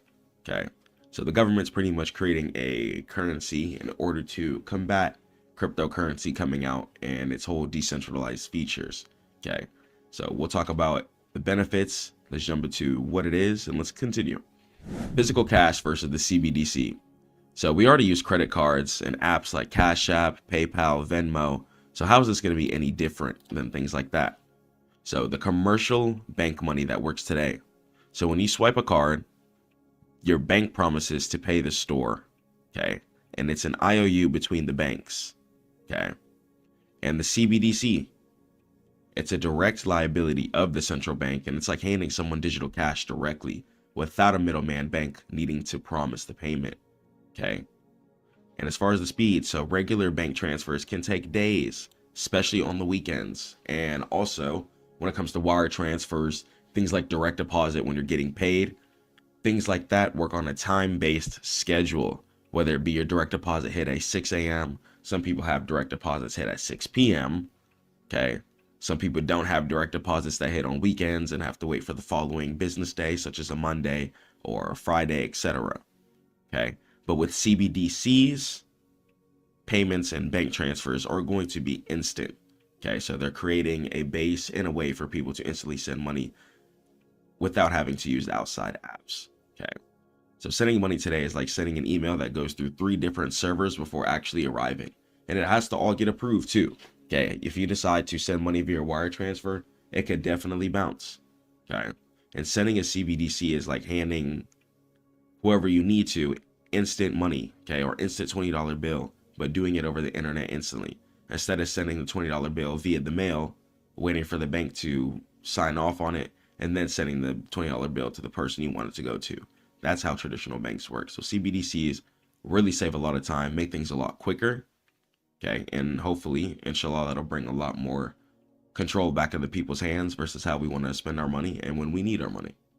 So if CBDCs are out, what's the point of crypto, Chris? So if they're the same thing, and when they're not, and they both use digital technology, the real difference that comes in between them, okay? One is decentralized and one is not, okay? So they both use digital technology, okay? Sometimes the blockchain, but they're both different in the point of who controls it. Okay, so cryptocurrency, Bitcoin, Solana, your XRPs, Ethereum, all decentralized. And the term decentralized means that it's not controlled by a centralized network. Okay, when you decide to send Bitcoin to somebody, okay, it directly gets sent to their Bitcoin wallet. Okay, no ifs, ands, or buts. Okay, peer-to-peer transaction system, also known as the decentralized system. Okay, Then you're going to have the CBDC side, okay, which is going to be controlled, just like traditional banks, by that centralized bank fiat currency system, okay? But the price will be stable, okay? So $1 will equals $1. It's not going to be fluctuating as much. And as far as privacy concerns between the two, crypto is often anonymous, okay? You have to go into the blockchain in order to check certain transactions out, etc. But CBDCs allow the government to see the transactions in order to stop crime, any type of money laundering, or any type of fraudulent activities happening. Okay, so think of Bitcoin kind of like a digital gold that you own yourself. And CBDCs are going to be like digital dollars managed by the Federal Reserve. So one is for freedom and investment and speculative purposes, and the other is going to be for stability and spending. Okay, so one's purpose, okay, it's going to be for speculative, freedom, and investment reasons. And the other purpose is going to be for stability, spending, and sending your money how you want within your centralized bank, okay, when you want, without having to use any type of external apps that you may potentially have to get approved for, especially when you already have your bank. Let's head over to the next slide. So let's talk about the two types of CBDCs. Not all CBDCs are for regular people, okay? There's going to be two main types. One, you're going to have the retail CBDC, okay? So this is going to be just for the day-to-day person. It's used for buying coffee, clothes, paying bills, and it really just acts like cash in an app, okay? And then you're going to have number two. Other side of it, you're going to have your wholesale CBDC, okay? This is going to be for banks, and it helps huge banks send millions of dollars to each other instantly and safely, replacing the old slow systems. Okay, so retail is like the debit card in your wallet, and wholesale is like the armored truck that moves money between bank vaults. Okay, so really understanding the two different types of services and reasons why is going to help you make some future investment properties, especially when we start seeing banks implement CBDCs more and more, due to the fact that they're trying to create some type of competitive edge against the whole cryptocurrency decentralized space. Okay, so why create a CBDC? Okay, governments aren't just building these for fun. Okay, one, it's for competition, to create a space for them to still be profitable in the financial world, especially as cryptocurrency grows year after year after year after year, and people are starting to wake up to what's actually happening and how the currency works. Okay, and the efficiency of everything. So payments become instant and cheaper. So no more 3% credit card fees for shop owners, etc. And financial inclusion is going to come into play. So people who don't have bank accounts can still have a digital wallet on their phone to receive money safely. So that means you can still be able to do jobs and get paid exactly how you want. And in case you get declined by any app such as Cash App, Zelle, or anything like that, you're still going to be able to survive and pay your bills how you need to. And programmable money is what it is. So the government could send stimulus checks that expire if not spent, or can only be spent on food using CBDCs. Instead of having to get checks or use certain cards to spend money, CBDCs could be used to fund government programs to help out citizens. Okay, so during an emergency, the government could pretty much airdrop money directly to everyone's phone without having to mail paper checks, and give everyone an essentially virtual card by using CBDCs. Okay, so we can start seeing things transfer away from traditional bank financial fiat currency system that we've been seeing for the past couple of decades into a whole new blockchain involved world. Okay, let's head over to the next slide. So let's talk about the risk and the concerns. So why are some people worried in the first place? So with great power comes great responsibility. Okay, so giving the government total control over digital money has risk, and it's going to be a privacy loss factor that comes into play. So cash is going to be private. Okay, if you buy a candy bar with a $5 bill, nobody knows where it came from even. With a CBDC, the issuer can technically trace every penny that you spend, which takes away people's privacy, which adds control back into people's lives. So if money is programmable, they could stop you from buying things. Okay, so that means that they could deny transactions, freeze certain things, just as a normal bank account can. But banks and credit unions have a little bit more separate control from just the straight up government centralized system directly. Okay, so cybersecurity reasons as well too. If the central system is hacked, the whole money system could freeze, or even if it goes down. So let's say a CBDC risk system is running on like a system like AWS. Okay, if AWS were to go ahead and shut down, that means people weren't going to be able to access their funds. Okay, so do you want convenience or privacy? Okay, both things are going to go ahead and have concerns, and a lot of factors are going to come into play. So deciding what you're using your money for and how you want to invest is going to change year after year after year. So make sure you guys are staying on top of things. And as far as compliance for even your own stores, even if you want to take CBDC currency, and we'll see how the things change over the next couple of years. So are CBDCs real yet? Answer is going to be yes. Okay, it's not just a theory. Many countries are already using and testing them. Okay, for the Bahamas example, using the sand dollar. So the Bahamas is the first country to launch a full CBDC. So people use it to pay across different islands using mobile phones. And then we got China. Okay, China using the digital yuan. And millions of people in China are already testing the eCNY.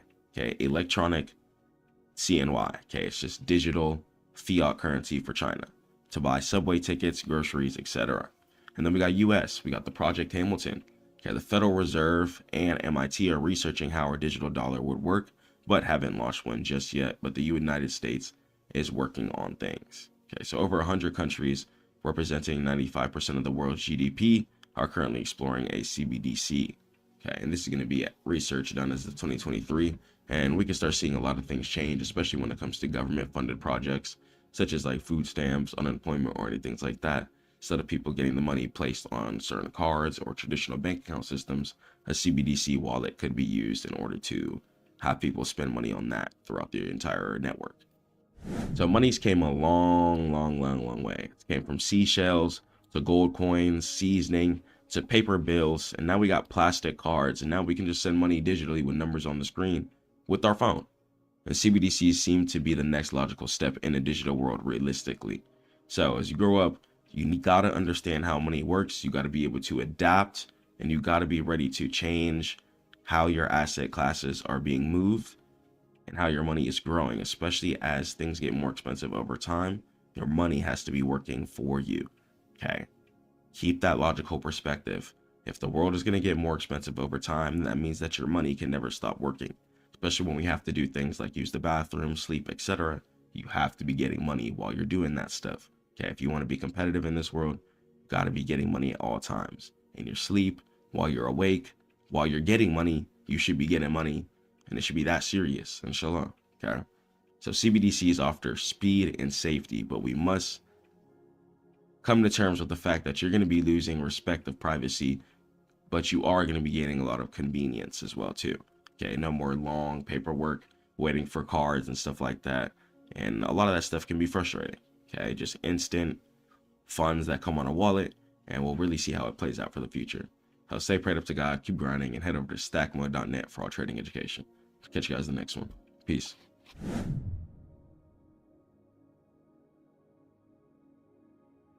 When a company drops its earnings reports, it's like opening the result envelope on award night.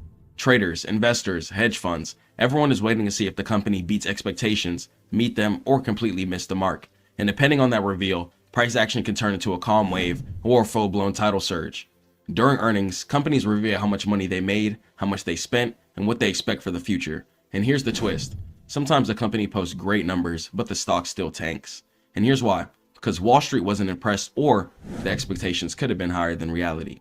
And other times the results are just okay, but the stock still shoots up because traders were expecting something a lot worse. In just a few minutes, spreads widen, volume spikes, and algorithms fire off like fireworks. And this is why many traders either love earnings season or avoid it like a thunderstorm. A lot of the times though, in order to avoid gambling, it is better to place your trades after the earnings report has released. So let's go and jump into what earnings is and how it affects the market. Inshallah, God wills. So we're going to go ahead and cover earnings. So what happens when financial earnings release? Okay, so every quarter, okay, every couple of months, financial earnings are going to be a report that determines the amount of money that a company made, okay, and the amount of expectations that they were trying to arise to. So if a company was projected to make $500 million, but they only made $300 million, then in that case, they would go ahead and lose earnings, okay? But if a company was projected to make $500 million and they made $800 million, then that would go ahead and be a positive earnings beat. Okay, so earnings are going to go ahead and determine the price action too. Now, just because earnings gets beat or earnings loses doesn't mean that a stock will head up or down. Okay, stocks will do whatever it wants. Do not try and use the earnings releases to try and gamble and make trades. Okay, try and trade after earnings releases if you're going to put down a brand new position. Okay, wait for the price action to kick in, and then after the earnings release comes, then feel comfortable to make your trade. But never trade like a day or a couple of days before earnings. Wait for earnings if you're a couple of days before earnings. Okay, wait for earnings to come out and then take your setup. Okay, because otherwise it could be gambling. Earnings causes stocks to make giant moves quickly. Okay, so the moves that happen during earnings are going to be extremely instant, and it's going to be like a flash move based on the report. So let's jump into it.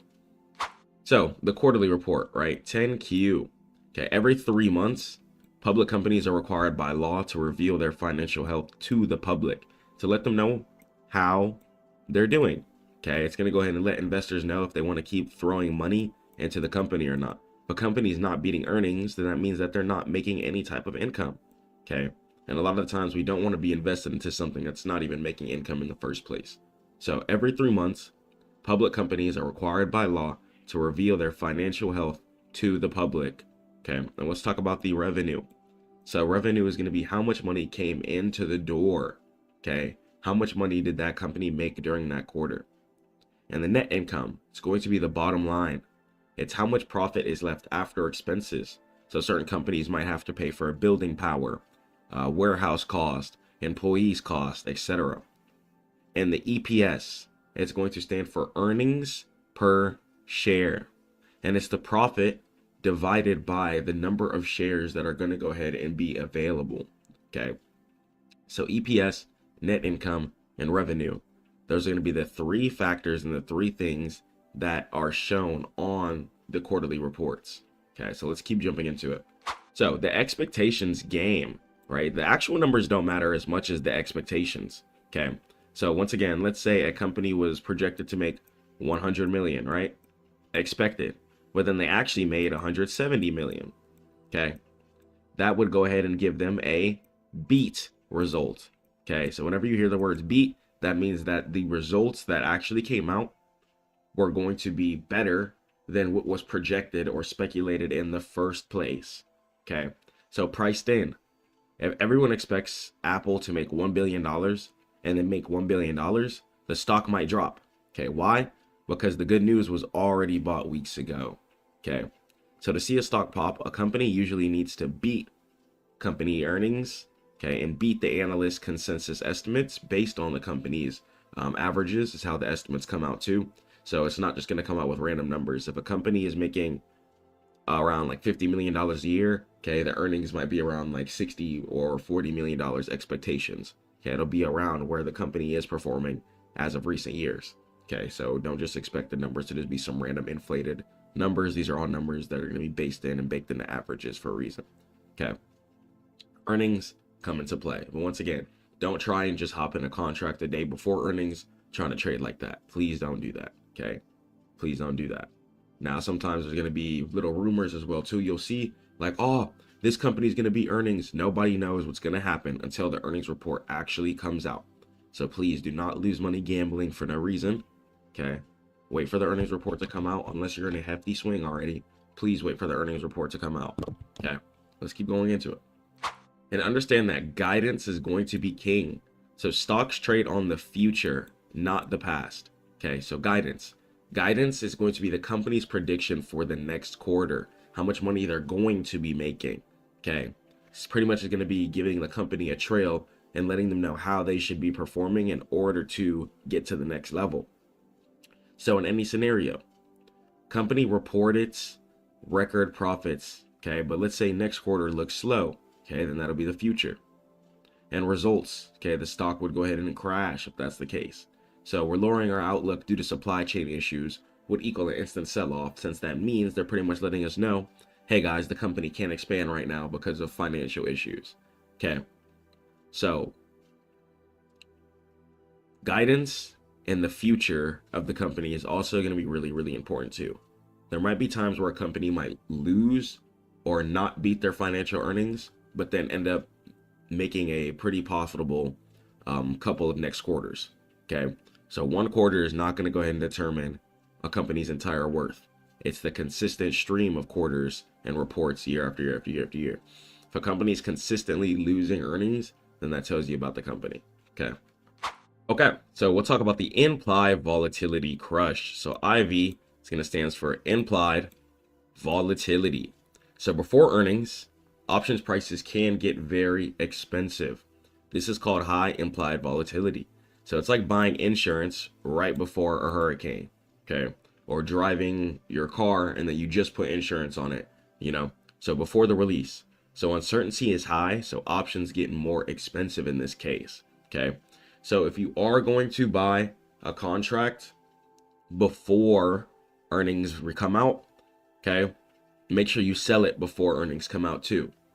Don't gamble and sell your contract after earnings comes out, because then the uncertainty would go ahead and vanish. Okay, unless you're playing for a way bigger take profit that's going to be way further out than you think. Okay, then try and sell your contract before the earnings comes out, because it's going to be worth the most expensive then. Okay, so buying options right before earnings often loses money, even if you guess the direction right. So if you buy a calls contract and the company beats earnings, and even if price goes in an upwards direction, okay, you might notice that your contract didn't even make you that much money. Okay, that's because price has to get rebaked into what it actually is supposed to be. So do not buy earnings before expecting you to catch the right direction. Okay, because even if you do catch the right direction, you're probably not going to make as much money as you would think. Okay, especially depending on the contract that you buy. Okay, the reasons why contracts get expensive like that before earnings is because they don't know what the number is going to go to. Okay, that's why. So implied volatility makes things more expensive. So understanding this really helps us. Let's head over to the next slide. And let's go ahead and let's talk about the gap. So earnings are usually released after the market closes. So it's usually after 4 p.m. Eastern Standard Time. Okay, or it's going to be before market opens. So it's going to be before 9:30 a.m. Eastern Time. So you cannot trade standard stocks during the release unless you have extended hours access. So a lot of the times, once again, just like I talked about earlier, you're going to see that instantaneous price action.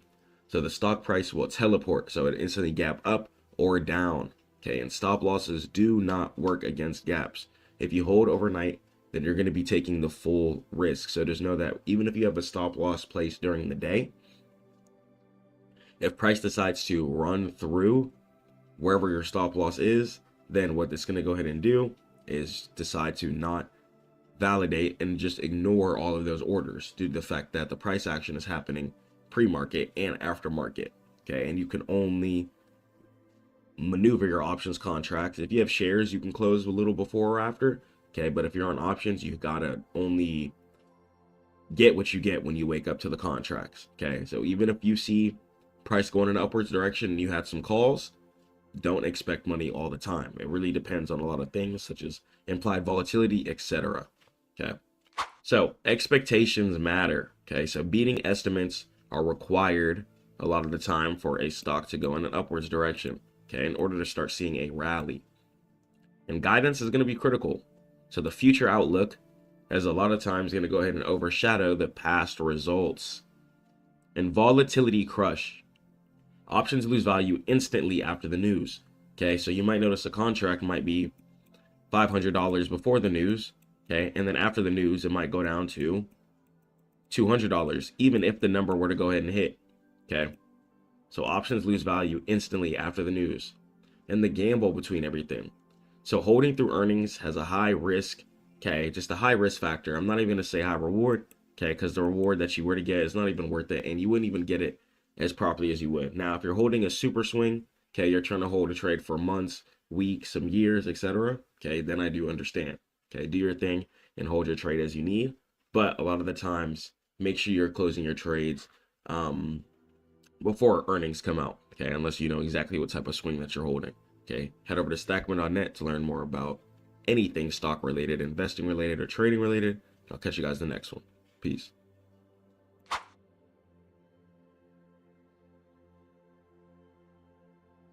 Most people work all of their life and still retire broke, and I don't want you guys to be in that scenario. So let's go and let's talk about how we can change our psychology and be prepared for the future. Let's do it. So we have to rewire the brain for seven-figure freedom. You have to execute your plan. Whatever ideas you have within your head, whether it be a software that you've been thinking about coding for some years or months, it's really possible now. You have a lot more opportunity with AI. Things are a lot more structured, a lot easier. And understand that wealth is not a math problem. It's a psychological operating system. And you have to, once again, delete your middle or lower class programming. So let's jump into it. So why 90% fail? So the evolutionary sabotage. So we'll talk about the caveman. So for 200,000 years, human survival relied on two things: eating high calorie food immediately and avoiding high risk completely. Your brain is hardwired to literally prefer a guaranteed comfortable $10 right now, for example, over a probabilistic $100 next year. When you try to build, understand that you're fighting your own DNA. And that's why a small percent of people even win when it comes to building a system, building a brand, building a company. Okay, so you have to restructure your brain for success. So we'll talk about the safe paycheck illusion. So this is why people cling to a job that they don't even like. The bi-weekly paycheck satisfies the caveman brain's need for guaranteed survival calories, even while inflation slowly starves them. So think about keeping your money in a checking account, for example. Say you have $100 within your savings account, okay? Say you wanted to transfer that over to your checking account, okay? Say you already have $20 in your checking account, okay? So now you have $120 inside of your checking account, right? So you transferred it from your savings to your checking. You already had $20 in your checking account. So now you have $120, right? Okay, cool. Say if instead that $100 was inside of something like some stocks instead of something like some crypto. If you're using that $100 as an active income by the time it's transferred to your checking account, instead of it just being $100, you could have transferred $500 into your checking account, making it $520. Okay, and then from there you can pay off your credit cards, pay your bills, do what you need to do from your checking account. Okay, so it's about structuring what you need and keeping your money always flowing within a constant asset river is what I like to call it.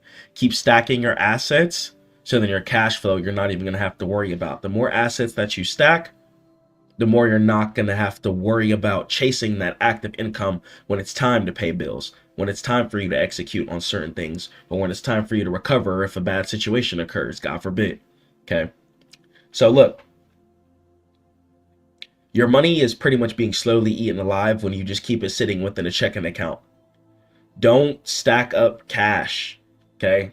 Don't stack up cash. There's pretty much no point to stack up cash within a checking account. Put your cash to use. Put it inside of stocks. Put it inside of crypto. Buy some cars. Start doing rental businesses. Start buying houses. Put them on Section 8. Buy some multifamilies. Get a plane or helicopter. Start a business with that or rent them out privately, okay? Start putting your cash to use because you have to understand that the government does nothing but print. Money is nothing but a printed resource and numbers that are digitally put on your devices, okay? When you load up your checking account app, the digital numbers that are there, and it's just money, physical, paper dollars, was just a piece of paper that was printed out of a machine. At the end of the day, that has a little bit of jurisdiction because it has a seal and a stamp and a person on it. So understand what money actually is and understand that it's a tool. And when you use it as a complete tool, your mindset changes. When you understand that credit is really powerful too. Don't use credit for consumerism. Don't use credit to ball out on vacations. Use credit to put yourself in tactical advantages financially. Say, for instance, you wanted to buy a house. Say you have enough money in order for the down payment, right? Say you're trying to buy $100,000 house. Say they want $5,000 down. FHA loan, right? They want 3.5% down. Okay, just for instance. Okay, or you put more than that down. Okay, you just have 5K for them. They're like, all right, cool, we're with that. Instead of you putting your 5K down, you can go keep that 5K in your assets, and then from there you could take that to the bank, and then they'll be like, okay, cool, here's 15K, here's 10K, and you're going to be able to use that money for the down payment, and then keep your money stacked up in your assets, in your stocks, in your crypto, while that's generating you more money. So when it's time to pay off the loan for the monthly payments or whatever terms you agree on, you're going to have some extra overhead because you planted your money in more assets. Keep your money flowing and take advantage of the free money that's available within the world. Okay, credit systems, the banks, loans. Now, you do have to pay this stuff back, so be responsible. But take the risk. I'm going to ask you guys. Let me know in the comments below. Have your friends or family ever called you crazy for wanting to invest or start a business? Okay. If so, understand that that's their biological herd mentality, reacting to your breakout.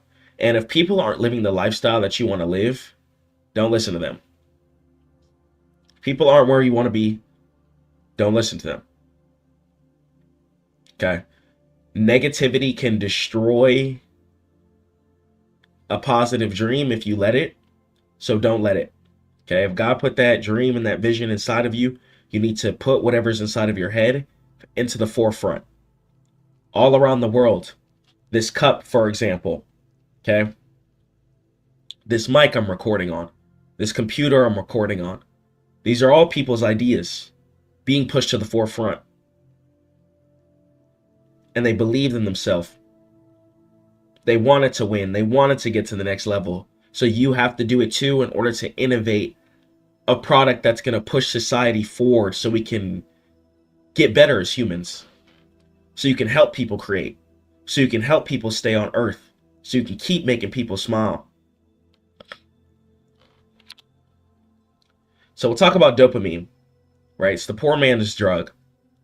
So we'll talk about the destructive loop, okay? Modern society has weaponized your attention. Constantly scrolling. TikTok, Instagram. Me and my boy talked about this today, okay? I feel like Reels was put here to attack. You know, sometimes Reels can be funny. But as far as just having a unprogrammed algorithm of unproductive social media reels constantly being put in your head, it can really, really hold you back. Okay. That's why I come on here on social media. I try and post positive content that you guys can at least learn from, because people are going to scroll anyways. So when you're able to capture somebody's attention, gravitate your attention, and transmute their scrolling into a whole self-journey that they can go on, due to the fact that they saw your product, due to the fact that they saw your video or your mentorship or your agency, whatever business you're running, or they used a rental car in order to go on a trip that changed their life, that you owned, okay? Focus on ownership and use social media for positivity and to build an intellectual brand in order to push people forward so they remember you, okay? Because it's really, really crazy too. It's really cool when you meet people from social media in real life too. Definitely have done that a lot. And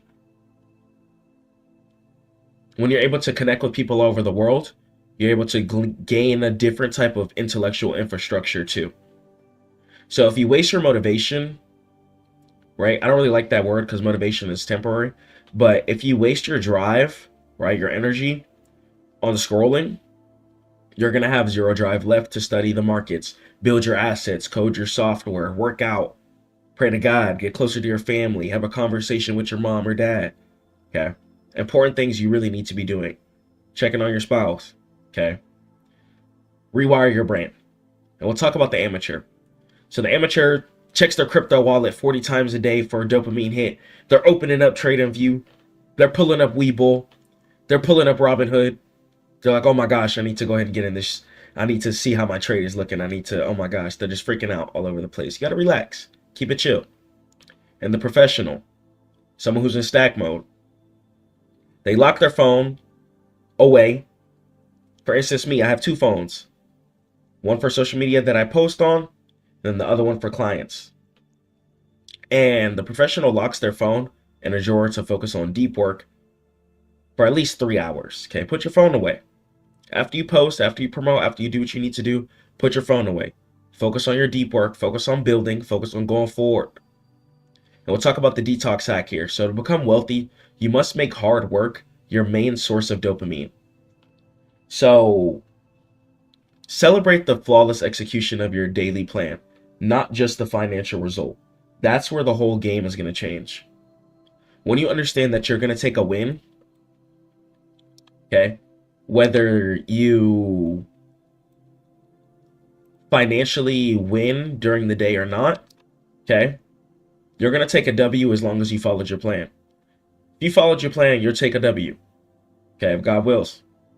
So make sure that you follow your plan, whether it be it on the charts, whether it be it on your posting consistency, whether it be it on your schedule that you set for yourself in order for you to succeed or get to the next level. Follow your plan. Otherwise, you won't get to the next level. If you say you're going to do something, you have to do it. You have to go hard. You have to go hard. If you don't go hard, you're not going to streamline the success the way that you want it to. The success is not going to develop in certain ways that you want it to, and you're going to be frustrated. At night, you're going to be like, dang, I'm not going hard. Why I'm not going hard? It's a muscle that you have to train. You have to train yourself to constantly record if that's what you want to do, whether you want to be an artist, whether you want to be a teacher, whether you want to be a coach, okay? Constantly train yourself to always be recording, to always be thinking in a business-like mindset, to always be going forward no matter what happens. That's what's really going to separate the successful people from the unsuccessful people. And you have to break that destructive loop. Any old loops that you have, whether it be you're scrolling, whether it be in a lust cycle, whether you bring an addiction cycle to certain foods you shouldn't be eating or something like that. Okay, you have to break these things in order to go forward. You have to structure your discipline, and the more that you do it, the longer that you do it, the more that muscle inside of your brain is going to be trained. Okay, you have to train that muscle over time. Keep going forward, okay? So, mastering delayed gratification. So we'll talk about the bamboo tree principle here. So a Chinese bamboo tree requires daily watering for 5 consecutive years. During this time, it shows absolutely zero visible growth above the soil, and the roots are expanding underground. You're building your ecosystem. The reason why people are frustrated when they go to work is because they're getting that paycheck every 2 weeks, every week, right? But you notice that it's still not enough because it's hard to build. It's hard to build when you're spending your majority of your time at that job, and then from there you don't have enough time to think, to progress to the next level, because you're sitting at that capped income the whole time. How are you supposed to get to the next level? So it's really, really important that if you're working right now, especially, or if you're coming out of school, or if you're in school right now, you need to be maximizing your time afterward. Otherwise, you're going to stay trapped in the loop, and that's not what I want for you guys, okay? I want you guys to break free from that. So even if you're not seeing financial gains right now, even if you're not seeing wins right now, understand that you're building the ecosystem. Every hour that you put in studying the markets, studying a piece of code, understanding how AI works, and just getting ready for future you, the more that you focus on future you every single day, the easier and the quicker you'll win today. Okay, I'm telling you.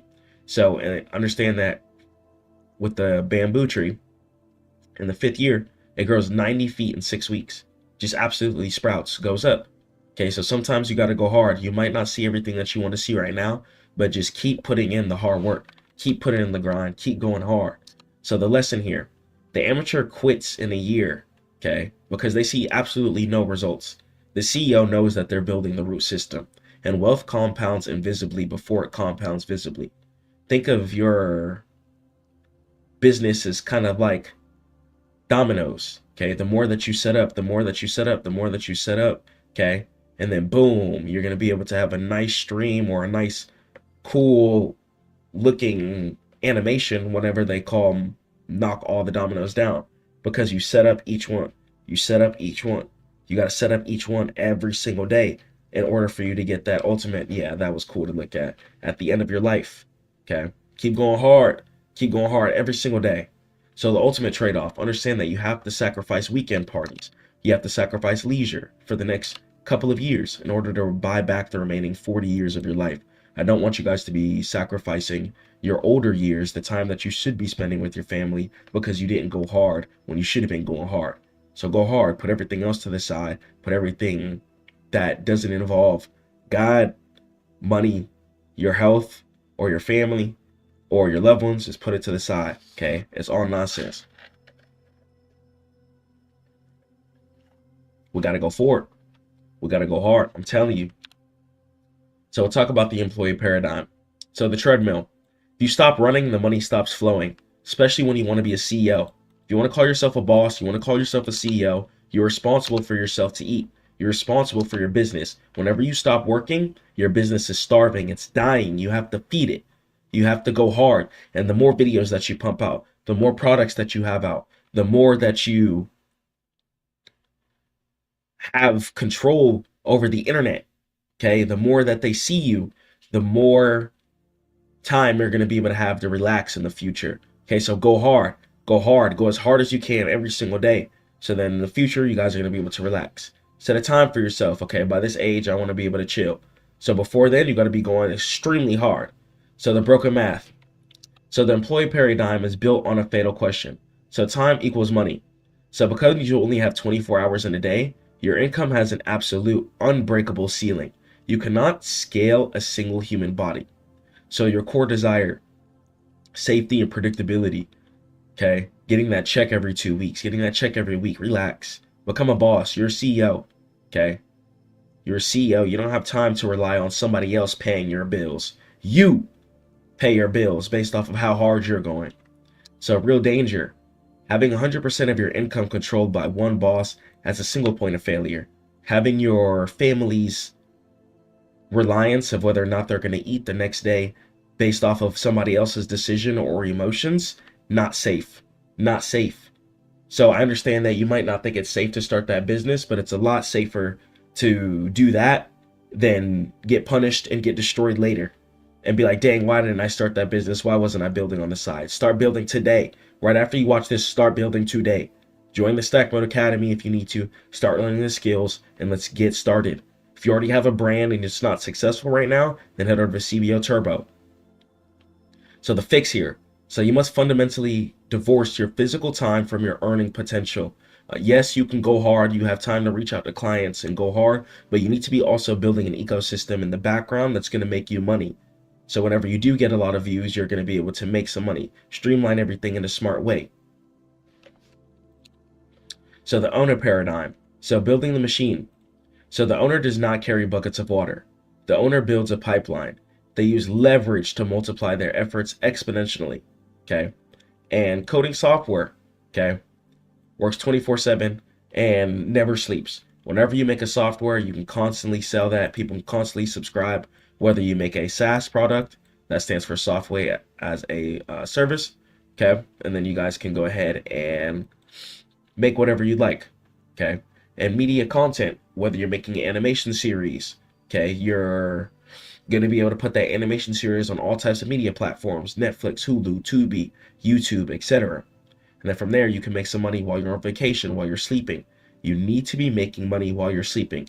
You need to try and get to the point to where you can make as much money as you can while you're asleep. And then you have labor as well too. You can buy back your time by hiring others, or you can cut time by using AI as well, which I teach you in the Stackmode Academy, and which you can access at stackmode.net. And the output, right, as far as your effort. So society praises hard work. Digging a hole with a spoon is hard work, but it pays absolutely $0. Owners are rewarded for value output, not hours logged. So you have to restructure what you're doing. If you're posting for viral content, make sure that you have a website. If you don't have a website, head over to CEO Turbo. I'll design one for you. Let's get one built. Okay. So you have to understand that You can't just post or do things trying to go viral. Streamline your views into a system so that you're not just trying to go viral. They're not just doing commercials for no reason. They want you to actually go to their stores. They already have the physical stores there. So build your underground system, and then from there you're going to be able to have some dominion on the overhead. Okay, if God wills. So the transition example here. So an employee fitness trainer trains one person for 1 hour, right, for $50. Okay, an owner trainer records a course once, sells it to 1,000 people online while sleeping, and is training people during the day. So not only are they making more money than the employee actively, they're also making that quote unquote passively too. So keep going hard. And that's just because the owner trainer went hard. That's why he's the owner trainer. So you got to go hard. So the investor paradigm, right? So the core truth, if your money isn't making money while you sleep, then you're the one doing all the work. And the ultimate leverage. This is the apex of the wealth pyramid. The investor does not deploy time, and they don't even deploy physical effort. They deploy capital. And the soldier analogy. Every dollar that you own is a little soldier. If you spend it on some designer, right, that's cool sometimes when you get there, okay? But you assassinated your own soldier. You could have put that money into some crypto, into some stocks, into a real estate property, into a car. You have to think progressively. And if you invested into ETF stands for Exchange Traded Fund. It's pretty much a bunch of stocks bundled in once, okay? You send that soldier to a positive war, okay? They're going to go slay all the bad guys, but you have to fight your desires. And it's pretty much a battle of who can fight their flesh the most. Whoever can fight their flesh the most will be successful. You have to remember that. So the mental architecture of a CEO. So the emotional baseline. So a true CEO possesses a neurological fortress. They do not allow external market conditions to dictate their internal state. So you need to have extremely stoic execution. So you must execute your daily habits exactly on the same day. Otherwise, you're going to lose compound effect over time, okay? And process over outcome.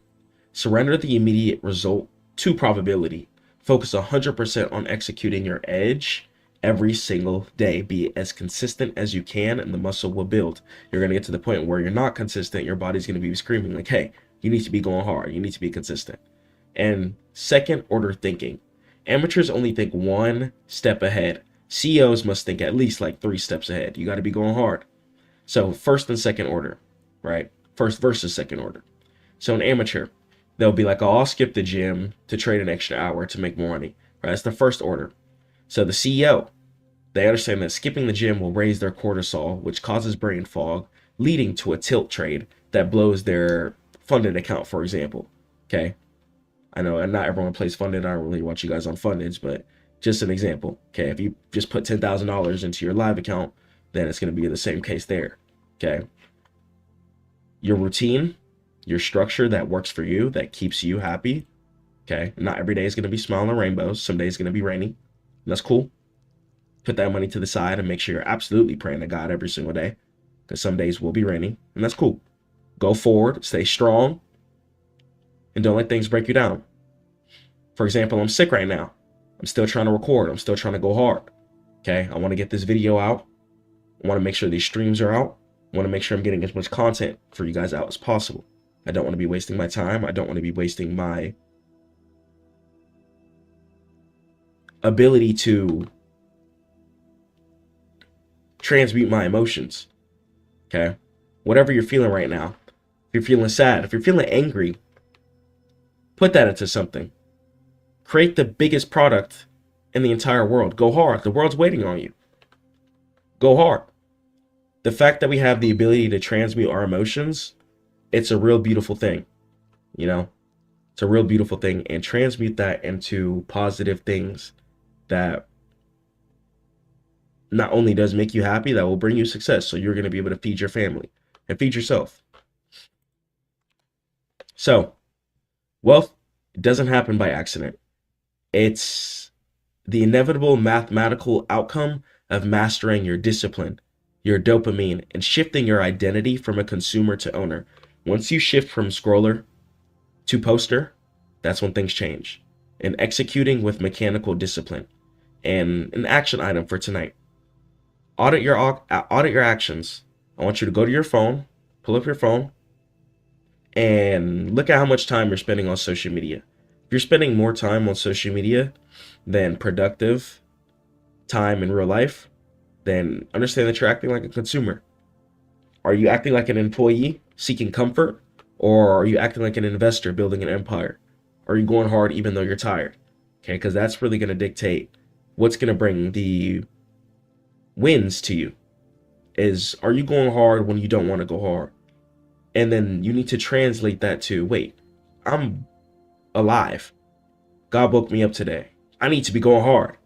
Okay, so no matter what, go forward. I don't care what you're going through. I don't care how hard of time you're having.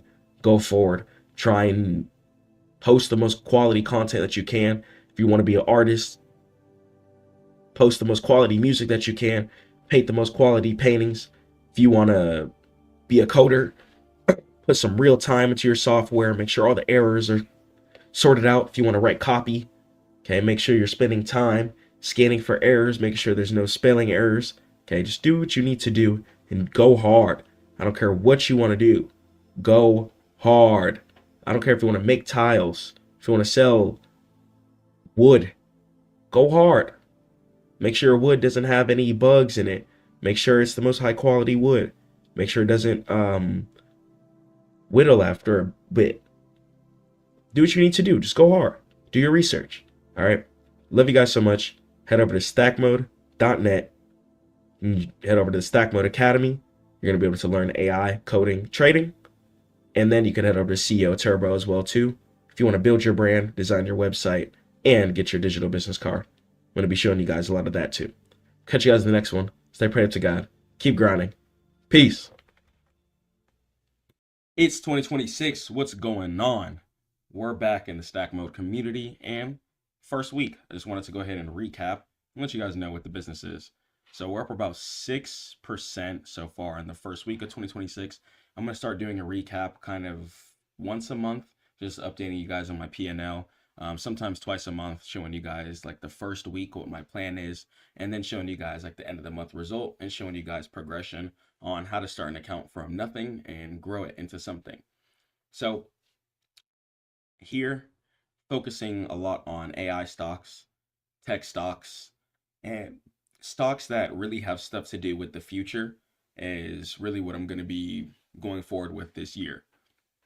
So a lot of people like to invest in stocks that have been around for decades and years and stuff like that. Me personally, I like to invest aggressively. This year, I'm going to be really focused on shares as well too, pretty heavily compared to options and futures like I have in the past. I'm really going to be just trying to go hard on shares this year, scouting out good companies, finding good buys, purchasing them, and just holding and sitting on my trades. That's noticing it's been working out for me really well. Been able to grow my account at a relatively fast pace. Been really happy with the profit. And one thing I really like about swing trading shares compared to options trading or futures trading is whenever you're swing trading shares, you can just sit back and chill on your trades. You don't have to worry about time, no expirations, no getting margin called. You could just buy your shares, sit and hold, and that's it. That's all you absolutely have to do. And taking your time on shares, trades, and scouting out the companies that are going to be making the most ample progression within our societies, getting rewarded for that, getting rewarded for your research, for your knowledge, for knowing to not buy at all-time highs and to buy at certain low areas. The reward that you get from shares compiled with the risk factor that's pretty much taken off, because say options, for example, I've changed my whole mental mindset. When it comes to options, people can pretty much sign a death contract. Your contract is pretty much locked in. It has to hit or it's going to miss. Okay, that's 100% just what it is with options. With shares, as soon as you buy, your money will fluctuate over time. But one thing about it is that you 100% do own. If your options is not going towards your directions, you're going to be losing. Okay, even with shares, if it's sideways or moving slowly towards your direction, you're still going to have all your capital.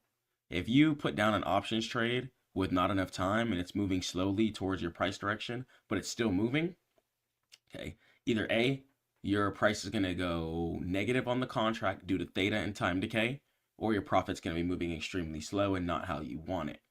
Also, another reason why I'm focusing on shares instead of options this year too is that at a certain point when you get too rich, you can buy all the options contracts for most stocks that you're looking at. Okay, so that's why billionaires have to play shares. So I'm trying to get to the financial point to where I'm one of the best traders. Okay, so personally this year I'm going to be focusing really, really heavily on shares. Got Bitcoin, of course, and in order to generate income, maybe later down the line towards this year, first couple months within the year, I look forward to playing some futures as well too. Okay, so I look forward to playing some futures within that. And I'm just going to be fully transparent with you guys at all times. I want to just show you guys stats, show you guys what I'm holding, and show you guys how I plan to continue to go forward. So let's go and let's jump into some performance, inshallah. So jumping into the stats here. So compiling an account, guys. Okay, I want to show you guys what it looks like starting an account from 0 to 4 to 5, 6, 7 figures. I want to just be fully transparent with you guys and show you guys how it's done.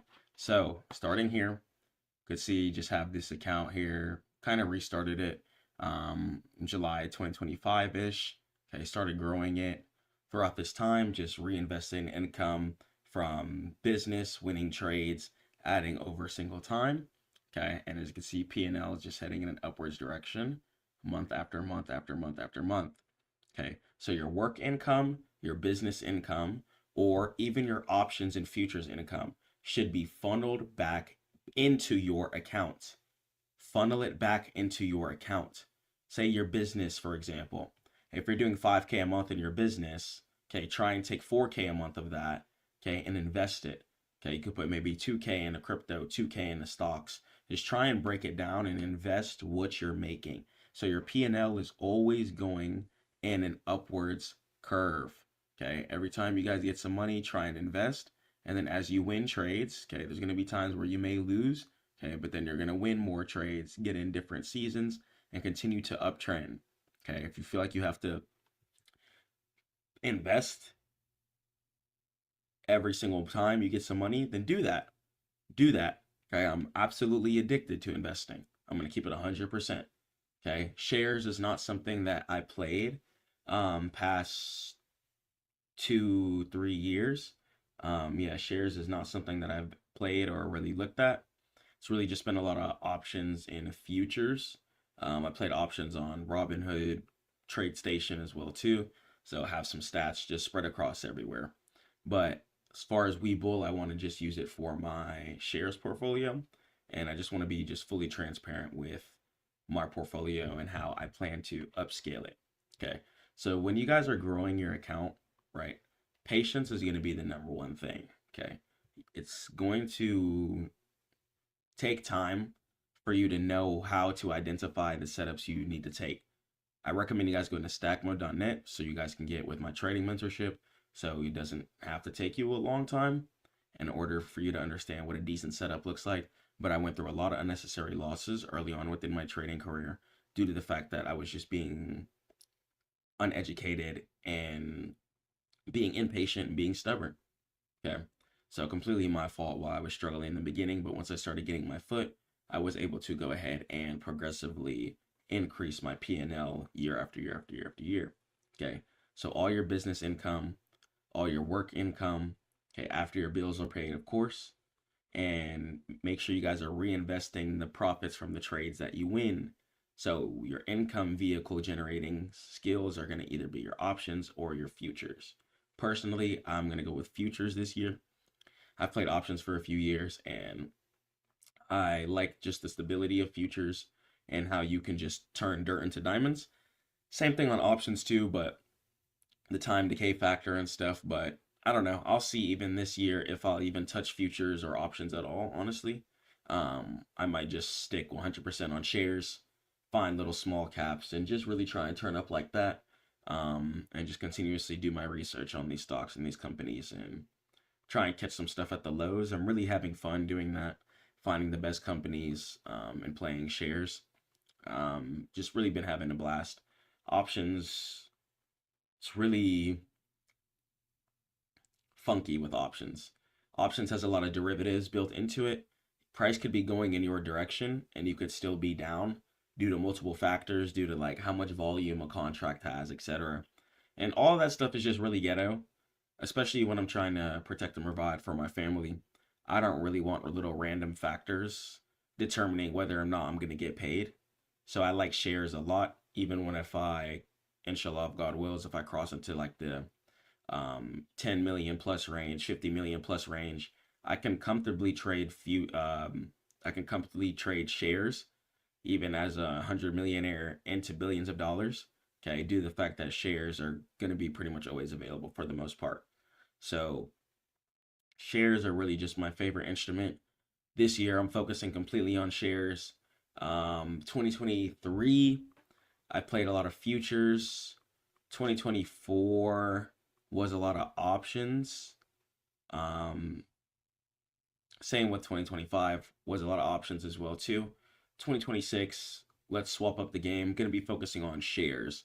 I've been finding some success recently in just investing in little tech stocks and stuff like that. And just I want to just break down and give you guys full guides on what I do to find the stock that I want to play, why I'm getting in said stock, and what I see in said stock within their future, right?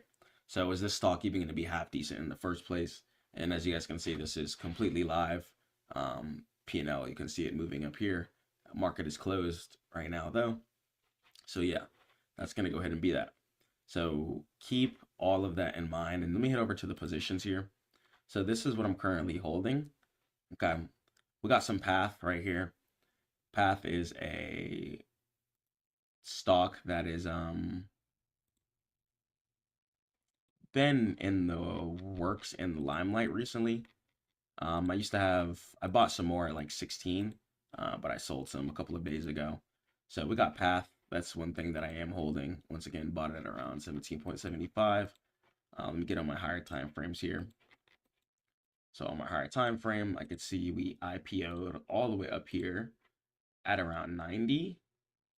So I liked that a lot. So I can see a lot of upside room, at least to this 30 area here. They've been getting a lot of funding. I see higher lows being put in. So Path, really happy there. Excited to go ahead and take that up as well. Let me go ahead and open up NVTS. So we got NVTS here as well too. NVTS, this is one I'm really excited for. So we're currently at 10.31 right now. We got price trying to head up. I bought around 9.89 right here. Okay, and once again, we got price heading in upwards direction. We IPO'd. IPO stands for initial public offering, which is where the stock decided to open at. So we IPO'd at around 22.19, and it looks like price just made this high resistance at around 17.82. So yeah, we're gonna go ahead and wait here, and wait for price to go ahead and catch up, do its thing, and then we should be able to make some good profit on this as well too.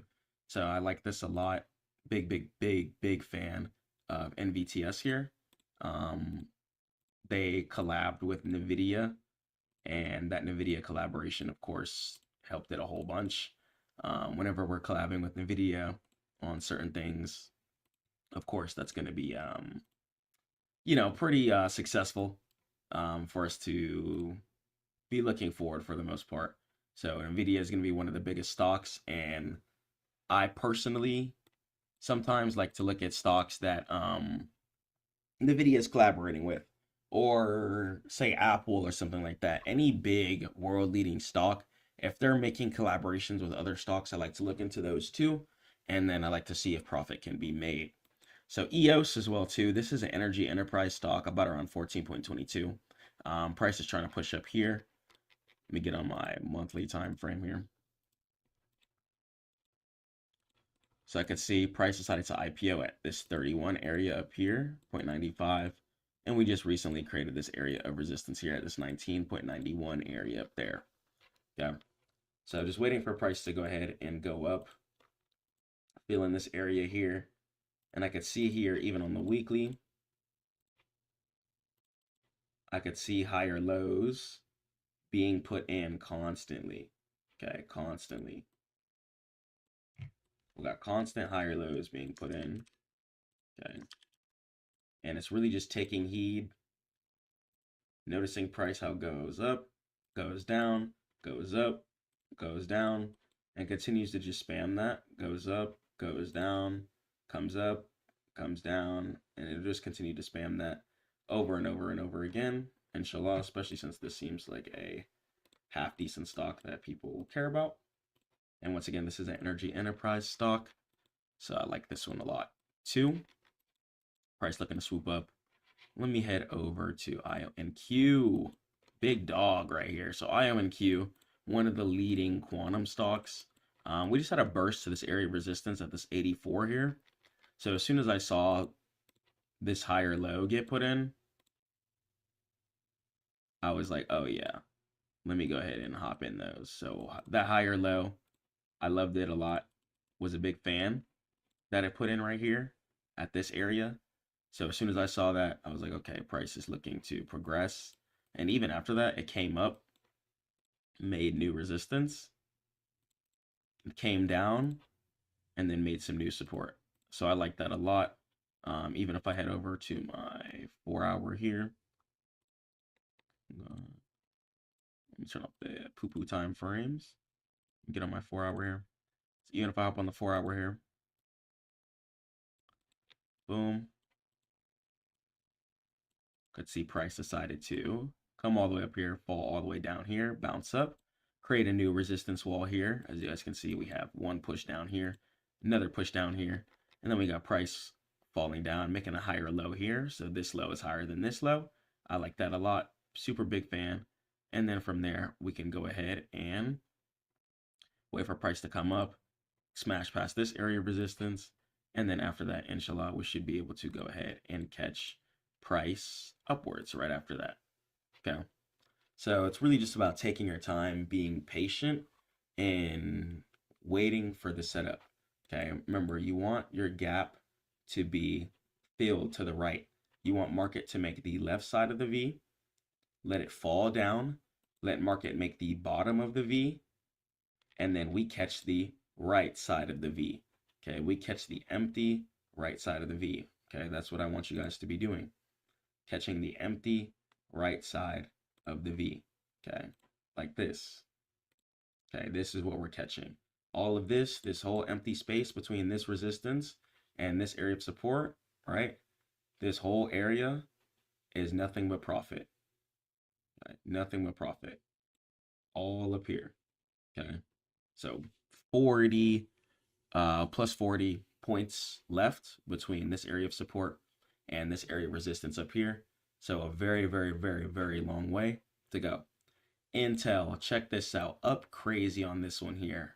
All right, Intel, I got it at around this 35 area. I'm going to hop on my higher time frame here just to show you guys why I got in here on Intel. So Intel, I decided to get in this area. Kind of the same reason, even if I'm on monthly here. I could still see price making upwards progression for the most part. Yes, we did fall down and make this low here.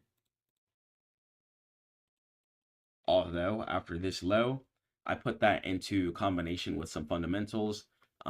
Since all the tariff stuff was going on, the United States needed their own AI chip making company to make AI chips for them, and Intel decided to partner up with other companies. I believe NVIDIA is included. And as you can see, we're starting to get a lot of bullish reaction looking to fill in this V. So we first had price falling down from this resistance here on the weekly. And then we could see price deciding to come up and fill in this gap area up here. Okay, so just go ahead and let price do its thing. Let it fill up. Okay, and just give it its space, give it its time. Okay, let market do its thing. So that's going to go ahead and be that as far as Intel. This trade was super duper simple here, and I bought after this little higher low area here too. After I analyzed this higher low area, I was like, okay, cool. Yeah, super duper bullish after this. Check on the daily here too. Even after this resistance, we came down, made another higher low. After this higher low here, saw 1, 2, 3, 4 green candlesticks, bought in, So you can see you're getting a nice V fill here. And on my monthly time frame, we can go ahead and head up to this resistance up here and head up to this 40 area up here to all-time highs. I'm praying. Okay. So that's going to go ahead and be a flip from, let's see, I opened here. So it's about 28 points here. Very great flip. And then Webull here. You know what I'm saying? Webull, they're hating on Webull. We're waiting on this. I'm not going to lie. Waiting on some Webull here. I just keep adding into this. This is going to be a huge play. Webull is my favorite broker. I'm using this right now. If you guys are wondering what I'm looking at to look at the charts and do all this at once and see the price right here, Webull. Webull is going to be my favorite thing to analyze my stocks on. Well, I use TradingView, but honestly, I might just use Webull itself from now on because I think it's a cooler interface and you guys can actually see some specifics of everything too, which I really like. So yeah, that's going to go ahead and be that. I pray it helped. That's how I'm opening this year. All the stocks I'm watching, that's the profit I'm up. And yeah, I'm just going to be fully transparent going forward. Just want to show you guys absolutely everything. Not going to be one of these mentors being cringe, making things uncomfortable, and just not trying to be truthful. I always want to show you guys the truth. All right, love you guys so much. Stay prayed up to God. Keep grinding. Catch you in the next one. Peace.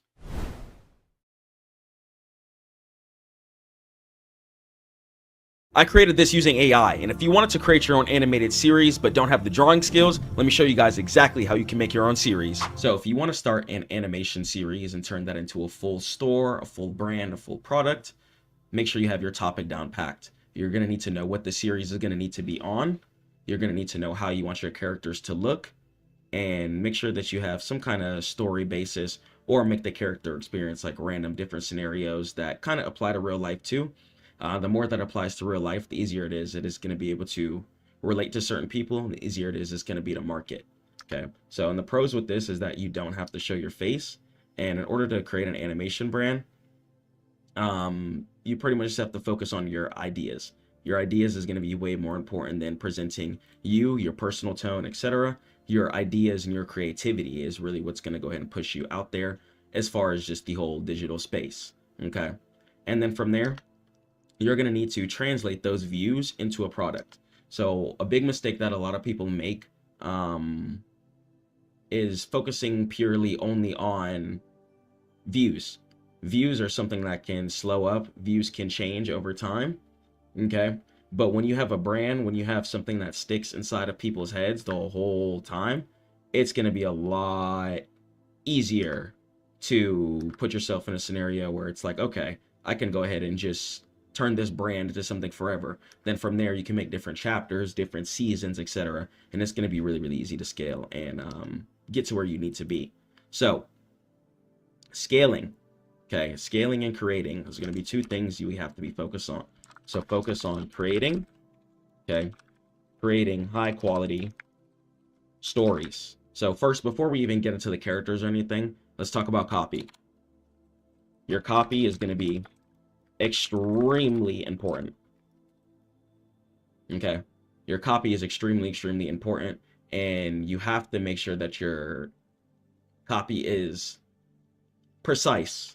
And what copy is the writing. It's the close, in-depth scenarios that determine if people want to watch or not. Okay. And one thing that's going to be pretty easy to market too, there's going to be different ways you can go about the animation series. You can make different kinds of animation series. Okay, you're going to have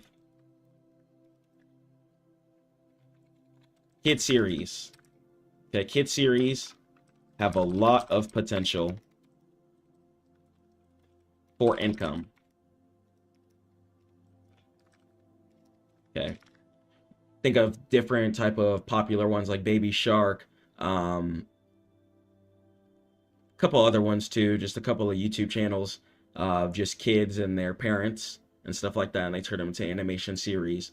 A lot of different scenarios and examples. So kids is going to be something that you can focus on if you want to make a lot of income easily too. You can do horror. Horror animations are going to be fine too. You can make little scary stories and stuff like that. There's also a big community for that. And the horror animations, though, you can make them have good plots. So if you're doing animations about God and you want to show how the good character defeats evil, but it's a bit more horror filled, then that would be a high quality series too. You got other ones like Vinland Saga or Berserk or Demon Slayer. You know, those are kind of like considered horror animes a little bit, but they have good plots, letting you know that God is more powerful than any evil, and they have a good resolution in showing how God and light and positivity is more powerful than any type of darkness. So when your series has emotional depth, it makes it a lot easier for people to come back to it. Okay? And remember it. Think about Dragon Ball Z. Okay, so Dragon Ball Z, for example, right? It's really, really popular. Okay, you got Krillin, you got weaker characters like Yamcha, and then you have extremely strong characters that motivate the whole world, where people make motivational edits to this day about them. Okay, think about how inspiring someone like Goku is. Okay, Goku's extremely, extremely inspiring. Okay, Goku pushes people all around the world in order to go harder, in order to stay consistent and get to the next level. Okay, and that's just an animation series. Literally just an idea that they animated that was able to put so much emotional depth into people, create friendships. Me personally, I met one of my best friends that I'm still best friends with to this day, my brother, because we were throwing Kamehamehas at each other in 3rd grade.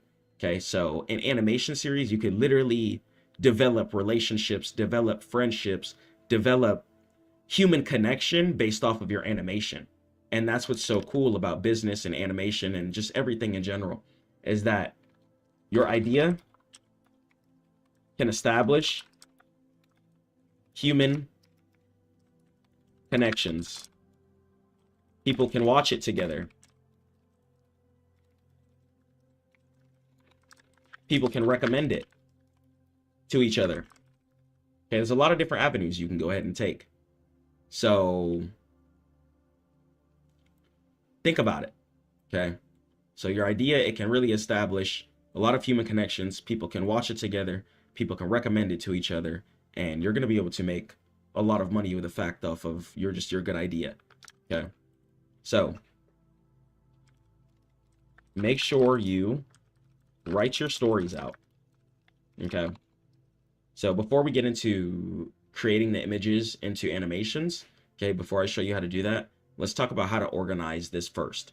So it's important for us to think about certain things, right? So it's going to be extremely, extremely important for us to get to the point where we can put our ideas, right, and have the images right with us, okay? Have the images with the ideas and the correct parts of the story.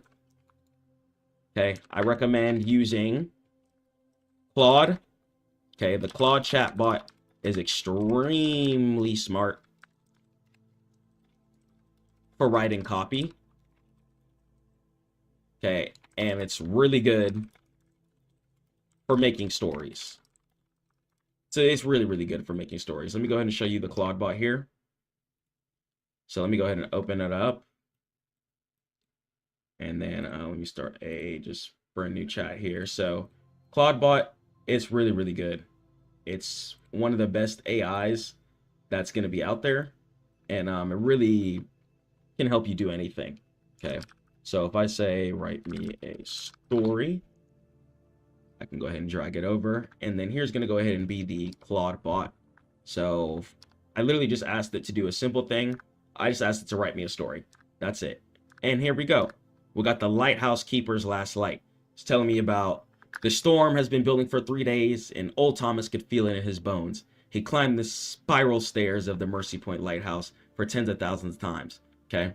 So if you're going to go ahead and create an animation series, it's really, really important to organize it like this. Okay. Organize your prompt. So when you have a piece of your story like this, you can go ahead and ask your Gemini, or if you want to use Higgsfield AI, there's going to be a lot of different image creation softwares. I'm going to show you the best ones here in a second. But you can go ahead and ask the AI to turn this scene into an image and be creative. Think about what type of style you want to use. 8-bit, anime style, retro style, cinematic style, okay? And there's going to be cartoon style. There's going to be a lot of different options you can go ahead and choose here when it comes to the type of scenarios that you want to go ahead and do. So let's say I go ahead and take this piece of copy here, right? So now I'm going to go ahead and open up my AI. So let me go ahead and open up my AI here. So I'm going to go ahead and go to I can use Google Gemini if I want to use it, or I could use Google AI Studio, but for this example here, I'll use my Higgsfield AI. Okay, Higgsfield AI is really, really good. And as you can see, I use it here to make tons of stuff personally for myself. So it's really, really good. And I show you guys only stuff that I actually use. I'm not here selling you guys fake information or selling you lies. I want to show you stuff that I actually use to create stuff that I use personally. Okay. By the time you're watching this, it might be changed, but if you want to try out different creative, different ideas, if you want to push your business to the next level, it's extremely important to push your ideas to the next level. It's extremely, extremely important. So for here, I'm going to go ahead and go back to my Claude. I'm going to go ahead and copy this piece here. And I'm going to go ahead and keep this prompt here. So now I'm going to go ahead and talk to the AI. You need to know how to talk to the AI. Talking to the AI is going to separate you from a lot of these other animators, or a lot of these other company creators from being who's the best and who's not the best. Whoever can talk to AI the best will succeed. I promise you. So if I wanted to just grab this part here, okay. Or honestly, I can grab like this. Yeah, actually, I'll keep this part here. Okay. Well, I'll grab this piece here, and then I'm going to ask Claude, I want to make a cartoon image based on this scenario. Organize it the best you can. And talk to the AI specifically. You have to know how to talk to the AI specifically. Okay, you have to talk to it right. You have to tell it what you're going to be using. So you have to say, okay, organize it the best you can. I'm going to be using a image to video software. So prepare the image for that. Make it cinematic and make it engaging. Use high quality lighting and really capture the depth of the image. Okay. And then from there, you can go and I like to just copy it just in case it crashes. And then boom, it's going to go ahead and give me I'm going to say, give me a prompt. Give me a prompt, not the image itself.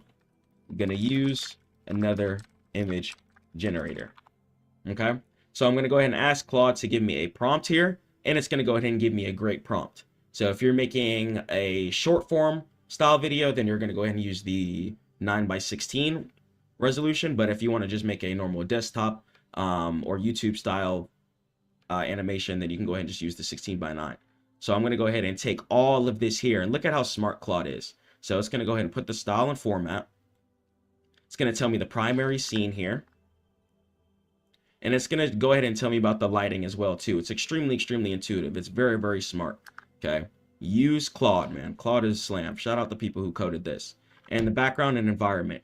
Okay, spiral staircase extending both upward and downward, creating strong depth perspective. Iron railings with rust and patina showing age and use. Circular windows along the stairwell. Just a lot of high quality information here. So I'm going to go ahead and copy all of this here. And it's giving me colors and stuff, etc. Go ahead and copy all of this. It's even a quick version right here too. So I'm going to go ahead and keep this here. Boom. And then I'm going to go ahead and generate. So if I want to, I'm just going to go ahead and do 2 images here. So I use Higgsfield AI to generate my images as well. So I'm going to go ahead and just do batch size here too. So it'll go ahead and generate 2 images here. So I can go ahead and do 16 by 9, make sure the image is on 16 by 9 if I want it to be a desktop style video. And then I'm also going to have it on Nano Banana Pro here too. So then it's going to give me an easy time in order to generate the images properly with the style I like. So I'm going to go ahead and just click generate here. And then while this is waiting, let's go ahead and let's talk about some organization. So once the image is done, what you're going to go ahead and do, once the image is done generating, then you're gonna go ahead and turn the image into a high quality video. Okay, so in order to do that, you're going to go ahead and talk to Claude again. Ask Claude to use the prompt you just gave it and give it the image you used to give you a new prompt that you can put into your image to video software. There's going to be multiple ones you can use. You can use Google Gemini or Google Gemini VO. You're going to have Higgsfield. There's going to be a lot of them. A lot of other AI softwares as well too that turn images into videos. So you're going to go ahead and do that and ask Claude to give you a prompt. Okay, your prompt is extremely important. Okay, you have to make sure that you're grinding your prompt. Okay, make sure what you tell the AI is exact. You only want to tell it exact stuff. Don't tell it wrong stuff. Do not tell it wrong stuff. Please do not tell it wrong stuff. Okay. So outside of that, still waiting on the images here. But once your images are done, organize your story. Okay. Organize your story hard. So if I go back up here, right? So I pretty much did just this part here where it stopped at the wife. Okay. After that, you want to just start like a new notepad. Okay. And organize it by sections. Then you want to go ahead and do the next section here. Okay. Organize it by sections and ask your Claude to give you a prompt each time. And then for each section, for each scenario, you go ahead, you generate an image. Okay. You go ahead and generate an image. So here's an example of the image that I have here. Okay. So boom, here's the prompt that I used before. Okay, so if I want to, I can go ahead and save the image here. So I'm going to go ahead and click on download. Okay. And I can either do that, I can either put it in the Claude, or I could just ask Claude. Claude is actually really, really smart. If you don't want to do that, you could just ask Claude itself to, okay, the image is made. Now give me a prompt to turn this image into a video. Okay, ask Claude. Boom, Claude should be like your second-hand assistant. You can use Claude, you can use Gemini, ChatGPT, Grok, etc. And it's going to go ahead and give you a amazing video prompt here. So let me go ahead and copy all of this. Boom, it's giving me the color grading. It's going ahead and writing all of the stuff that I need. And then from there, I can go ahead and click on animate. So now that I have the image here, I can go ahead and click on animate. And then, yeah, here's another style of it too. But I like this one, honestly. He seems determined. He's getting up there. You know, even though his leg seems to be hurting, he's grinding. He's trying to make it up there. All right, he has stuff to get to. He has stuff to do. So I'm going to go ahead and click on animate here. Okay, and as you can see, you can go ahead and use this to make thumbnails and stuff, etc. Okay, use this to make your content. I'm not trying to hide anything from you guys. All of this stuff is fully accessible online, and I just want you guys to know how to use this. Okay, so I'm going to go ahead and just literally copy and paste the prompt that Claude gave me and put it right here. Okay, so I'm going to go ahead and boom, prompt the camera movement here. And then from here, I can go ahead and put audio too if I want to. And then I can go ahead and just use the Kling model. Google VO has a model too, but I'll just use the default Kling model. Can make this 5 seconds or 10 seconds. I'll make it 10 seconds. Might take a little longer. Aspect ratio will be automatic. And then I'll go ahead and I'll click generate. Okay, and if it tells you the prompt is too long, then that's why Claude is extremely smart. Claude prepares for stuff like this. Let me just grab the Claude prompt. Okay, and then from there, I can go ahead and show you here. Boom. Okay. So we just go ahead and put that Claude prompt in there. Go ahead and click on generate. And then it's going to go ahead and give us a nice little prompt here. So back to organizing. So keep working, keep working, keep working. Don't just sit there staring at the screen, waiting for images to generate. No, organize everything. Try and lay out your whole story. Okay. Create a Google Docs. Or you can use something like Notepad++ or sticky notes, etc. Discord. What doesn't matter. Just organize each chapter in each section in each scene. Do the prompt. Create the image. Then create the video. Okay, it's extremely simple. You're going to go ahead and create the story. Create the story / idea. Then you're going to go ahead and do the prompt with Claude. You're going to create the image with Nano Banana, Higgs Field, whatever you want to use.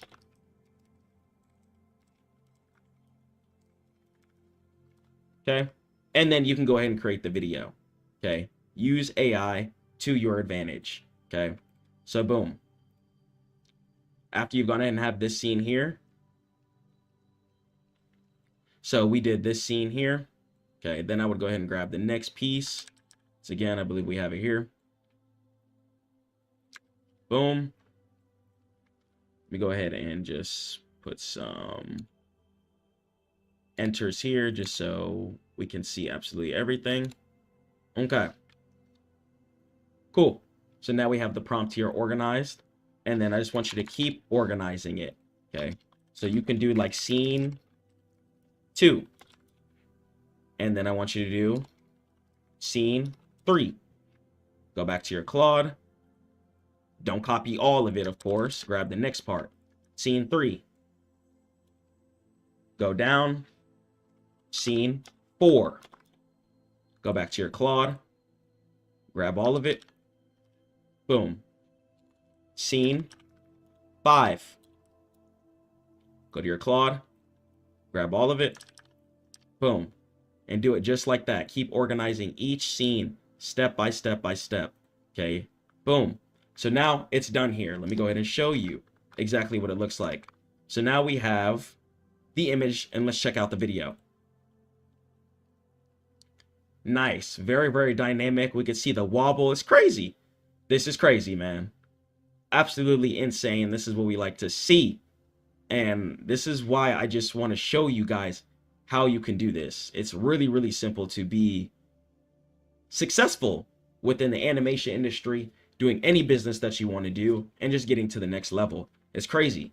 Okay. It's really, really crazy. I want you to eat. I want you to win. And I want you to succeed. So now that you have this scene done, you can go ahead and download this scene, and you're going to go ahead and use your editors. Let's go and let's talk about editor softwares for a minute. Okay. After you have your scene, put it into a editor. You can use CapCut, Adobe, Clipchamp, etc. Whatever works for you. I personally like CapCut, honestly. It's honestly my favorite, just because I like how simple it is. I like how intuitive it is, and I just like how it is. And be consistent. You have to make sure that you're putting in work and effort.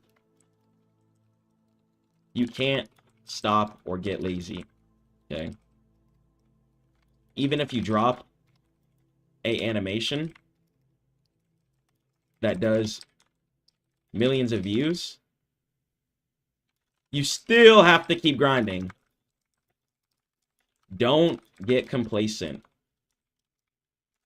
Just because AI does a lot of the work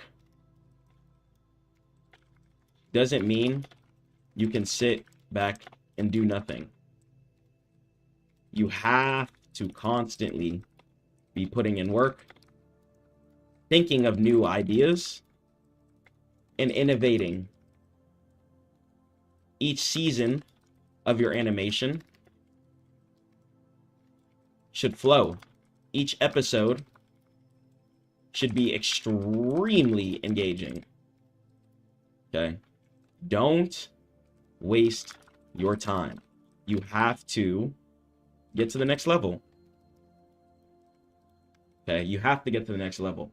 So whatever animation series you've had in your head for the past couple of months, years, I just want you to know that it's going to be extremely possible for you to execute your plan.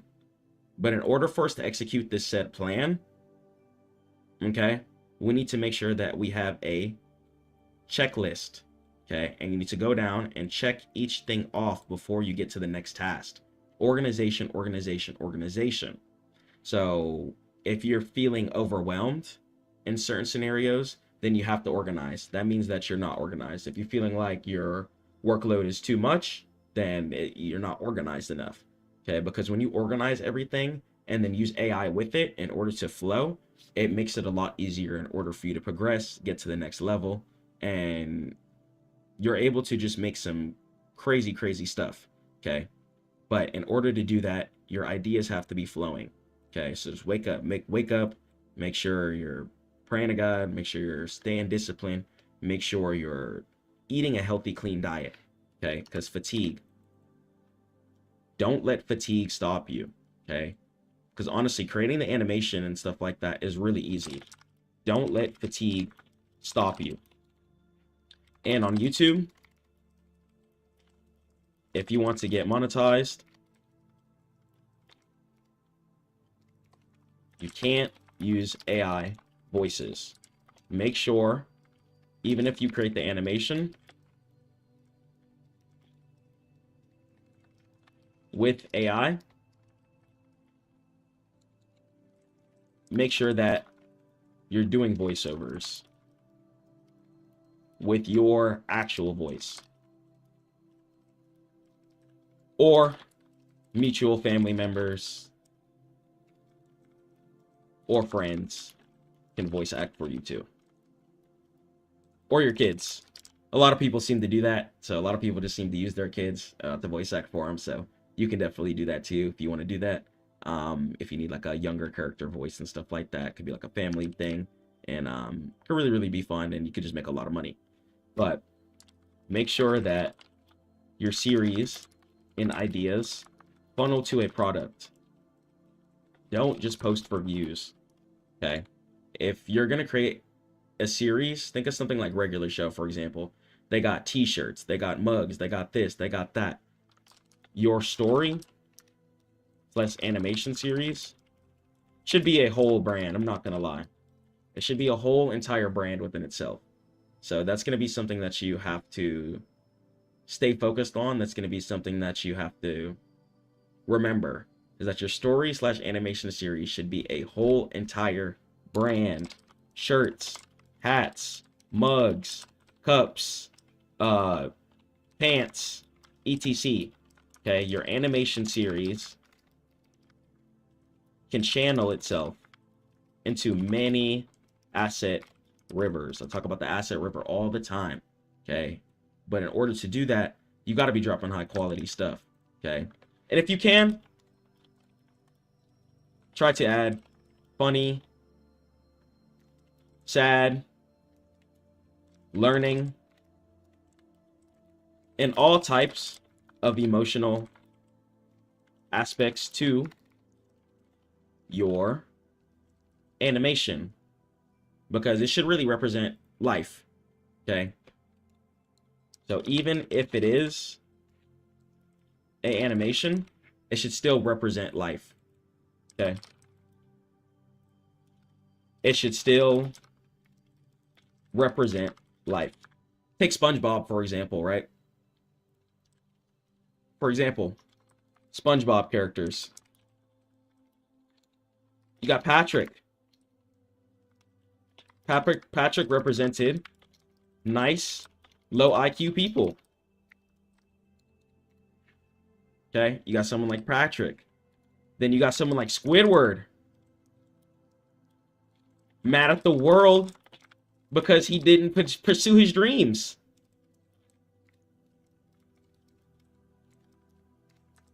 And he doesn't like work. He doesn't like his job. Okay, he's only happy when he plays the clarinet. So that's why I want you guys to go for your dreams too. You have to absolutely channel everything that's in your head. Every creative idea that's in your head, you have to put it out there into the world. You do not want to be like Squidward. Okay, he's only happy when he's playing the clarinet, when he's playing the instrument, and that's his passion. Okay, that's literally the only time he's happy, is when he's playing the instrument. Like, that's it. Otherwise, Squidward is upset. He's drawn. He's not having a good time. Okay. And then you got Mr. Krabs. Mr. Krabs represents greed. Okay, he represents greed. And then you got a couple other characters too. Plankton. Plankton represents haters. There's going to be a lot of haters, especially when you're trying to be a CEO. Okay, that's why it's really important to just be a positive figure. Okay, so you don't have to deal with as much haters and stuff like that. But Plankton definitely represents haters, people who are going to try to steal your sauce, steal your ideas. And that's why I'm really comfortable with showing you guys stuff, because at the end of the day, I'm Stackmodechris, and I'm the one doing it. So you can't think, oh, what if there's competition? What if there's this and that? No competition. You are you. You're the CEO, and you got ideas in your head that no one else has. And it's time to put them to work. It's time to get to the next level. Okay? And in order to do that, we have to make sure that we're being patient. Okay? We have to make sure that we're waiting. Okay? And now let me go ahead and open up CapCut here for you guys. So if I want to go ahead and take this here, I can go ahead and download this here. So let's go and let's check it out again. Fire. So let me go ahead and download this. Boom. It's going to go ahead and go to my downloads. Let me open up my CapCut for you guys. Show you guys a brand new CapCut window. I can go ahead and just take my animation, drag it right in my CapCut, plop it down. Boom. And now I got the animation inside of my CapCut. And let me go ahead and show you some fire. So it really, really helps. And now the animation's loaded inside of my CapCut. I can go ahead and edit the video. Boom, ratio. I can put it on 16:9, make sure, just to make sure. Boom. And if you have little black bars and stuff like that, you can extend it up a little bit like that on the top. And nice, this is actually really, really good. So you could use this scene here. You could use the next scene, make him walk inside of a door and stuff like that. Then he can go inside of his room and just make it extremely, extremely intuitive. On CapCut 2, a reason why I really like it, you can also do auto captions. YouTube likes to do their own captions. I see a lot of social media softwares are also getting really smart caption detecting software technology. So when it comes to that, you don't really have to worry about captions too much if you didn't want to do that. I actually just recommend just letting the platform do the captions itself. Okay, so just let it do its thing there. And it's extremely, extremely easy. I'm not going to lie. It's just about using your resources. You have to use your resources. Literally, these websites are everywhere. That's why I just want to give you guys the information. And that's why in the Stackmode Network, I just break down the easiest ways possible in order to get to the next level. I want you guys to succeed. I want you to win. And I just wanted to make it the best group in the entire world and the best network in the world. Okay, so you guys can even communicate with each other and drop ideas, talk about certain things, network with each other, hire each other. And I just want it to be one of the strongest networks for just CEOs in general. Okay, so your story, right? Your story can really, really represent a lot. And when your story or your characters have a lot of emotional depth, it's a lot easier to make some money based off of shirts, other things like that too. Okay, then from there, you can go ahead and in your description links, okay, so how to market. Drop the 16:9 long form videos on YouTube. Okay, you're gonna go ahead and drop the long form videos on YouTube. And I think I'm not and you can drop long form on TikTok too, but there's a max length, and Twitter, etc. Okay, so you can go ahead and try that out and just start posting long form on other sections too, and other social media sites, because they're trying to compete with YouTube when it comes to long form watching and stuff like that too. So you can put that, but keep in mind that they're going to have minute durations and stuff, so you determine how long you want each episode to be. Okay, try to make each episode, okay, if you're doing a show, and try to make each episode max 15 minutes. Okay, if you're doing a movie, max 2 hours, max. Okay, keep in mind, a movie might take you a little while, but it'll be worth it, because by the time you do get it done, you know, you'll be able to be where you want to be, really, because by the time you drop it, it should do a lot of views. So it's just about really staying consistent, though. You gotta stay consistent with this stuff. Okay, it's really, really important to just make sure that you're not losing focus. Okay, losing focus is going to be like the easiest way to lose. Okay, it's going to be one of the easiest ways to just straight up lose. I don't want you losing. Okay, I want you guys to be winning and dominating at like everything that you do, no matter what. So yeah, marketing your stuff properly is going to be extremely, extremely important. So make sure you're just paying attention to what you need. Okay, market your stuff properly and create a logo too. Let's go ahead and let's cover that before we go ahead and end. Create a logo. A logo is going to be important, or yeah, either a logo or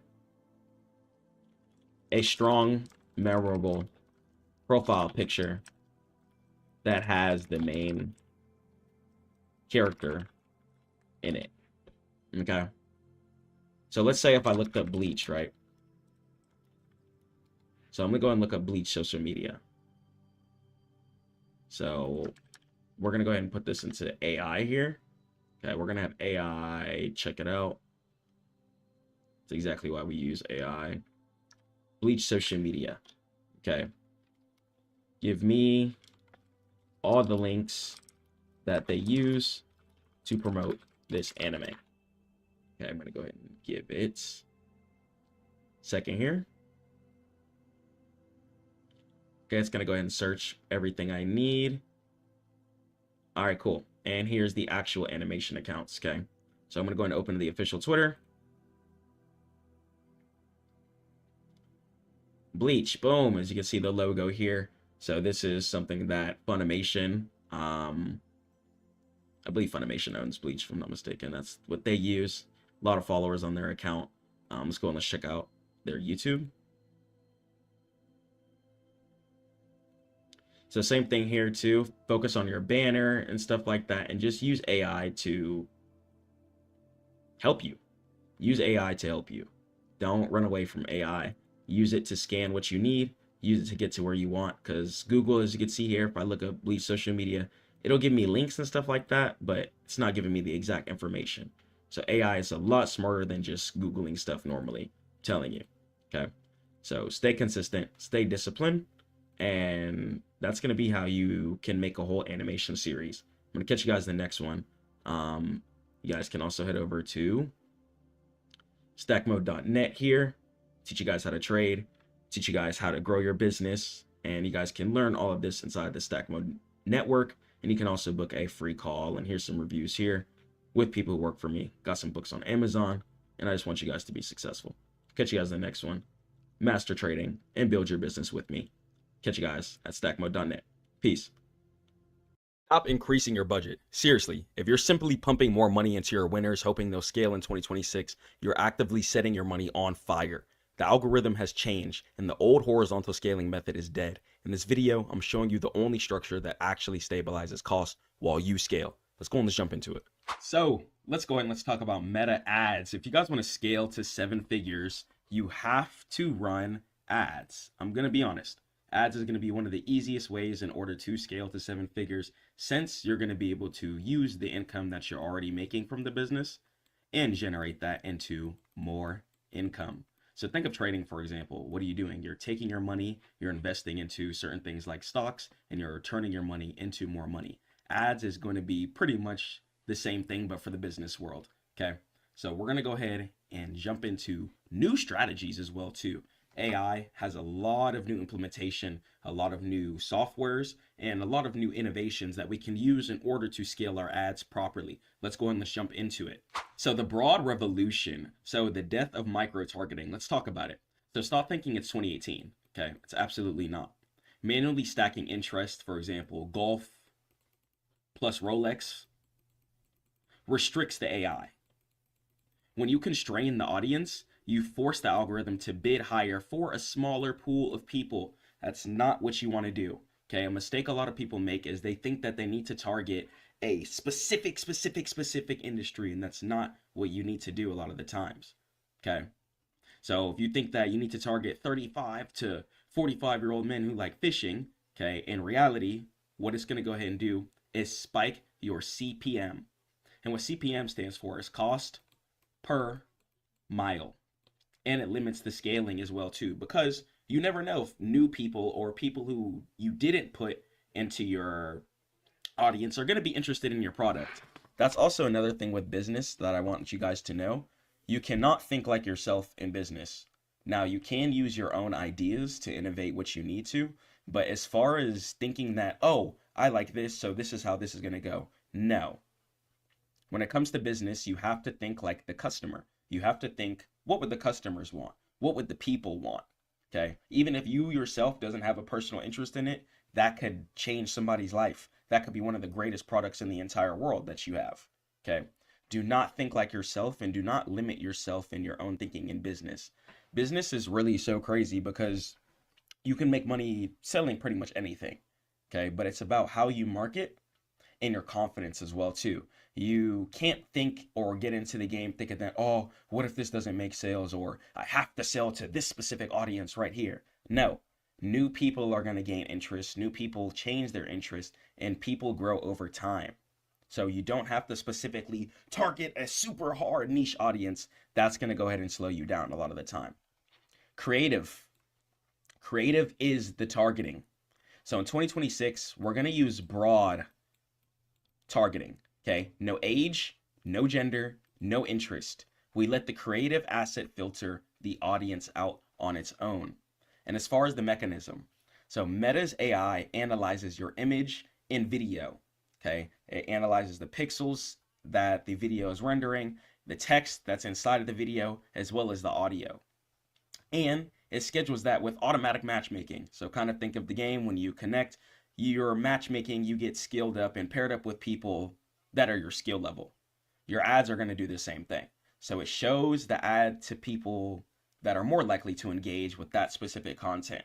So instead of you trying to hyper target yourself, let Meta do it for you. Whenever it spreads to Instagram and Facebook, it's going to be more differentiated, more spread out, and you're going to have a lot more audience liquidity. And more audience liquidity equals lower cost per mile and stable scaling. Okay, not only are you going to be spending less to get access to more people, Since you're not hyper targeting, you're going to be able to use that extra money in order to scale into a more actually successful ad in the broad space. So it works out. Try not to micro target. Micro targeting can slow you down, waste a lot of money for no reason. And let's head over to the next slide. So advantage plus shopping. Let's talk about ASC. So what is it? It's a black box campaign type using end-to-end AI automation. It creates up to 150 creative combinations automatically. And we'll talk about the hybrid account structure. So do not run advantage plus shopping alone, as it acts as the bottom of a funnel, retargeting magnet if uncontrolled. And we'll talk about campaign A testing versus B. So campaign A, so standard CBO, broad, and just do a dynamic creative. And the goal is just find winning ads. It's going to go ahead and generate a whole list of ads and see which one is performing the best. And campaign B, right? It's only to import proven winners. Okay. And if you want to do this, then you could use this system to spend your budget on ads that you know that work. Instead of spending your money to find ads that work, you could test it, okay, using ASC, see which ads work using a smaller, decent budget, and then you can go ahead and go super hard from there. And as far as the critical setting, so existing customer budget cap. So figure out what budget works for you.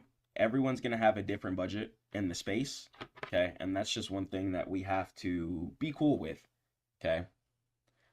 Figure out how much a month or how much of your sales that you can put away for ads, okay? Try and break it down, okay? So ASC, it's really, really good. You guys can look it up and helps a lot. You guys can go ahead and get a demo as well too. And yeah, they have chat bots as well too.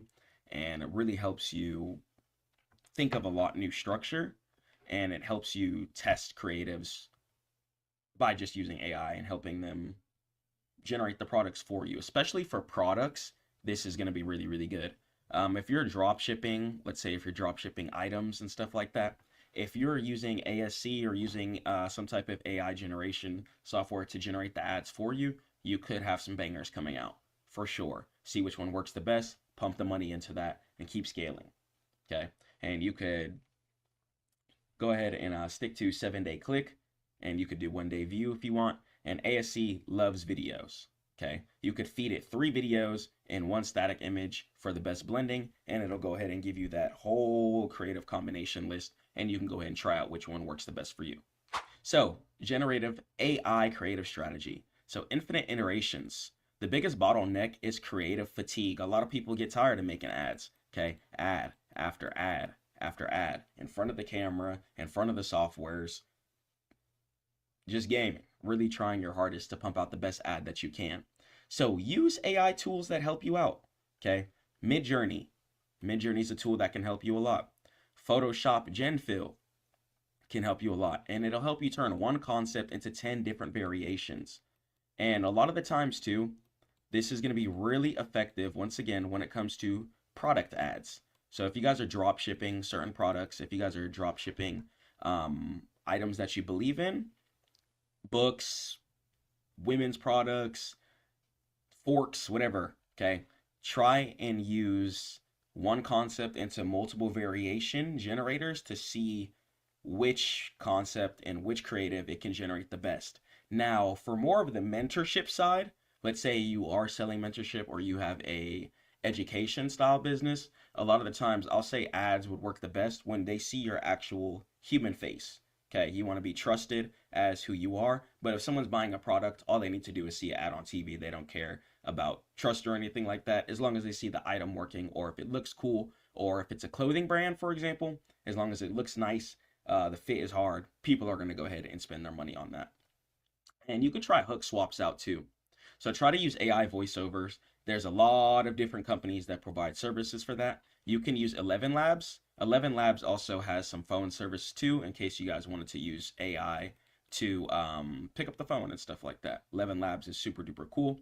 And you can use it to test 5 different opening lines on the same video footage for your ad. Once again, this is really going to work best for product ads, whether you're selling kitchenware, clothing, stuff like that, etc.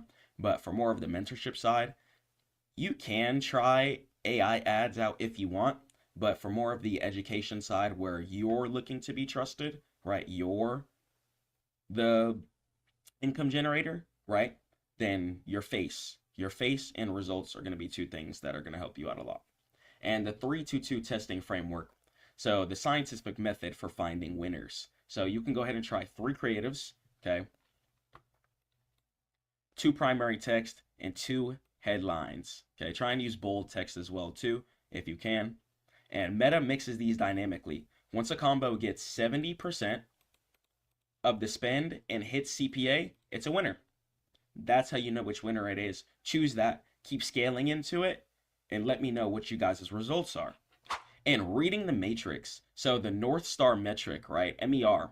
So MER is going to stand for Marketing Efficiency Ratio, right? And that's going to equal the total revenue plus the total ad spend. So what that's going to go ahead and calculate is pretty much your money in versus your money out and whatever you're left with after those calculations. So since the iOS 14 privacy changes, Facebook pixel data is missing 30% of sales. And if Facebook says ROAs is 1.5, but your bank account says MER is 3.0, then keep spending, okay? It's not going to track the data most accurately, but if you see yourself making sales, if you see that you're bringing in more money than's coming out, then you have an effective ad. Don't make business harder than it needs to be. That's as simple as it is. If you have more money coming in than coming out, you have an effective business. And as far as the troubleshooting funnels, so high CPM, $40 plus, okay? Your creative could be boring or low quality, okay? And low CTR, okay? If you have a low CTR of less than 0.8, then your hook in the first 3 seconds could be really, really trash. And what CTR stands for click through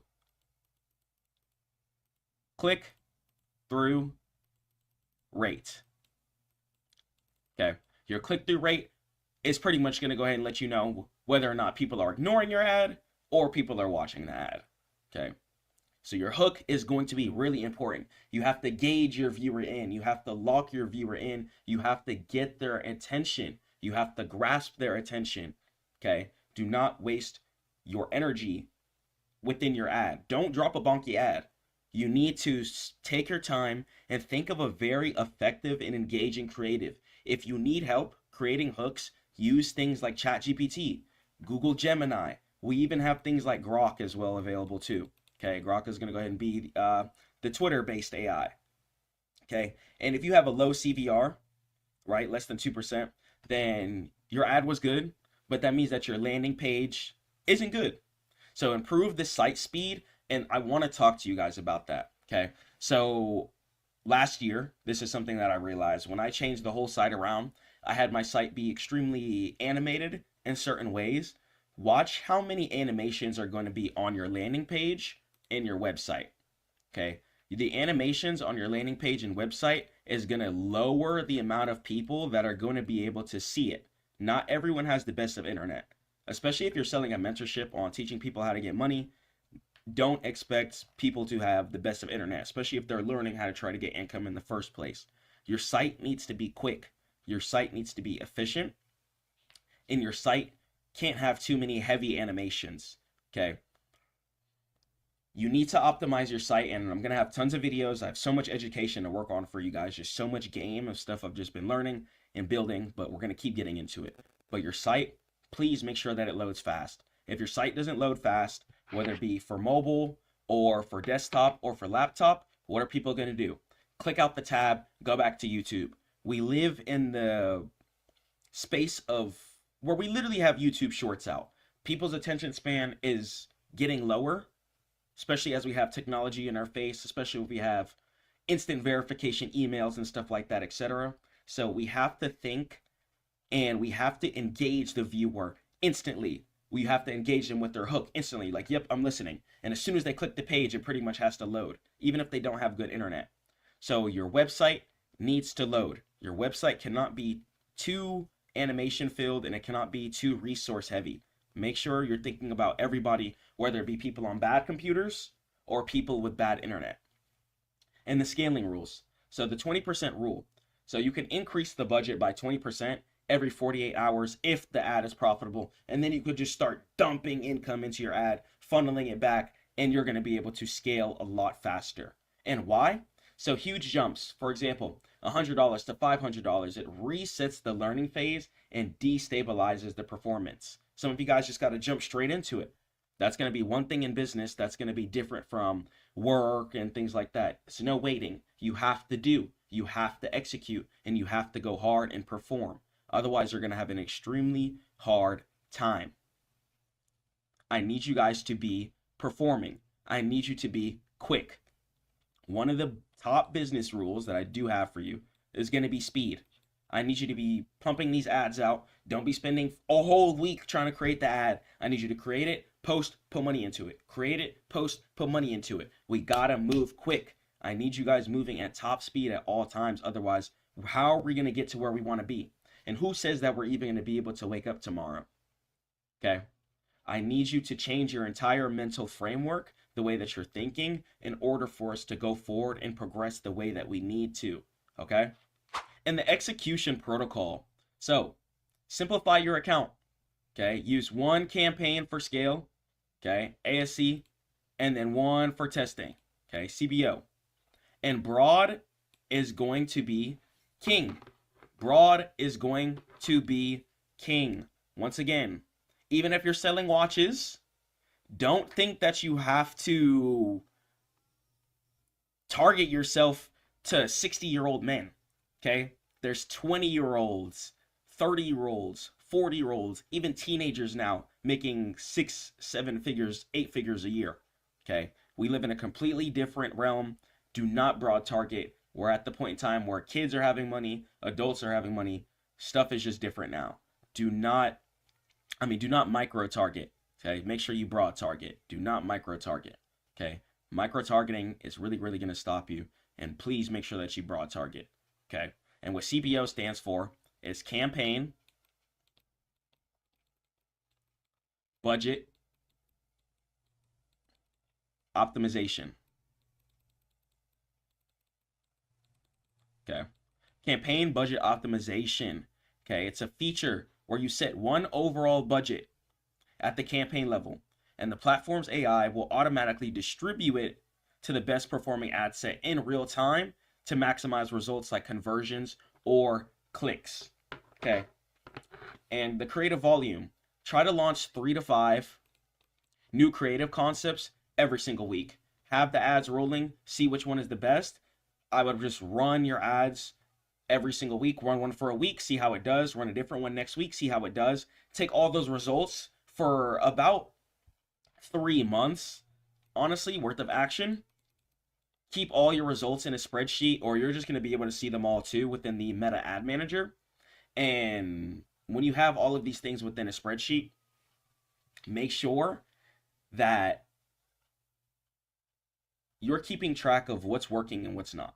Okay? Because the things that are working are the things that have to be scaled into heavy. Heavy. Don't slack on tracking. Do not slack on your tracking. Make sure that you guys are knowing exactly which ad is hitting the hardest, so then you can go ahead and stop wasting income on unnecessary ads. You could scale that ad and continue to grow and develop your business extremely easily, if God wills. All right, cool. Head over to stackmode.net. You guys can get a free mentorship call. I teach trading, business, and you guys can catch my trades there. I also have a free course and ebook for you.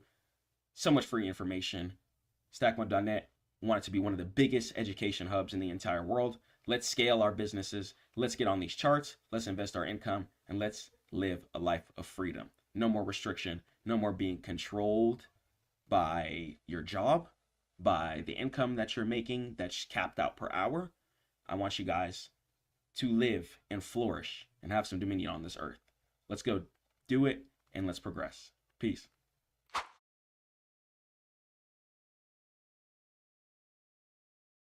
Whoa! Another episode of Coop Talk.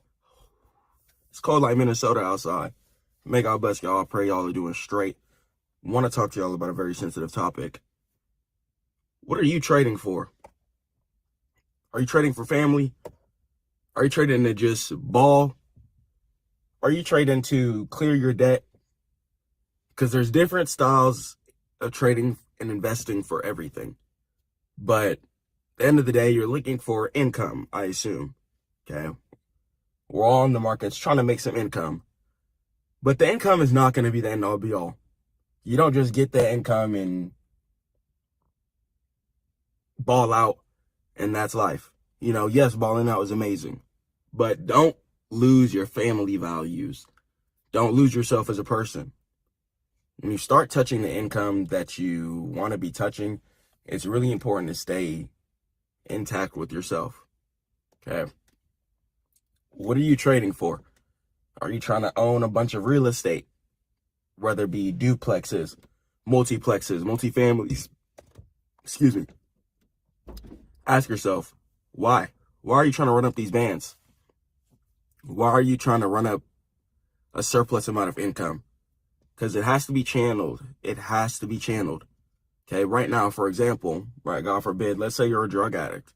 If you're a drug addict, right, and you're a heavy drug addict, once you start getting more income, what do you think your money is probably going to be directed towards?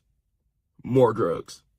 If you're addicted to buying clothes, what do you think your money is going to be directed towards once you get more money? You're going to start buying more clothes. So if you're an investor, you're going to call yourself an investor, you need to focus on keeping your money in an asset river. Okay, once you touch that big bag from the markets, what are you going to do with it? Do you want to buy real estate? You want to buy yourself a house? Do you want to pay your mom's bills? Pay your loved ones' bills off? So you got to really have a talk with God and talk with yourself. Because I'm telling you, when you start touching the money, it's different. You know, yes, you're going to be able to live in peace, but don't forget you also have to pay taxes. But when you start touching the money, it's really important to not lose yourself. Okay, direct your focus and your income will flow in that direction.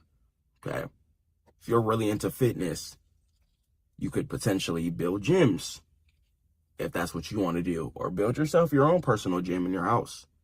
Okay, put a sauna in your house. Don't indulge in sin when you start touching the money. I especially am talking to my younger crowd for sure. I've done it, you know, living the high-rise lifestyle. I did it for a couple of months.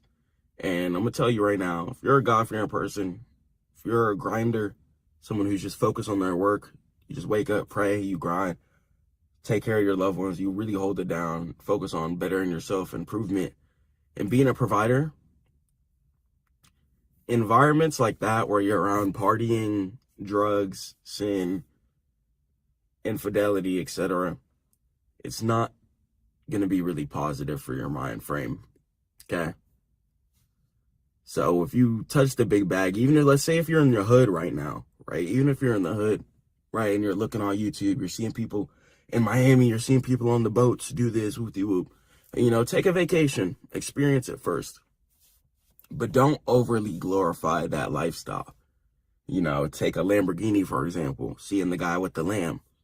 You don't see underlying issues. There's tons of stress I go through outside of finances, okay? So you don't see underlying issues when it comes to social media and certain things like that. So when you touch the big bag that you want to touch, when you start making the income that you want to make, it's really important to, one, stay focused on God. I'm not just talking about God for no reason. It's because, one, I've made mistakes in the past, right? And I pray God can forgive me.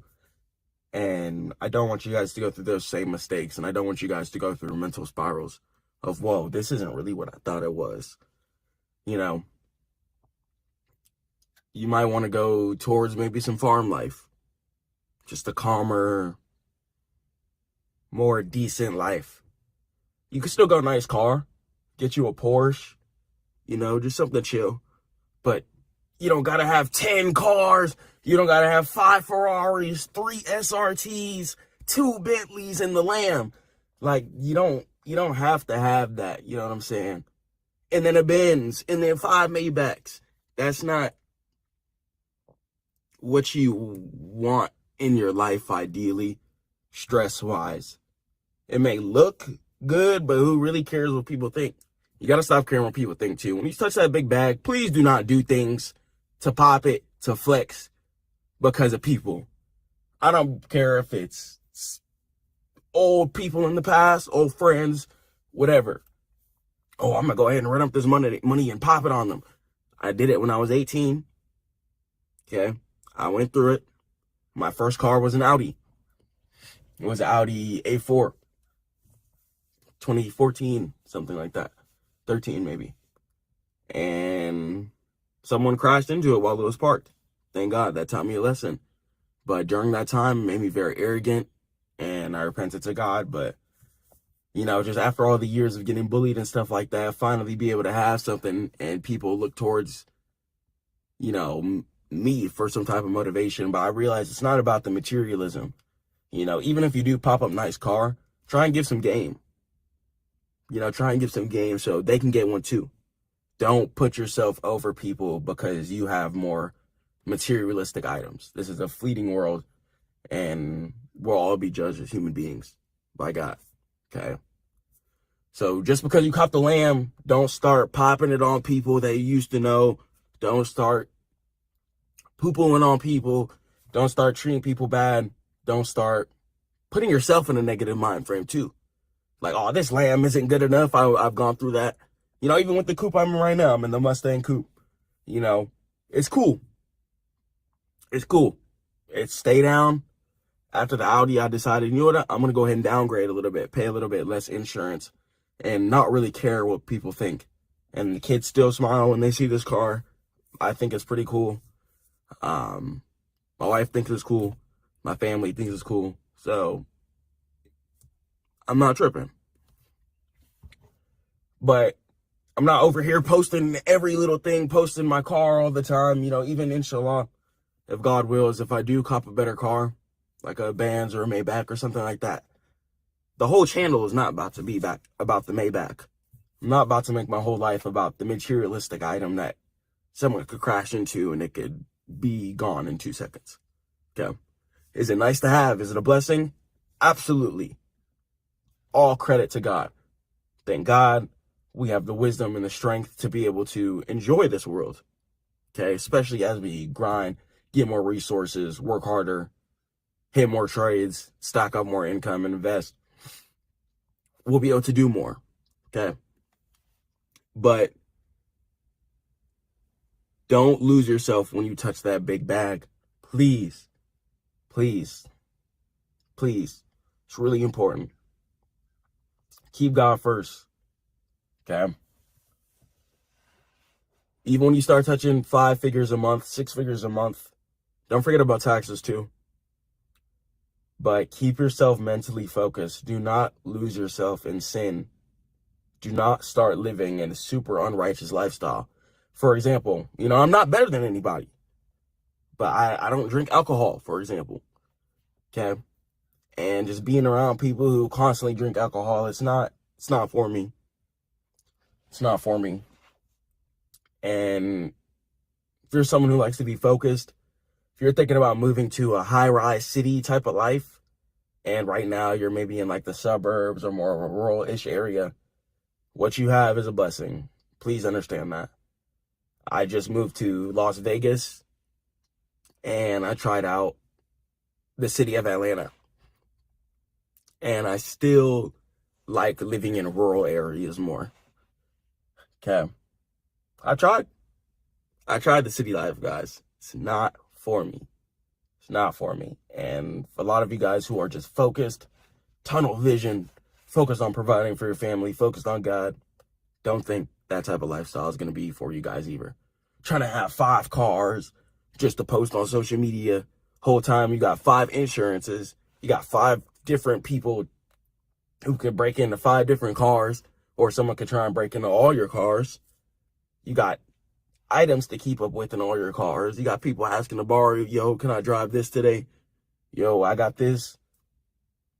yo, oh, you're not letting me drive the car today. You could fall out with your family. A lot of this comes with underlying stress. So I just want to keep it real with you guys. Okay, please. Just wake up, pray to God, work out. Working out really helps you channel your energy, your direction, especially so you're not talking to your loved ones or anyone disrespectfully. Let's say you have a bad trading day. Let's say you lose like 5K in a day or something like that. You don't want to be storming around the house grouchy, everything about money all the time. You're treating your family bad because you just lost. Chill. Don't lose yourself. Relax. Okay, you could lose all account. Don't crash out on your family or yourself. Don't put yourself into mental desperation. Please don't commit suicide. Okay. And please just try and keep yourself focused on God.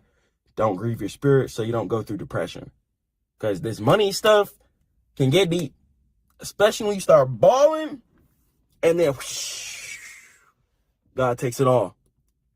Okay, because if you fall into sin, you will get the results you deserve. Okay, anytime I fell into sin, God forgive me, I got the results I deserve. Cars taken away from me, luxuries taken away from me. And thank God I was able to be focused and get it back. Okay, all credit to God, alhamdulillah. So, this journey is going to be a long, beautiful one. But I just want you guys to be conscious of what can happen when you do start touching certain levels of income. Don't change yourself. Don't lose yourself. And don't let the income affect your life to the point where you just don't even know. Okay? Got a call there. My fault, guys. But the income, don't let it make you. You make the income. Okay? Take care of your family. Take care of yourself. Okay? Especially if you're a provider. Let me talk to you guys about this too. If you're a provider, let's say you're someone who takes care of your family and yourself, etc. Have some time for you. Do the things that you like to do. Take care of your mental health. Because especially as a provider, you can really lose yourself and everyone else, making sure everyone else is okay. Make sure you're okay. Okay, take care of you. You ball out. Okay? Don't overly pop it and lose all your money. You know what I'm saying? But get yourself a nice meal. Get yourself some new clothes. You know what I'm saying? Cut your hair. Get your hair done. You know what I'm saying? Do your thing.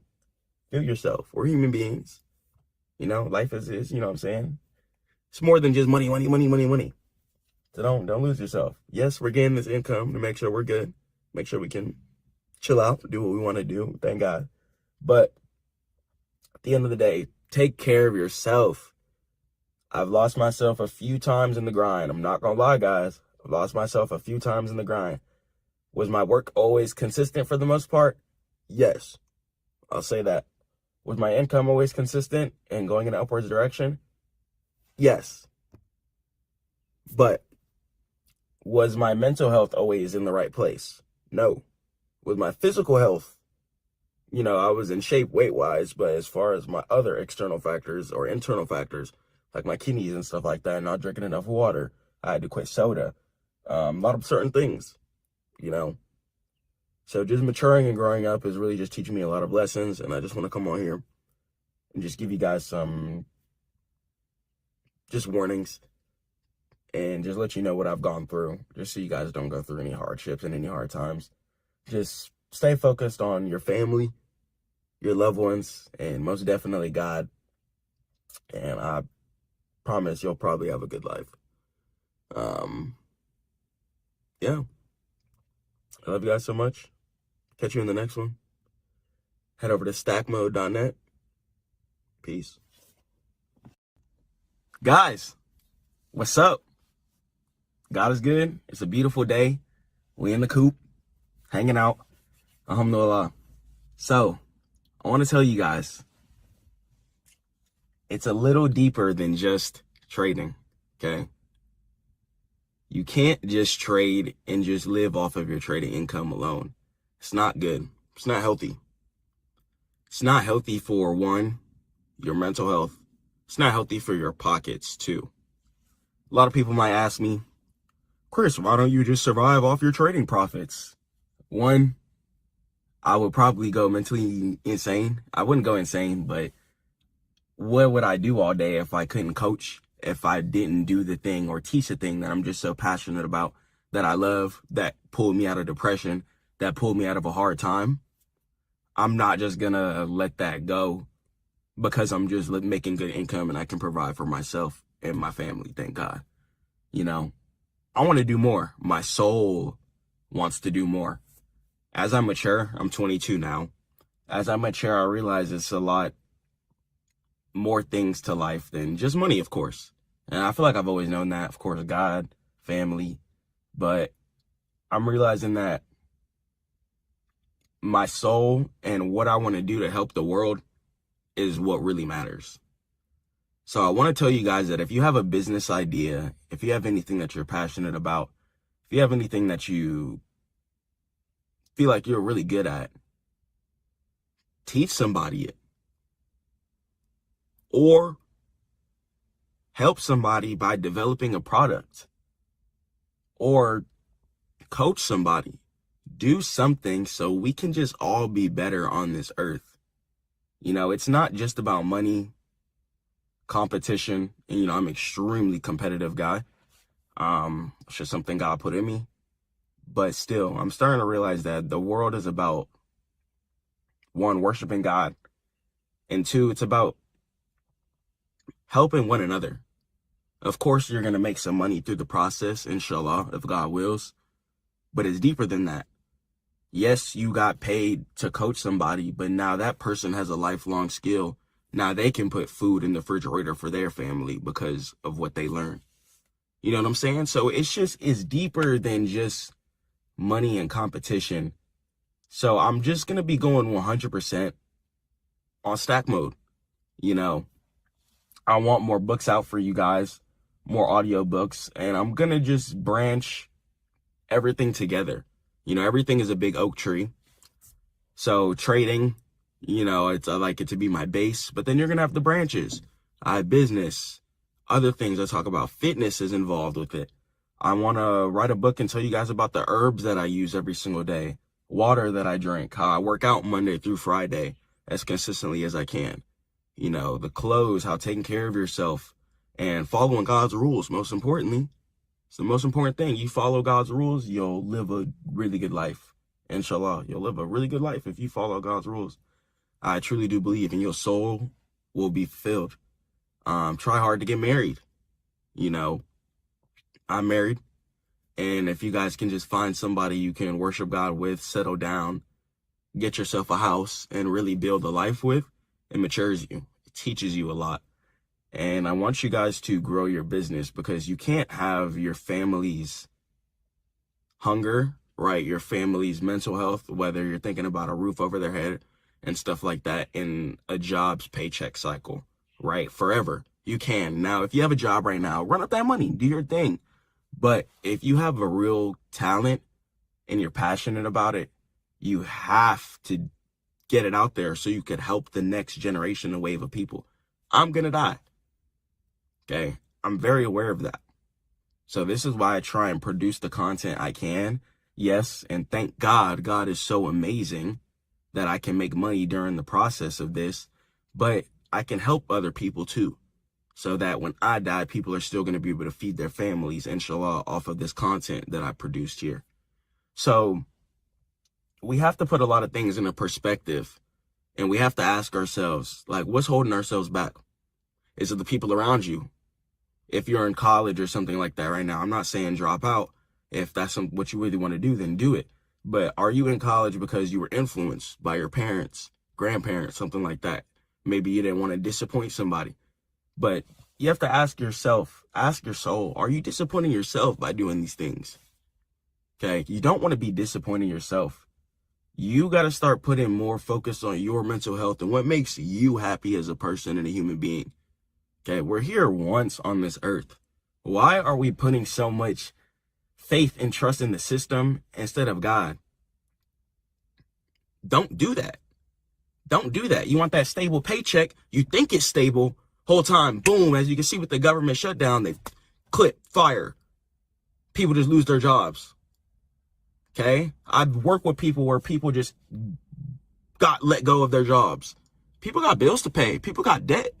All kinds of stuff like that. So if you love your family, get out there and really put your passion out there in the world. We are here one time on this earth. We can't be sitting around wasting time when we don't even know if we're going to wake up tomorrow.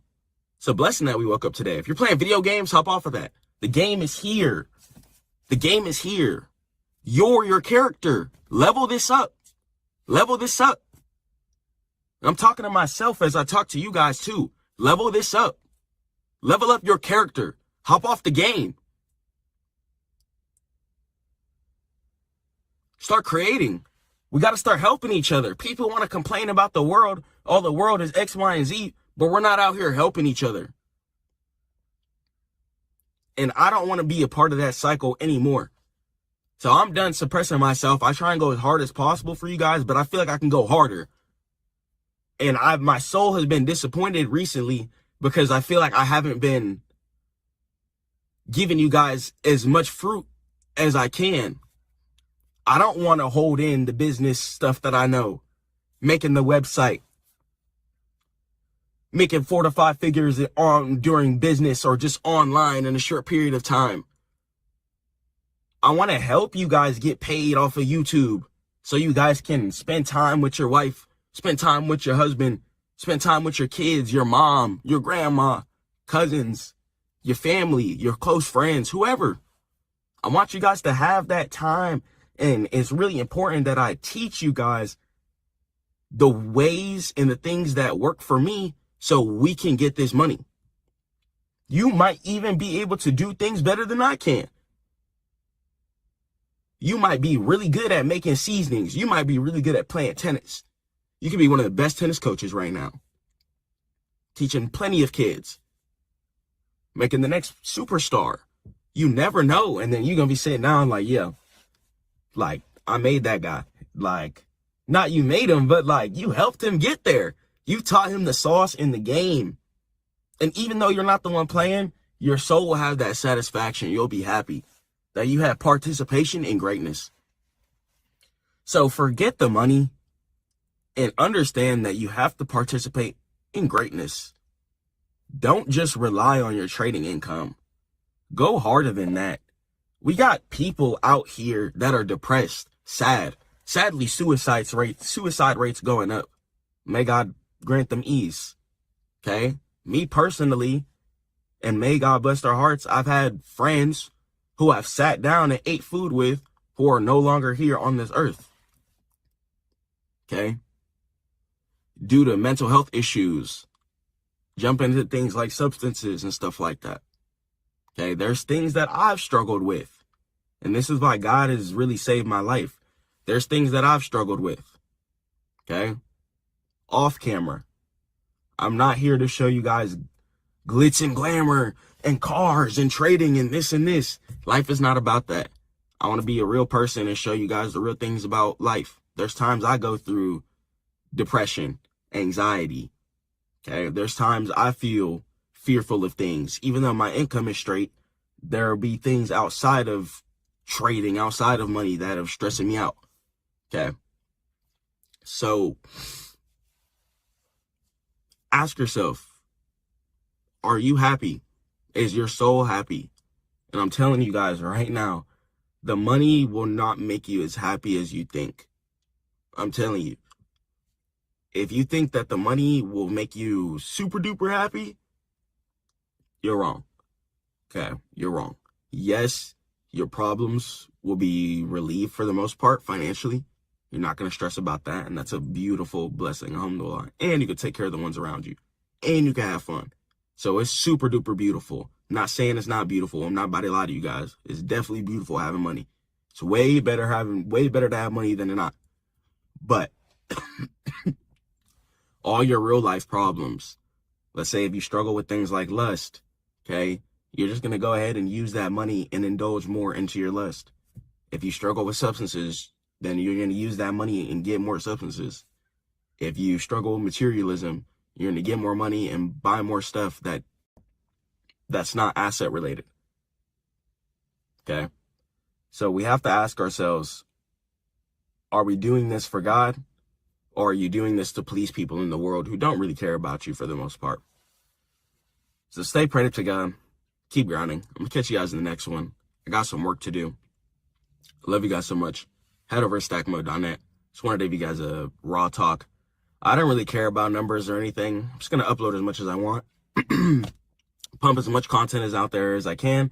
I don't care who sees it. I don't care who doesn't. I just love you guys so much. And this makes my soul happy. Talking about life, talking about the charts, talking about income, getting this income. I love it. And I want to help you guys too. Stay prayed to God. Keep grinding. Just get out the darkness. Jump into the light. Put the past behind you. And go forward, man. Or woman. Catch you guys in the next one. Forget trading the S&P 500 making 1 to 2% a year. Let me show you guys how I hit this trade worth 15% and I gave it out in my group. Let's jump into it. Let's jump straight into the setup. So I like to go ahead and start off on my monthly time frame first, and then I like to scale down. So it's really important that we do top-down analysis. So I'll go for my monthly time frame. Then from there, I'll go to the weekly. Then I'll go to the daily. Then to the 4-hour time frame. And a lot of times the 4-hour time frame, whenever I am trading stocks, especially, is going to be a lot of the times like the lowest time frame that I do end up going towards. Okay, so the 4-hour time frame is the lowest time frame that I goes towards when it comes to stocks. And the reason why I even go down to the 4-hour, otherwise I would really just use the daily if I could, but the reason why I go down to the 4-hour time frame is because of a setting called extended trading hours. Okay, so you guys might have to go to your 4-hour time frame in order to see this.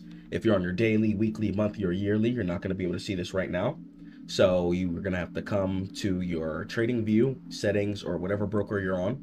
Then from there, you're going to be able to click on session. From where it says your trading hours, make sure you have extended trading hours on. This is really, really important because you can't catch the proper setups that you want to catch without making sure that your extended trading hours is properly set. Okay, it can be really, really frustrating when you're trying to catch the setup that you want to catch, but then you run into an issue to where you're not seeing the proper price action, or you're like, why is price reversing there? The whole time there's a whole bunch of hidden resistance at a key area that you need to be closing at. Okay, so here's exactly why I took the setup. Okay, so we'll go ahead and we'll run it back here.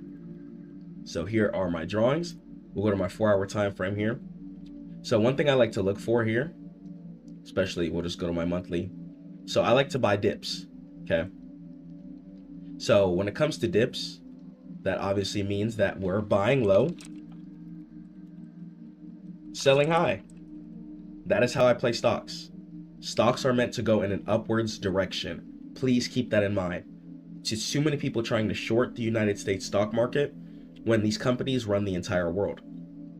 These companies are the entire backbone of the entire world infrastructure.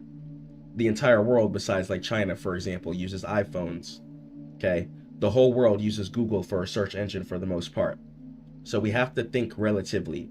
Wait, if these stocks crash in a downwards direction, and if you didn't know, there's also laws in place, things called the short sale restriction, for example, where stocks can't flash crash too much percent in a single day.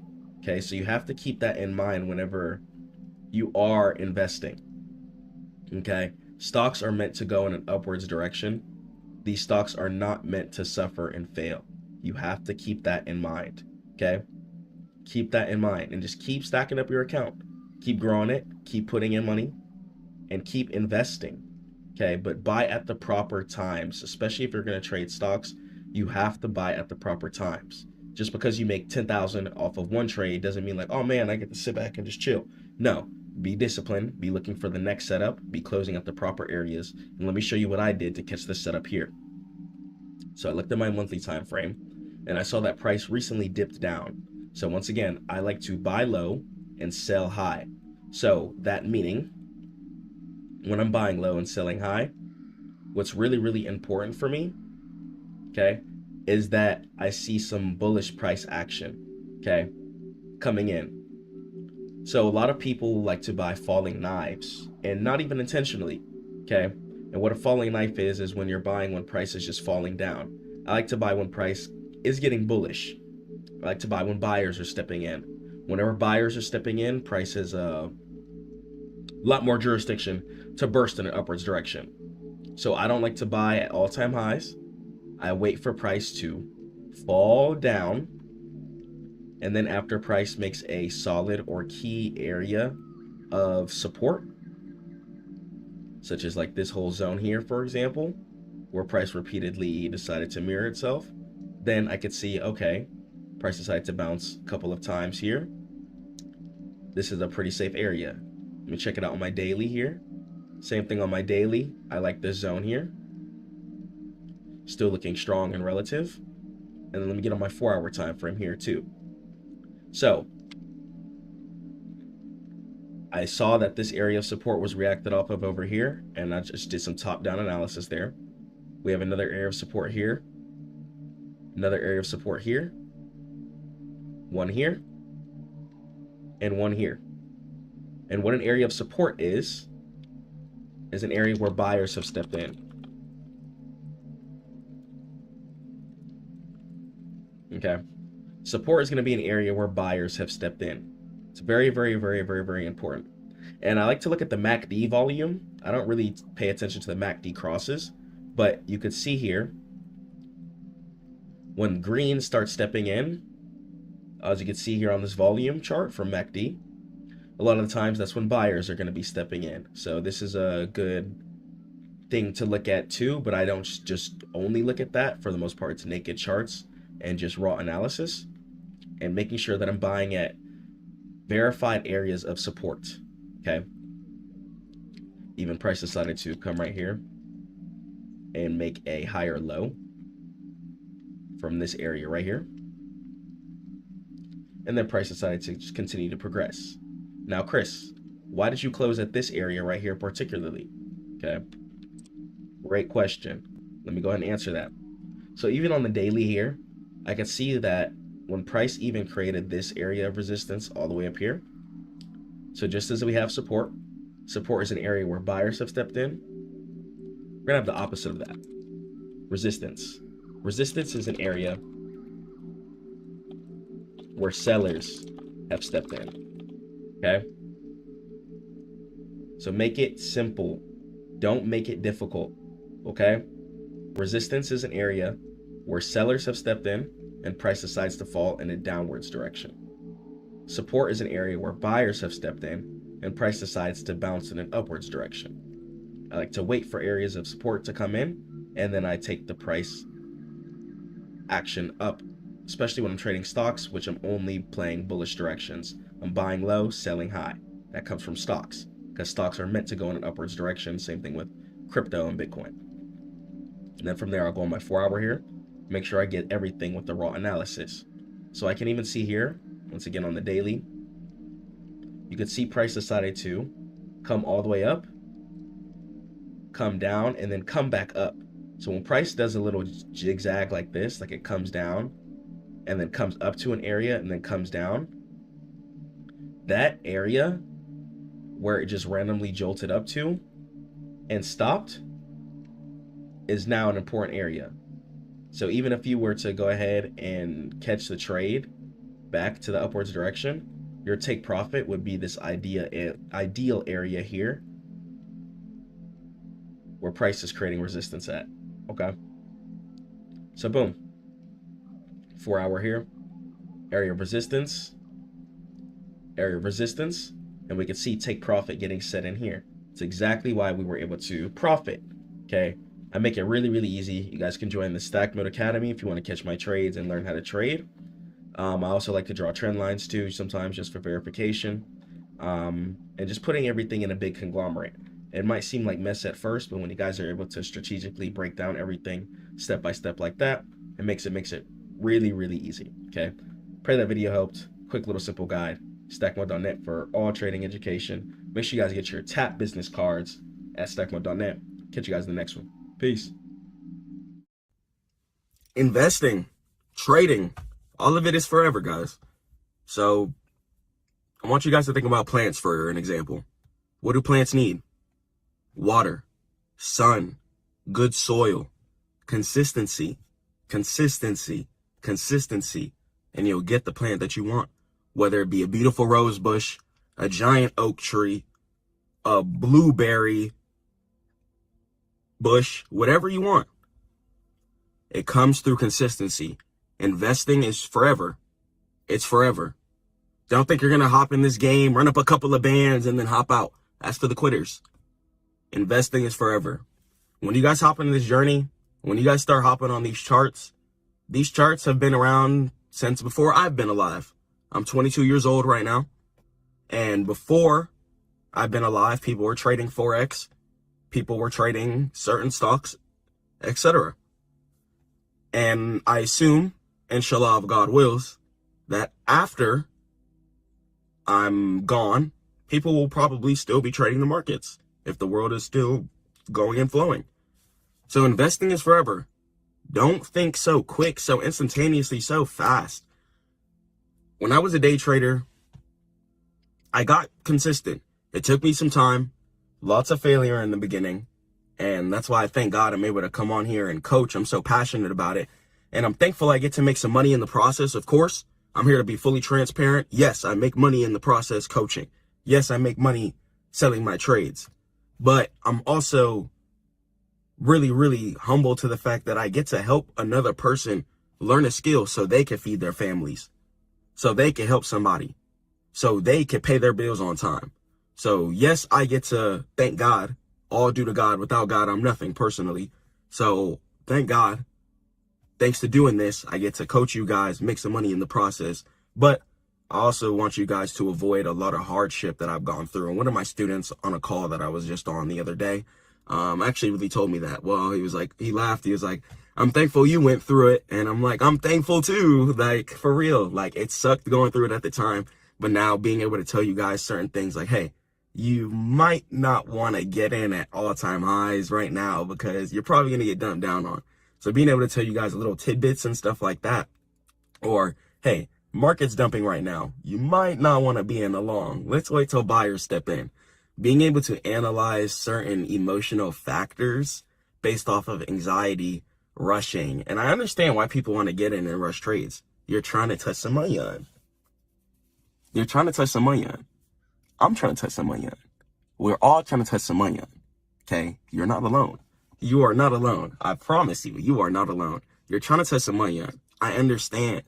But in order to touch some money on, one, we got to pray to God so we can be healthy, okay, mentally and physically, so we can even think, so we can get some money on. So be humble to God. Really, really, really important factor, no matter how much money you start touching. Stay humble to God. Don't change your ways. Don't change your ways as a person. Don't start treating people badly. Don't start disrespecting people. Even if they hurt your feelings, break your heart, whatever, there's no need to disrespect people. You know, I'm not perfect. There's times I've definitely made mistakes, but don't let the money change you even when you do start touching that big bag, because it is easy to start thinking, well, you know, whoop-de-whoop, or I'm better than people, or why aren't people doing X, Y, and Z? And everyone's going to live their own life, but if you want your network to be full of grinders, full of investors, full of people who care about taking care of their families, stay around that. Don't try and change your whole life, start investing, and think you can hang around the same people. Because I'm telling you, it's going to be frustrating. Okay, and when you start changing and leveling up mentally, you don't want to be disconnected while you're there presently trying to enjoy yourself, but you're not going to be on the same mental space. Instead of you guys going to McDonald's, you're going to think, well, I got food at home. Why not just buy some Bitcoin or some shares? Why not buy this options play? Why not load up a futures account? You know what I'm saying? Your mindset changes when you start investing. So the people around you, if they're not on the same wavelength and journey, it will and it can frustrate you. But don't let it get to the point where you just start disrespecting people. But yeah, like, don't, like, you know what I'm saying? Sometimes people are broken spirited. Like, if people are broke, they're broke spirited. Like, for real. That's really what I think. Because it's not even about money. It's just, you're waking up every day. And I think it's just abusing the body that God has gifted us with, because how are you not waking up every day and grinding? How are you not putting some money away for your family so they can eat? So how are you not trying to get a bigger home for your family and a safer home for your family so they can live in a better environment? You know what I'm saying? So I do understand the frustrations, but if you're an investor, if you're a hustler, you're a grinder, and you're ready to change your whole life around, your whole life is going to change. You're going to be a really consistent person, okay, inshallah, especially when you start praying every day. Working out Monday through Friday, 5 days a week is a really, really good way to build consistency, let off a lot of stress, and really just stay mentally focused. And investing constantly. As soon as you get some money, buy some shares. As soon as you get some money, buy some crypto. As soon as you get some money, buy an options play or whatever that you planned out. Boot up your account. Okay? Do what you need to do. Try not to waste your money on prop firm, because ownership is really the main priority. You can sell your shares whenever and put it right back in your bank account. Prop firm, they have little parameters that are set up for you to fail, because prop firms only make money when you buy a challenge. So, of course, they're going to make things very difficult and hard for you so you fail. On the other hand, we're going to go ahead and have your actual live account. You can pull out your money whenever, whether it be your crypto, shares, futures, whatever. You could just pull out your money, okay? You can pull out your money whenever. So, think about it. Ownership. Ownership is the reason why you want to trade, okay? You don't want to just have money to have money.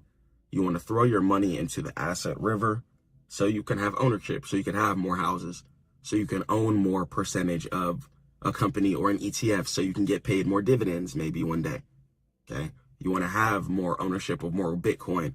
So when Bitcoin goes extinct, Bitcoin is not infinite, if you didn't know that. And when Bitcoin goes away, you're going to have Bitcoin. Ownership is what we're investing and trading for, okay? Ownership. Think about it, guys, okay? You have money just chilling in your savings account. Why?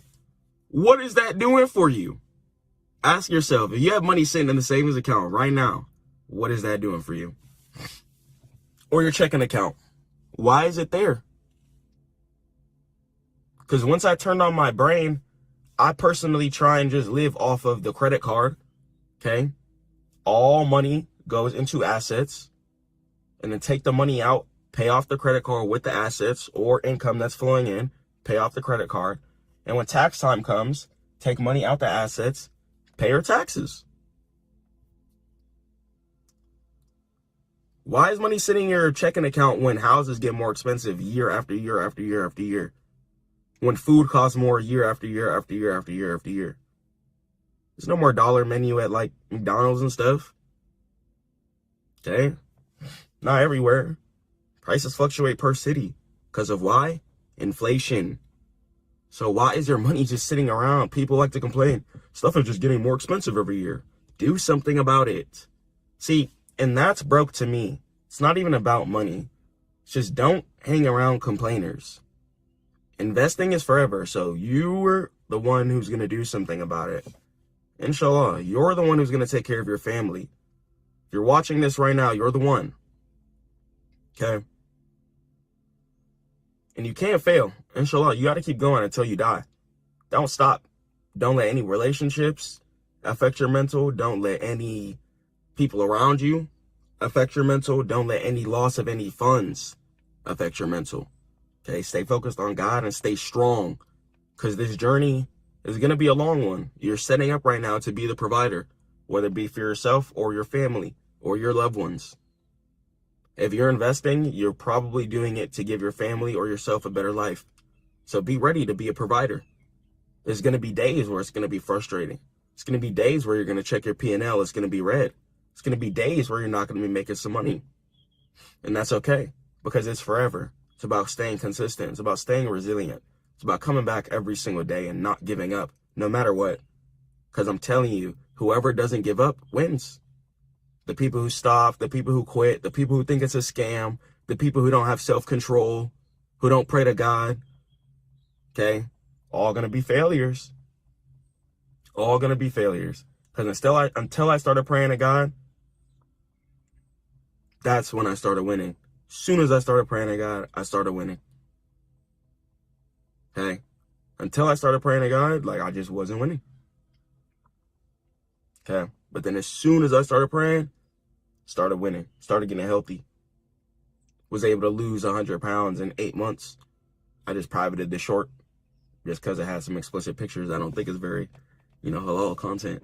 But yeah, I'll stuck for Allah. I don't want to be showing myself like that on the internet. Also, watch how you guys present yourself too. When you guys start running up money, because whoever's watching this right now, I know you guys will go far, inshallah. So if you're watching this right now, watch how you present yourself too. Watch how you present yourself on the internet. Don't just be out here balling and flexing on everybody. Motivate. Okay, because we're all on this earth for a reason. So whatever keeps you going on this earth, do that. And try and inspire the next person so we can all just be happy on this planet. All right, because that's really what it's about. Yes, we're here to get some money, but I'm telling you, investing is forever. The big plays will come as long as you stay consistent, you stay focused, you keep taking the same type of setups, you keep putting the same money away.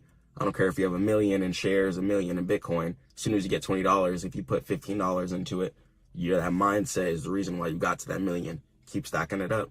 Don't get that big ticket and then blow it and then go back to zero. Don't do that. That's something I had to learn from. Okay? Run it up. Stay consistent. Stay prayed up. Keep your mental straight and keep what you got. Don't lose what you got.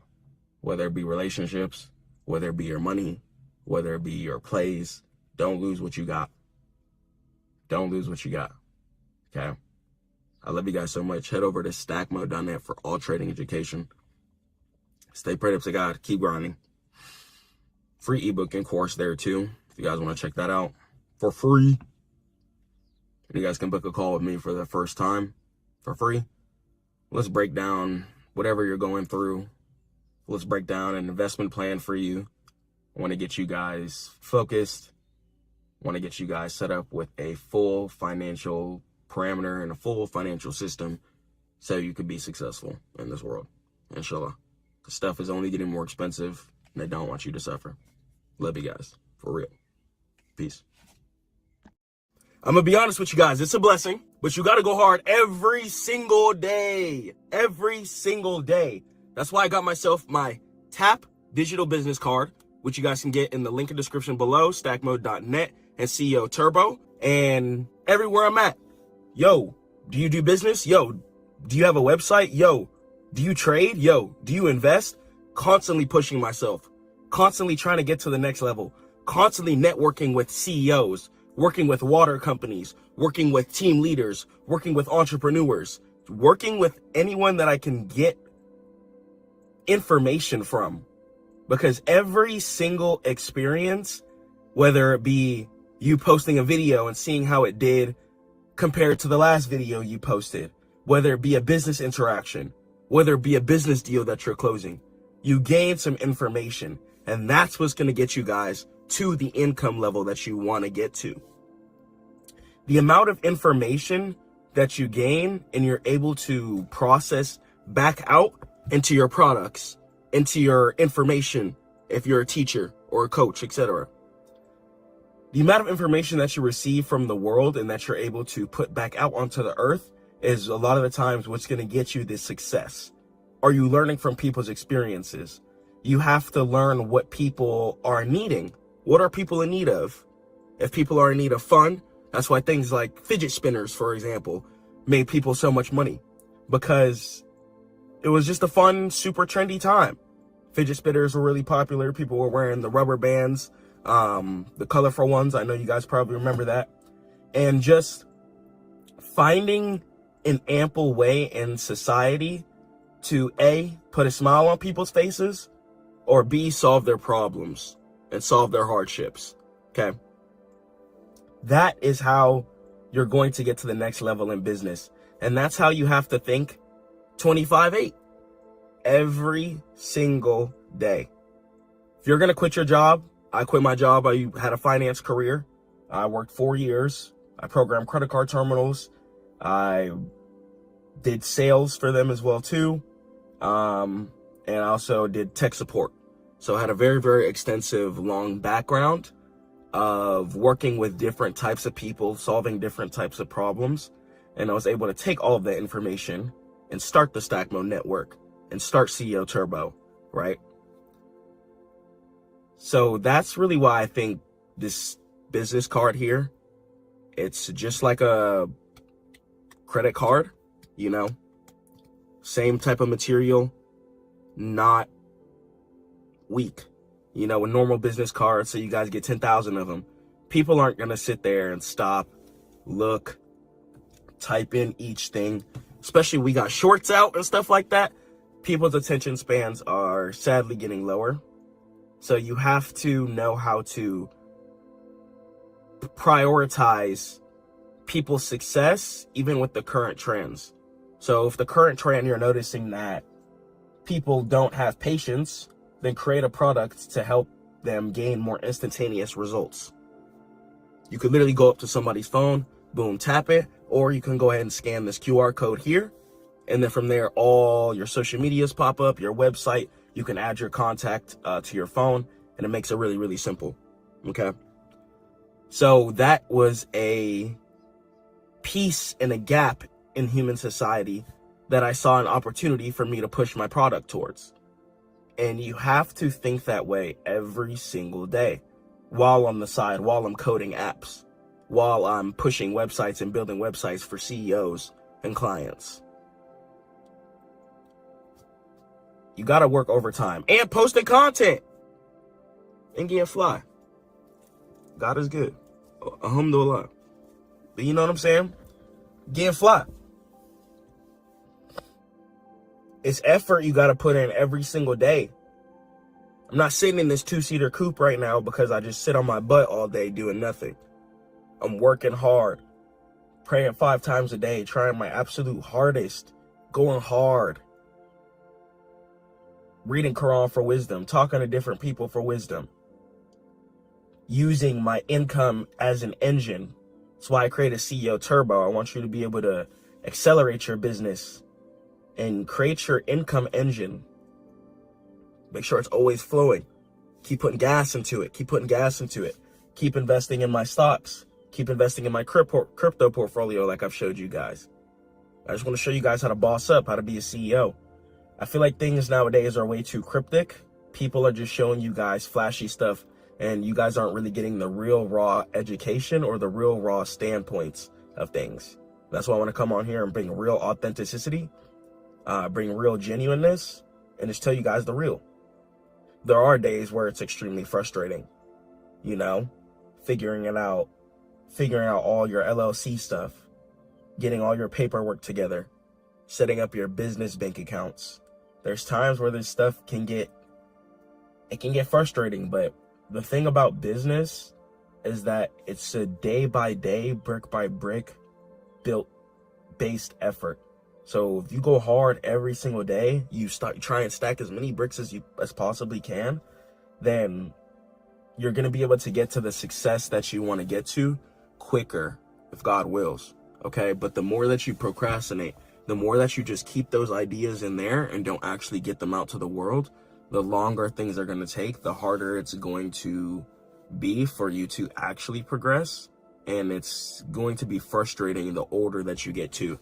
You don't want to run into a position where you're like, oh man, why didn't I go harder back in the day? Go hard now. Go hard now. I don't care what age you are. I don't care what position you're in. I don't care how much income you have. Go hard now.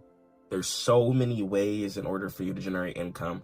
You guys can cold DM people on Instagram. There's contact buttons on so many different social media pages.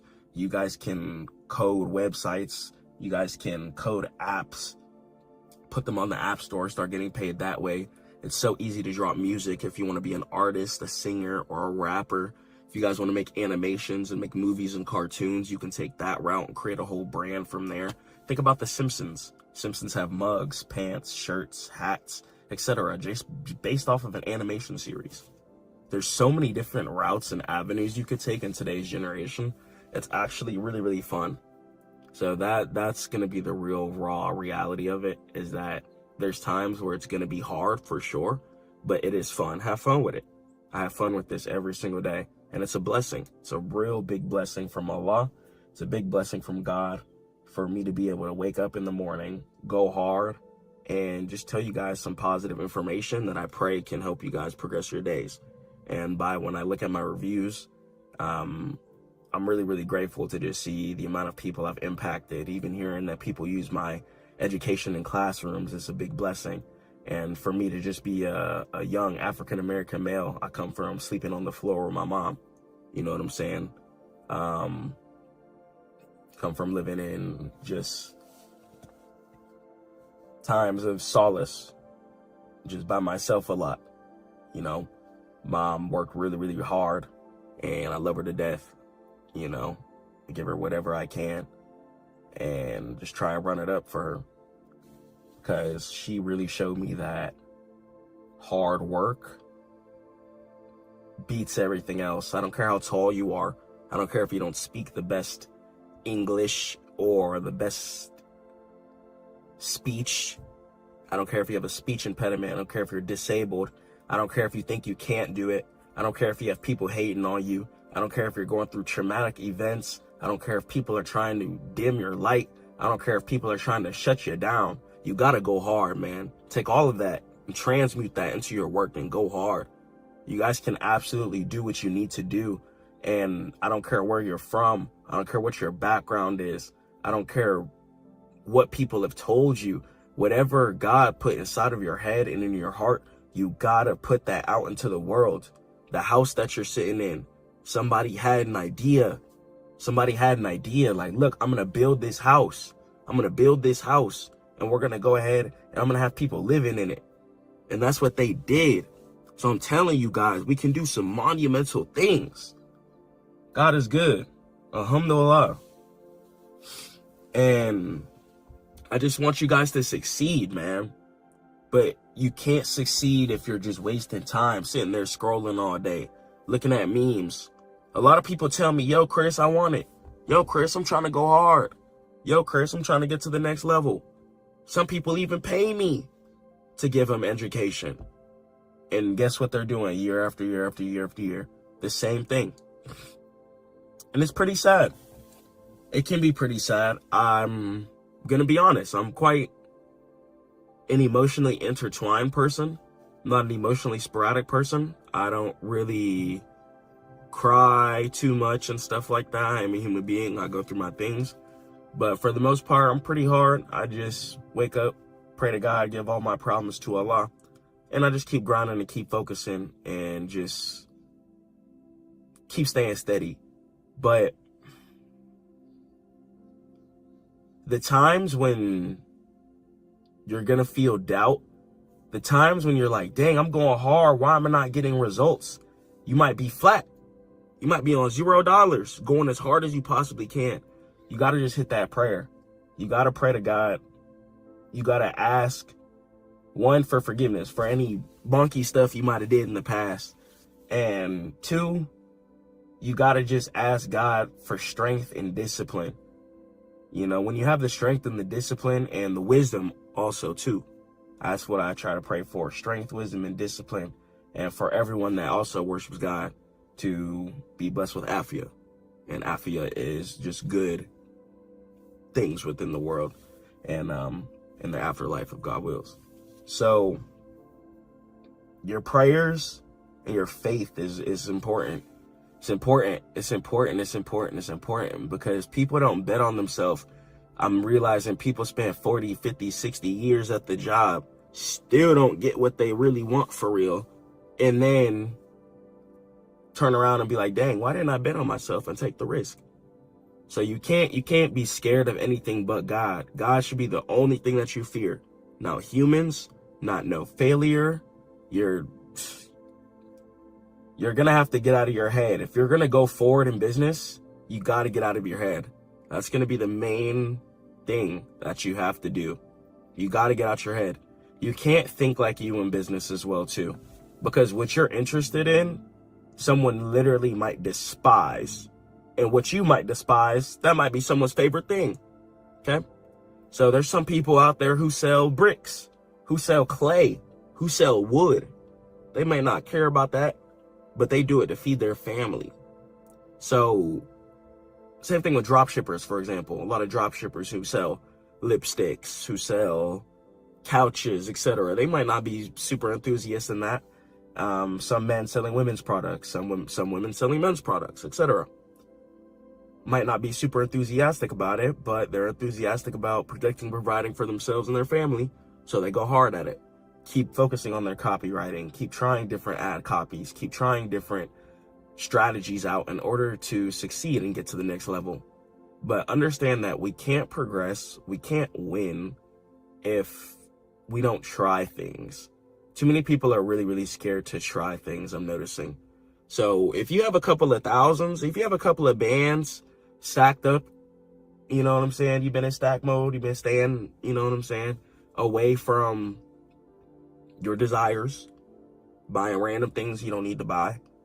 You have a couple of thousand stacked up, quit your job. Quit your job and hustle. But try and build something first.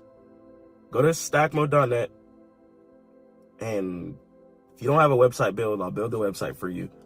Get your website built first. Start watching marketing videos. Start studying business. But one thing in business, though, I can say, just try stuff. Just try stuff. You never know. You never know what's going to pop. Something you might put in max effort for might not pop, but then something you barely tried on might pop and blow you up. You know what I'm saying? And take you to the next level. So you just have to keep trying, and your consistency matters. Even when you're tired, sick, sad, depressed, hungry, you got to keep thinking. You got to keep going hard. I'm telling you, it's a real different game when you jump into your business. You got to go harder than you think. Okay, you got to go a lot harder than you think. A lot harder than you think. No such thing as passive income. Nah, passive income is just bricks stacked up over time. That's all it is. And then money starts coming in on the back end, but you still got to push more forefront for stuff. Say you don't just sit there and do nothing. Like, you got to actually keep advertising, keep pushing stuff. Unless you're doing things like real estate, which you still got to list the house for sale on certain things or put a sign in front of it. You still got to advertise and market is the thing. So creating your products, your software, your website, etc., that's like one side of it. But then your marketing, actually getting everything out there, whether it be it through ads or posting high quality organic content, that is a whole different ball game. Making sure you have good copywriting for all people and all levels to read, whether it be kindergarten through senior age. Okay, people should be able to understand your content. So there's a lot of just technicalities, and that's why I created CEO Turbo, where you guys can book a call with me to actually learn how to strategize and scale your business and get your website designed if you don't already have one, or redesign your website if you do have one. Even if you already have a domain, I got you. Can already just create you a new website. We'll get your domain connected and updated, and yeah, get you dominating. But a lot of people too post high quality content or know how to get views, but don't know how to convert those views into money, and then are frustrated, like, wait, why am I not actually getting paid? So when you don't have high quality skills, you don't have any leverage, you don't have any strategic standpoints in order for you to progress or stand back. Say if you're a trader, for example, say you make good income trading, if you don't have a business on the side, or you don't post your trades, or you don't have some type of group, right? One bad month, right? Or say market's just at all-time highs and you literally can't take a trade. How are you going to keep generating income? Are you going to let all the income flow stop? There's literally times where you can't trade. And that's why I think it's just absolutely ridiculous. So ignore what people think. Ignore what people are talking about. Focus on God. Focus on yourself. And focus on your loved ones and family if you have them. All right? Just go hard, though, okay? You got to tune out the noise and the negativity and the distractions. One thing with business, too, negativity is going to be poison. It's going to be poison because you don't have a 2 weeks check coming in. You got to generate that. You got to build that from scratch. You got to build that from the ground, okay? So go hard. Go hard and keep trying to build that, okay? And you can't give up. It's actually sad. Too many people I see giving up. Why are you on the earth? Why are you on the earth if you're giving up? What are you doing? Stop it. Like, there's way too many people giving up for no reason. I don't understand. I understand we go through sadness, depression, events, but I don't care if you go through the most traumatizing stuff of all time. Do not give up until God says, okay, boom, it's your time to go. All right, you do not have any jurisdiction to take yourself off the earth, to quit, to give up, or to slow down. You need to go harder. You need to stop being weak if you're being weak right now, okay? Some of y'all are doing also way too much consuming. I understand learning educational content, okay? There's business mentors I watch. Shout out like Charlie Morgan and stuff like that. But after that, I'm hustling. I don't sit there and just study. So many people study too much. That's why people get frustrated when they come out of college and then they're like, wait, why am I not getting any money? Because you just spent 5 years studying when you could have spent 5 years studying and getting money. And then you're frustrated. Now, for some people, it works out. But for some people, if you don't do internships, if you don't do programs, if you don't get connections, difficult to get a position, okay? Talking to somebody who did corporate, who scaled through corporate, started as tech support, scaled through, went to an activations level position, and started just grinding and kept climbing my way up, okay?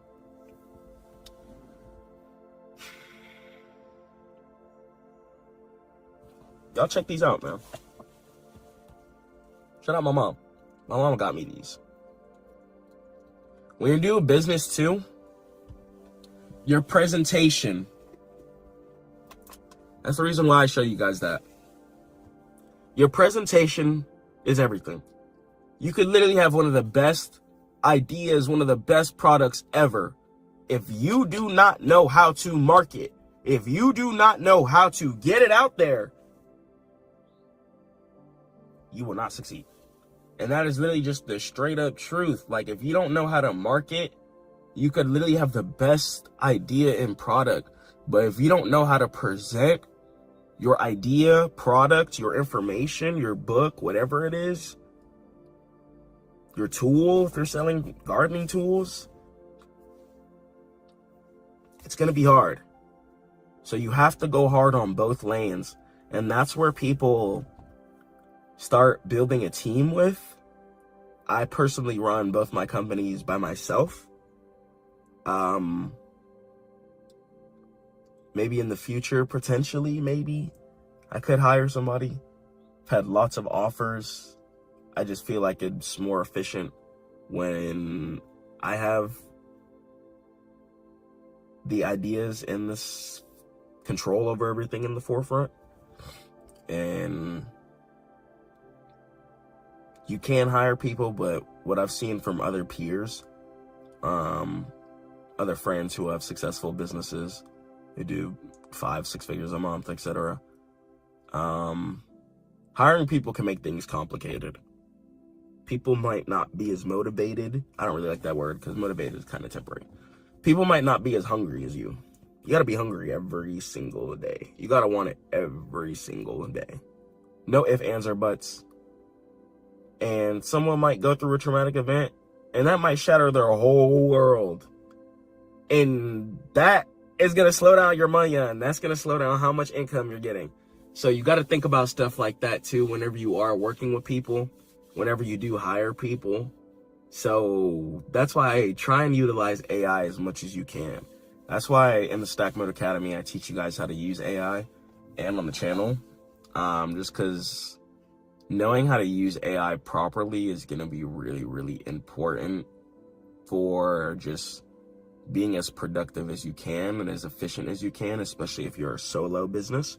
I don't care if you're trying to do software as a service or a product based company, or you mow lawns. Doesn't matter.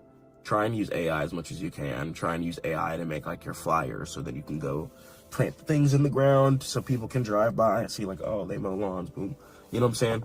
Push hard. Push hard. Once again, your digital business card. This right here is, yeah. Get this, man. Stackmode.net or CEOturbo.com. Get this now.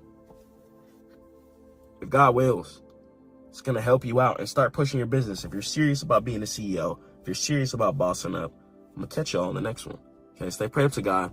Keep grinding. And blam! Organic content will always be better than AI content in literally every single way possible. If you want to succeed in business, you have to know how to get into your clients' and viewers' hearts before you just jump into their wallet. Let me show you guys the exact guide how. Let's do it. Yo, so I just want you guys to know that organic content will always outperform AI content. Once again, organic content will always outperform AI generated content. So understand that there's a couple of reasons why for this, okay? One, especially when it comes to social media and things like that, you have to know how to get into the user's hearts, okay? Whoever's watching your videos, make sure that you're getting into their hearts before you just try and get into their wallet, okay? It's very, very important that we pay attention to that. If you're able to get into a user's hearts, right, they're going to come back to your business, come back to your service. Let's say you do hair, for example, okay? If you're able to give them a good quality hair service or plumbing service, HVAC service, trading mentorship service, whatever you do, and they're able to leave feeling joyful, or they're able to scroll on your post and feel joy, feel happiness, that is going to stick in their heads and, most importantly, stick inside of their hearts, okay? You want to get into their hearts before you just try and get into their wallet. So that's why it's really, really important to understand that organic content will always get into the user's hearts quicker than AI content can, okay? So we have to always keep that in mind. So look, take person A, for example, okay? My amazing drawing here, okay? Picasso. So person A. Person A is scrolling on their phone. Let's say person A is looking to get into trading, okay? Person A wants to learn how to trade, okay? There's going to be two types of reels they're going to be able to see, okay? You're going to have reel number one, okay? Reel number one is going to be a testimony, okay? So they saw a whole life change, or someone 360 their whole life because they were able to make it from trading. Or let's say they see post number two, okay? They're just going to go ahead and see a Gemini image ad, okay? The life testimony really showing people how you were able to change your life, right? Real pictures, real results, real situations of you not being as successful as you wanted to be, okay? Those types of videos will always outperform the best Gemini image ad that you could find, okay? Because you were able to capture the user's emotions. So capture the user's emotions. That's going to be extremely, extremely important. So we're going to start it off with this. So how do we capture the readers or watchers? Okay, if it's a post, then it's going to be the readers. So the watchers, or let's say the viewers. So how do we capture the viewers' attention? Okay, there's going to be a couple of things that we can do. Okay, one, be genuine. Okay, talk about real situations that have occurred in your life.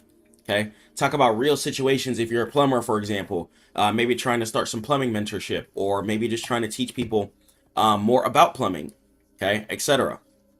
So just understand that whatever you do teach,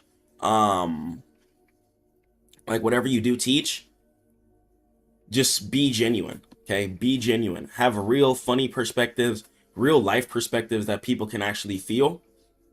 And then it's going to be a lot easier to get into the framework of success, because people are going to be able to feel you.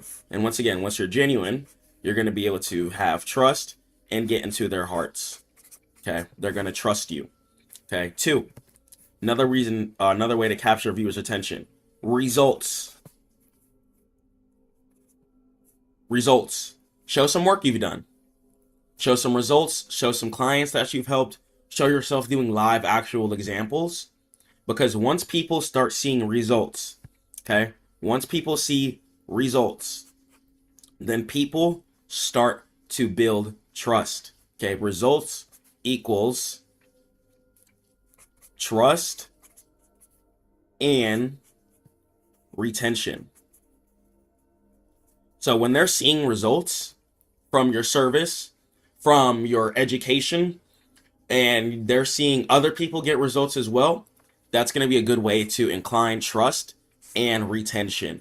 Okay, so trust is going to be really, really important because, one, you want people to whip out the card and buy your service in the first place, or feel confident enough to get in a position to even want your service. Okay, and then we're going to have retention. Okay, retention is going to be extremely, extremely important. You want retention. Okay, you want customers to be retained to your service. You want them to be coming back over and over and over and over and over again. Okay, take Tupperware, for example. A company, Tupperware went out of business due to the fact that their product wasn't retention based. Okay, it was a product that people bought once and then they never needed it again. Okay, retention. Focus on your retention, and retention is going to bring you your monthly income. Okay, retention is going to bring you your monthly income. So you need your customers to stay retained, you need your customers to stay engaged, and you need your customers to stay paying every single month. Okay, so that way you're going to have an easy time when it comes to paying your bills. So how do I get more followers? Okay, so how do I grow on social media? Okay, a big question a lot of people have. One, for example, on Instagram Reels, one of the videos that I posted that blew up firstly was just a video of me talking about God and just talking about real stuff and how you shouldn't give up on trading in the backyard. Okay, so number one, understand that genuine, relatable content is the number one way to blow up content wise.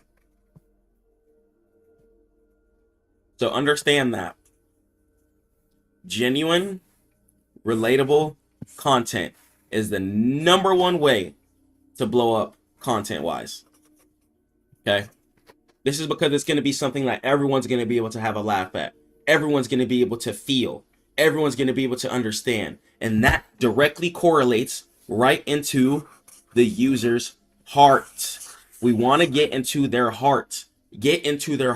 So when you're dropping relatable content, even if it's something that somebody hasn't done yet, post stuff that people want to do. If you know people want to learn how to trade, then you need to be dropping videos of you teaching people how to trade and showing your results of you actually getting in actual setups, etc. Okay, so it's going to be really, really important. Understand that genuine, relatable content is the number one way to blow up content wise. I want you to win and be successful. Okay, but we can't do this without getting into the client's heart. I cannot emphasize that enough. AI content, okay, AI does not know how to get into the user's hearts or the viewer's hearts. Okay, so being an empath in business really, really helps too. Okay, make your post emotional. Okay, if you were having a hard time trading and then boom, you hit a massive breakthrough, that's gonna build a lot of trust. Okay, people are gonna be like, whoa, I was struggling just like that guy and he was able to climb over the hump and become profitable too. It's gonna build a lot of trust in your community. People are gonna know you, especially when you're a mentor. People have to know you. It's really, really important for people to know you. So that's why you're gonna guys are gonna start seeing more of my life story and stuff come out as well too. So understand that AI, once again, does not know how to get into the viewers' hearts. You must make your post emotional. You have to. Absolutely. No ifs, ands, or buts. Okay.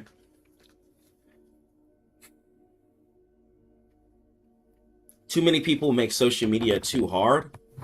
And too many people just don't trust themselves. Okay. You have to trust yourself in the first place. So, how do we capture viewers' attention? We're going to be genuine. Genuineness equals trust. Results as well too, when you're posting that, equals trust and retention. When you're posting your results, then they're going to want to get results just like you, keeping them shopping for your client, getting your mentorship service, etc., so you can progress along, or they can progress along with you. Okay. Number one way grow on social media is you need to drop genuine, relatable content. Genuine, relatable content is the number one way to blow up content-wise. I'm telling you guys, okay? I'm telling you. So, AI does not know how to get into the viewers' hearts. Make your post emotional, okay? Make your post emotional. That's how you're going to separate yourselves from other content creators as well, too. What type of emotions can you engage from your user whenever they're watching you, okay? Stay prayed up to God. Keep grinding. I should catch you guys at Stackmode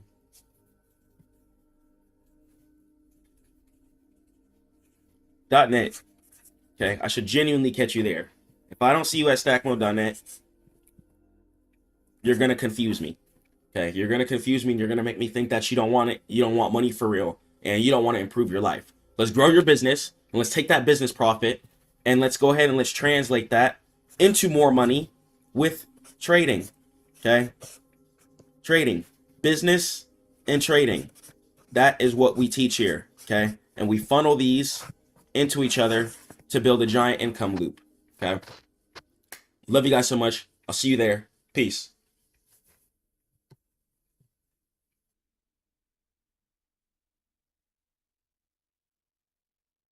Future trading can be a little tricky if you let it be. You only want to buy when buyers are buying. Try not to ever buy when sellers are selling. In this video, I'm going to teach you guys exactly how to trade pullbacks and how to buy when the buyers are buying and what to identify and look for. Let's go and let's jump into it, inshallah. All right, so here's going to be buying at the right time. You want to buy after sellers are done selling. So sellers need to sell first, and you want to buy when buyers are buying. If you buy when sellers are selling, you're going to go ahead and just get destroyed. Okay, if you're looking to buy at the right time, we have to wait for pullback. We have to wait for price to form an area of support. Okay, so playing pullbacks is going to be really, really important. And here's going to be the things we have to look at. Okay, one, you need to make sure that you're trading in a trending market. So if we're going to trade pullbacks, which is just price coming down, lower, and then going back up. That's all it is. So if price goes up, comes down, and then goes back up, that's a pullback. So you want to get on your weekly time frame ideally, or be on your higher time frames, such as your weekly, daily, or your monthly. And then we need to analyze the full chart. So I'm going to start off on my weekly here and get the full bird's eye view of absolutely everything. So I can see here on my weekly that price decides to trend upwards year after year after year after year, no matter what. Okay. We're still ending up at new all-time highs, regardless of how many dips that it's made. Now, the way that price works within a staircase manner. And in order for price to progress, it has to make higher lows. So that means that the new low that price just made is going to go ahead and be higher than the previous low that it made. If that's happening, then that means price is trending within an upwards direction. Okay. And you need to buy when price makes these areas of supports, also known as the higher lows. Okay, so I'm going to break down how we can time and what we're looking for. So you want to buy when market is down, so then you can profit on the sweep up. Once again, buy when market is down, So you can profit on the sweep up. So in order to do that, you have to be trading something that's trending in an upwards direction anyways. Okay, so get on your higher time frame, start off on your weekly, and look at absolutely everything. So my weekly here, I can peep. We have this low starting from 2020. Okay, and I could see here, we have not stepped back here since. And I'm on my weekly here. So I can start marking from the bottom of this low. And I'm going to go through and mark all the higher lows up until current price, just to show you that price is trending. So I can start seeing price trending in upwards direction after it hit this 21,000 area here. Then price bounced super duper heavy. Okay, made another higher low here near this 26,000 area. Price came up, topped out right here.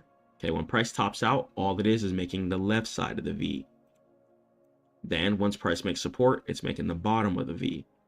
Our job is to catch the right side of the V. So even right here, you can see price come up, top out at this area, and then come down. After it come down, stopped right here, then bottomed up. Okay, price stopped up here. Price came down, and then bounced up, stopped right here, came down. Okay, so this is going to be a whole area in itself.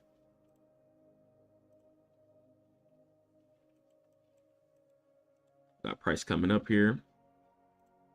Looks like price stopped towards this top, bottomed out right here, and then kept going. Right here, came up, stopped at this red candlestick, pulled down, made a low right here. Stopped up here, pulled down, made a new low right here. Okay, then over here, price decided to get underneath the lows. Okay, made a higher low right here. So even though we fell all the way down right here, it's still higher than this low right here. Okay, so that's good. So this higher low is still valid. Price was deciding to come in the cut here. Decided to bounce at the same area twice.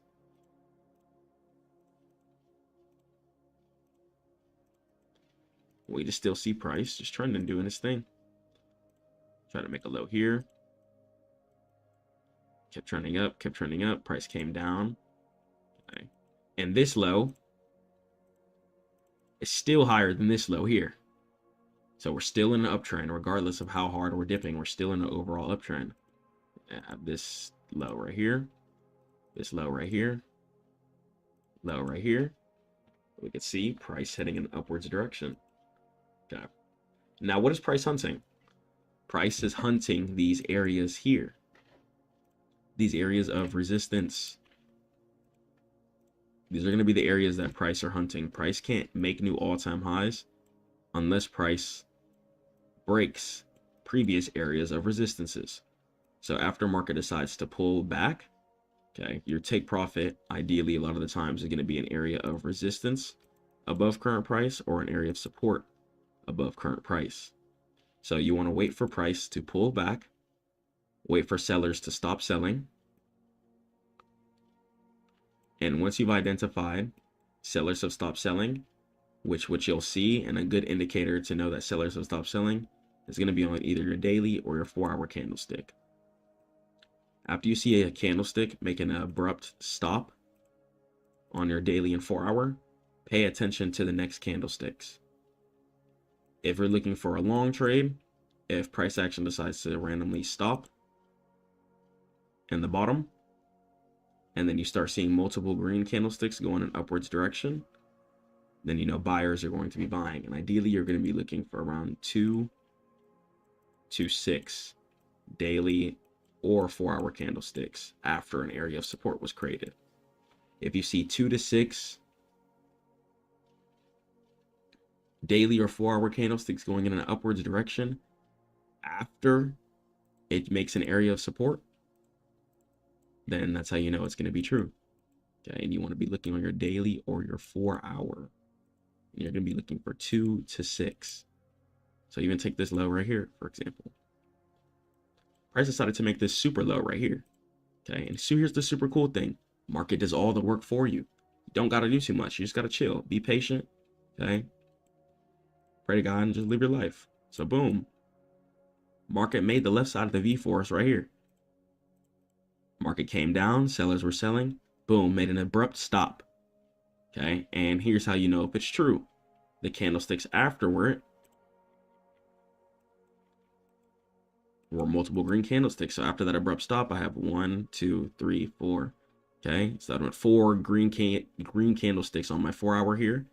Okay, and then even on my daily, I would have had 2 green candlesticks. So at the bottom, and then I had 1, and then I could have entered on this candlestick here and caught the rest of the resistance fill. So let market make the left side of the V. Let market make the bottom of the V. And you could see if the bottom of the V is real, knowing and seeing what candlestick come afterward. Okay, take this example. You see price trending in a higher low scenario here. You see this low right here. Okay, price bottomed out. I'm on my daily candlestick right here. Okay, I'm on my daily. After it bottomed out right here, I'm looking for 2 to 6 candlesticks, either on my daily or my 4-hour. So I can see price made the left side of the V up here. It's about patience. It's really about patience. Market decided to come up, top out right here, and then fell all the way down right here. This is how I know that the bottom is real. Okay, I paid attention to the candlesticks afterward. Okay, so after this bottom got created here, and sellers were done selling, you could see 1, 2, 3, 4. Okay, 4 candlesticks, and as soon as we got to like this upwards direction, I would have liked that. So I probably would have entered around like right here. Stop loss below the daily candlestick supports.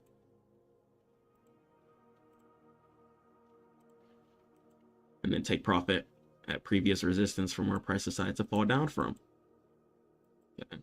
Because I could see price already made the ultimate support, and all I did was catch the higher low entry. So let's go and let's do a fresh example here and see if I could find the setup. So I'm going to pull up the micro Bitcoin. Let me analyze from start to finish. So I'm going to get on my weekly time frame here. Okay, great looking thing I'm looking at here, because we're not at all-time highs. So that's why it's a great looking thing. If you're at all-time highs, you can't long. Okay, you cannot long at all-time highs. Don't do it. Okay, because price always wants to be chasing an area of resistance above current price. That's going to give a reason for buyers to step in. If there's no resistance above current price, there's no reasons for buyers to step in. So only play pullbacks, okay? Because then you're going to be buying when buyers step in. It's going to be extremely, extremely simple. So buy after sellers have sold. So I can see here from all-time highs, heavy aggressive selling has been coming into place these last couple of weeks. Okay, extreme selling to the downside. We met up near this area of support here.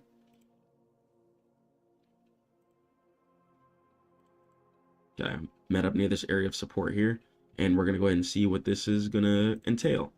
So on my weekly here, we have a red candlestick. Get on my daily here. So on my daily here, start seeing price try to curl up, but it's a lot of mixed match candlesticks. A lot of green, red, green, red, green, red, not the same color. Okay, if these were just straight green candlesticks for the most part, heading in upwards direction, then it'd be a lot more definitive. But in this case here, it's very, very spotty, not direct big candles. Okay. Right after like this low, for example, okay, heavy green candles, 1, 2, 3, 4, heavy green candles. Even after this one, kind of, we had a heavy green candle here, had to run one. But then after this higher low, straight green candles. This one here, we hit this low. And then a green candle, then a red candle. A green candle, and then kind of a doji, and then a red candle. So this one, I don't believe is fully ready yet. We could see this could be a higher low in the formation, and then we could see if maybe this low wants to hold or something. This low right here, price seems to be trying to find itself some support here. Okay. So this is why we scale down to our smaller time frames, just to see things a little closer. So we're gonna go ahead and have this. We have this super low here. We got a higher low than that. So as you can see from this higher low, the V did get filled in from right here. So that's really good. So we'll see about this V. All right, because we're looking for a setup right now. So on the 4 hour here, I see price.